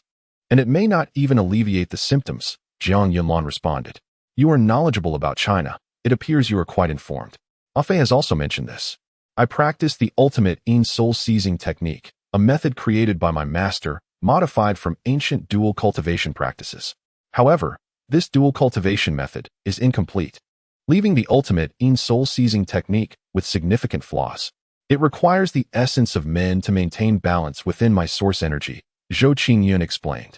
After a moment of silence, Jiang Yunlan remarked, "Your cultivation method is flawed. Either the technique you received was incomplete, or your master's modifications were inherently problematic. My master obtained the dual cultivation method, which was originally flawed. Do you have any solutions?" Zhou Qingyun asked, though she doubted a child could provide insight. Still, she held a glimmer of hope that perhaps his master had shared something with him. Jiang Yunlan replied, "Currently, there is a symptomatic remedy that, while it cannot eradicate the issue, is at least more convenient and effective than absorbing male essence." "Oh, please elaborate." Zhou Qingyun's eyes brightened with surprise. After searching for a solution with her master for so long, she had not anticipated that this young boy would possess knowledge, even if it was only a temporary fix. For someone of her beauty, who would willingly spend the night with a stranger, even finding a substitute remedy would be a blessing. Infuse your source energy with your fingers. Every noon, use your right hand to massage the Xinjue, Yinjiao, Shermin, and Guanyuan acupoints, while your left hand presses on the Tianshu, Shuidao, Guilai, and Qichong acupoints. A half-hour daily will suppress the side effects of your technique, alleviating your midnight suffering, Jiang Yunlan instructed. Is it truly that simple? Zhou Qingyun found it hard to believe. If such words had been uttered by an esteemed elder, she would have readily accepted them. However, coming from the lips of a mere 10-year-old, it was difficult for her to digest. After all, she and her master had tirelessly sought solutions for many years without any success, while numerous esteemed predecessors had also failed to resolve the issue. Watching Jiang Yunlan depart, she could only manage a bitter smile and shake her head, silently reflecting, "It is but a child. Why should I place such significance on this? Surely, it is the result of enduring the whims of those men for far too long that has led me to cling to even the most innocent of voices as a potential lifeline." Chapter 65. An encounter in the classroom. On the journey back, Jiang Yunlan curiously inquired, "Master, what prompted you to assist that woman?" "Foolish child," Yi Guchen responded. "This woman possesses extraordinary beauty and wields the strength of an 18-star martial sovereign at such a young age. She ought to be proud and aloof. Yet due to this particular mental technique, she has been compelled to seek out unfamiliar men. What do you suppose her inner turmoil is? She must be beside herself." Although most women today are indifferent to chastity, those from prominent families tend to hold it in high regard, as if it were tied to their family's honor. Jiang Yunlan remarked, "Thus, if you resolve this significant issue for her, she will undoubtedly remember you, which will greatly benefit you during your 4 years at school. Moreover, she likely has some connections. As a boy without any background, how can you hope to thrive in Huaxia City without your own network?" Yi Guchen elaborated. Jiang Yunlan immediately draped his clothing over her and said, "Why don't you go in and rest? It's freezing out here. Be careful not to catch a chill." "I'm fine. Don't forget, the mental technique you taught me allows me to absorb the energy of heaven and earth. Ordinary temperatures cannot affect my body." Zhao Chuling pouted. "Why didn't you inform me you would be gone for so long? Did you not think I would worry about you?" Suddenly, I have an epiphany. Look, I have already reached the 2-star martial artist level, Jiang Yunlan thought to himself, choosing not to disclose his dealings with Lu Jin to avoid causing Zhao Chuling concern. His nature compelled him to shoulder such burdens alone, unwilling to let the woman he cherished suffer alongside him. He feared he would regret it for a lifetime should anything happen. Now I can rest easy. Congratulations on your swift advancement. Are you hungry? I've prepared some fruits for you. Zhao Chuling retrieved a bag of fruit from her bosom. I was just feeling hungry. I also found some provisions. Let us share. Jiang Yunlan replied, knowing that declining would displease her. Besides, he genuinely felt famished. He produced a pouch of food he had scavenged from the frail boy, containing jerky and dried fruits. The two sat upon a large stone outdoors, enjoying their meal and engaging in light conversation. I visited the hunting area this afternoon and found some excellent items. Take a look. Jiang Yunlan presented a 1-star mid-grade magical dagger and a 1-star mid-grade magical armor to her. Magical artifacts. How do you manage to find such treasures? Is the hunting area strewn with them? Zhao Chuling exclaimed, astonished to discover they were of mid-grade quality. Have you forgotten what I do? I found them in a cellar, along with crossbow bolts, which I will keep for myself. You can have these too. You currently possess nothing, Jiang Yunlan stated. No, this is. Before she could finish, Jiang Yunlan produced a short blade and said, I already have one, and I even rewarded myself with a vest last time. You must remember, I can't wear two at once. You should don it. I intend to accompany you to the hunting area for a hunt, and if your equipment is inadequate, how can I take you with me? All right then, thank you. I will do my best. Zhao Chuling nodded, unknowingly accepting so many of Jiang Yunlan's generous offerings. As a novice, acquiring magical gear here was tremendously advantageous. Now, with Xiao Chuling's strength combined with these items, she would have no trouble facing a 3-star martial artist. Within the tent, 3 girls slept at the innermost part, while 4 boys occupied the outermost area.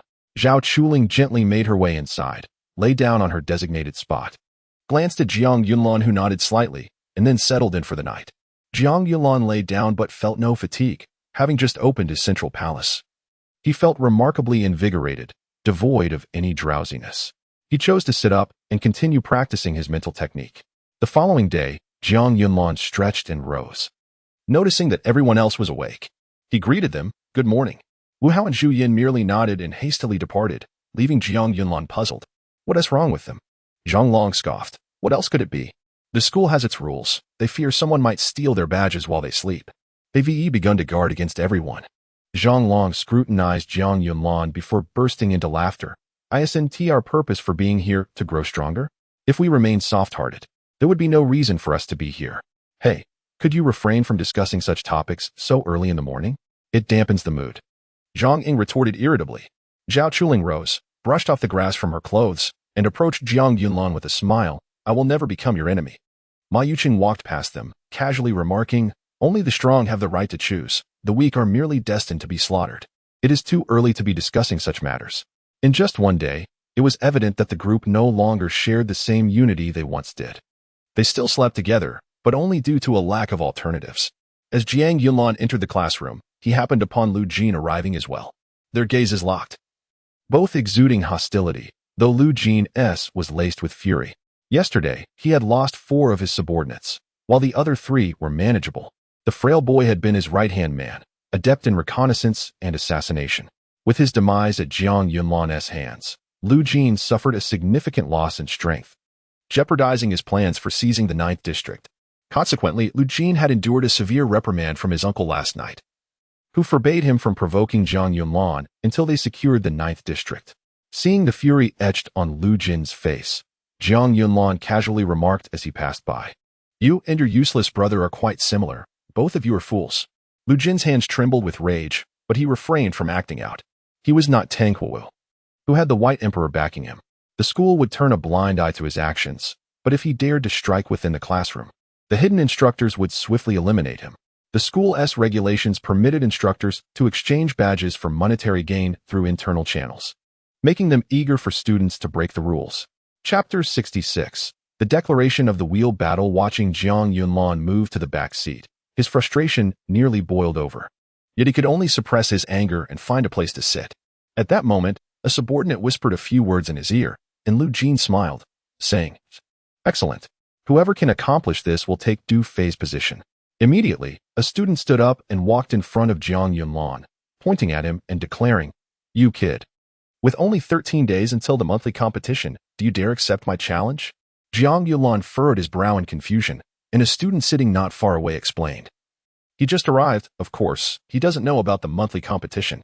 Here, the rule is that on the last day of each month, it is challenge day. Every student has one opportunity to challenge any other student. If successful, they can replace that person's ranking, and the challenge party cannot refuse. Has there ever been an instance of a high-ranking student challenging a low-ranking one? Someone asked curiously. The school has not specified that only low ranks can challenge high ranks. As long as it's not written down, it's common knowledge, another voice chimed in. I also challenge you, kid. Prepare to be overwhelmed, someone shouted. I challenge him as well. Soon, more than 10 students stood up to declare their challenges to Jiang Yunlan. Here, challenges are not bound by life and death, and interference from others is not permitted. Otherwise, instructors will eliminate them. This was amusing. Previously, many low-ranking students had taken turns attacking a high-ranking student. But now a group of high-ranking students was targeting a novice. Many watched with schadenfreude, as if waiting for a spectacle. Zhao Chuling stood up angrily and exclaimed, You are bullying him. What kind of skill is it for a group to pick on one? Have the guts to do it one-on-one. Laughter erupted among the majority, with some unable to contain their remarks. If a group can gang up on one, why bother with the arduous one-on-one? Little girl, you're too naive. After a year or so, you won't say such things. Why sit next to this dead man? Come over here, someone teased. Indeed, you're so beautiful, don't waste it. Seeing Zhao Chuling's beauty, some began to flirt. Wu Hao and Zhu Yin shook their heads, feeling both sympathy and mockery. This individual was always stirring up trouble. During training camp, he was a nuisance, and now at the main campus, it seemed the same. Such a person would inevitably meet a tragic end. The two exchanged glances and stood up to find another spot, distancing themselves from Zhang Yunlan. Zhang Ying looked at Zhang Yunlan with pity and sighed. His fate is unfortunate. Ma Yuqing frowned but remained silent. In contrast, Zhang Yunlan maintained a smile, pulling Zhao Chuling down to sit. He then surveyed those challenging him, noting that they all seemed to be affiliated with Lu Jin. However, he said nothing, only whispering, "Don't worry, I have a way to handle this. Trust me, I certainly believe in you, but I can't help but feel indignant. A group of veterans bullying a novice is utterly shameless," Zhao Chuling replied, indignant. Who is really bullying whom remains to be seen, Zhang Yunlan thought to himself. Most students below exchanged helpless glances, and many ignored the commotion altogether. Seasoned students were well aware that this instructor was notorious for flattering influential students from Huaxia City.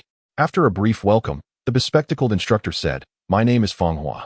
Since we have new students today, I will introduce knowledge related to the magic array diagram.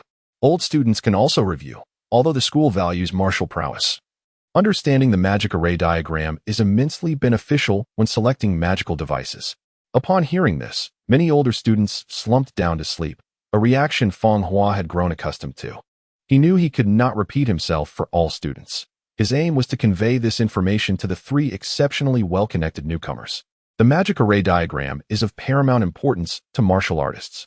Learning to identify these diagrams can protect you from deceit in the magical device market and allow you to ascertain the types of devices your unfamiliar enemies wield. Facilitating tactical arrangements. Teacher, I've heard that the magic array diagram is exceedingly complex and difficult to master. Can we learn about it here? Wu Hao inquired curiously. Indeed. Mastering the depiction of the magic array diagram is extremely challenging. We only need to learn to recognize it. Every magical device bears a magic array diagram. And to activate it, one must use source energy.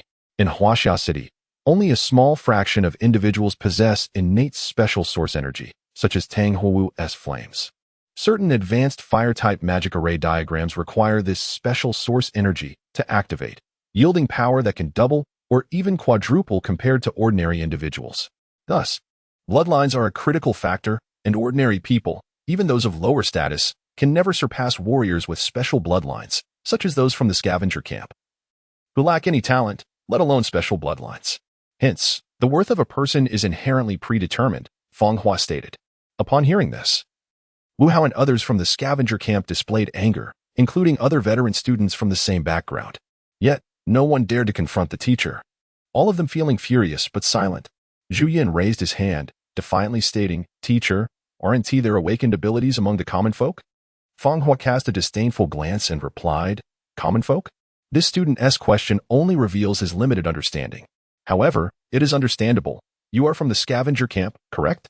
Let me clarify. Those so-called awakened abilities among the common folk are actually born from noble bloodlines, meaning they are illegitimate children. Do you understand now? Bloodlines determine everything. This assertion was acknowledged by all, as it had been a long time since a common bloodline had awakened any abilities.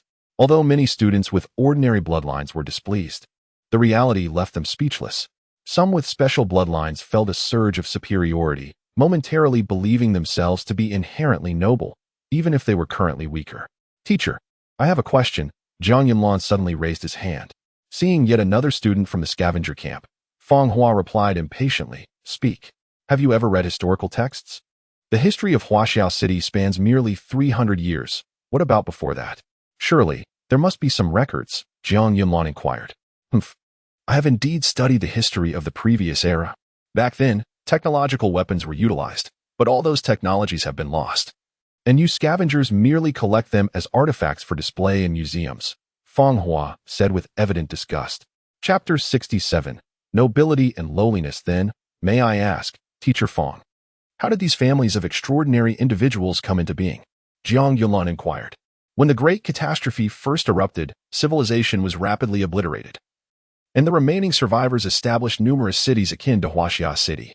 However, in the final years, one by one, the cities fell to ruin. Huaxia City, at the cost of countless lives sacrificed by our ancestors, has endured for 3 centuries. The claw marks left by magical beasts upon the towering outer walls are a testament to the monumental achievements of our forebears. At that time, there was no distinction of bloodlines. Everyone was merely a survivor. The extraordinary individuals of later generations emerged from among these survivors, a fact that you cannot deny, can you? Teacher?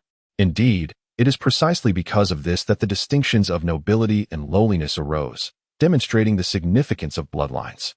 The entirety of Huaxia City is protected by these extraordinary beings, and the commoners ought to respect and revere those of noble lineage. Feng Hua asserted with an air of certainty. Such nonsense. This notion is utterly unfounded. How could extraordinary individuals be artificially created? If you continue this foolishness, I shall have the instructor expel you and impose punishment, Feng Hua retorted angrily. Teacher Feng must also have originated from common origins. Or perhaps you hail from a scavenger camp. Hence your ignorance of this not-so-secret truth. Among the prominent families of Huaxia City, such records undoubtedly exist. Some families may even possess the techniques for crafting enhancement potions, though current energy and technological constraints render such production impossible, Jiang Yulan countered. Enough of this nonsense, be gone. Feng Hua shouted in fury. If you hold this belief, I must concede that the bloodlines of extraordinary individuals do indeed confer superior combat abilities over ordinary people. However, as you mentioned the magical array diagrams, are you aware of their origins? Surely no one would presume that humanity, in merely 300 years, could develop a complete system of magical array diagrams, Jiang Yunlan continued. Oh, you claim to know the origins of the magical array diagrams? Jida, the leader of District 3, inquired with curiosity. At this moment, all classmates turned their attention to Jiang Yunlan, including Feng Hua and the instructor, all eager to uncover the source of the magical array diagrams. Certainly, the magical array diagrams were first transmitted during the previous civilization era, originating from the divine and angelic races. Following the Great Catastrophe, these extraterrestrial beings were annihilated, some arriving on Earth, collaborating with China's leaders to establish the Heavenly Palace. At that time, the magical array diagrams were immensely sophisticated and possessed great power, allowing many to harness their might in battle, including ordinary individuals. Anyone who could comprehend and master the magical array diagrams could become an extraordinary being. However, after another catastrophe, the stars were extinguished, and it was only through the protection of a powerful entity that Earth, the Sun, and the Moon were preserved, while all other celestial bodies were obliterated. In the boundless cosmos, an endless land emerged, a vast expanse akin to the universe itself, upon which our Earth now floats, Jiang Yunlan elucidated. Nonsense. This is clearly a product of your imagination. Do you take us for 3-year-olds? Feng Hua bellowed. Tang Huwu interjected. I have encountered records of this great catastrophe within my family's archives, and there is mention of the endless land, albeit only by name, without any substantial details. Jiang Yunlan, are you familiar with the endless land? Upon hearing Tang Huwu's words, everyone felt compelled to believe her. The Tang family had stood firm in Huaxia City for 3 centuries, and such records were not surprising.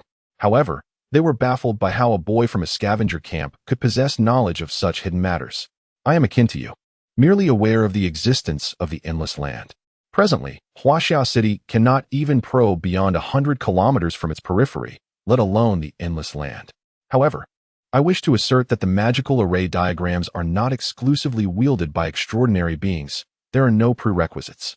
Anyone capable of grasping the magical array diagrams can utilize them.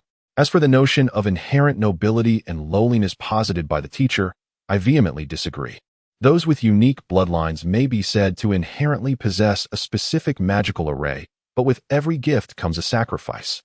They also forfeit the opportunity to master other attribute-based magical arrays. For instance, Sister Huowu can never command the water-based magical array and is innately fearful of water. She presumably cannot swim, Jiang Yunlan articulated. You wretch, do you wish for death? Tang Huowu glared at him indignantly. Although this was common knowledge among the great families, to state it so bluntly here was to expose one's vulnerabilities. The majority of the students were astonished by this revelation. After all, most of those who came to study here hailed from ordinary families, and the instructors were predominantly from similar backgrounds. Hearing this made them feel considerably more at ease. And many began to harbor fondness for Jiang Yunlan, as he had provided them with a voice. Lu Jin scoffed. Regardless, over the past 3 centuries, significant gaps have emerged in the transmission of magical array diagrams. Our ancestors suffered tremendous losses, and many diagrams have been lost or are incomplete.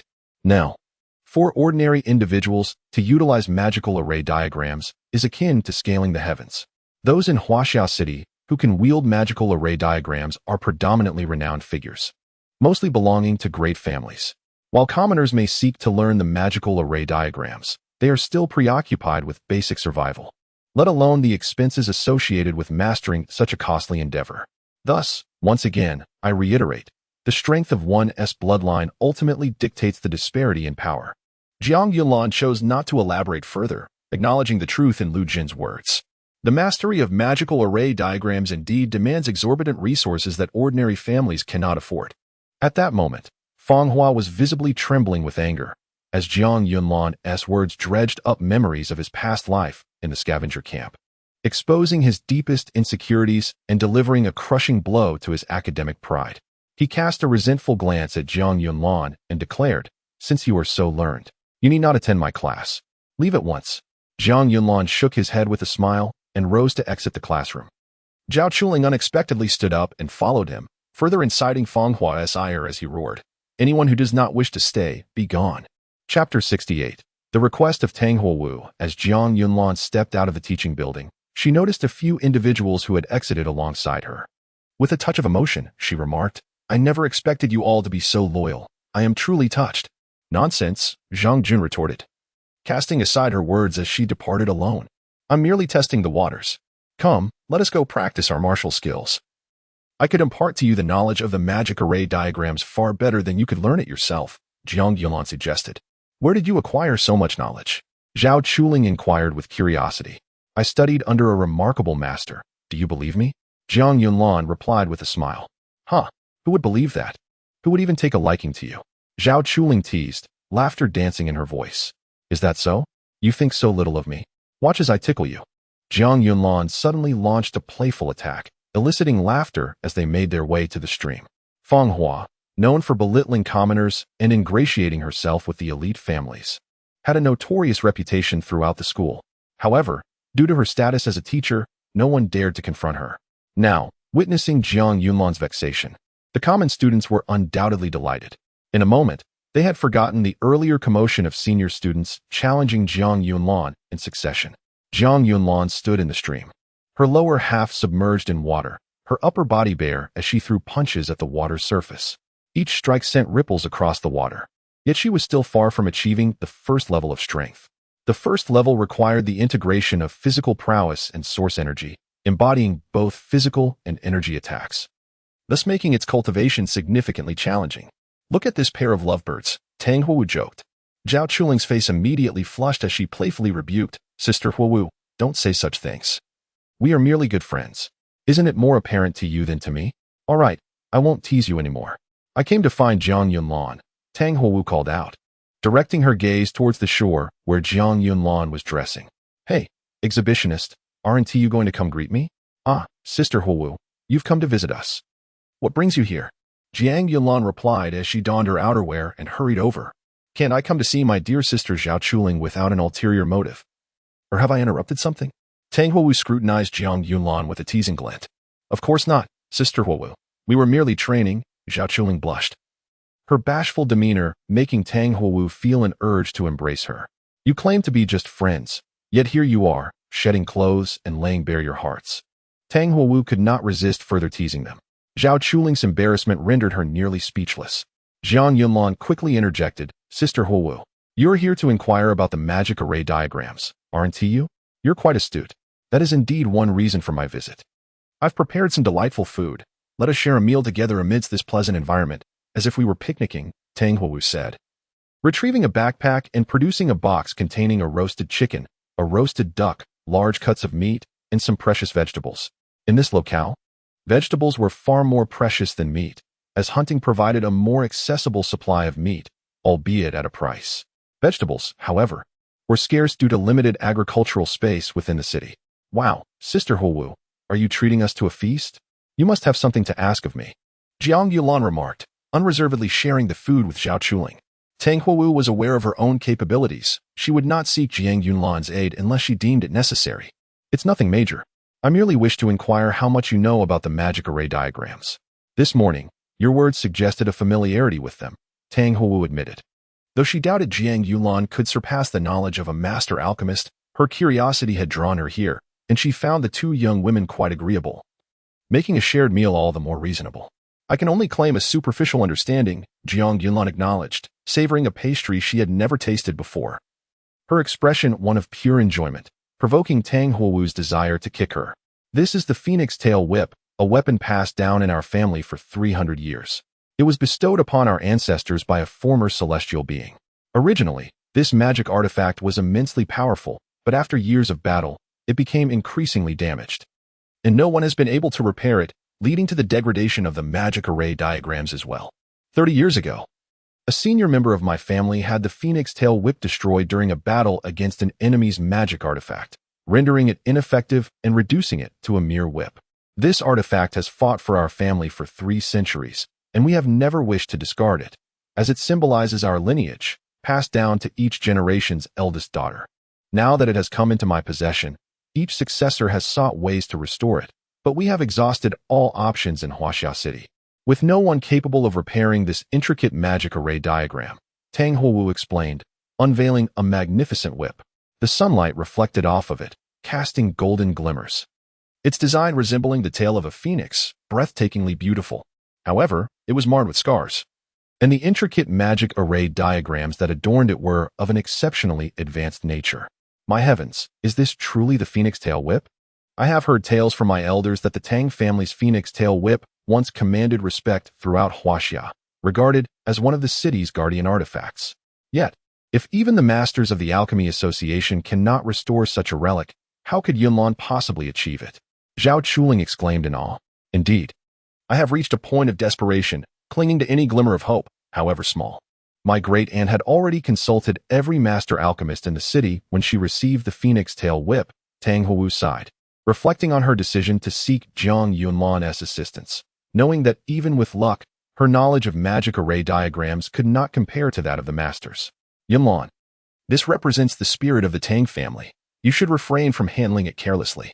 If it were to sustain further damage, the responsibility would be unbearable, Zhao Chuling cautioned.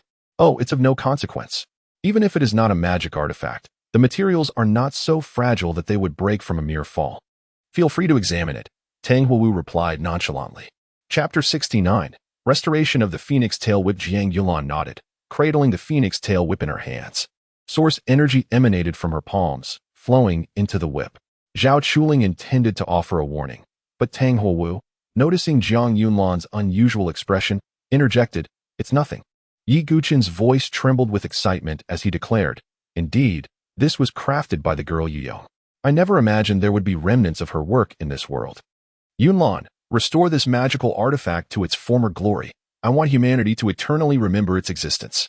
Master, this magical array diagram is exceedingly intricate. I can scarcely comprehend it.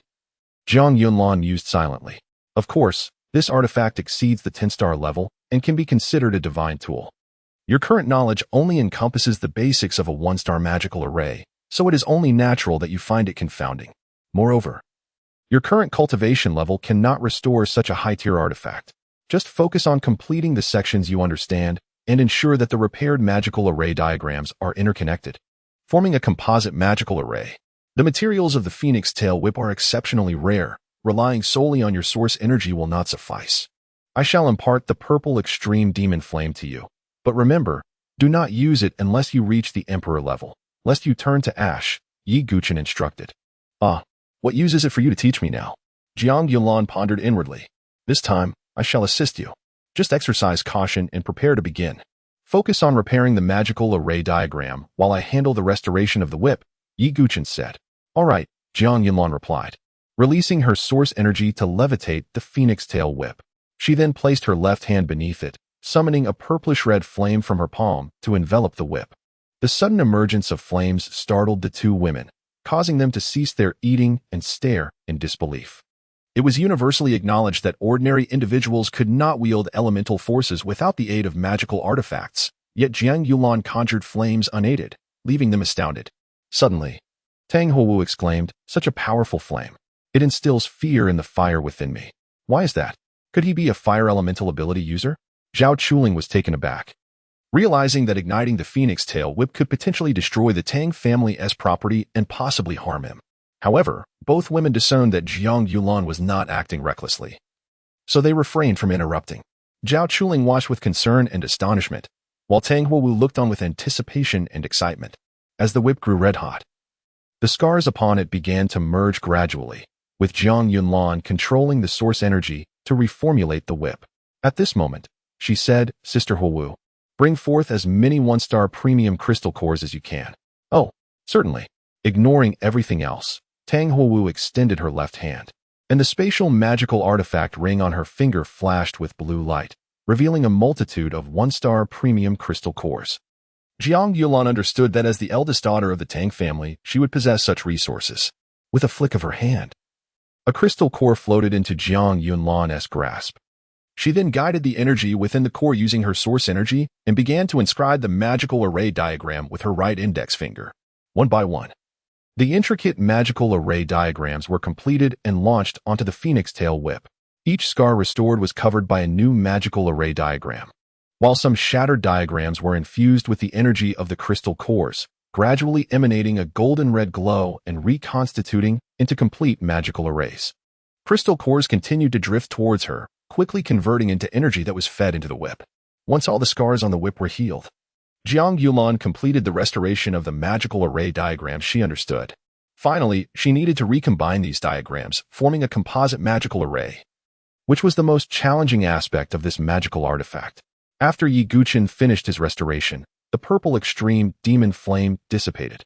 He exhaled deeply and remarked, "Yunlan, the most difficult part lies ahead. Each additional magical array diagram increases the complexity exponentially. There are a total of 9 one-star magical array diagrams. You must understand the effects and principles of each one thoroughly. A single miscalculation could result in the destruction of the magical array, and this artifact would turn to ash." "I understand," Jiang Yunlan replied, diligently connecting the magical array diagrams. This restoration proved far more arduous than the last, causing beads of sweat to form on her forehead as she focused intently on the diagrams above, her fingers moving swiftly to intertwine the energy of the crystal cores into a new composite magical array. Time slipped away unnoticed as the two women sat silently beside her, their breaths shallow and cautious, fearful of disrupting Jiang Yunlan's concentration. Even a fool could see that she was restoring the phoenix tail whip. With visible results, the scars had vanished, revealing the whip's former splendor, and the magical array diagrams radiated light as Jiang Yunlan appeared to be connecting them. Both women hailed from prominent families, particularly Tang Huowu, who belonged to one of the foremost families in Huaxia City. They had witnessed alchemists crafting magical artifacts before, yet they had never seen anyone inscribe magical array diagrams directly onto an artifact. In Huaxia City, master alchemists typically prepared the magical array diagrams in advance before imprinting them onto the artifacts, thus allowing for pre-stored diagrams and minimizing the chances of failure. Moreover, masters often utilized only a single magical array diagram. The more potent the diagram, the stronger the artifact. However, Jiang Yulan not only inscribed diagrams directly onto the object, but also interconnected numerous magical array diagrams to create a complex formation, an unprecedented feat. Noticing that the pile of one-star premium crystal cores before them was dwindling, Tang Huowu whispered, "I'll fetch some more one-star premium crystal cores. Please keep an eye on Jiang Yunlan." "Of course," Zhao Chuling nodded. "There's no need. This is sufficient," Jiang Yunlan interjected, retracting her magical energy, causing a half-crystal core to drop to the ground, though no one paid it any heed. At that moment, the phoenix tail whip before Jiang Yunlan radiated a divine light, with the 9 magical array diagrams merging flawlessly into a complex design. The whip not only emitted a golden red glow, but also ignited with flames. Tang Huowu's face flushed with excitement, her hands clenched tightly as she struggled to articulate her emotions. The restoration of this magical artifact was a cherished wish shared with her and one she had not dared to hope for. Merely testing the waters and engaging in conversation with friends. Now, it had suddenly come to fruition. How could she not be exhilarated? Were it not for the fear of disturbing Jiang Yunlan, she would have already shouted for joy. After thoroughly checking the connection of the magical array diagrams to ensure everything was in order, Jiang Yulan stood, and the flames on the whip subsided. She presented the whip to Tang Huowu, saying, "Give it a try." Tang Huowu, overwhelmed with excitement, hesitated to take it, nervously asking, Is it really all right? Even our sister Huowu is afraid now. Jiang Yulan chuckled. Who says I'm scared? Tang Huowu retorted, grasping the whip. Instantly, she felt a warm wave of source energy emanate from it, causing her own source energy to resonate in response. To her astonishment, the phoenix tail whip ignited with orange flames without any conscious control. Her astonishment deepened as she input magical energy into the whip, causing intricate patterns resembling the phoenix's tail to materialize, intensifying the flames. With a casual flick, the whip struck a nearby boulder, and a flash of orange light left a deep gash over 10 centimeters in the stone, causing the surrounding rock to exhibit signs of melting. Chapter 70. Marrying you. Zhao Chuling remarked in confusion, it should be stronger. For historical records indicate that the phoenix tail whip could cleave through the colossal walls of Huaxia City. Tang Huowu added, even if I am currently too weak.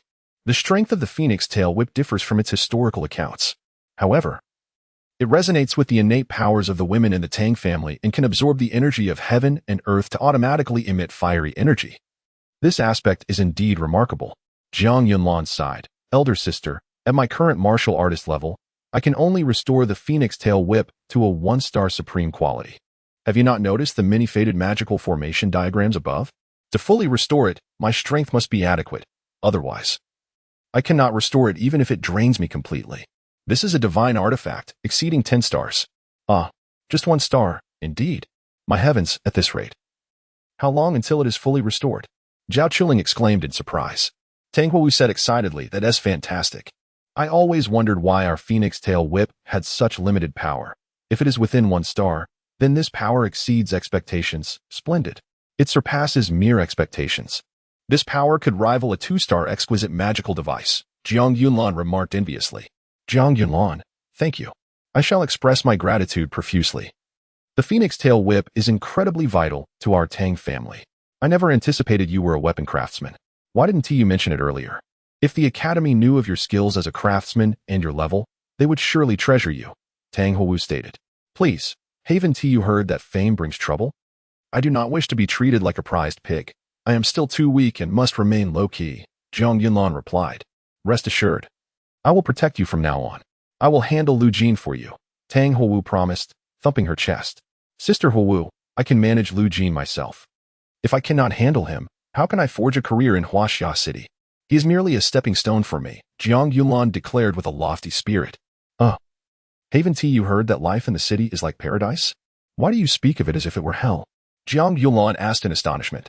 It's nothing, just a small favor, for we are friends, Tang Huowu replied. Jiang Yunlan was unconcerned about any gifts.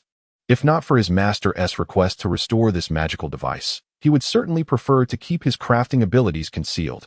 As Tang Huowu departed, Zhao Chuling approached Jiang Yunlan and scrutinized his face closely, their noses merely 5 centimeters apart, causing Jiang Yunlan to feel nervous as he exclaimed, What's wrong? Are you upset because I concealed my crafting ability? Not at all. Who doesn't have some hidden talents? I just suddenly realized you are becoming increasingly mysterious. You aren't a love child from a prominent family, are you? Zhao Chuling asked with curiosity. Impossible, Jiang Yunlan immediately denied. Why are you so anxious? I was merely jesting. The magical formation diagrams in Huaxia City are severely diminished. The Masters of the Craftsmen Association are striving to restore the damaged diagrams, but unfortunately, the complexity is overwhelming and the results are not significant. If you join the Craftsmen Association, they will surely value you highly, and your status will change, Zhao Chuling remarked. My ambition is not to become a master craftsman, Jiang Yunlan said, gazing into the distance with a smile, now aware of his master's extraordinary nature. His aspirations would undoubtedly be grander. Oh, you look down on the status of a master craftsman in Huaxia City. What then is your future goal? Zhao Chuling asked cheerfully. Jiang Yunlan pondered for a moment before suddenly declaring, to marry you. Zhao Chuling's face flushed instantly, and she responded, What nonsense are you spouting? Jiang Yunlan scratched his head and chuckled sheepishly, realizing he had blurted it out instinctively. He felt his heart race, as he was not adept in matters of the heart and was now flustered. I won't talk to you anymore. I'm off to find something to eat, Zhao Chuling said, jogging away. Watching her retreat, Jiang Yunlan felt a pang of disappointment, assuming Zhao Chuling had rejected him. After all, he hailed from humble beginnings, and the Zhao family was a significant conglomerate. It was only natural for them to look down upon him. Suddenly, Zhao Chuling halted 10 meters away and turned back, saying, Jiang Yunlan, were you serious just now? Jiang Yunlan was taken aback and immediately replied, Of course, I was. Then I'll wait for you. You must come to my home to propose in 4 years. You must work hard, for my father is very strict, Zhao Chuling said.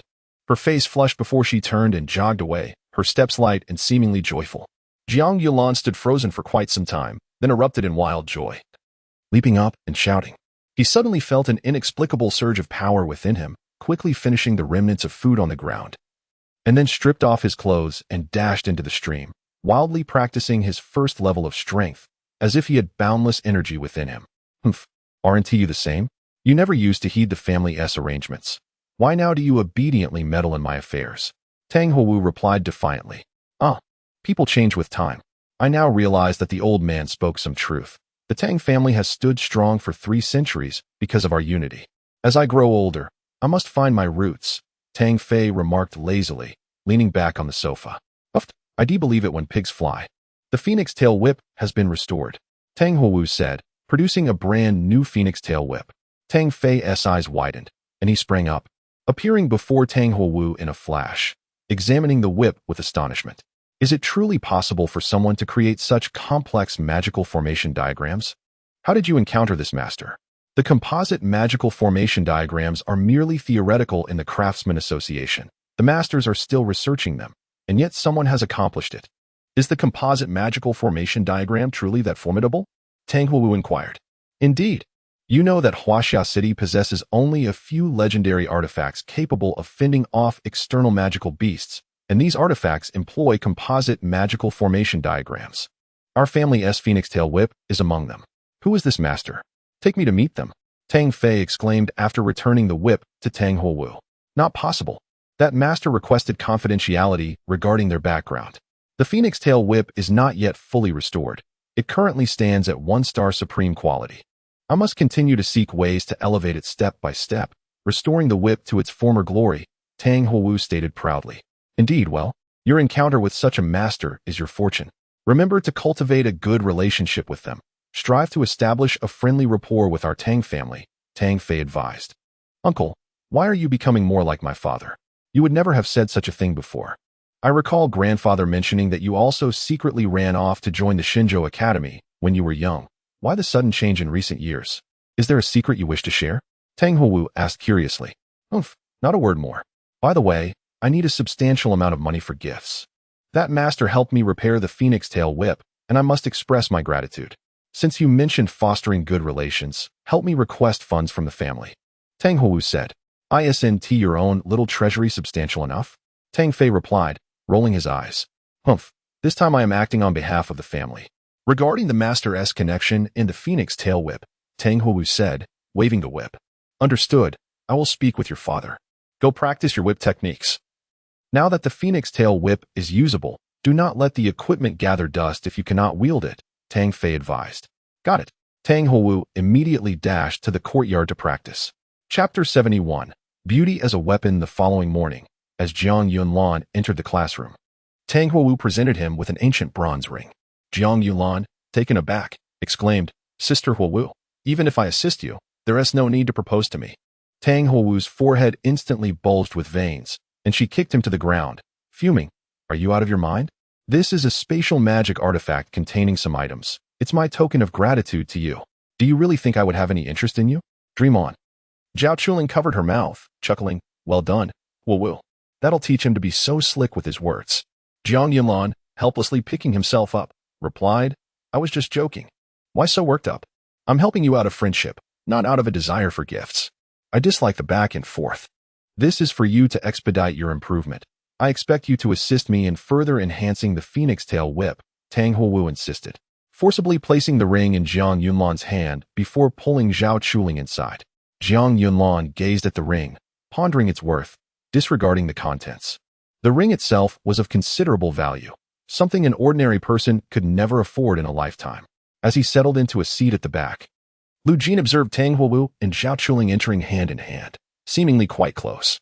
Jiang Yunlan followed behind, prompting Lu Jin to furrow his brow, silently worrying that Tang Huowu might aid Jiang Yunlan, thus putting him in jeopardy.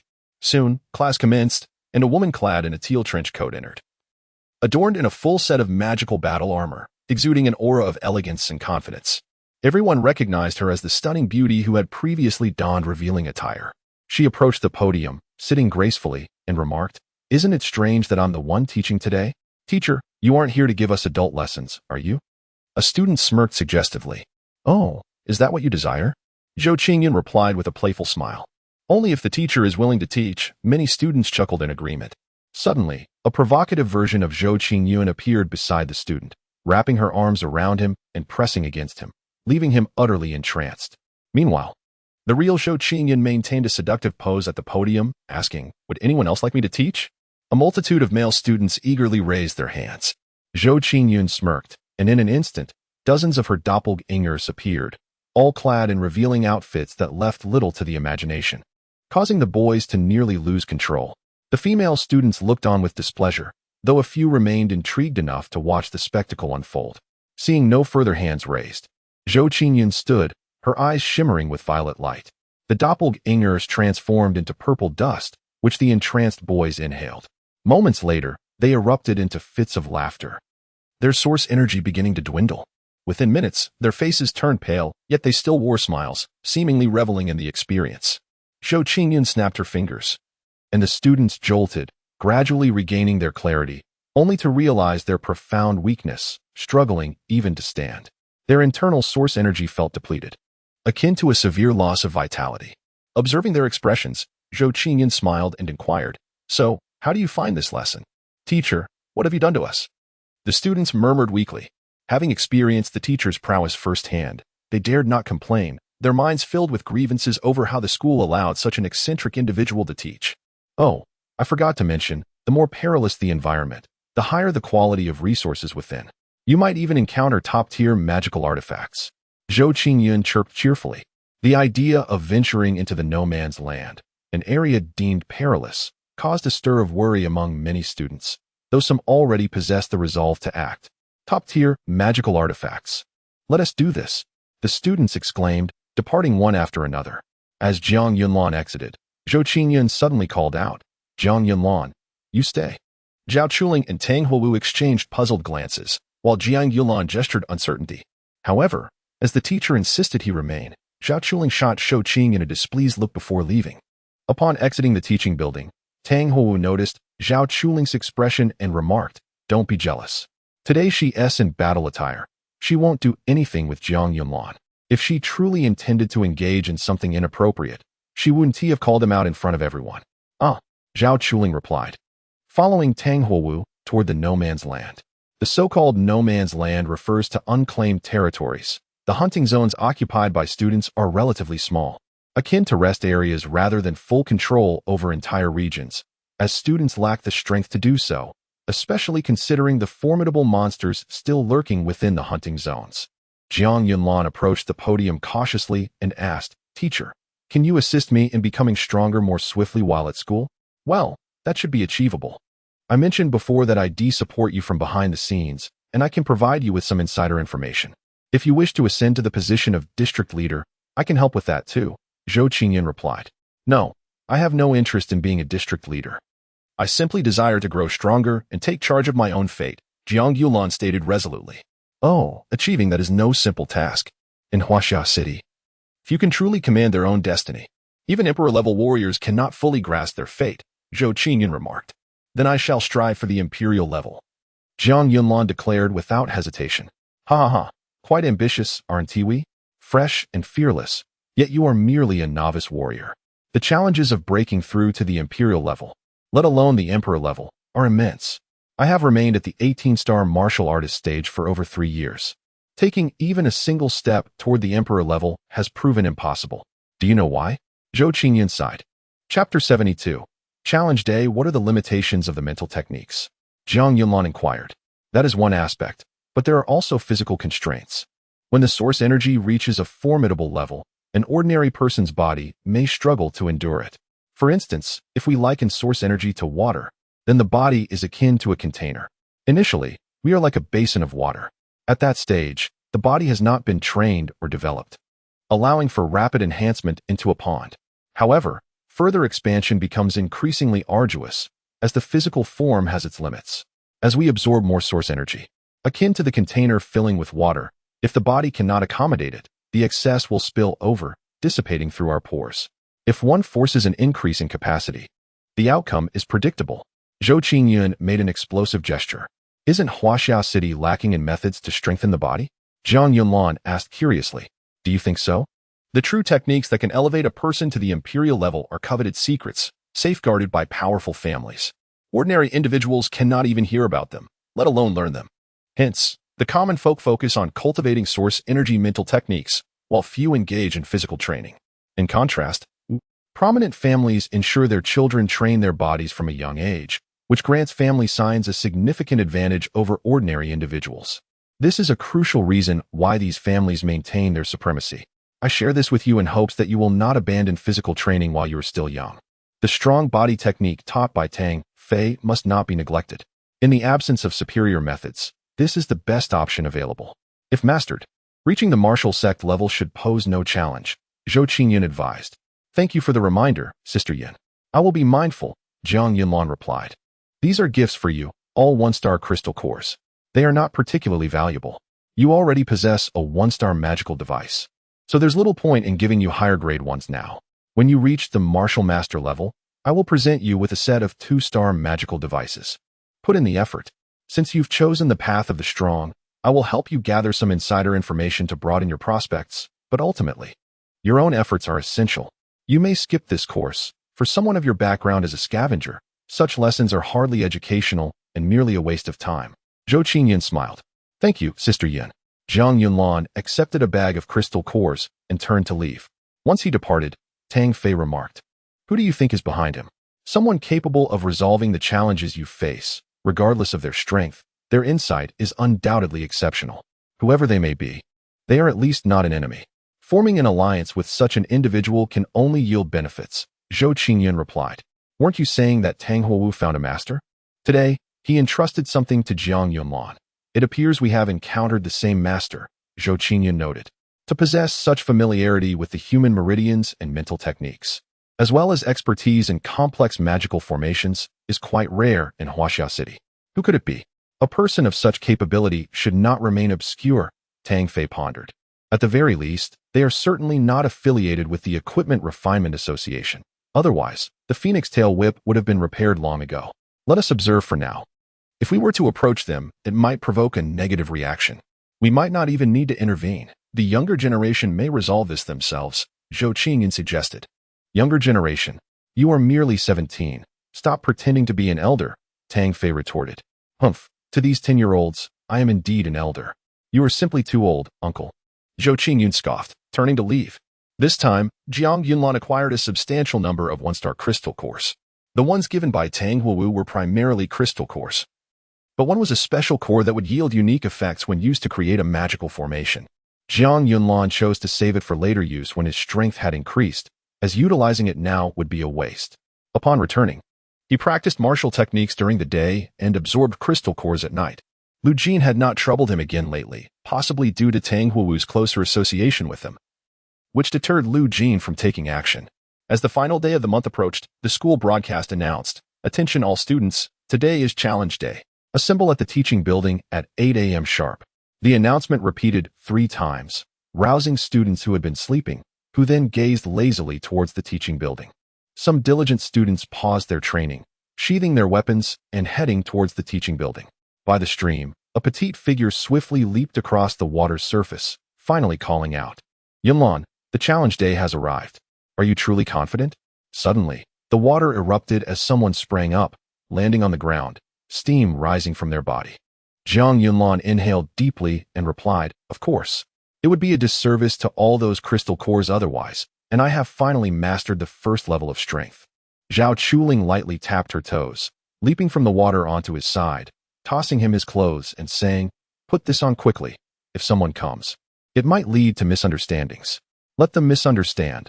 I don't mind." Jiang Yunlan chuckled as he donned the clothes. "Humph, I won't bother with you anymore. I'm off to find Sister Huowu."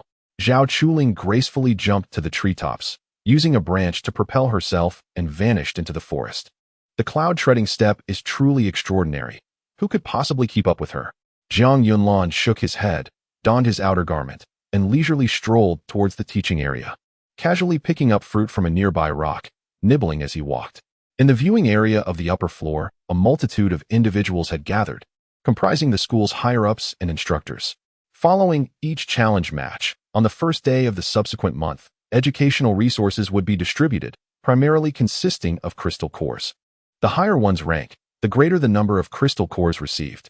The top 10 would not only receive crystal cores, but also be granted special rewards from the school, including an opportunity to select a magical device suited to their abilities. The first place could choose an exceptional magical device that complemented their strength. The second place, an outstanding one. The third place, a fine one, and those ranked 4th to 10th would receive medium-grade devices. Although medium-grade devices are common, finding one that aligns with one's attributes is a challenge, as most magical devices obtained are not suitable or merely temporary solutions. A one-size-fits-all magical device can yield 120 to even 200 effectiveness when used by the right person, while an unsuitable user may only achieve 50 or, at most, 80 effectiveness, creating a significant disparity. As Jiang Yunlan entered the classroom, he noticed that the central podium had been removed, transforming the space into an arena measuring 50 meters on each side.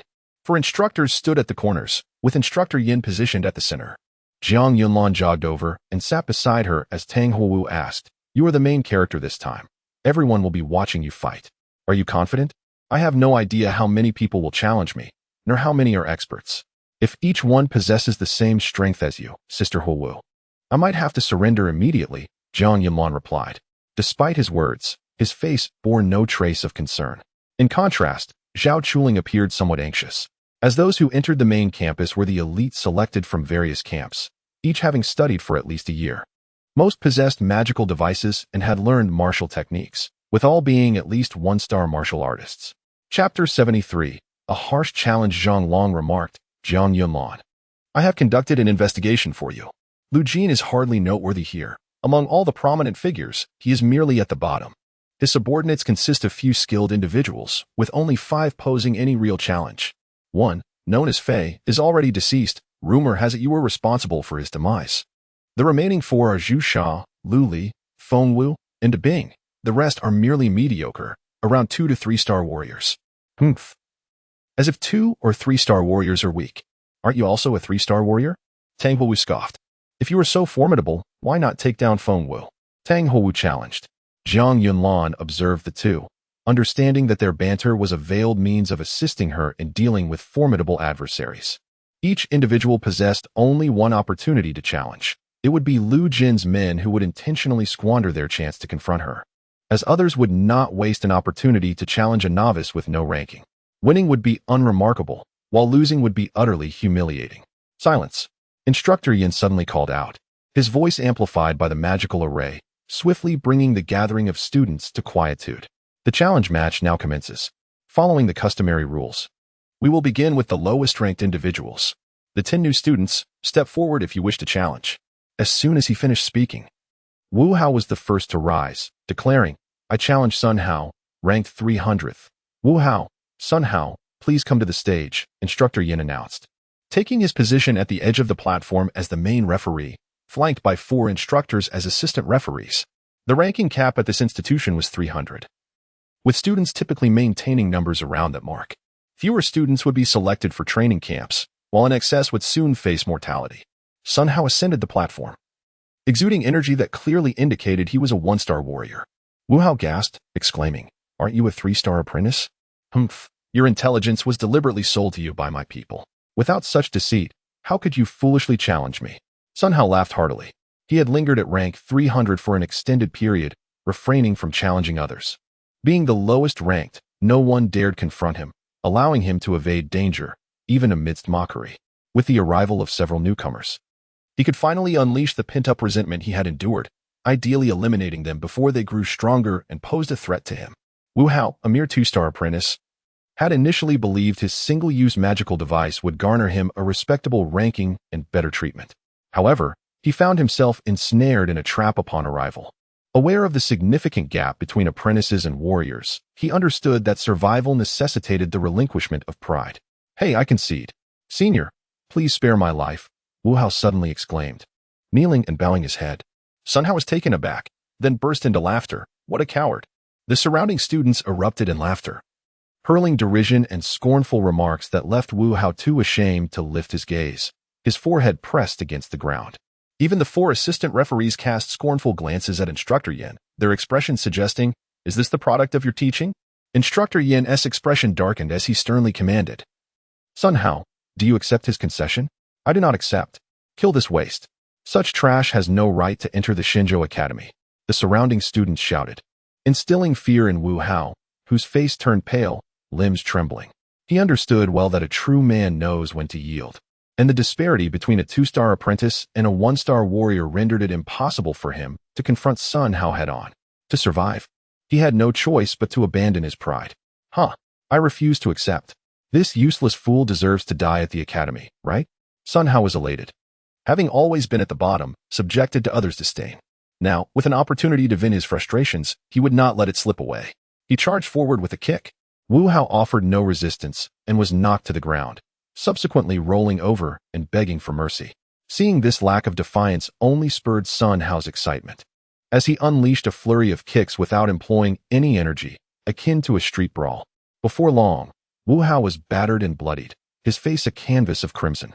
Sun Hao, reveling in his moment of superiority, laughed heartily as he surveyed the crowd.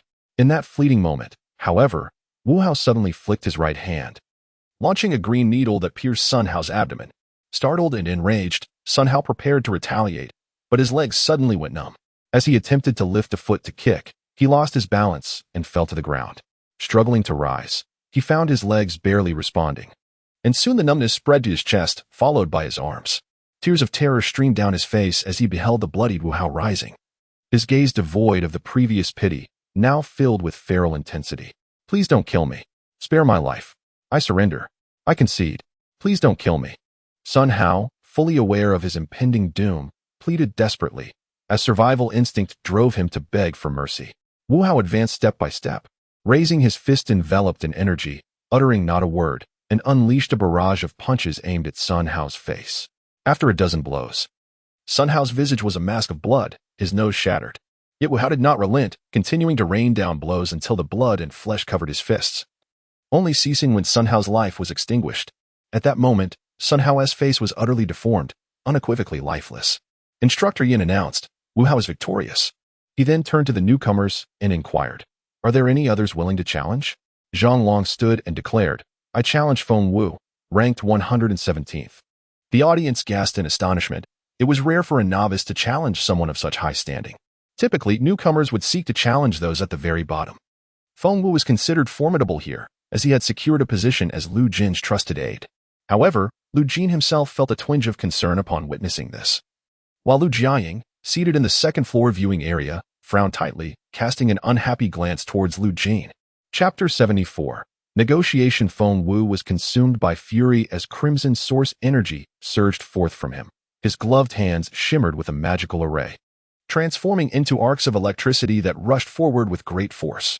Despite appearing dismissive of his adversary, Zhang Long had secretly concentrated his source energy, and golden energy formed into dragon claws that ascended to meet the attack. The collision of fists unleashed a wave of source energy, rippling outward and causing the referee's combat attire to crackle audibly. At that moment, Instructor Lu Jiaying approached Jiang Yulan and whispered, "May I have a word? There are matters I wish to discuss with you." Zhao Chuling exhibited a wary expression, while Tang Huowu frowned and remarked, "Are you afraid he might challenge your cherished nephew? You want to plot in the shadows. Just so you know, we must remain vigilant in this school, so let us speak openly here," Tang Huowu asserted. Lu Jiaying's expression turned troubled, prompting Jiang Yulan to rise and suggest, "Let us move to the back. It is more secluded there." "Very well," Lu Jiaying sighed in relief, moving to the last row where their conversation would remain unheard, yet still within Tang Huowu's sight. A compromise acceptable to all. "Jiang Yulan, you must have guessed my purpose. I have inquired with Instructor Yin about Lu Quan. He has been infected and transformed into a monster, and you were the one who killed him. He was already dead before that, thus our feud holds no ground," Lu Jiaying stated. "I fear Lu Jin may not share your perspective. The entire school is aware that I killed Lu Quan, and his followers have all declared their intent to challenge me. Lu Jin, for the sake of his pride, finds himself in a precarious position," Jiang Yulan replied. "I will handle this matter, and I hope our grievances can cease here," Lu Jiaying insisted. I can overlook this incident. But what about the ambush orchestrated by Lu Jin? I nearly lost my life. How shall we address that? Jiang Yulan countered. Those who perished were Lu Jin's men. You suffered only minor injuries, Lu Jiaying remarked with a slight frown. It seems you lack the sincerity for reconciliation. Thus, further discussion is unnecessary, Jiang Yulan declared. Jiang Yulan. Consider carefully, continuing this conflict will only lead to mutual destruction. Even if you possess considerable strength, you cannot withstand a series of relentless challenges, Lu Jiaying responded. Her displeasure evident. Then we shall see, Jiang Yunlan retorted, unwilling to engage further. The attempt at reconciliation, devoid of genuine intent, only made him feel like a soft target. As Jiang Yunlan turned to leave, Lu Jiaying squinted, pushing her glasses down with a snort before departing. What else could it be? She certainly seeks to negotiate with you. Tang Huowu remarked. Don't tell me you consented. If so, I would lose all respect for you. Such individuals should be subdued until they can never dare to look you in the eye again, Tang Huowu asserted with commanding authority. Jiang Yunlan chuckled lightly. Well, that's all in the past. I feared you would worry, so I kept it to myself. Heh. How infuriating. They dared to ambush you. I will not let Lu Jin escape unscathed, Zhao Chuling declared, her anger directed at Lu Jin's group rather than Jiang Yulan. This reaction surprised Jiang Yulan. He had expected a reprimand, but instead, Zhao Chuling's immediate concern for vengeance delighted him. As he donned his gear, the dragon soaring diagram radiated golden light, and a golden orb appeared at his fist. When he infused this orb with source energy, it transformed into a dragon that coiled around his hand. Feng Wu was taken aback as he unleashed every ounce of source energy from his right fist, enveloping his entire arm in electricity, and swung with tremendous force. The two roared in unison, their energies clashing, and in that instant, the golden dragon claws forcibly tore through the electric net, followed by a chilling scream as blood mingled with the dispersing source energy. The surrounding students were astonished. This magical device was extraordinary, and Feng Wu had been defeated in an instant. Such power surely guaranteed a position within the top 30. TCH, after taking so long. How dare you claim it was easily resolved? Tang Huowu scoffed disdainfully. As Feng Wu was carried away, Instructor Yin was about to announce who would challenge next when Zhao Chuling shouted, I wish to challenge Lu Li, ranked 153. Chapter 75, A Dreamlike Illusion. Tang Huowu cautioned. Chuling, don't be impetuous. I'll eliminate one of them shortly. Nay, I shall personally avenge Yunlan. Lu Jin is Yunlan's to deal with. I'll assist her in eliminating his henchmen. Zhao Chuling arose and strode out. Jiang Yunlan, initially surprised, nodded with a smile. I trust you'll secure a resounding victory. Assuredly, lest I fail to honor the imparted techniques and martial arts. Zhao Chuling jested playfully, then turned towards the arena. Bah, does this little wench dare challenge me? Does she presume I'm someone to be trifled with? Lu Li retorted, rising to meet her. At that moment, Lu Jin bellowed, Li, strip the woman bare and slowly torture her to death before everyone's eyes. Upon hearing this, Jiang Yunlan's killing intent surged forth. Her face remained impassive as she fixed her gaze upon Lu Jin, who had dared to provoke her wrath. Zhao Chuling ascended the platform, composed and devoid of emotional turmoil despite Lu Jin's words. Lu Li approached, licking his lips lasciviously. Indeed, she's quite fetching. This time, I've struck gold. Little darling. You're likely unaware of the rules here. Once on this stage, no one can interfere unless I declare it over, including saving you. It'll be quite exhilarating to violate you before everyone's eyes. Ha ha. Ha ha, this girl is a delight. Perhaps a touch young, but all the more titillating. Lu Li, cease your prattle and attack. The surrounding students clamored, their faces etched with anticipation. Zhao Chuling remained unmoved, as if their words were directed at another. Lu Li chuckled lewdly. Quite composed, aren't we? Let's see if you can maintain that composure. As Instructor Yin declared the commencement, Lu Li unleashed crimson source energy, lunging forward with bare fists. Yet, as he neared, Zhao Chuling dissolved into a cyan mist, causing Lu Li to stumble. Upon turning, he beheld three identical Zhao Chulings behind him, simultaneously delivering palm strikes. Lu Li scoffed, employing Qi propulsion palm, channeling source energy into surging air currents that dispersed two of Zhao Chuling's phantoms, revealing her true form. Ha, childish tricks. Now, obediently collapse. Lu Li lunged excitedly, his palm imbued with source energy striking her abdomen. However, the moment of impact revealed his astonishment as Zhao Chuling's body dissipated into mist. Behind him, Zhao Chuling cradled a sphere of source energy condensed into water in her palm, gently propelling it forward. The water sphere transformed into a palm shadow and shot forth. The flowing cloud palm was not swift. Everyone could perceive it clearly. Luli spun around, his right palm meeting the attack. However, the flowing cloud palm dissolved into mist, and Lu Li's strike left him off balance, causing him to stumble forward. Like a commoner throwing a punch with all his might, only to miss, disrupting his equilibrium.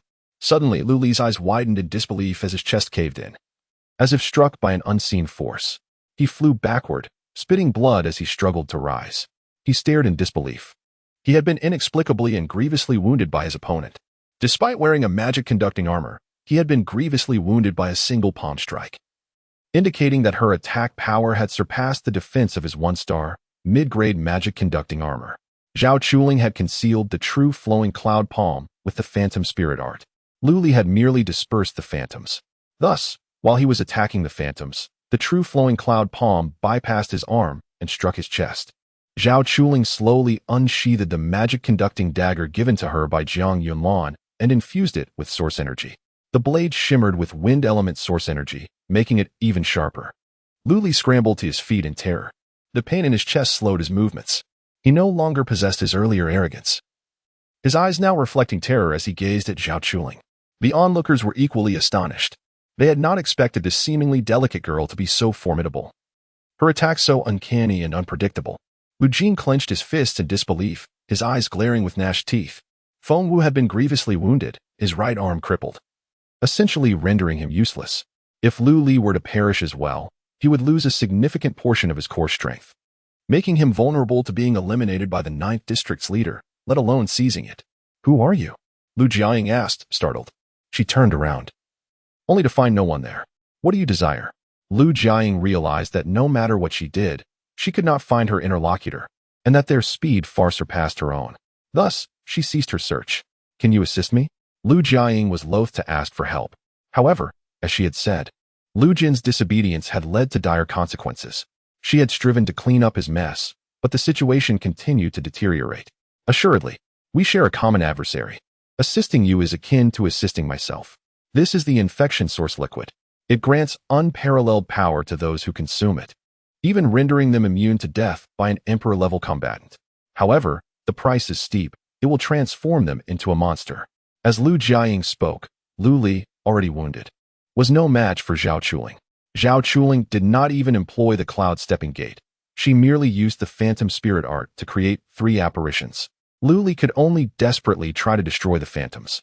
At that moment, Zhao Chuling's true form passed by his side, the dagger slicing through his armor and into his flank. Lu Li cried out in agony, clutching his wounded waist, blood seeping through his fingers. The blade had severed his kidney, and without immediate medical attention, he would die. Alas, he had no chance. Zhao Chuling relentlessly attacked once more. Lu Li's pupils dilated as he saw the flash of the blade before him. Then, blood gushed from his throat, and he collapsed onto the ground, the crimson liquid quickly staining a large area. Instructor Yan, his face etched with admiration, announced, "Zhao Chuling is victorious." Zhao Chuling nodded to Instructor Yan, turned, and smiled at Jiang Yunlan. At that moment, no one dared to underestimate Zhao Chuling. Even some of those ranked in the top 100 frowned. Chapter 76. The inescapable Wheel of War. Zhang Long whistled, commenting, "Chuyang, you truly are remarkable. Your progress surpasses what I witnessed when we first met. I owe much to Yunlan's guidance. Without it, I would not have come this far." Zhao Chuyang, blushing, conveyed her delight in her own advancement. "It is now my turn. I just need to deal with Zhu Sha and De Bing. Leave Zhu Sha to me. As for De Bing, it would have been best if Yushang or Zhong Jun handled him, but unfortunately, those 2 fools seem to have vanished." Tang Wu stood up and, without waiting for Instructor Yin to speak, took the initiative to step onto the stage, pointing at Zhu Sha and declaring, "Come up and face your doom." Zhu Sha approached with a smile, locking eyes with Tang Wu, exhibiting no semblance of combat intent or fear, as if reuniting with an old friend. Tang Wu frowned. "What are you staring at? Get ready to fight." "Wu, you still haven't changed. Your impatience remains," Zhu Sha chuckled. "Who is your Wu? Mind your tongue, or I shall scorch your lips," Tang Wu retorted, her hands igniting with brilliant crimson flames. "Ah, how quickly you seem to have forgotten me. Surely, you must remember this." A brown stone appeared in Zhu Sha's hand, which, upon channeling her energy, transformed into floating red sand, each grain resembling a beautiful yet deadly ember. Qiling Zhusha. You are. Sister Hanlingsha. Tang Huowu gasped in astonishment, her eyes widening. I am honored that the young lady remembers me. Zhusha replied with a smile. It has been 3 years. You have changed immensely, and I barely recognized you. Where have you been? I searched for you for so long. Everyone said you left the Tang family. Why? Tang Huowu exclaimed with excitement. Why? Because my father died fighting for the Tang family, leaving only my weak mother and me.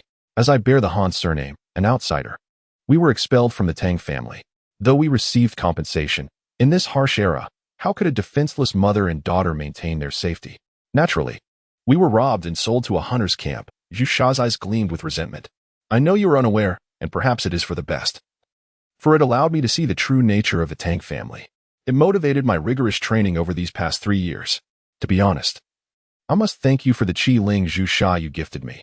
It is an incredibly valuable material for magical artifacts, enabling my teacher to craft this magical device. Zhusha smiled at the swirling sand in her palm. She died, killed by being forced into prostitution. As she uttered this, Zhusha's expression turned icy. Just as Tang Huowu was reeling from this revelation, Zhusha suddenly dashed forward, appearing behind her and delivering a swift strike to her neck, rendering her unconscious. Sister Han. Tang Huowu's vision blurred as she fell into Zhusha's embrace. Instructor Yin let out a sigh of relief. Had Tang Huowu perished here, the school would have faced considerable trouble. He announced, Zhusha wins. At that moment, Jiang Yunlan stood up, proclaiming, I challenge Lu Jin, rank 33. By eliminating Lu Jin, his subordinates would no longer be able to challenge him in succession. He understood the principle that when the tree falls, the monkeys scatter. This was not solely Jiang Yunlan's thought. Everyone was aware of it.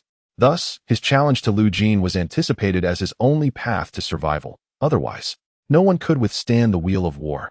Instructor Yin called out, Jiang Yunlan, Lu Jin, step onto the stage.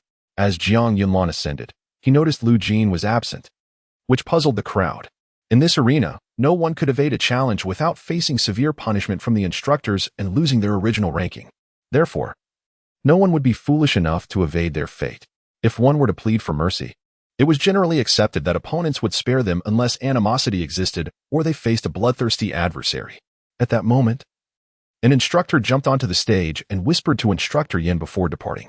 Instructor Yin frowned, declaring, Lu Jin has been assigned an important task by the school and is exempt from challenges this time.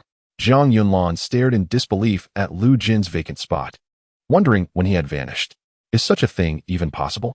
Many students began to murmur, as occurrences like this were rare and even upperclassmen were unaware such exemptions existed. However, many took pleasure in the unfolding drama, remarking, now, this will be entertaining. I wonder how long Jiang Yunlan can endure the subsequent challenges. Indeed, this adds intrigue.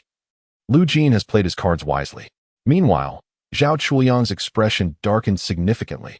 While she could eliminate one opponent, facing a succession of challengers would be far more daunting. The energy expenditure would be excessive, and her strength would diminish severely.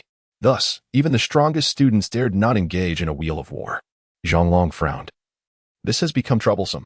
Tang Huowu, having regained consciousness, remained preoccupied with thoughts of Han Lingsha. Zhao Chuyang grasped her hand in desperation, pleading, Huowu, you must think of a solution. Instructor Yan's mention of Lu Jin's task left Jiang Yunlan unable to challenge him. Without defeating Lu Jin, his subordinates would continue to challenge him in turn, a situation no one could withstand. Zhao Chuyang's eyes brimmed with tears of anxiety. Tang Huowu replied, he has anticipated this outcome. He waited for this moment, leaving us no time to devise a plan. We can only rely on Jiang Yunlan now. No one can assist him, and any attempts to intervene would only bring harm. The school's rules are stringent. Jiang Yunlan offered Zhao Chuyang a reassuring glance before turning to De Bing, declaring, then I shall challenge De Bing, rank 97. With Lu Jin's ranks now reduced to just De Bing, a formidable opponent, the wheel of war was unavoidable. By eliminating the strongest initially, the subsequent battles would be more manageable. Otherwise, if the weaker opponents drained their stamina and energy, allowing De Bing to enter the fray, the situation would become perilous. De Bing seemed to anticipate Jiang Yunlan's choice, rising and walking over with an expression of indifference. He was tall and robust, bearing the demeanor of a soldier. Approaching the age of 14, should he fail to graduate by then, he would be sent to become an instructor or join the military. Chapter 77, The Useless. The Genius. He stepped onto the stage and chuckled, Do not presume that having assistance grants you the liberty to act with impunity here. In the Sacred Continent Academy, survival relies not on one's connections, but on personal strength. Many scions of affluent families have perished here. What if you are a tad older? Why prattle on like a grandparent? If you wish to strike, then do so. Jiang Yulan drew a low-grade magical short knife, channeling energy into it, causing a magical array to manifest on the blade, enveloping it in flames. Let's see if you can still speak so boldly after this. The soldier, with his hands adorned with tiger claws, summoned energy, and arcs of electricity danced upon his protective gear. In an instant, he surged forward, closing a 10-meter gap and aiming a fist at Jiang Yulan's face. Jiang Yulan, gripping the short knife, struck downwards. The blade met the protective gear with a resounding clang. Flames and lightning erupted, sending shockwaves that rustled their garments. The soldier was momentarily taken aback. After all, he was renowned for his brute strength. Even Instructor Yin was astonished. Jiang Yulan had not displayed such prowess during their training camp. Quite impressive. No wonder you dared to oppose Brother Jin. But you were still far from being a match. The soldier bellowed, channeling more energy into his fists, the currents intensifying between them. With a swift motion, he unleashed his bursting fist. Jiang Yulan attempted to defend with his short knife, but it was merely a low-grade magical tool. While the soldier's tiger claws were of a superior grade, the sudden force of the attack scattered the flames, bending the knife's blade. Jiang Yulan frowned, while the soldier smirked, pushing his fists forward, the arcs of electricity growing ever more potent. The onlookers began to jeer. We thought we might witness him getting pummeled. He can't even withstand one blow, yet he dares challenge the soldier? What a farce. Not bad at all. The soldier is rank 97. For a novice to endure even one of his attacks is commendable. Many spectators called out, while Zhao Chuling nervously dug her nails into her palm. Tang Huowu, feeling the tension, inquired, weren't you two training together? How formidable is he? If he dares to challenge Lu Jin, he should have no trouble with the soldier. Yunlan has been practicing the first level of strength, but we have not sparred, so I'm unsure of his exact capabilities. Zhao Chuling replied anxiously. What secret skill does this fool possess? He should unleash it quickly. Any final resort is meaningless if he is defeated. Just then, Jiang Yulan's short knife could no longer withstand the pressure and shattered with a resounding crack. The soldier's fist collided with his chest, sending him hurtling backward, causing Zhao Chuling and the others to gasp in alarm. As Jiang Yulan was propelled 5 meters back, he executed a backflip, landing on his feet and skidding to a halt 3 meters later. With his right hand on the ground, he knelt briefly, taking several deep breaths to stabilize his chaotic energy before declaring, "Your strength is commendable. That truly stings." Jiang Yulan rose, discarding the broken knife, energy surging into his hands as fierce determination shone in his eyes. Oh, to withstand my blow and still stand? How intriguing. Let us see how many punches you can endure. The soldier gathered his energy once more, preparing to strike. Tang Huowu sighed with relief. This lad can take a hit. That last punch was no trivial matter. Zhao Chuling could only watch in rapt attention, speechless with worry. Once more, the two engaged in combat. The soldier unleashed his bursting fist again, electric currents surging from his hands, while Jiang Yulan appeared unassuming, delivering a straightforward punch, albeit enveloped in energy. Most spectators believed Jiang Yulan was merely struggling for survival, while a few exhibited interest, despite his energy fluctuations only indicating a 3-star warrior level. His demeanor was far from that of a defeated combatant. Even Instructor Yin was curious, finding it difficult to gauge the outcome of this duel.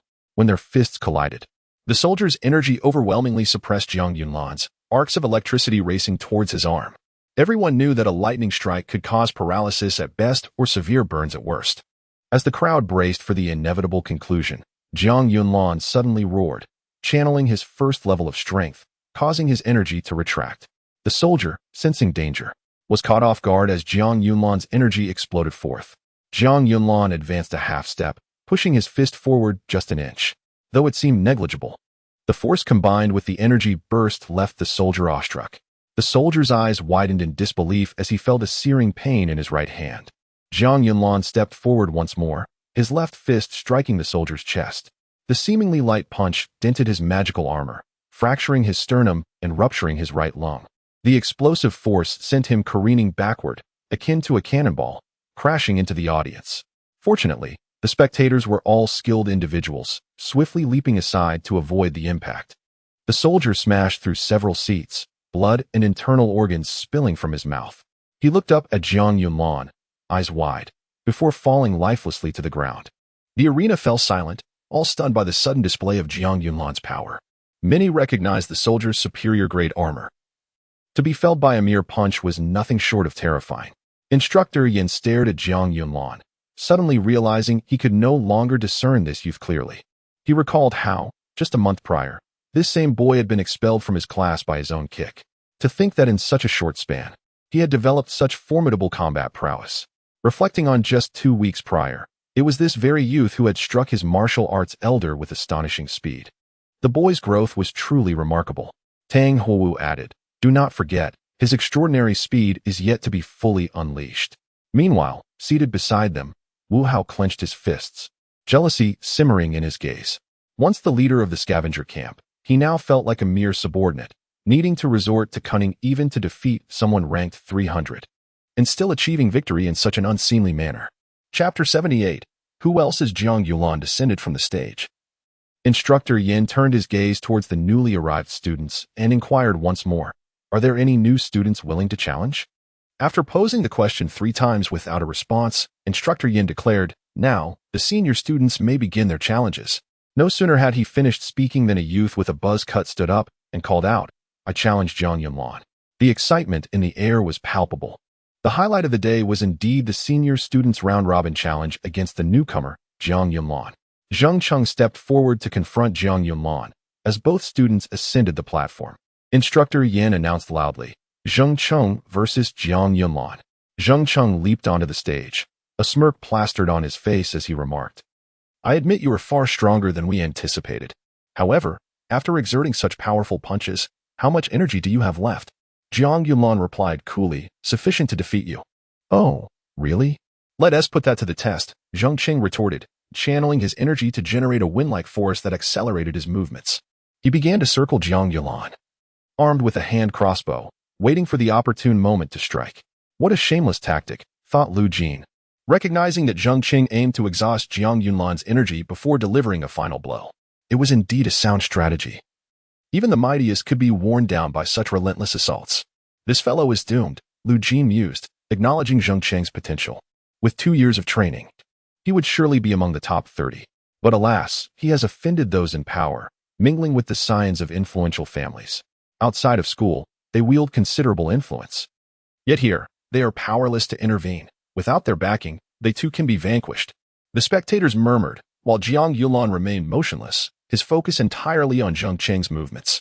Observing Jiang Yunlan's calm demeanor, Zheng Cheng raised his crossbow and fired an arrow. Jiang Yunlan deftly dodged, preparing to charge forward, but Zheng Cheng swiftly retreated, moving with the speed of a gust of wind. Yunlan, when dealing with speedsters, attack when they reveal an opening, echoed in Jiang Yunlan's mind, wise words imparted by his master. During the cultivation of his first level, Yi Guqin had taught him numerous combat techniques and strategies to counter various foes. Jiang Yunlan noted that Zheng Cheng, while aiming with his crossbow, would momentarily slow his foot speed. Thus, he refrained from pursuing, understanding that chasing would only play into Zheng Cheng's hands. The true objective was to deplete his energy reserves. Zheng Cheng found Jiang Yunlan's lack of pursuit perplexing.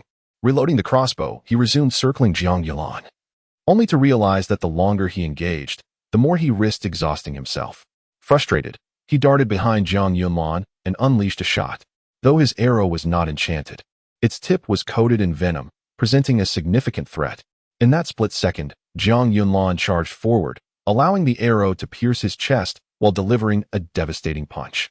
Zheng Cheng was taken aback, unprepared for such a sudden assault that occurred almost simultaneously.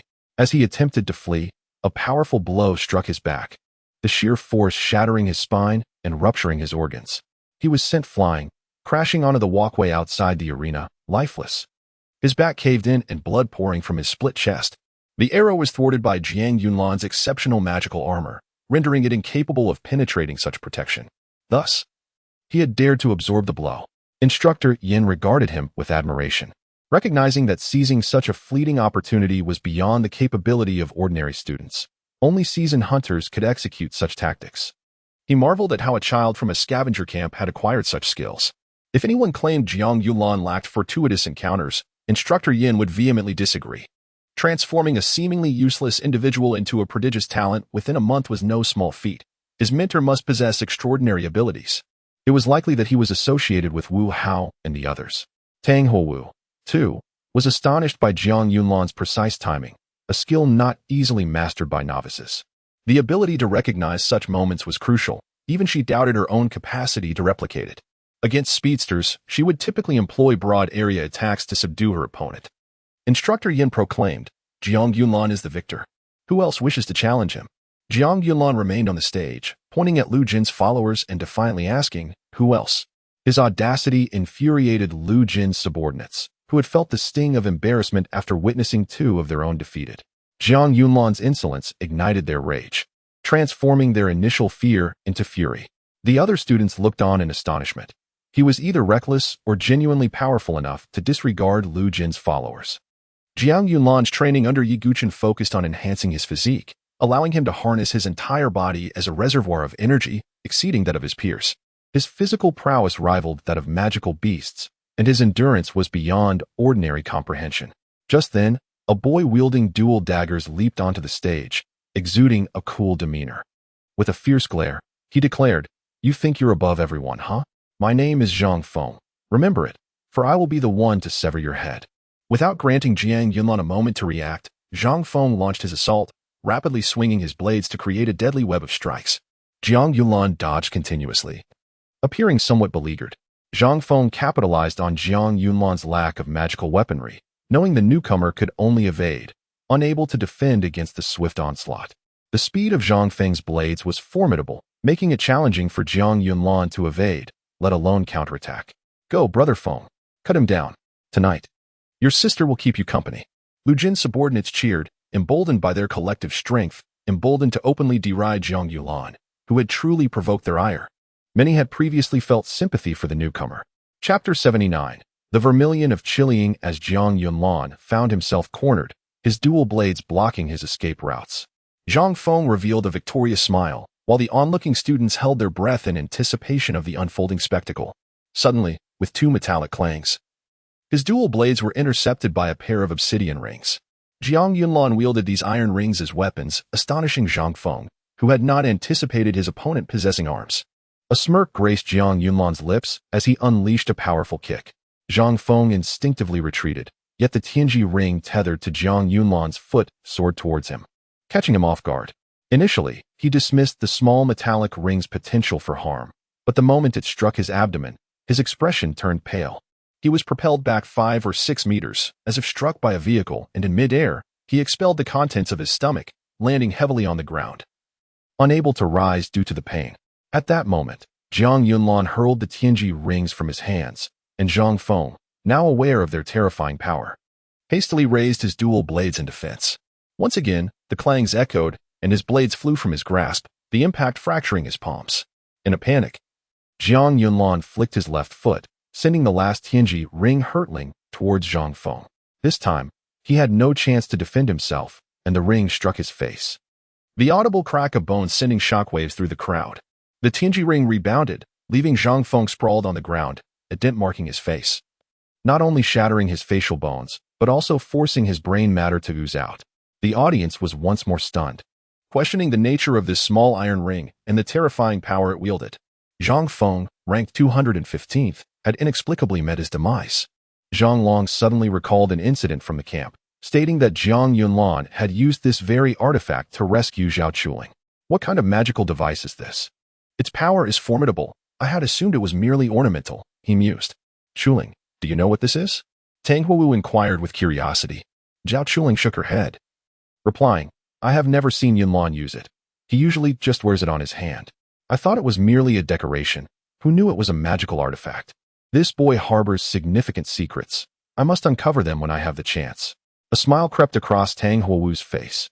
Following this, Lu Jin's followers fell silent. 3 of their number had perished, and fear began to take root. Yet Lu Jin insisted on a wheel battle.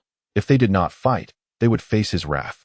Some who had been named were forced to step forward, though they bore no personal grievances against Jiang Yunlan. They were willing to bully others alongside Lu Jin, but none were eager to march to their deaths. A few of Lu Jin's more loyal followers entered the fray, but met the same fate at Jiang Yunlan's hands. After the 8th challenger fell, Jiang Yunlan remained unscathed in the center of the arena, his demeanor calm, his expression unchanged, leaving Lu Jin's followers in a state of shock. Instructor Yan and the surrounding instructors exhibited astonishment, not merely at Jiang Yunlan's prowess, but at how he had conserved his energy throughout each match. His stamina was being depleted, with source energy only deployed during decisive strikes, showcasing the tactics of a seasoned hunter rather than a mere student. P.S. Putting on an act. How could he remain unscathed after 8 consecutive battles? The calmer he appears, the closer he is to exhaustion. You should press your advantage, urged the other uninvolved students, eager to see how many rounds Jiang Yunlan could endure. However, Lu Jin's followers inwardly cursed, realizing the fatal risk involved. Just as hesitation gripped them, Lu Jin strode forward, proclaiming, "Regardless of who takes the stage next, I shall reward them with a high-grade magical artifact and a position to replace the others. Your provocation holds no sway over me. You shall meet your end today," Lu Jin declared, his face a mask of malice. Earlier, he had manipulated Yan's instructor with a ruse, lurking in the shadows to execute his wheel battle strategy, while Lu Jiaying risked punishment from the school, believing it preferable to Lu Jin's demise. Under Lu Jin's watch, his subordinates were reluctantly forced into the arena, yet they fell one after another, leaving only a few by his side. Jiang Yunlan remained composed, betraying no sign of exhaustion, which only deepened Lu Jin's frustration. His carefully assembled cadre was diminishing. Resolving to go down fighting, Lu Jin contemplated sacrificing his followers to ensure Jiang Yunlan's defeat. However, his subordinates were unwilling to follow through with such a plan. Those who remained were merely opportunists, unwilling to risk their lives for another. As Lu Jin glared at them, they all averted their eyes, refusing to challenge Jiang Yunlan, which infuriated Lu Jin, his face turning a shade of green. But here, he could not attack. Doing so would defy the school's regulations. At that moment, he turned to Zhu Sha. "You wouldn't dare defy my orders, would you?" "I shall not betray the promises made to my instructor," Zhu Sha replied, rising to approach the arena, prompting both Tang Huowu and Jiang Yunlan to tense with concern. Having battled Zhu Sha before, they understood her strength, which was formidable enough to incapacitate Tang Huowu with a single strike. Zhu Sha stepped onto the stage and, upon seeing Tang Huowu, declared, "I regret to inform you, but today, you must perish. It is simply a matter of fate." Jiang Yunlan interjected with a smile. "Our fates are all rather dismal. We can only strive to change them with our own hands. Your martial prowess is impressive. I concede that I am inferior in that regard. So let's dispense with the preliminaries. If you do not give your all, you shall have no chance." Zhu Sha acknowledged Jiang Yunlan's words, extending her right hand to reveal a fist-sized piece of chilling vermilion. As she infused it with dark red source energy, the vermilion dispersed, transforming into a cloud of sand that floated upwards, the brown substance shifting to a bright yellow, akin to embers flying towards Jiang Yunlan. He retreated, but the expanding sand soon enveloped him, leaving him no room to escape. Zhao Chuling inquired, "Sister Huowu, what exactly is this chilling vermilion? How powerful is it?" "I gifted it to Sister Han solely for its beauty and rarity, unaware of its potential as a magical artifact. I know it to be a precious material." Tang Huowu expressed her concern. At that moment, she wished for neither combatant's demise, mentally cursing Lu Jin's ancestors. Although the sand did not blanket the arena completely, its spread was sufficient to seal all avenues of escape, gradually constricting around him without hope of evasion. Jiang Yunlan enveloped himself in source energy, shielding his head with his arms as he charged forward. To evade within the arena would lead to certain death. Thus, the only option was to confront Zhu Sha directly. As he surged forward, Zhu Sha's expression turned ominous. With a push of her hand, the sand coalesced before him, ensuring that should he charge, he would endure an onslaught of sand attacks. Just as he was about to plunge into the sandstorm, Zhao Chuling and Tang Huowu watched, their eyes wide with anxiety, breaths held in suspense. Chapter 80. Bitter battle. As Jiang Yunlan approached the sand, he suddenly leapt, soaring over the dense grains before him and darting through the sparser sand above. Upon contact with his body, the grains emitted a hissing sound, akin to being seared by a hot iron. Without the protective energy source, this encounter would have inflicted excruciating pain, sapping his will to fight. The onlookers were awestruck by the potency of the sand. Their expressions mirrored the anguish of feeling it scorching their own flesh. Just as Jiang Yunlan was about to land, Zhu Sha reached out, and the sand below surged upwards, engulfing him just before he touched the ground. The spectators recognized the formidable nature of the sand. Who wouldn't fear a flying iron, especially in such numbers that escape seemed impossible? As Jiang Yunlan became enveloped, nearly everyone believed his fate was sealed, including the instructor. Such an attack was truly unavoidable unless one possessed a specialized magical device to counter it. Otherwise, it was wiser to maintain a safe distance. Lu Jin, watching from below, revealed a glimmer of joy. Suddenly, the sand cocoon exploded, and Jiang Yunlan shot forth, his fist aimed at Zhu Sha's face. This astonished the onlookers. Upon seeing the crater he had created, they realized Jiang Yunlan had attacked the ground, generating enough recoil to push the sand away. As Jiang Yunlan's fist was about to strike Zhu Sha, the spectators recalled the devastating power of his punches and felt a sense of dread for Zhu Sha. Knowing she would likely be killed, Lu Jin's expression darkened. In terms of physical combat, Zhu Sha was no match for Jiang Yunlan. Yet, Zhu Sha remained utterly composed. Raising her left hand, she conjured a sphere of red energy that enveloped Jiang Yunlan's right fist just 30 centimeters from her. Jiang Yunlan gasped in shock, his arm emitting hissing sounds as smoke and the scent of charred flesh enveloped him. His right fist slammed into the ground, unleashing a force that scattered the sand encasing it, revealing his arm burned and mangled, blackened in multiple places. As more sand rushed in, he did not retreat. Instead, he lunged toward Zhu Sha, wrapping his arms around her. The encroaching sand halted, refraining from attacking Zhu Sha. You are quite relentless, yet your right arm is incapacitated. Do you truly believe your left arm alone can threaten me? Zhu Sha remarked calmly, unfazed by his proximity. How can one know without trying?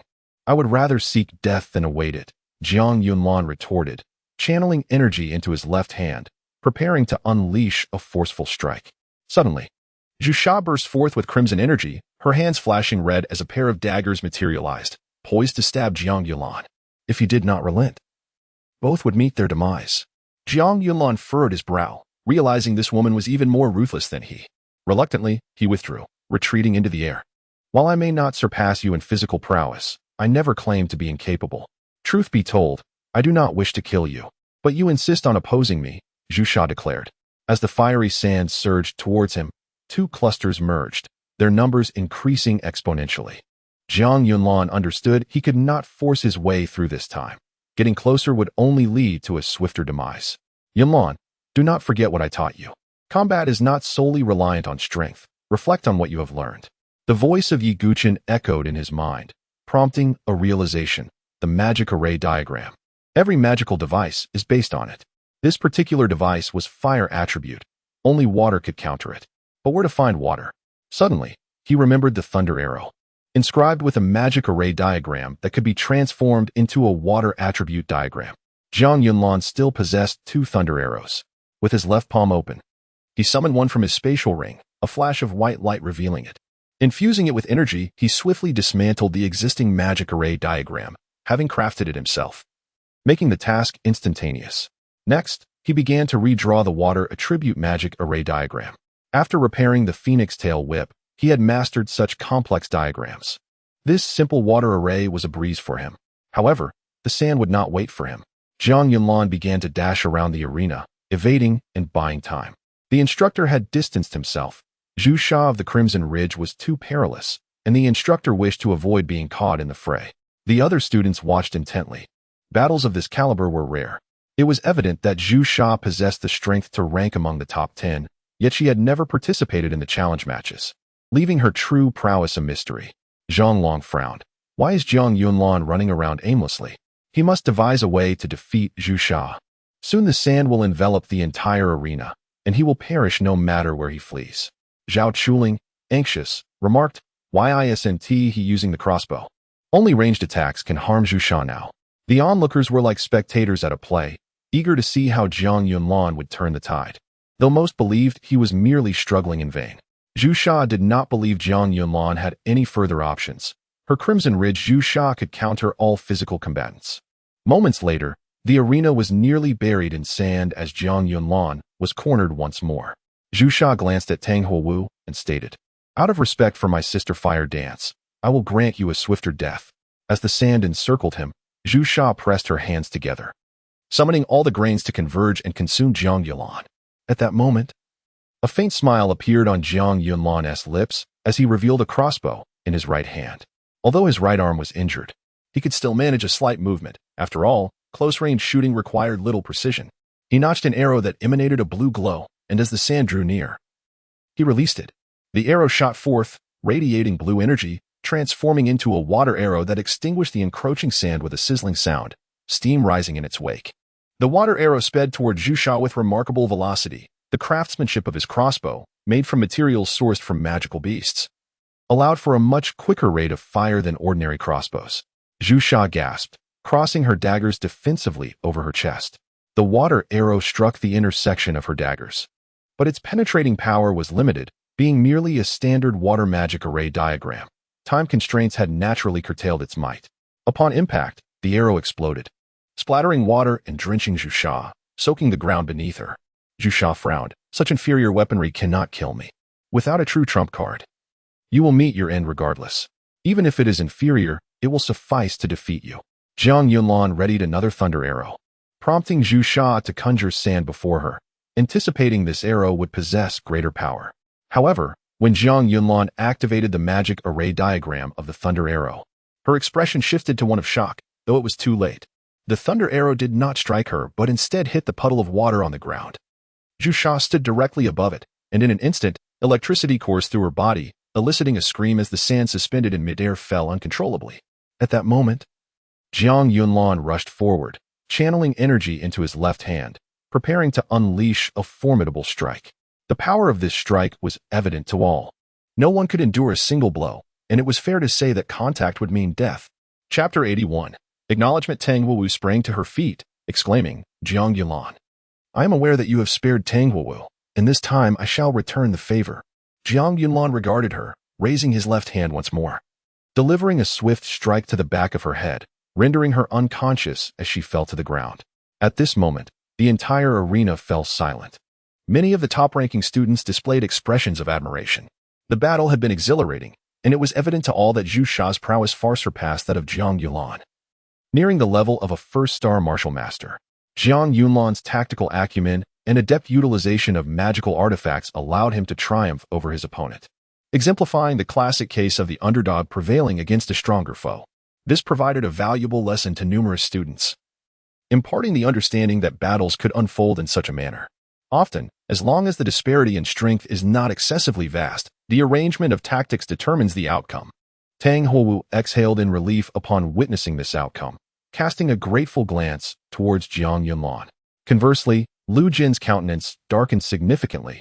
Zhu Sha's strength had exceeded her expectations. Her father had urged her to follow him, and she had never truly regarded this woman, yet she was astonished by her formidable abilities.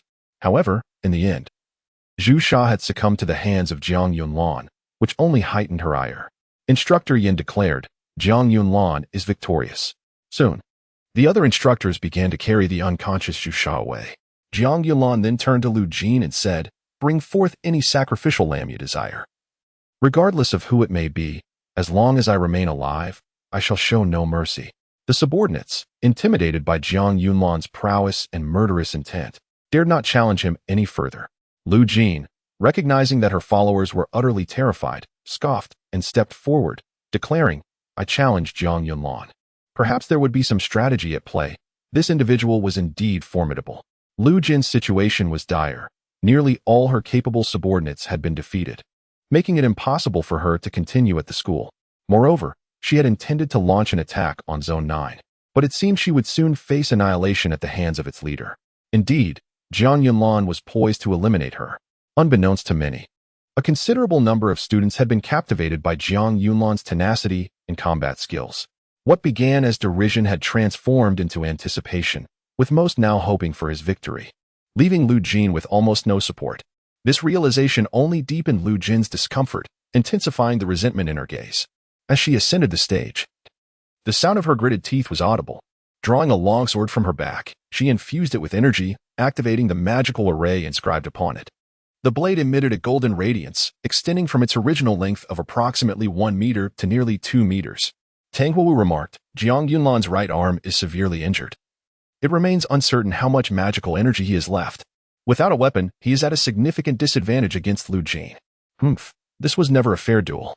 Zhao Chuling expressed her disdain for the school's regulations, viewing them as a form of murder rather than a means of nurturing talent. Tang Hou stated, "Such rules are intended to teach students that in Huaxia City, brute strength alone cannot dominate. Interpersonal relationships are also a vital discipline." Zhao Chuling retorted angrily, "It is precisely this so-called interpersonal relationship that drove me to flee the Zhao family. I never anticipated it would be the same here. We must change this world." She silently resolved, glancing at Jiang Yunlan, whispering, "We are not in the wrong. The fault lies with this world." As Lu Jin unleashed her full assault upon the announcement of the match's commencement, swinging her longsword, the ground beneath was cleaved as easily as tofu. After evading the first two strikes, Jiang Yunlan was compelled to cross his arms and brace against the third swing with the Tianji ring. "Humph! You think a mere iron ring can withstand my blade? Prepare to meet your end." Lu Jin bellowed, exerting greater force in her strike. The clang of metal resounded as the Tianji ring successfully blocked the sword's arc, leaving Lu Jin astonished at the unexpected durability of the seemingly inconspicuous ring. She immediately executed a horizontal slash, but Jiang Yunlan, suffering from pain in his right arm, struggled to muster sufficient strength, relying primarily on his left hand to deflect the oncoming attack. At that moment, Lu Jin delivered a kick to Jiang Yunlan's abdomen, toppling him to the ground, and then raised her sword to strike down upon him. Jiang Yunlan rolled away just in time, the descending blade narrowly missing him. Lu Jin laughed maniacally as she swept her sword across the ground, forcing Jiang Yunlan to use the Tianji ring to shield his head. The impact sent him tumbling away. As he landed, Lu Jin unleashed a wind-severing slash, the energy transforming into a blade of air that skimmed the ground towards him. Jiang Yunlan had no time to evade and once again raised the Tianji ring to defend, but the force was overwhelming, exacerbated by the injury to his right arm, resulting in a significant loss of grip strength. The Tianji ring was sent flying from his grasp, and Lu Jin charged forward, her sword aimed at Jiang Yunlan's chest. With only one Tianji ring, he could not hope to withstand her assault. In a moment of desperation, Jiang Yunlan flung his left Tianji ring outward. Lu Jin scoffed, attempting to deflect it with her blade, but upon contact, her sword nearly flew from her hands, narrowly avoided by her firm grip. Her expression shifted to one of astonishment as she glanced at the fallen Tianji ring. Just as it touched the ground, it vanished from sight. She looked back at Jiang Yunlan's hands, noticing that the iron ring on his wrist remained, which filled her with dread. The collision between her sword and the Tianji ring had revealed the ring's incredible weight. If Jiang Yunlan typically wore such heavy rings, the thought of him removing them all was unfathomable, leading her to prefer believing it to be a unique magical artifact. Seizing the opportunity while Lu Jin was momentarily distracted, Jiang Yunlan distanced himself. The threat of her sword was too great. If this continued, he would inevitably be struck. Gritting his teeth, he resolved to take a gamble. Swiftly removing his outer garment and the magical vest beneath, wrapping it around his left fist, folding it several times to increase its thickness. Chapter 82. Encounter with the source of infection undress. Haha. Do you intend to humble yourself in apology? I shall not accept it, Lu Jin sneered. Yet the onlookers remained rapt, eagerly awaiting Jiang Yunlan to conjure yet another miracle. Jiang Yunlan's previous combat performance had demonstrated that he was no fool, unworthy of engaging in futile acts. Lu Jin thrust his sword forward once more, its brilliance resembling a golden beam of light. This time, Jiang Yunlan did not evade. Instead, he charged directly toward the sword's radiance with his left fist. Seeking death, Lu Jin bellowed as the spectators widened their eyes in astonishment, each forgetting to breathe in their excitement. The fist collided with the sword's edge, piercing the first layer of the magical armor. Yet, upon reaching the second layer, Jiang Yunlan suddenly unleashed a formidable burst of energy, his left fist erupting with immense power. Lu Jin was taken aback, not anticipating that Jiang Yunlan would dare to act thus. Did he not value his arm? However, the outcome filled him with dread. His prized sword failed to penetrate the magical armor. Instead, the explosive force caused the sword to slip from his grasp, rebounding back toward his chest, resulting in his own blade inflicting wounds upon him. Although his magical armor mitigated the impact, his fingers were nearly severed, injuring the bones and causing him to sweat profusely in pain. Seizing the moment, Jiang Yunlan charged toward Lu Jin, his right hand, previously thought to be incapacitated, clenched into a fist. With a swift uppercut, he struck Lu Jin's chin, the terrifying force of his blow propelling Lu Jin into the air, shattering his jaw and fracturing his teeth, some flying out while others were swallowed. The arena fell into silence for several seconds. The use of clothing to fold and augment thickness, thereby enhancing defensive capabilities, was an unexpected tactic. Fortunately, Jiang Yunlan's magical armor was of the highest quality. Otherwise, he would have surely succumbed to Lu Jin's sword. The students below erupted into a cacophony of discussion, akin to a bustling market. For the first time, someone had survived a wheel battle, and moreover, emerged victorious. Though Jiang Yunlan appeared no better for wear, his upper body bare and marked by burns, his right arm severely scorched. Beads of sweat cascading down as he gasped for breath. Zhao Chuling, filled with excitement, covered her mouth, exclaiming, "Wonderful! You truly succeeded, splendid indeed." Zhang Long shook his head, stating, "This lad is destined to defy the heavens. That fist strength is terrifying. If he were to wield a pair of exquisite magical gauntlets, victory would be uncertain even for me."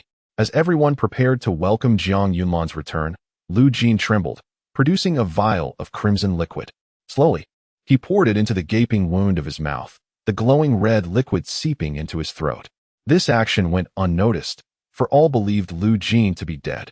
Their attentions diverted from a lifeless body. Instructor Yin proclaimed, "Jiang Yunlan is victorious." Zhao Chuling and her companions rose in cheers, while Jiang Yunlan exhaled in relief, dragging his weary form toward the steps. Suddenly, a primal roar shattered the atmosphere, startling everyone as they turned toward the source of the sound. To their astonishment, Lu Jin stood, his mouth's wound sprouting crimson tendrils that writhed and coiled together, emitting guttural growls from his throat, reminiscent of a wild beast. Nearby students gazed in shock, oblivious to Lu Jin's transformation. However, those who had accompanied Instructor Yin in vanquishing Lu Jin were all too familiar with this sight. Instructor Yin gasped, "The source of infection. How could he possess this?" All students were instructed to vacate the teaching building swiftly.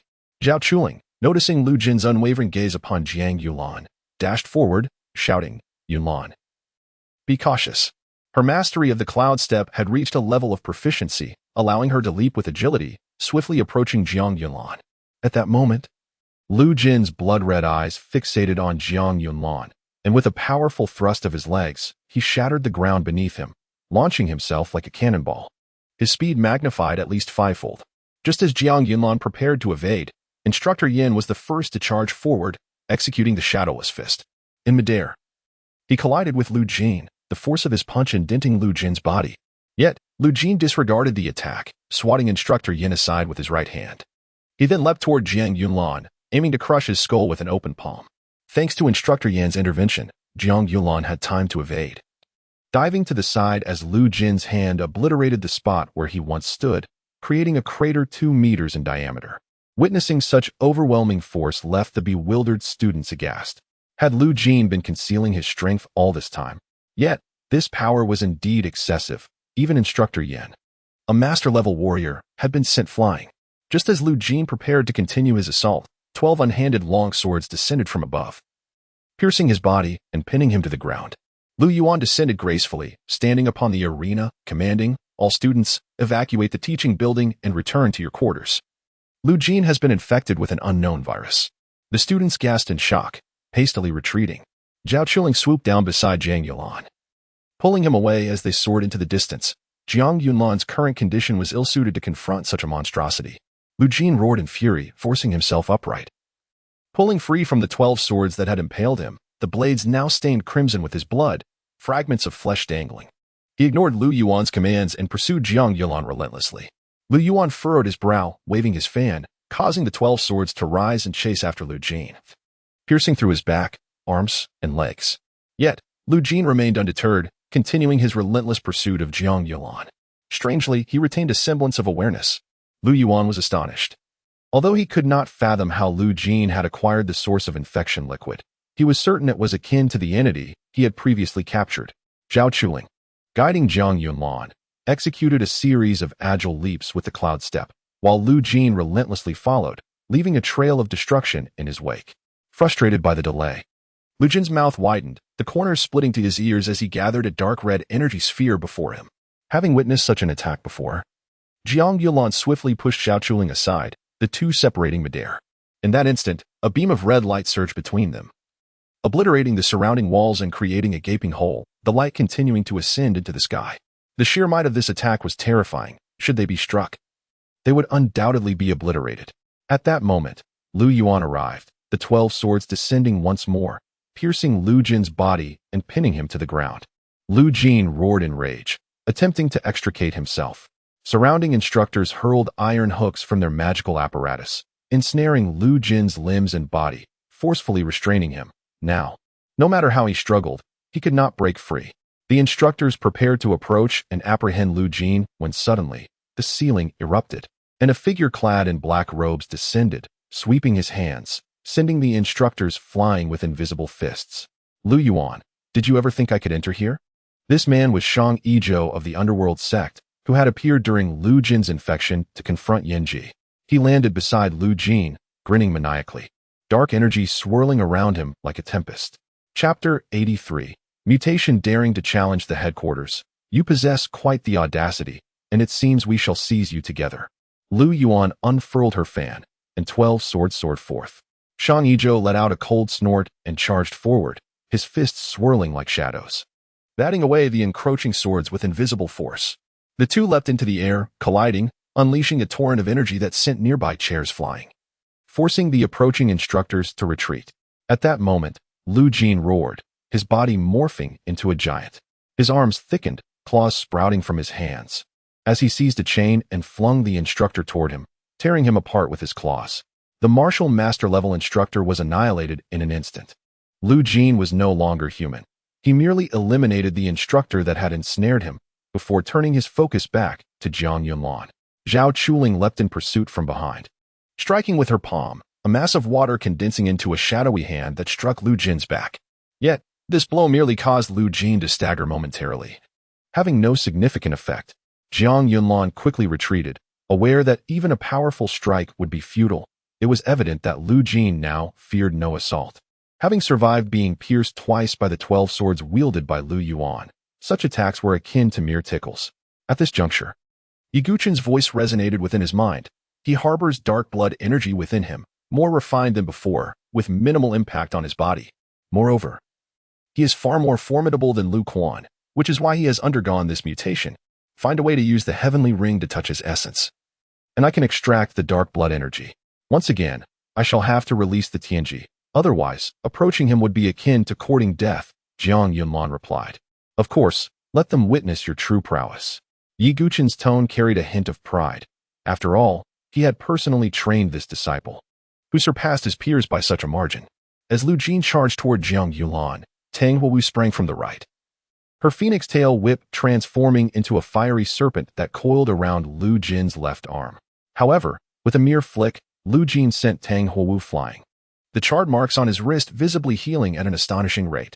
Zhang Long leaped forward to catch the airborne Tang Huowu, exclaiming, "Are you seeking death?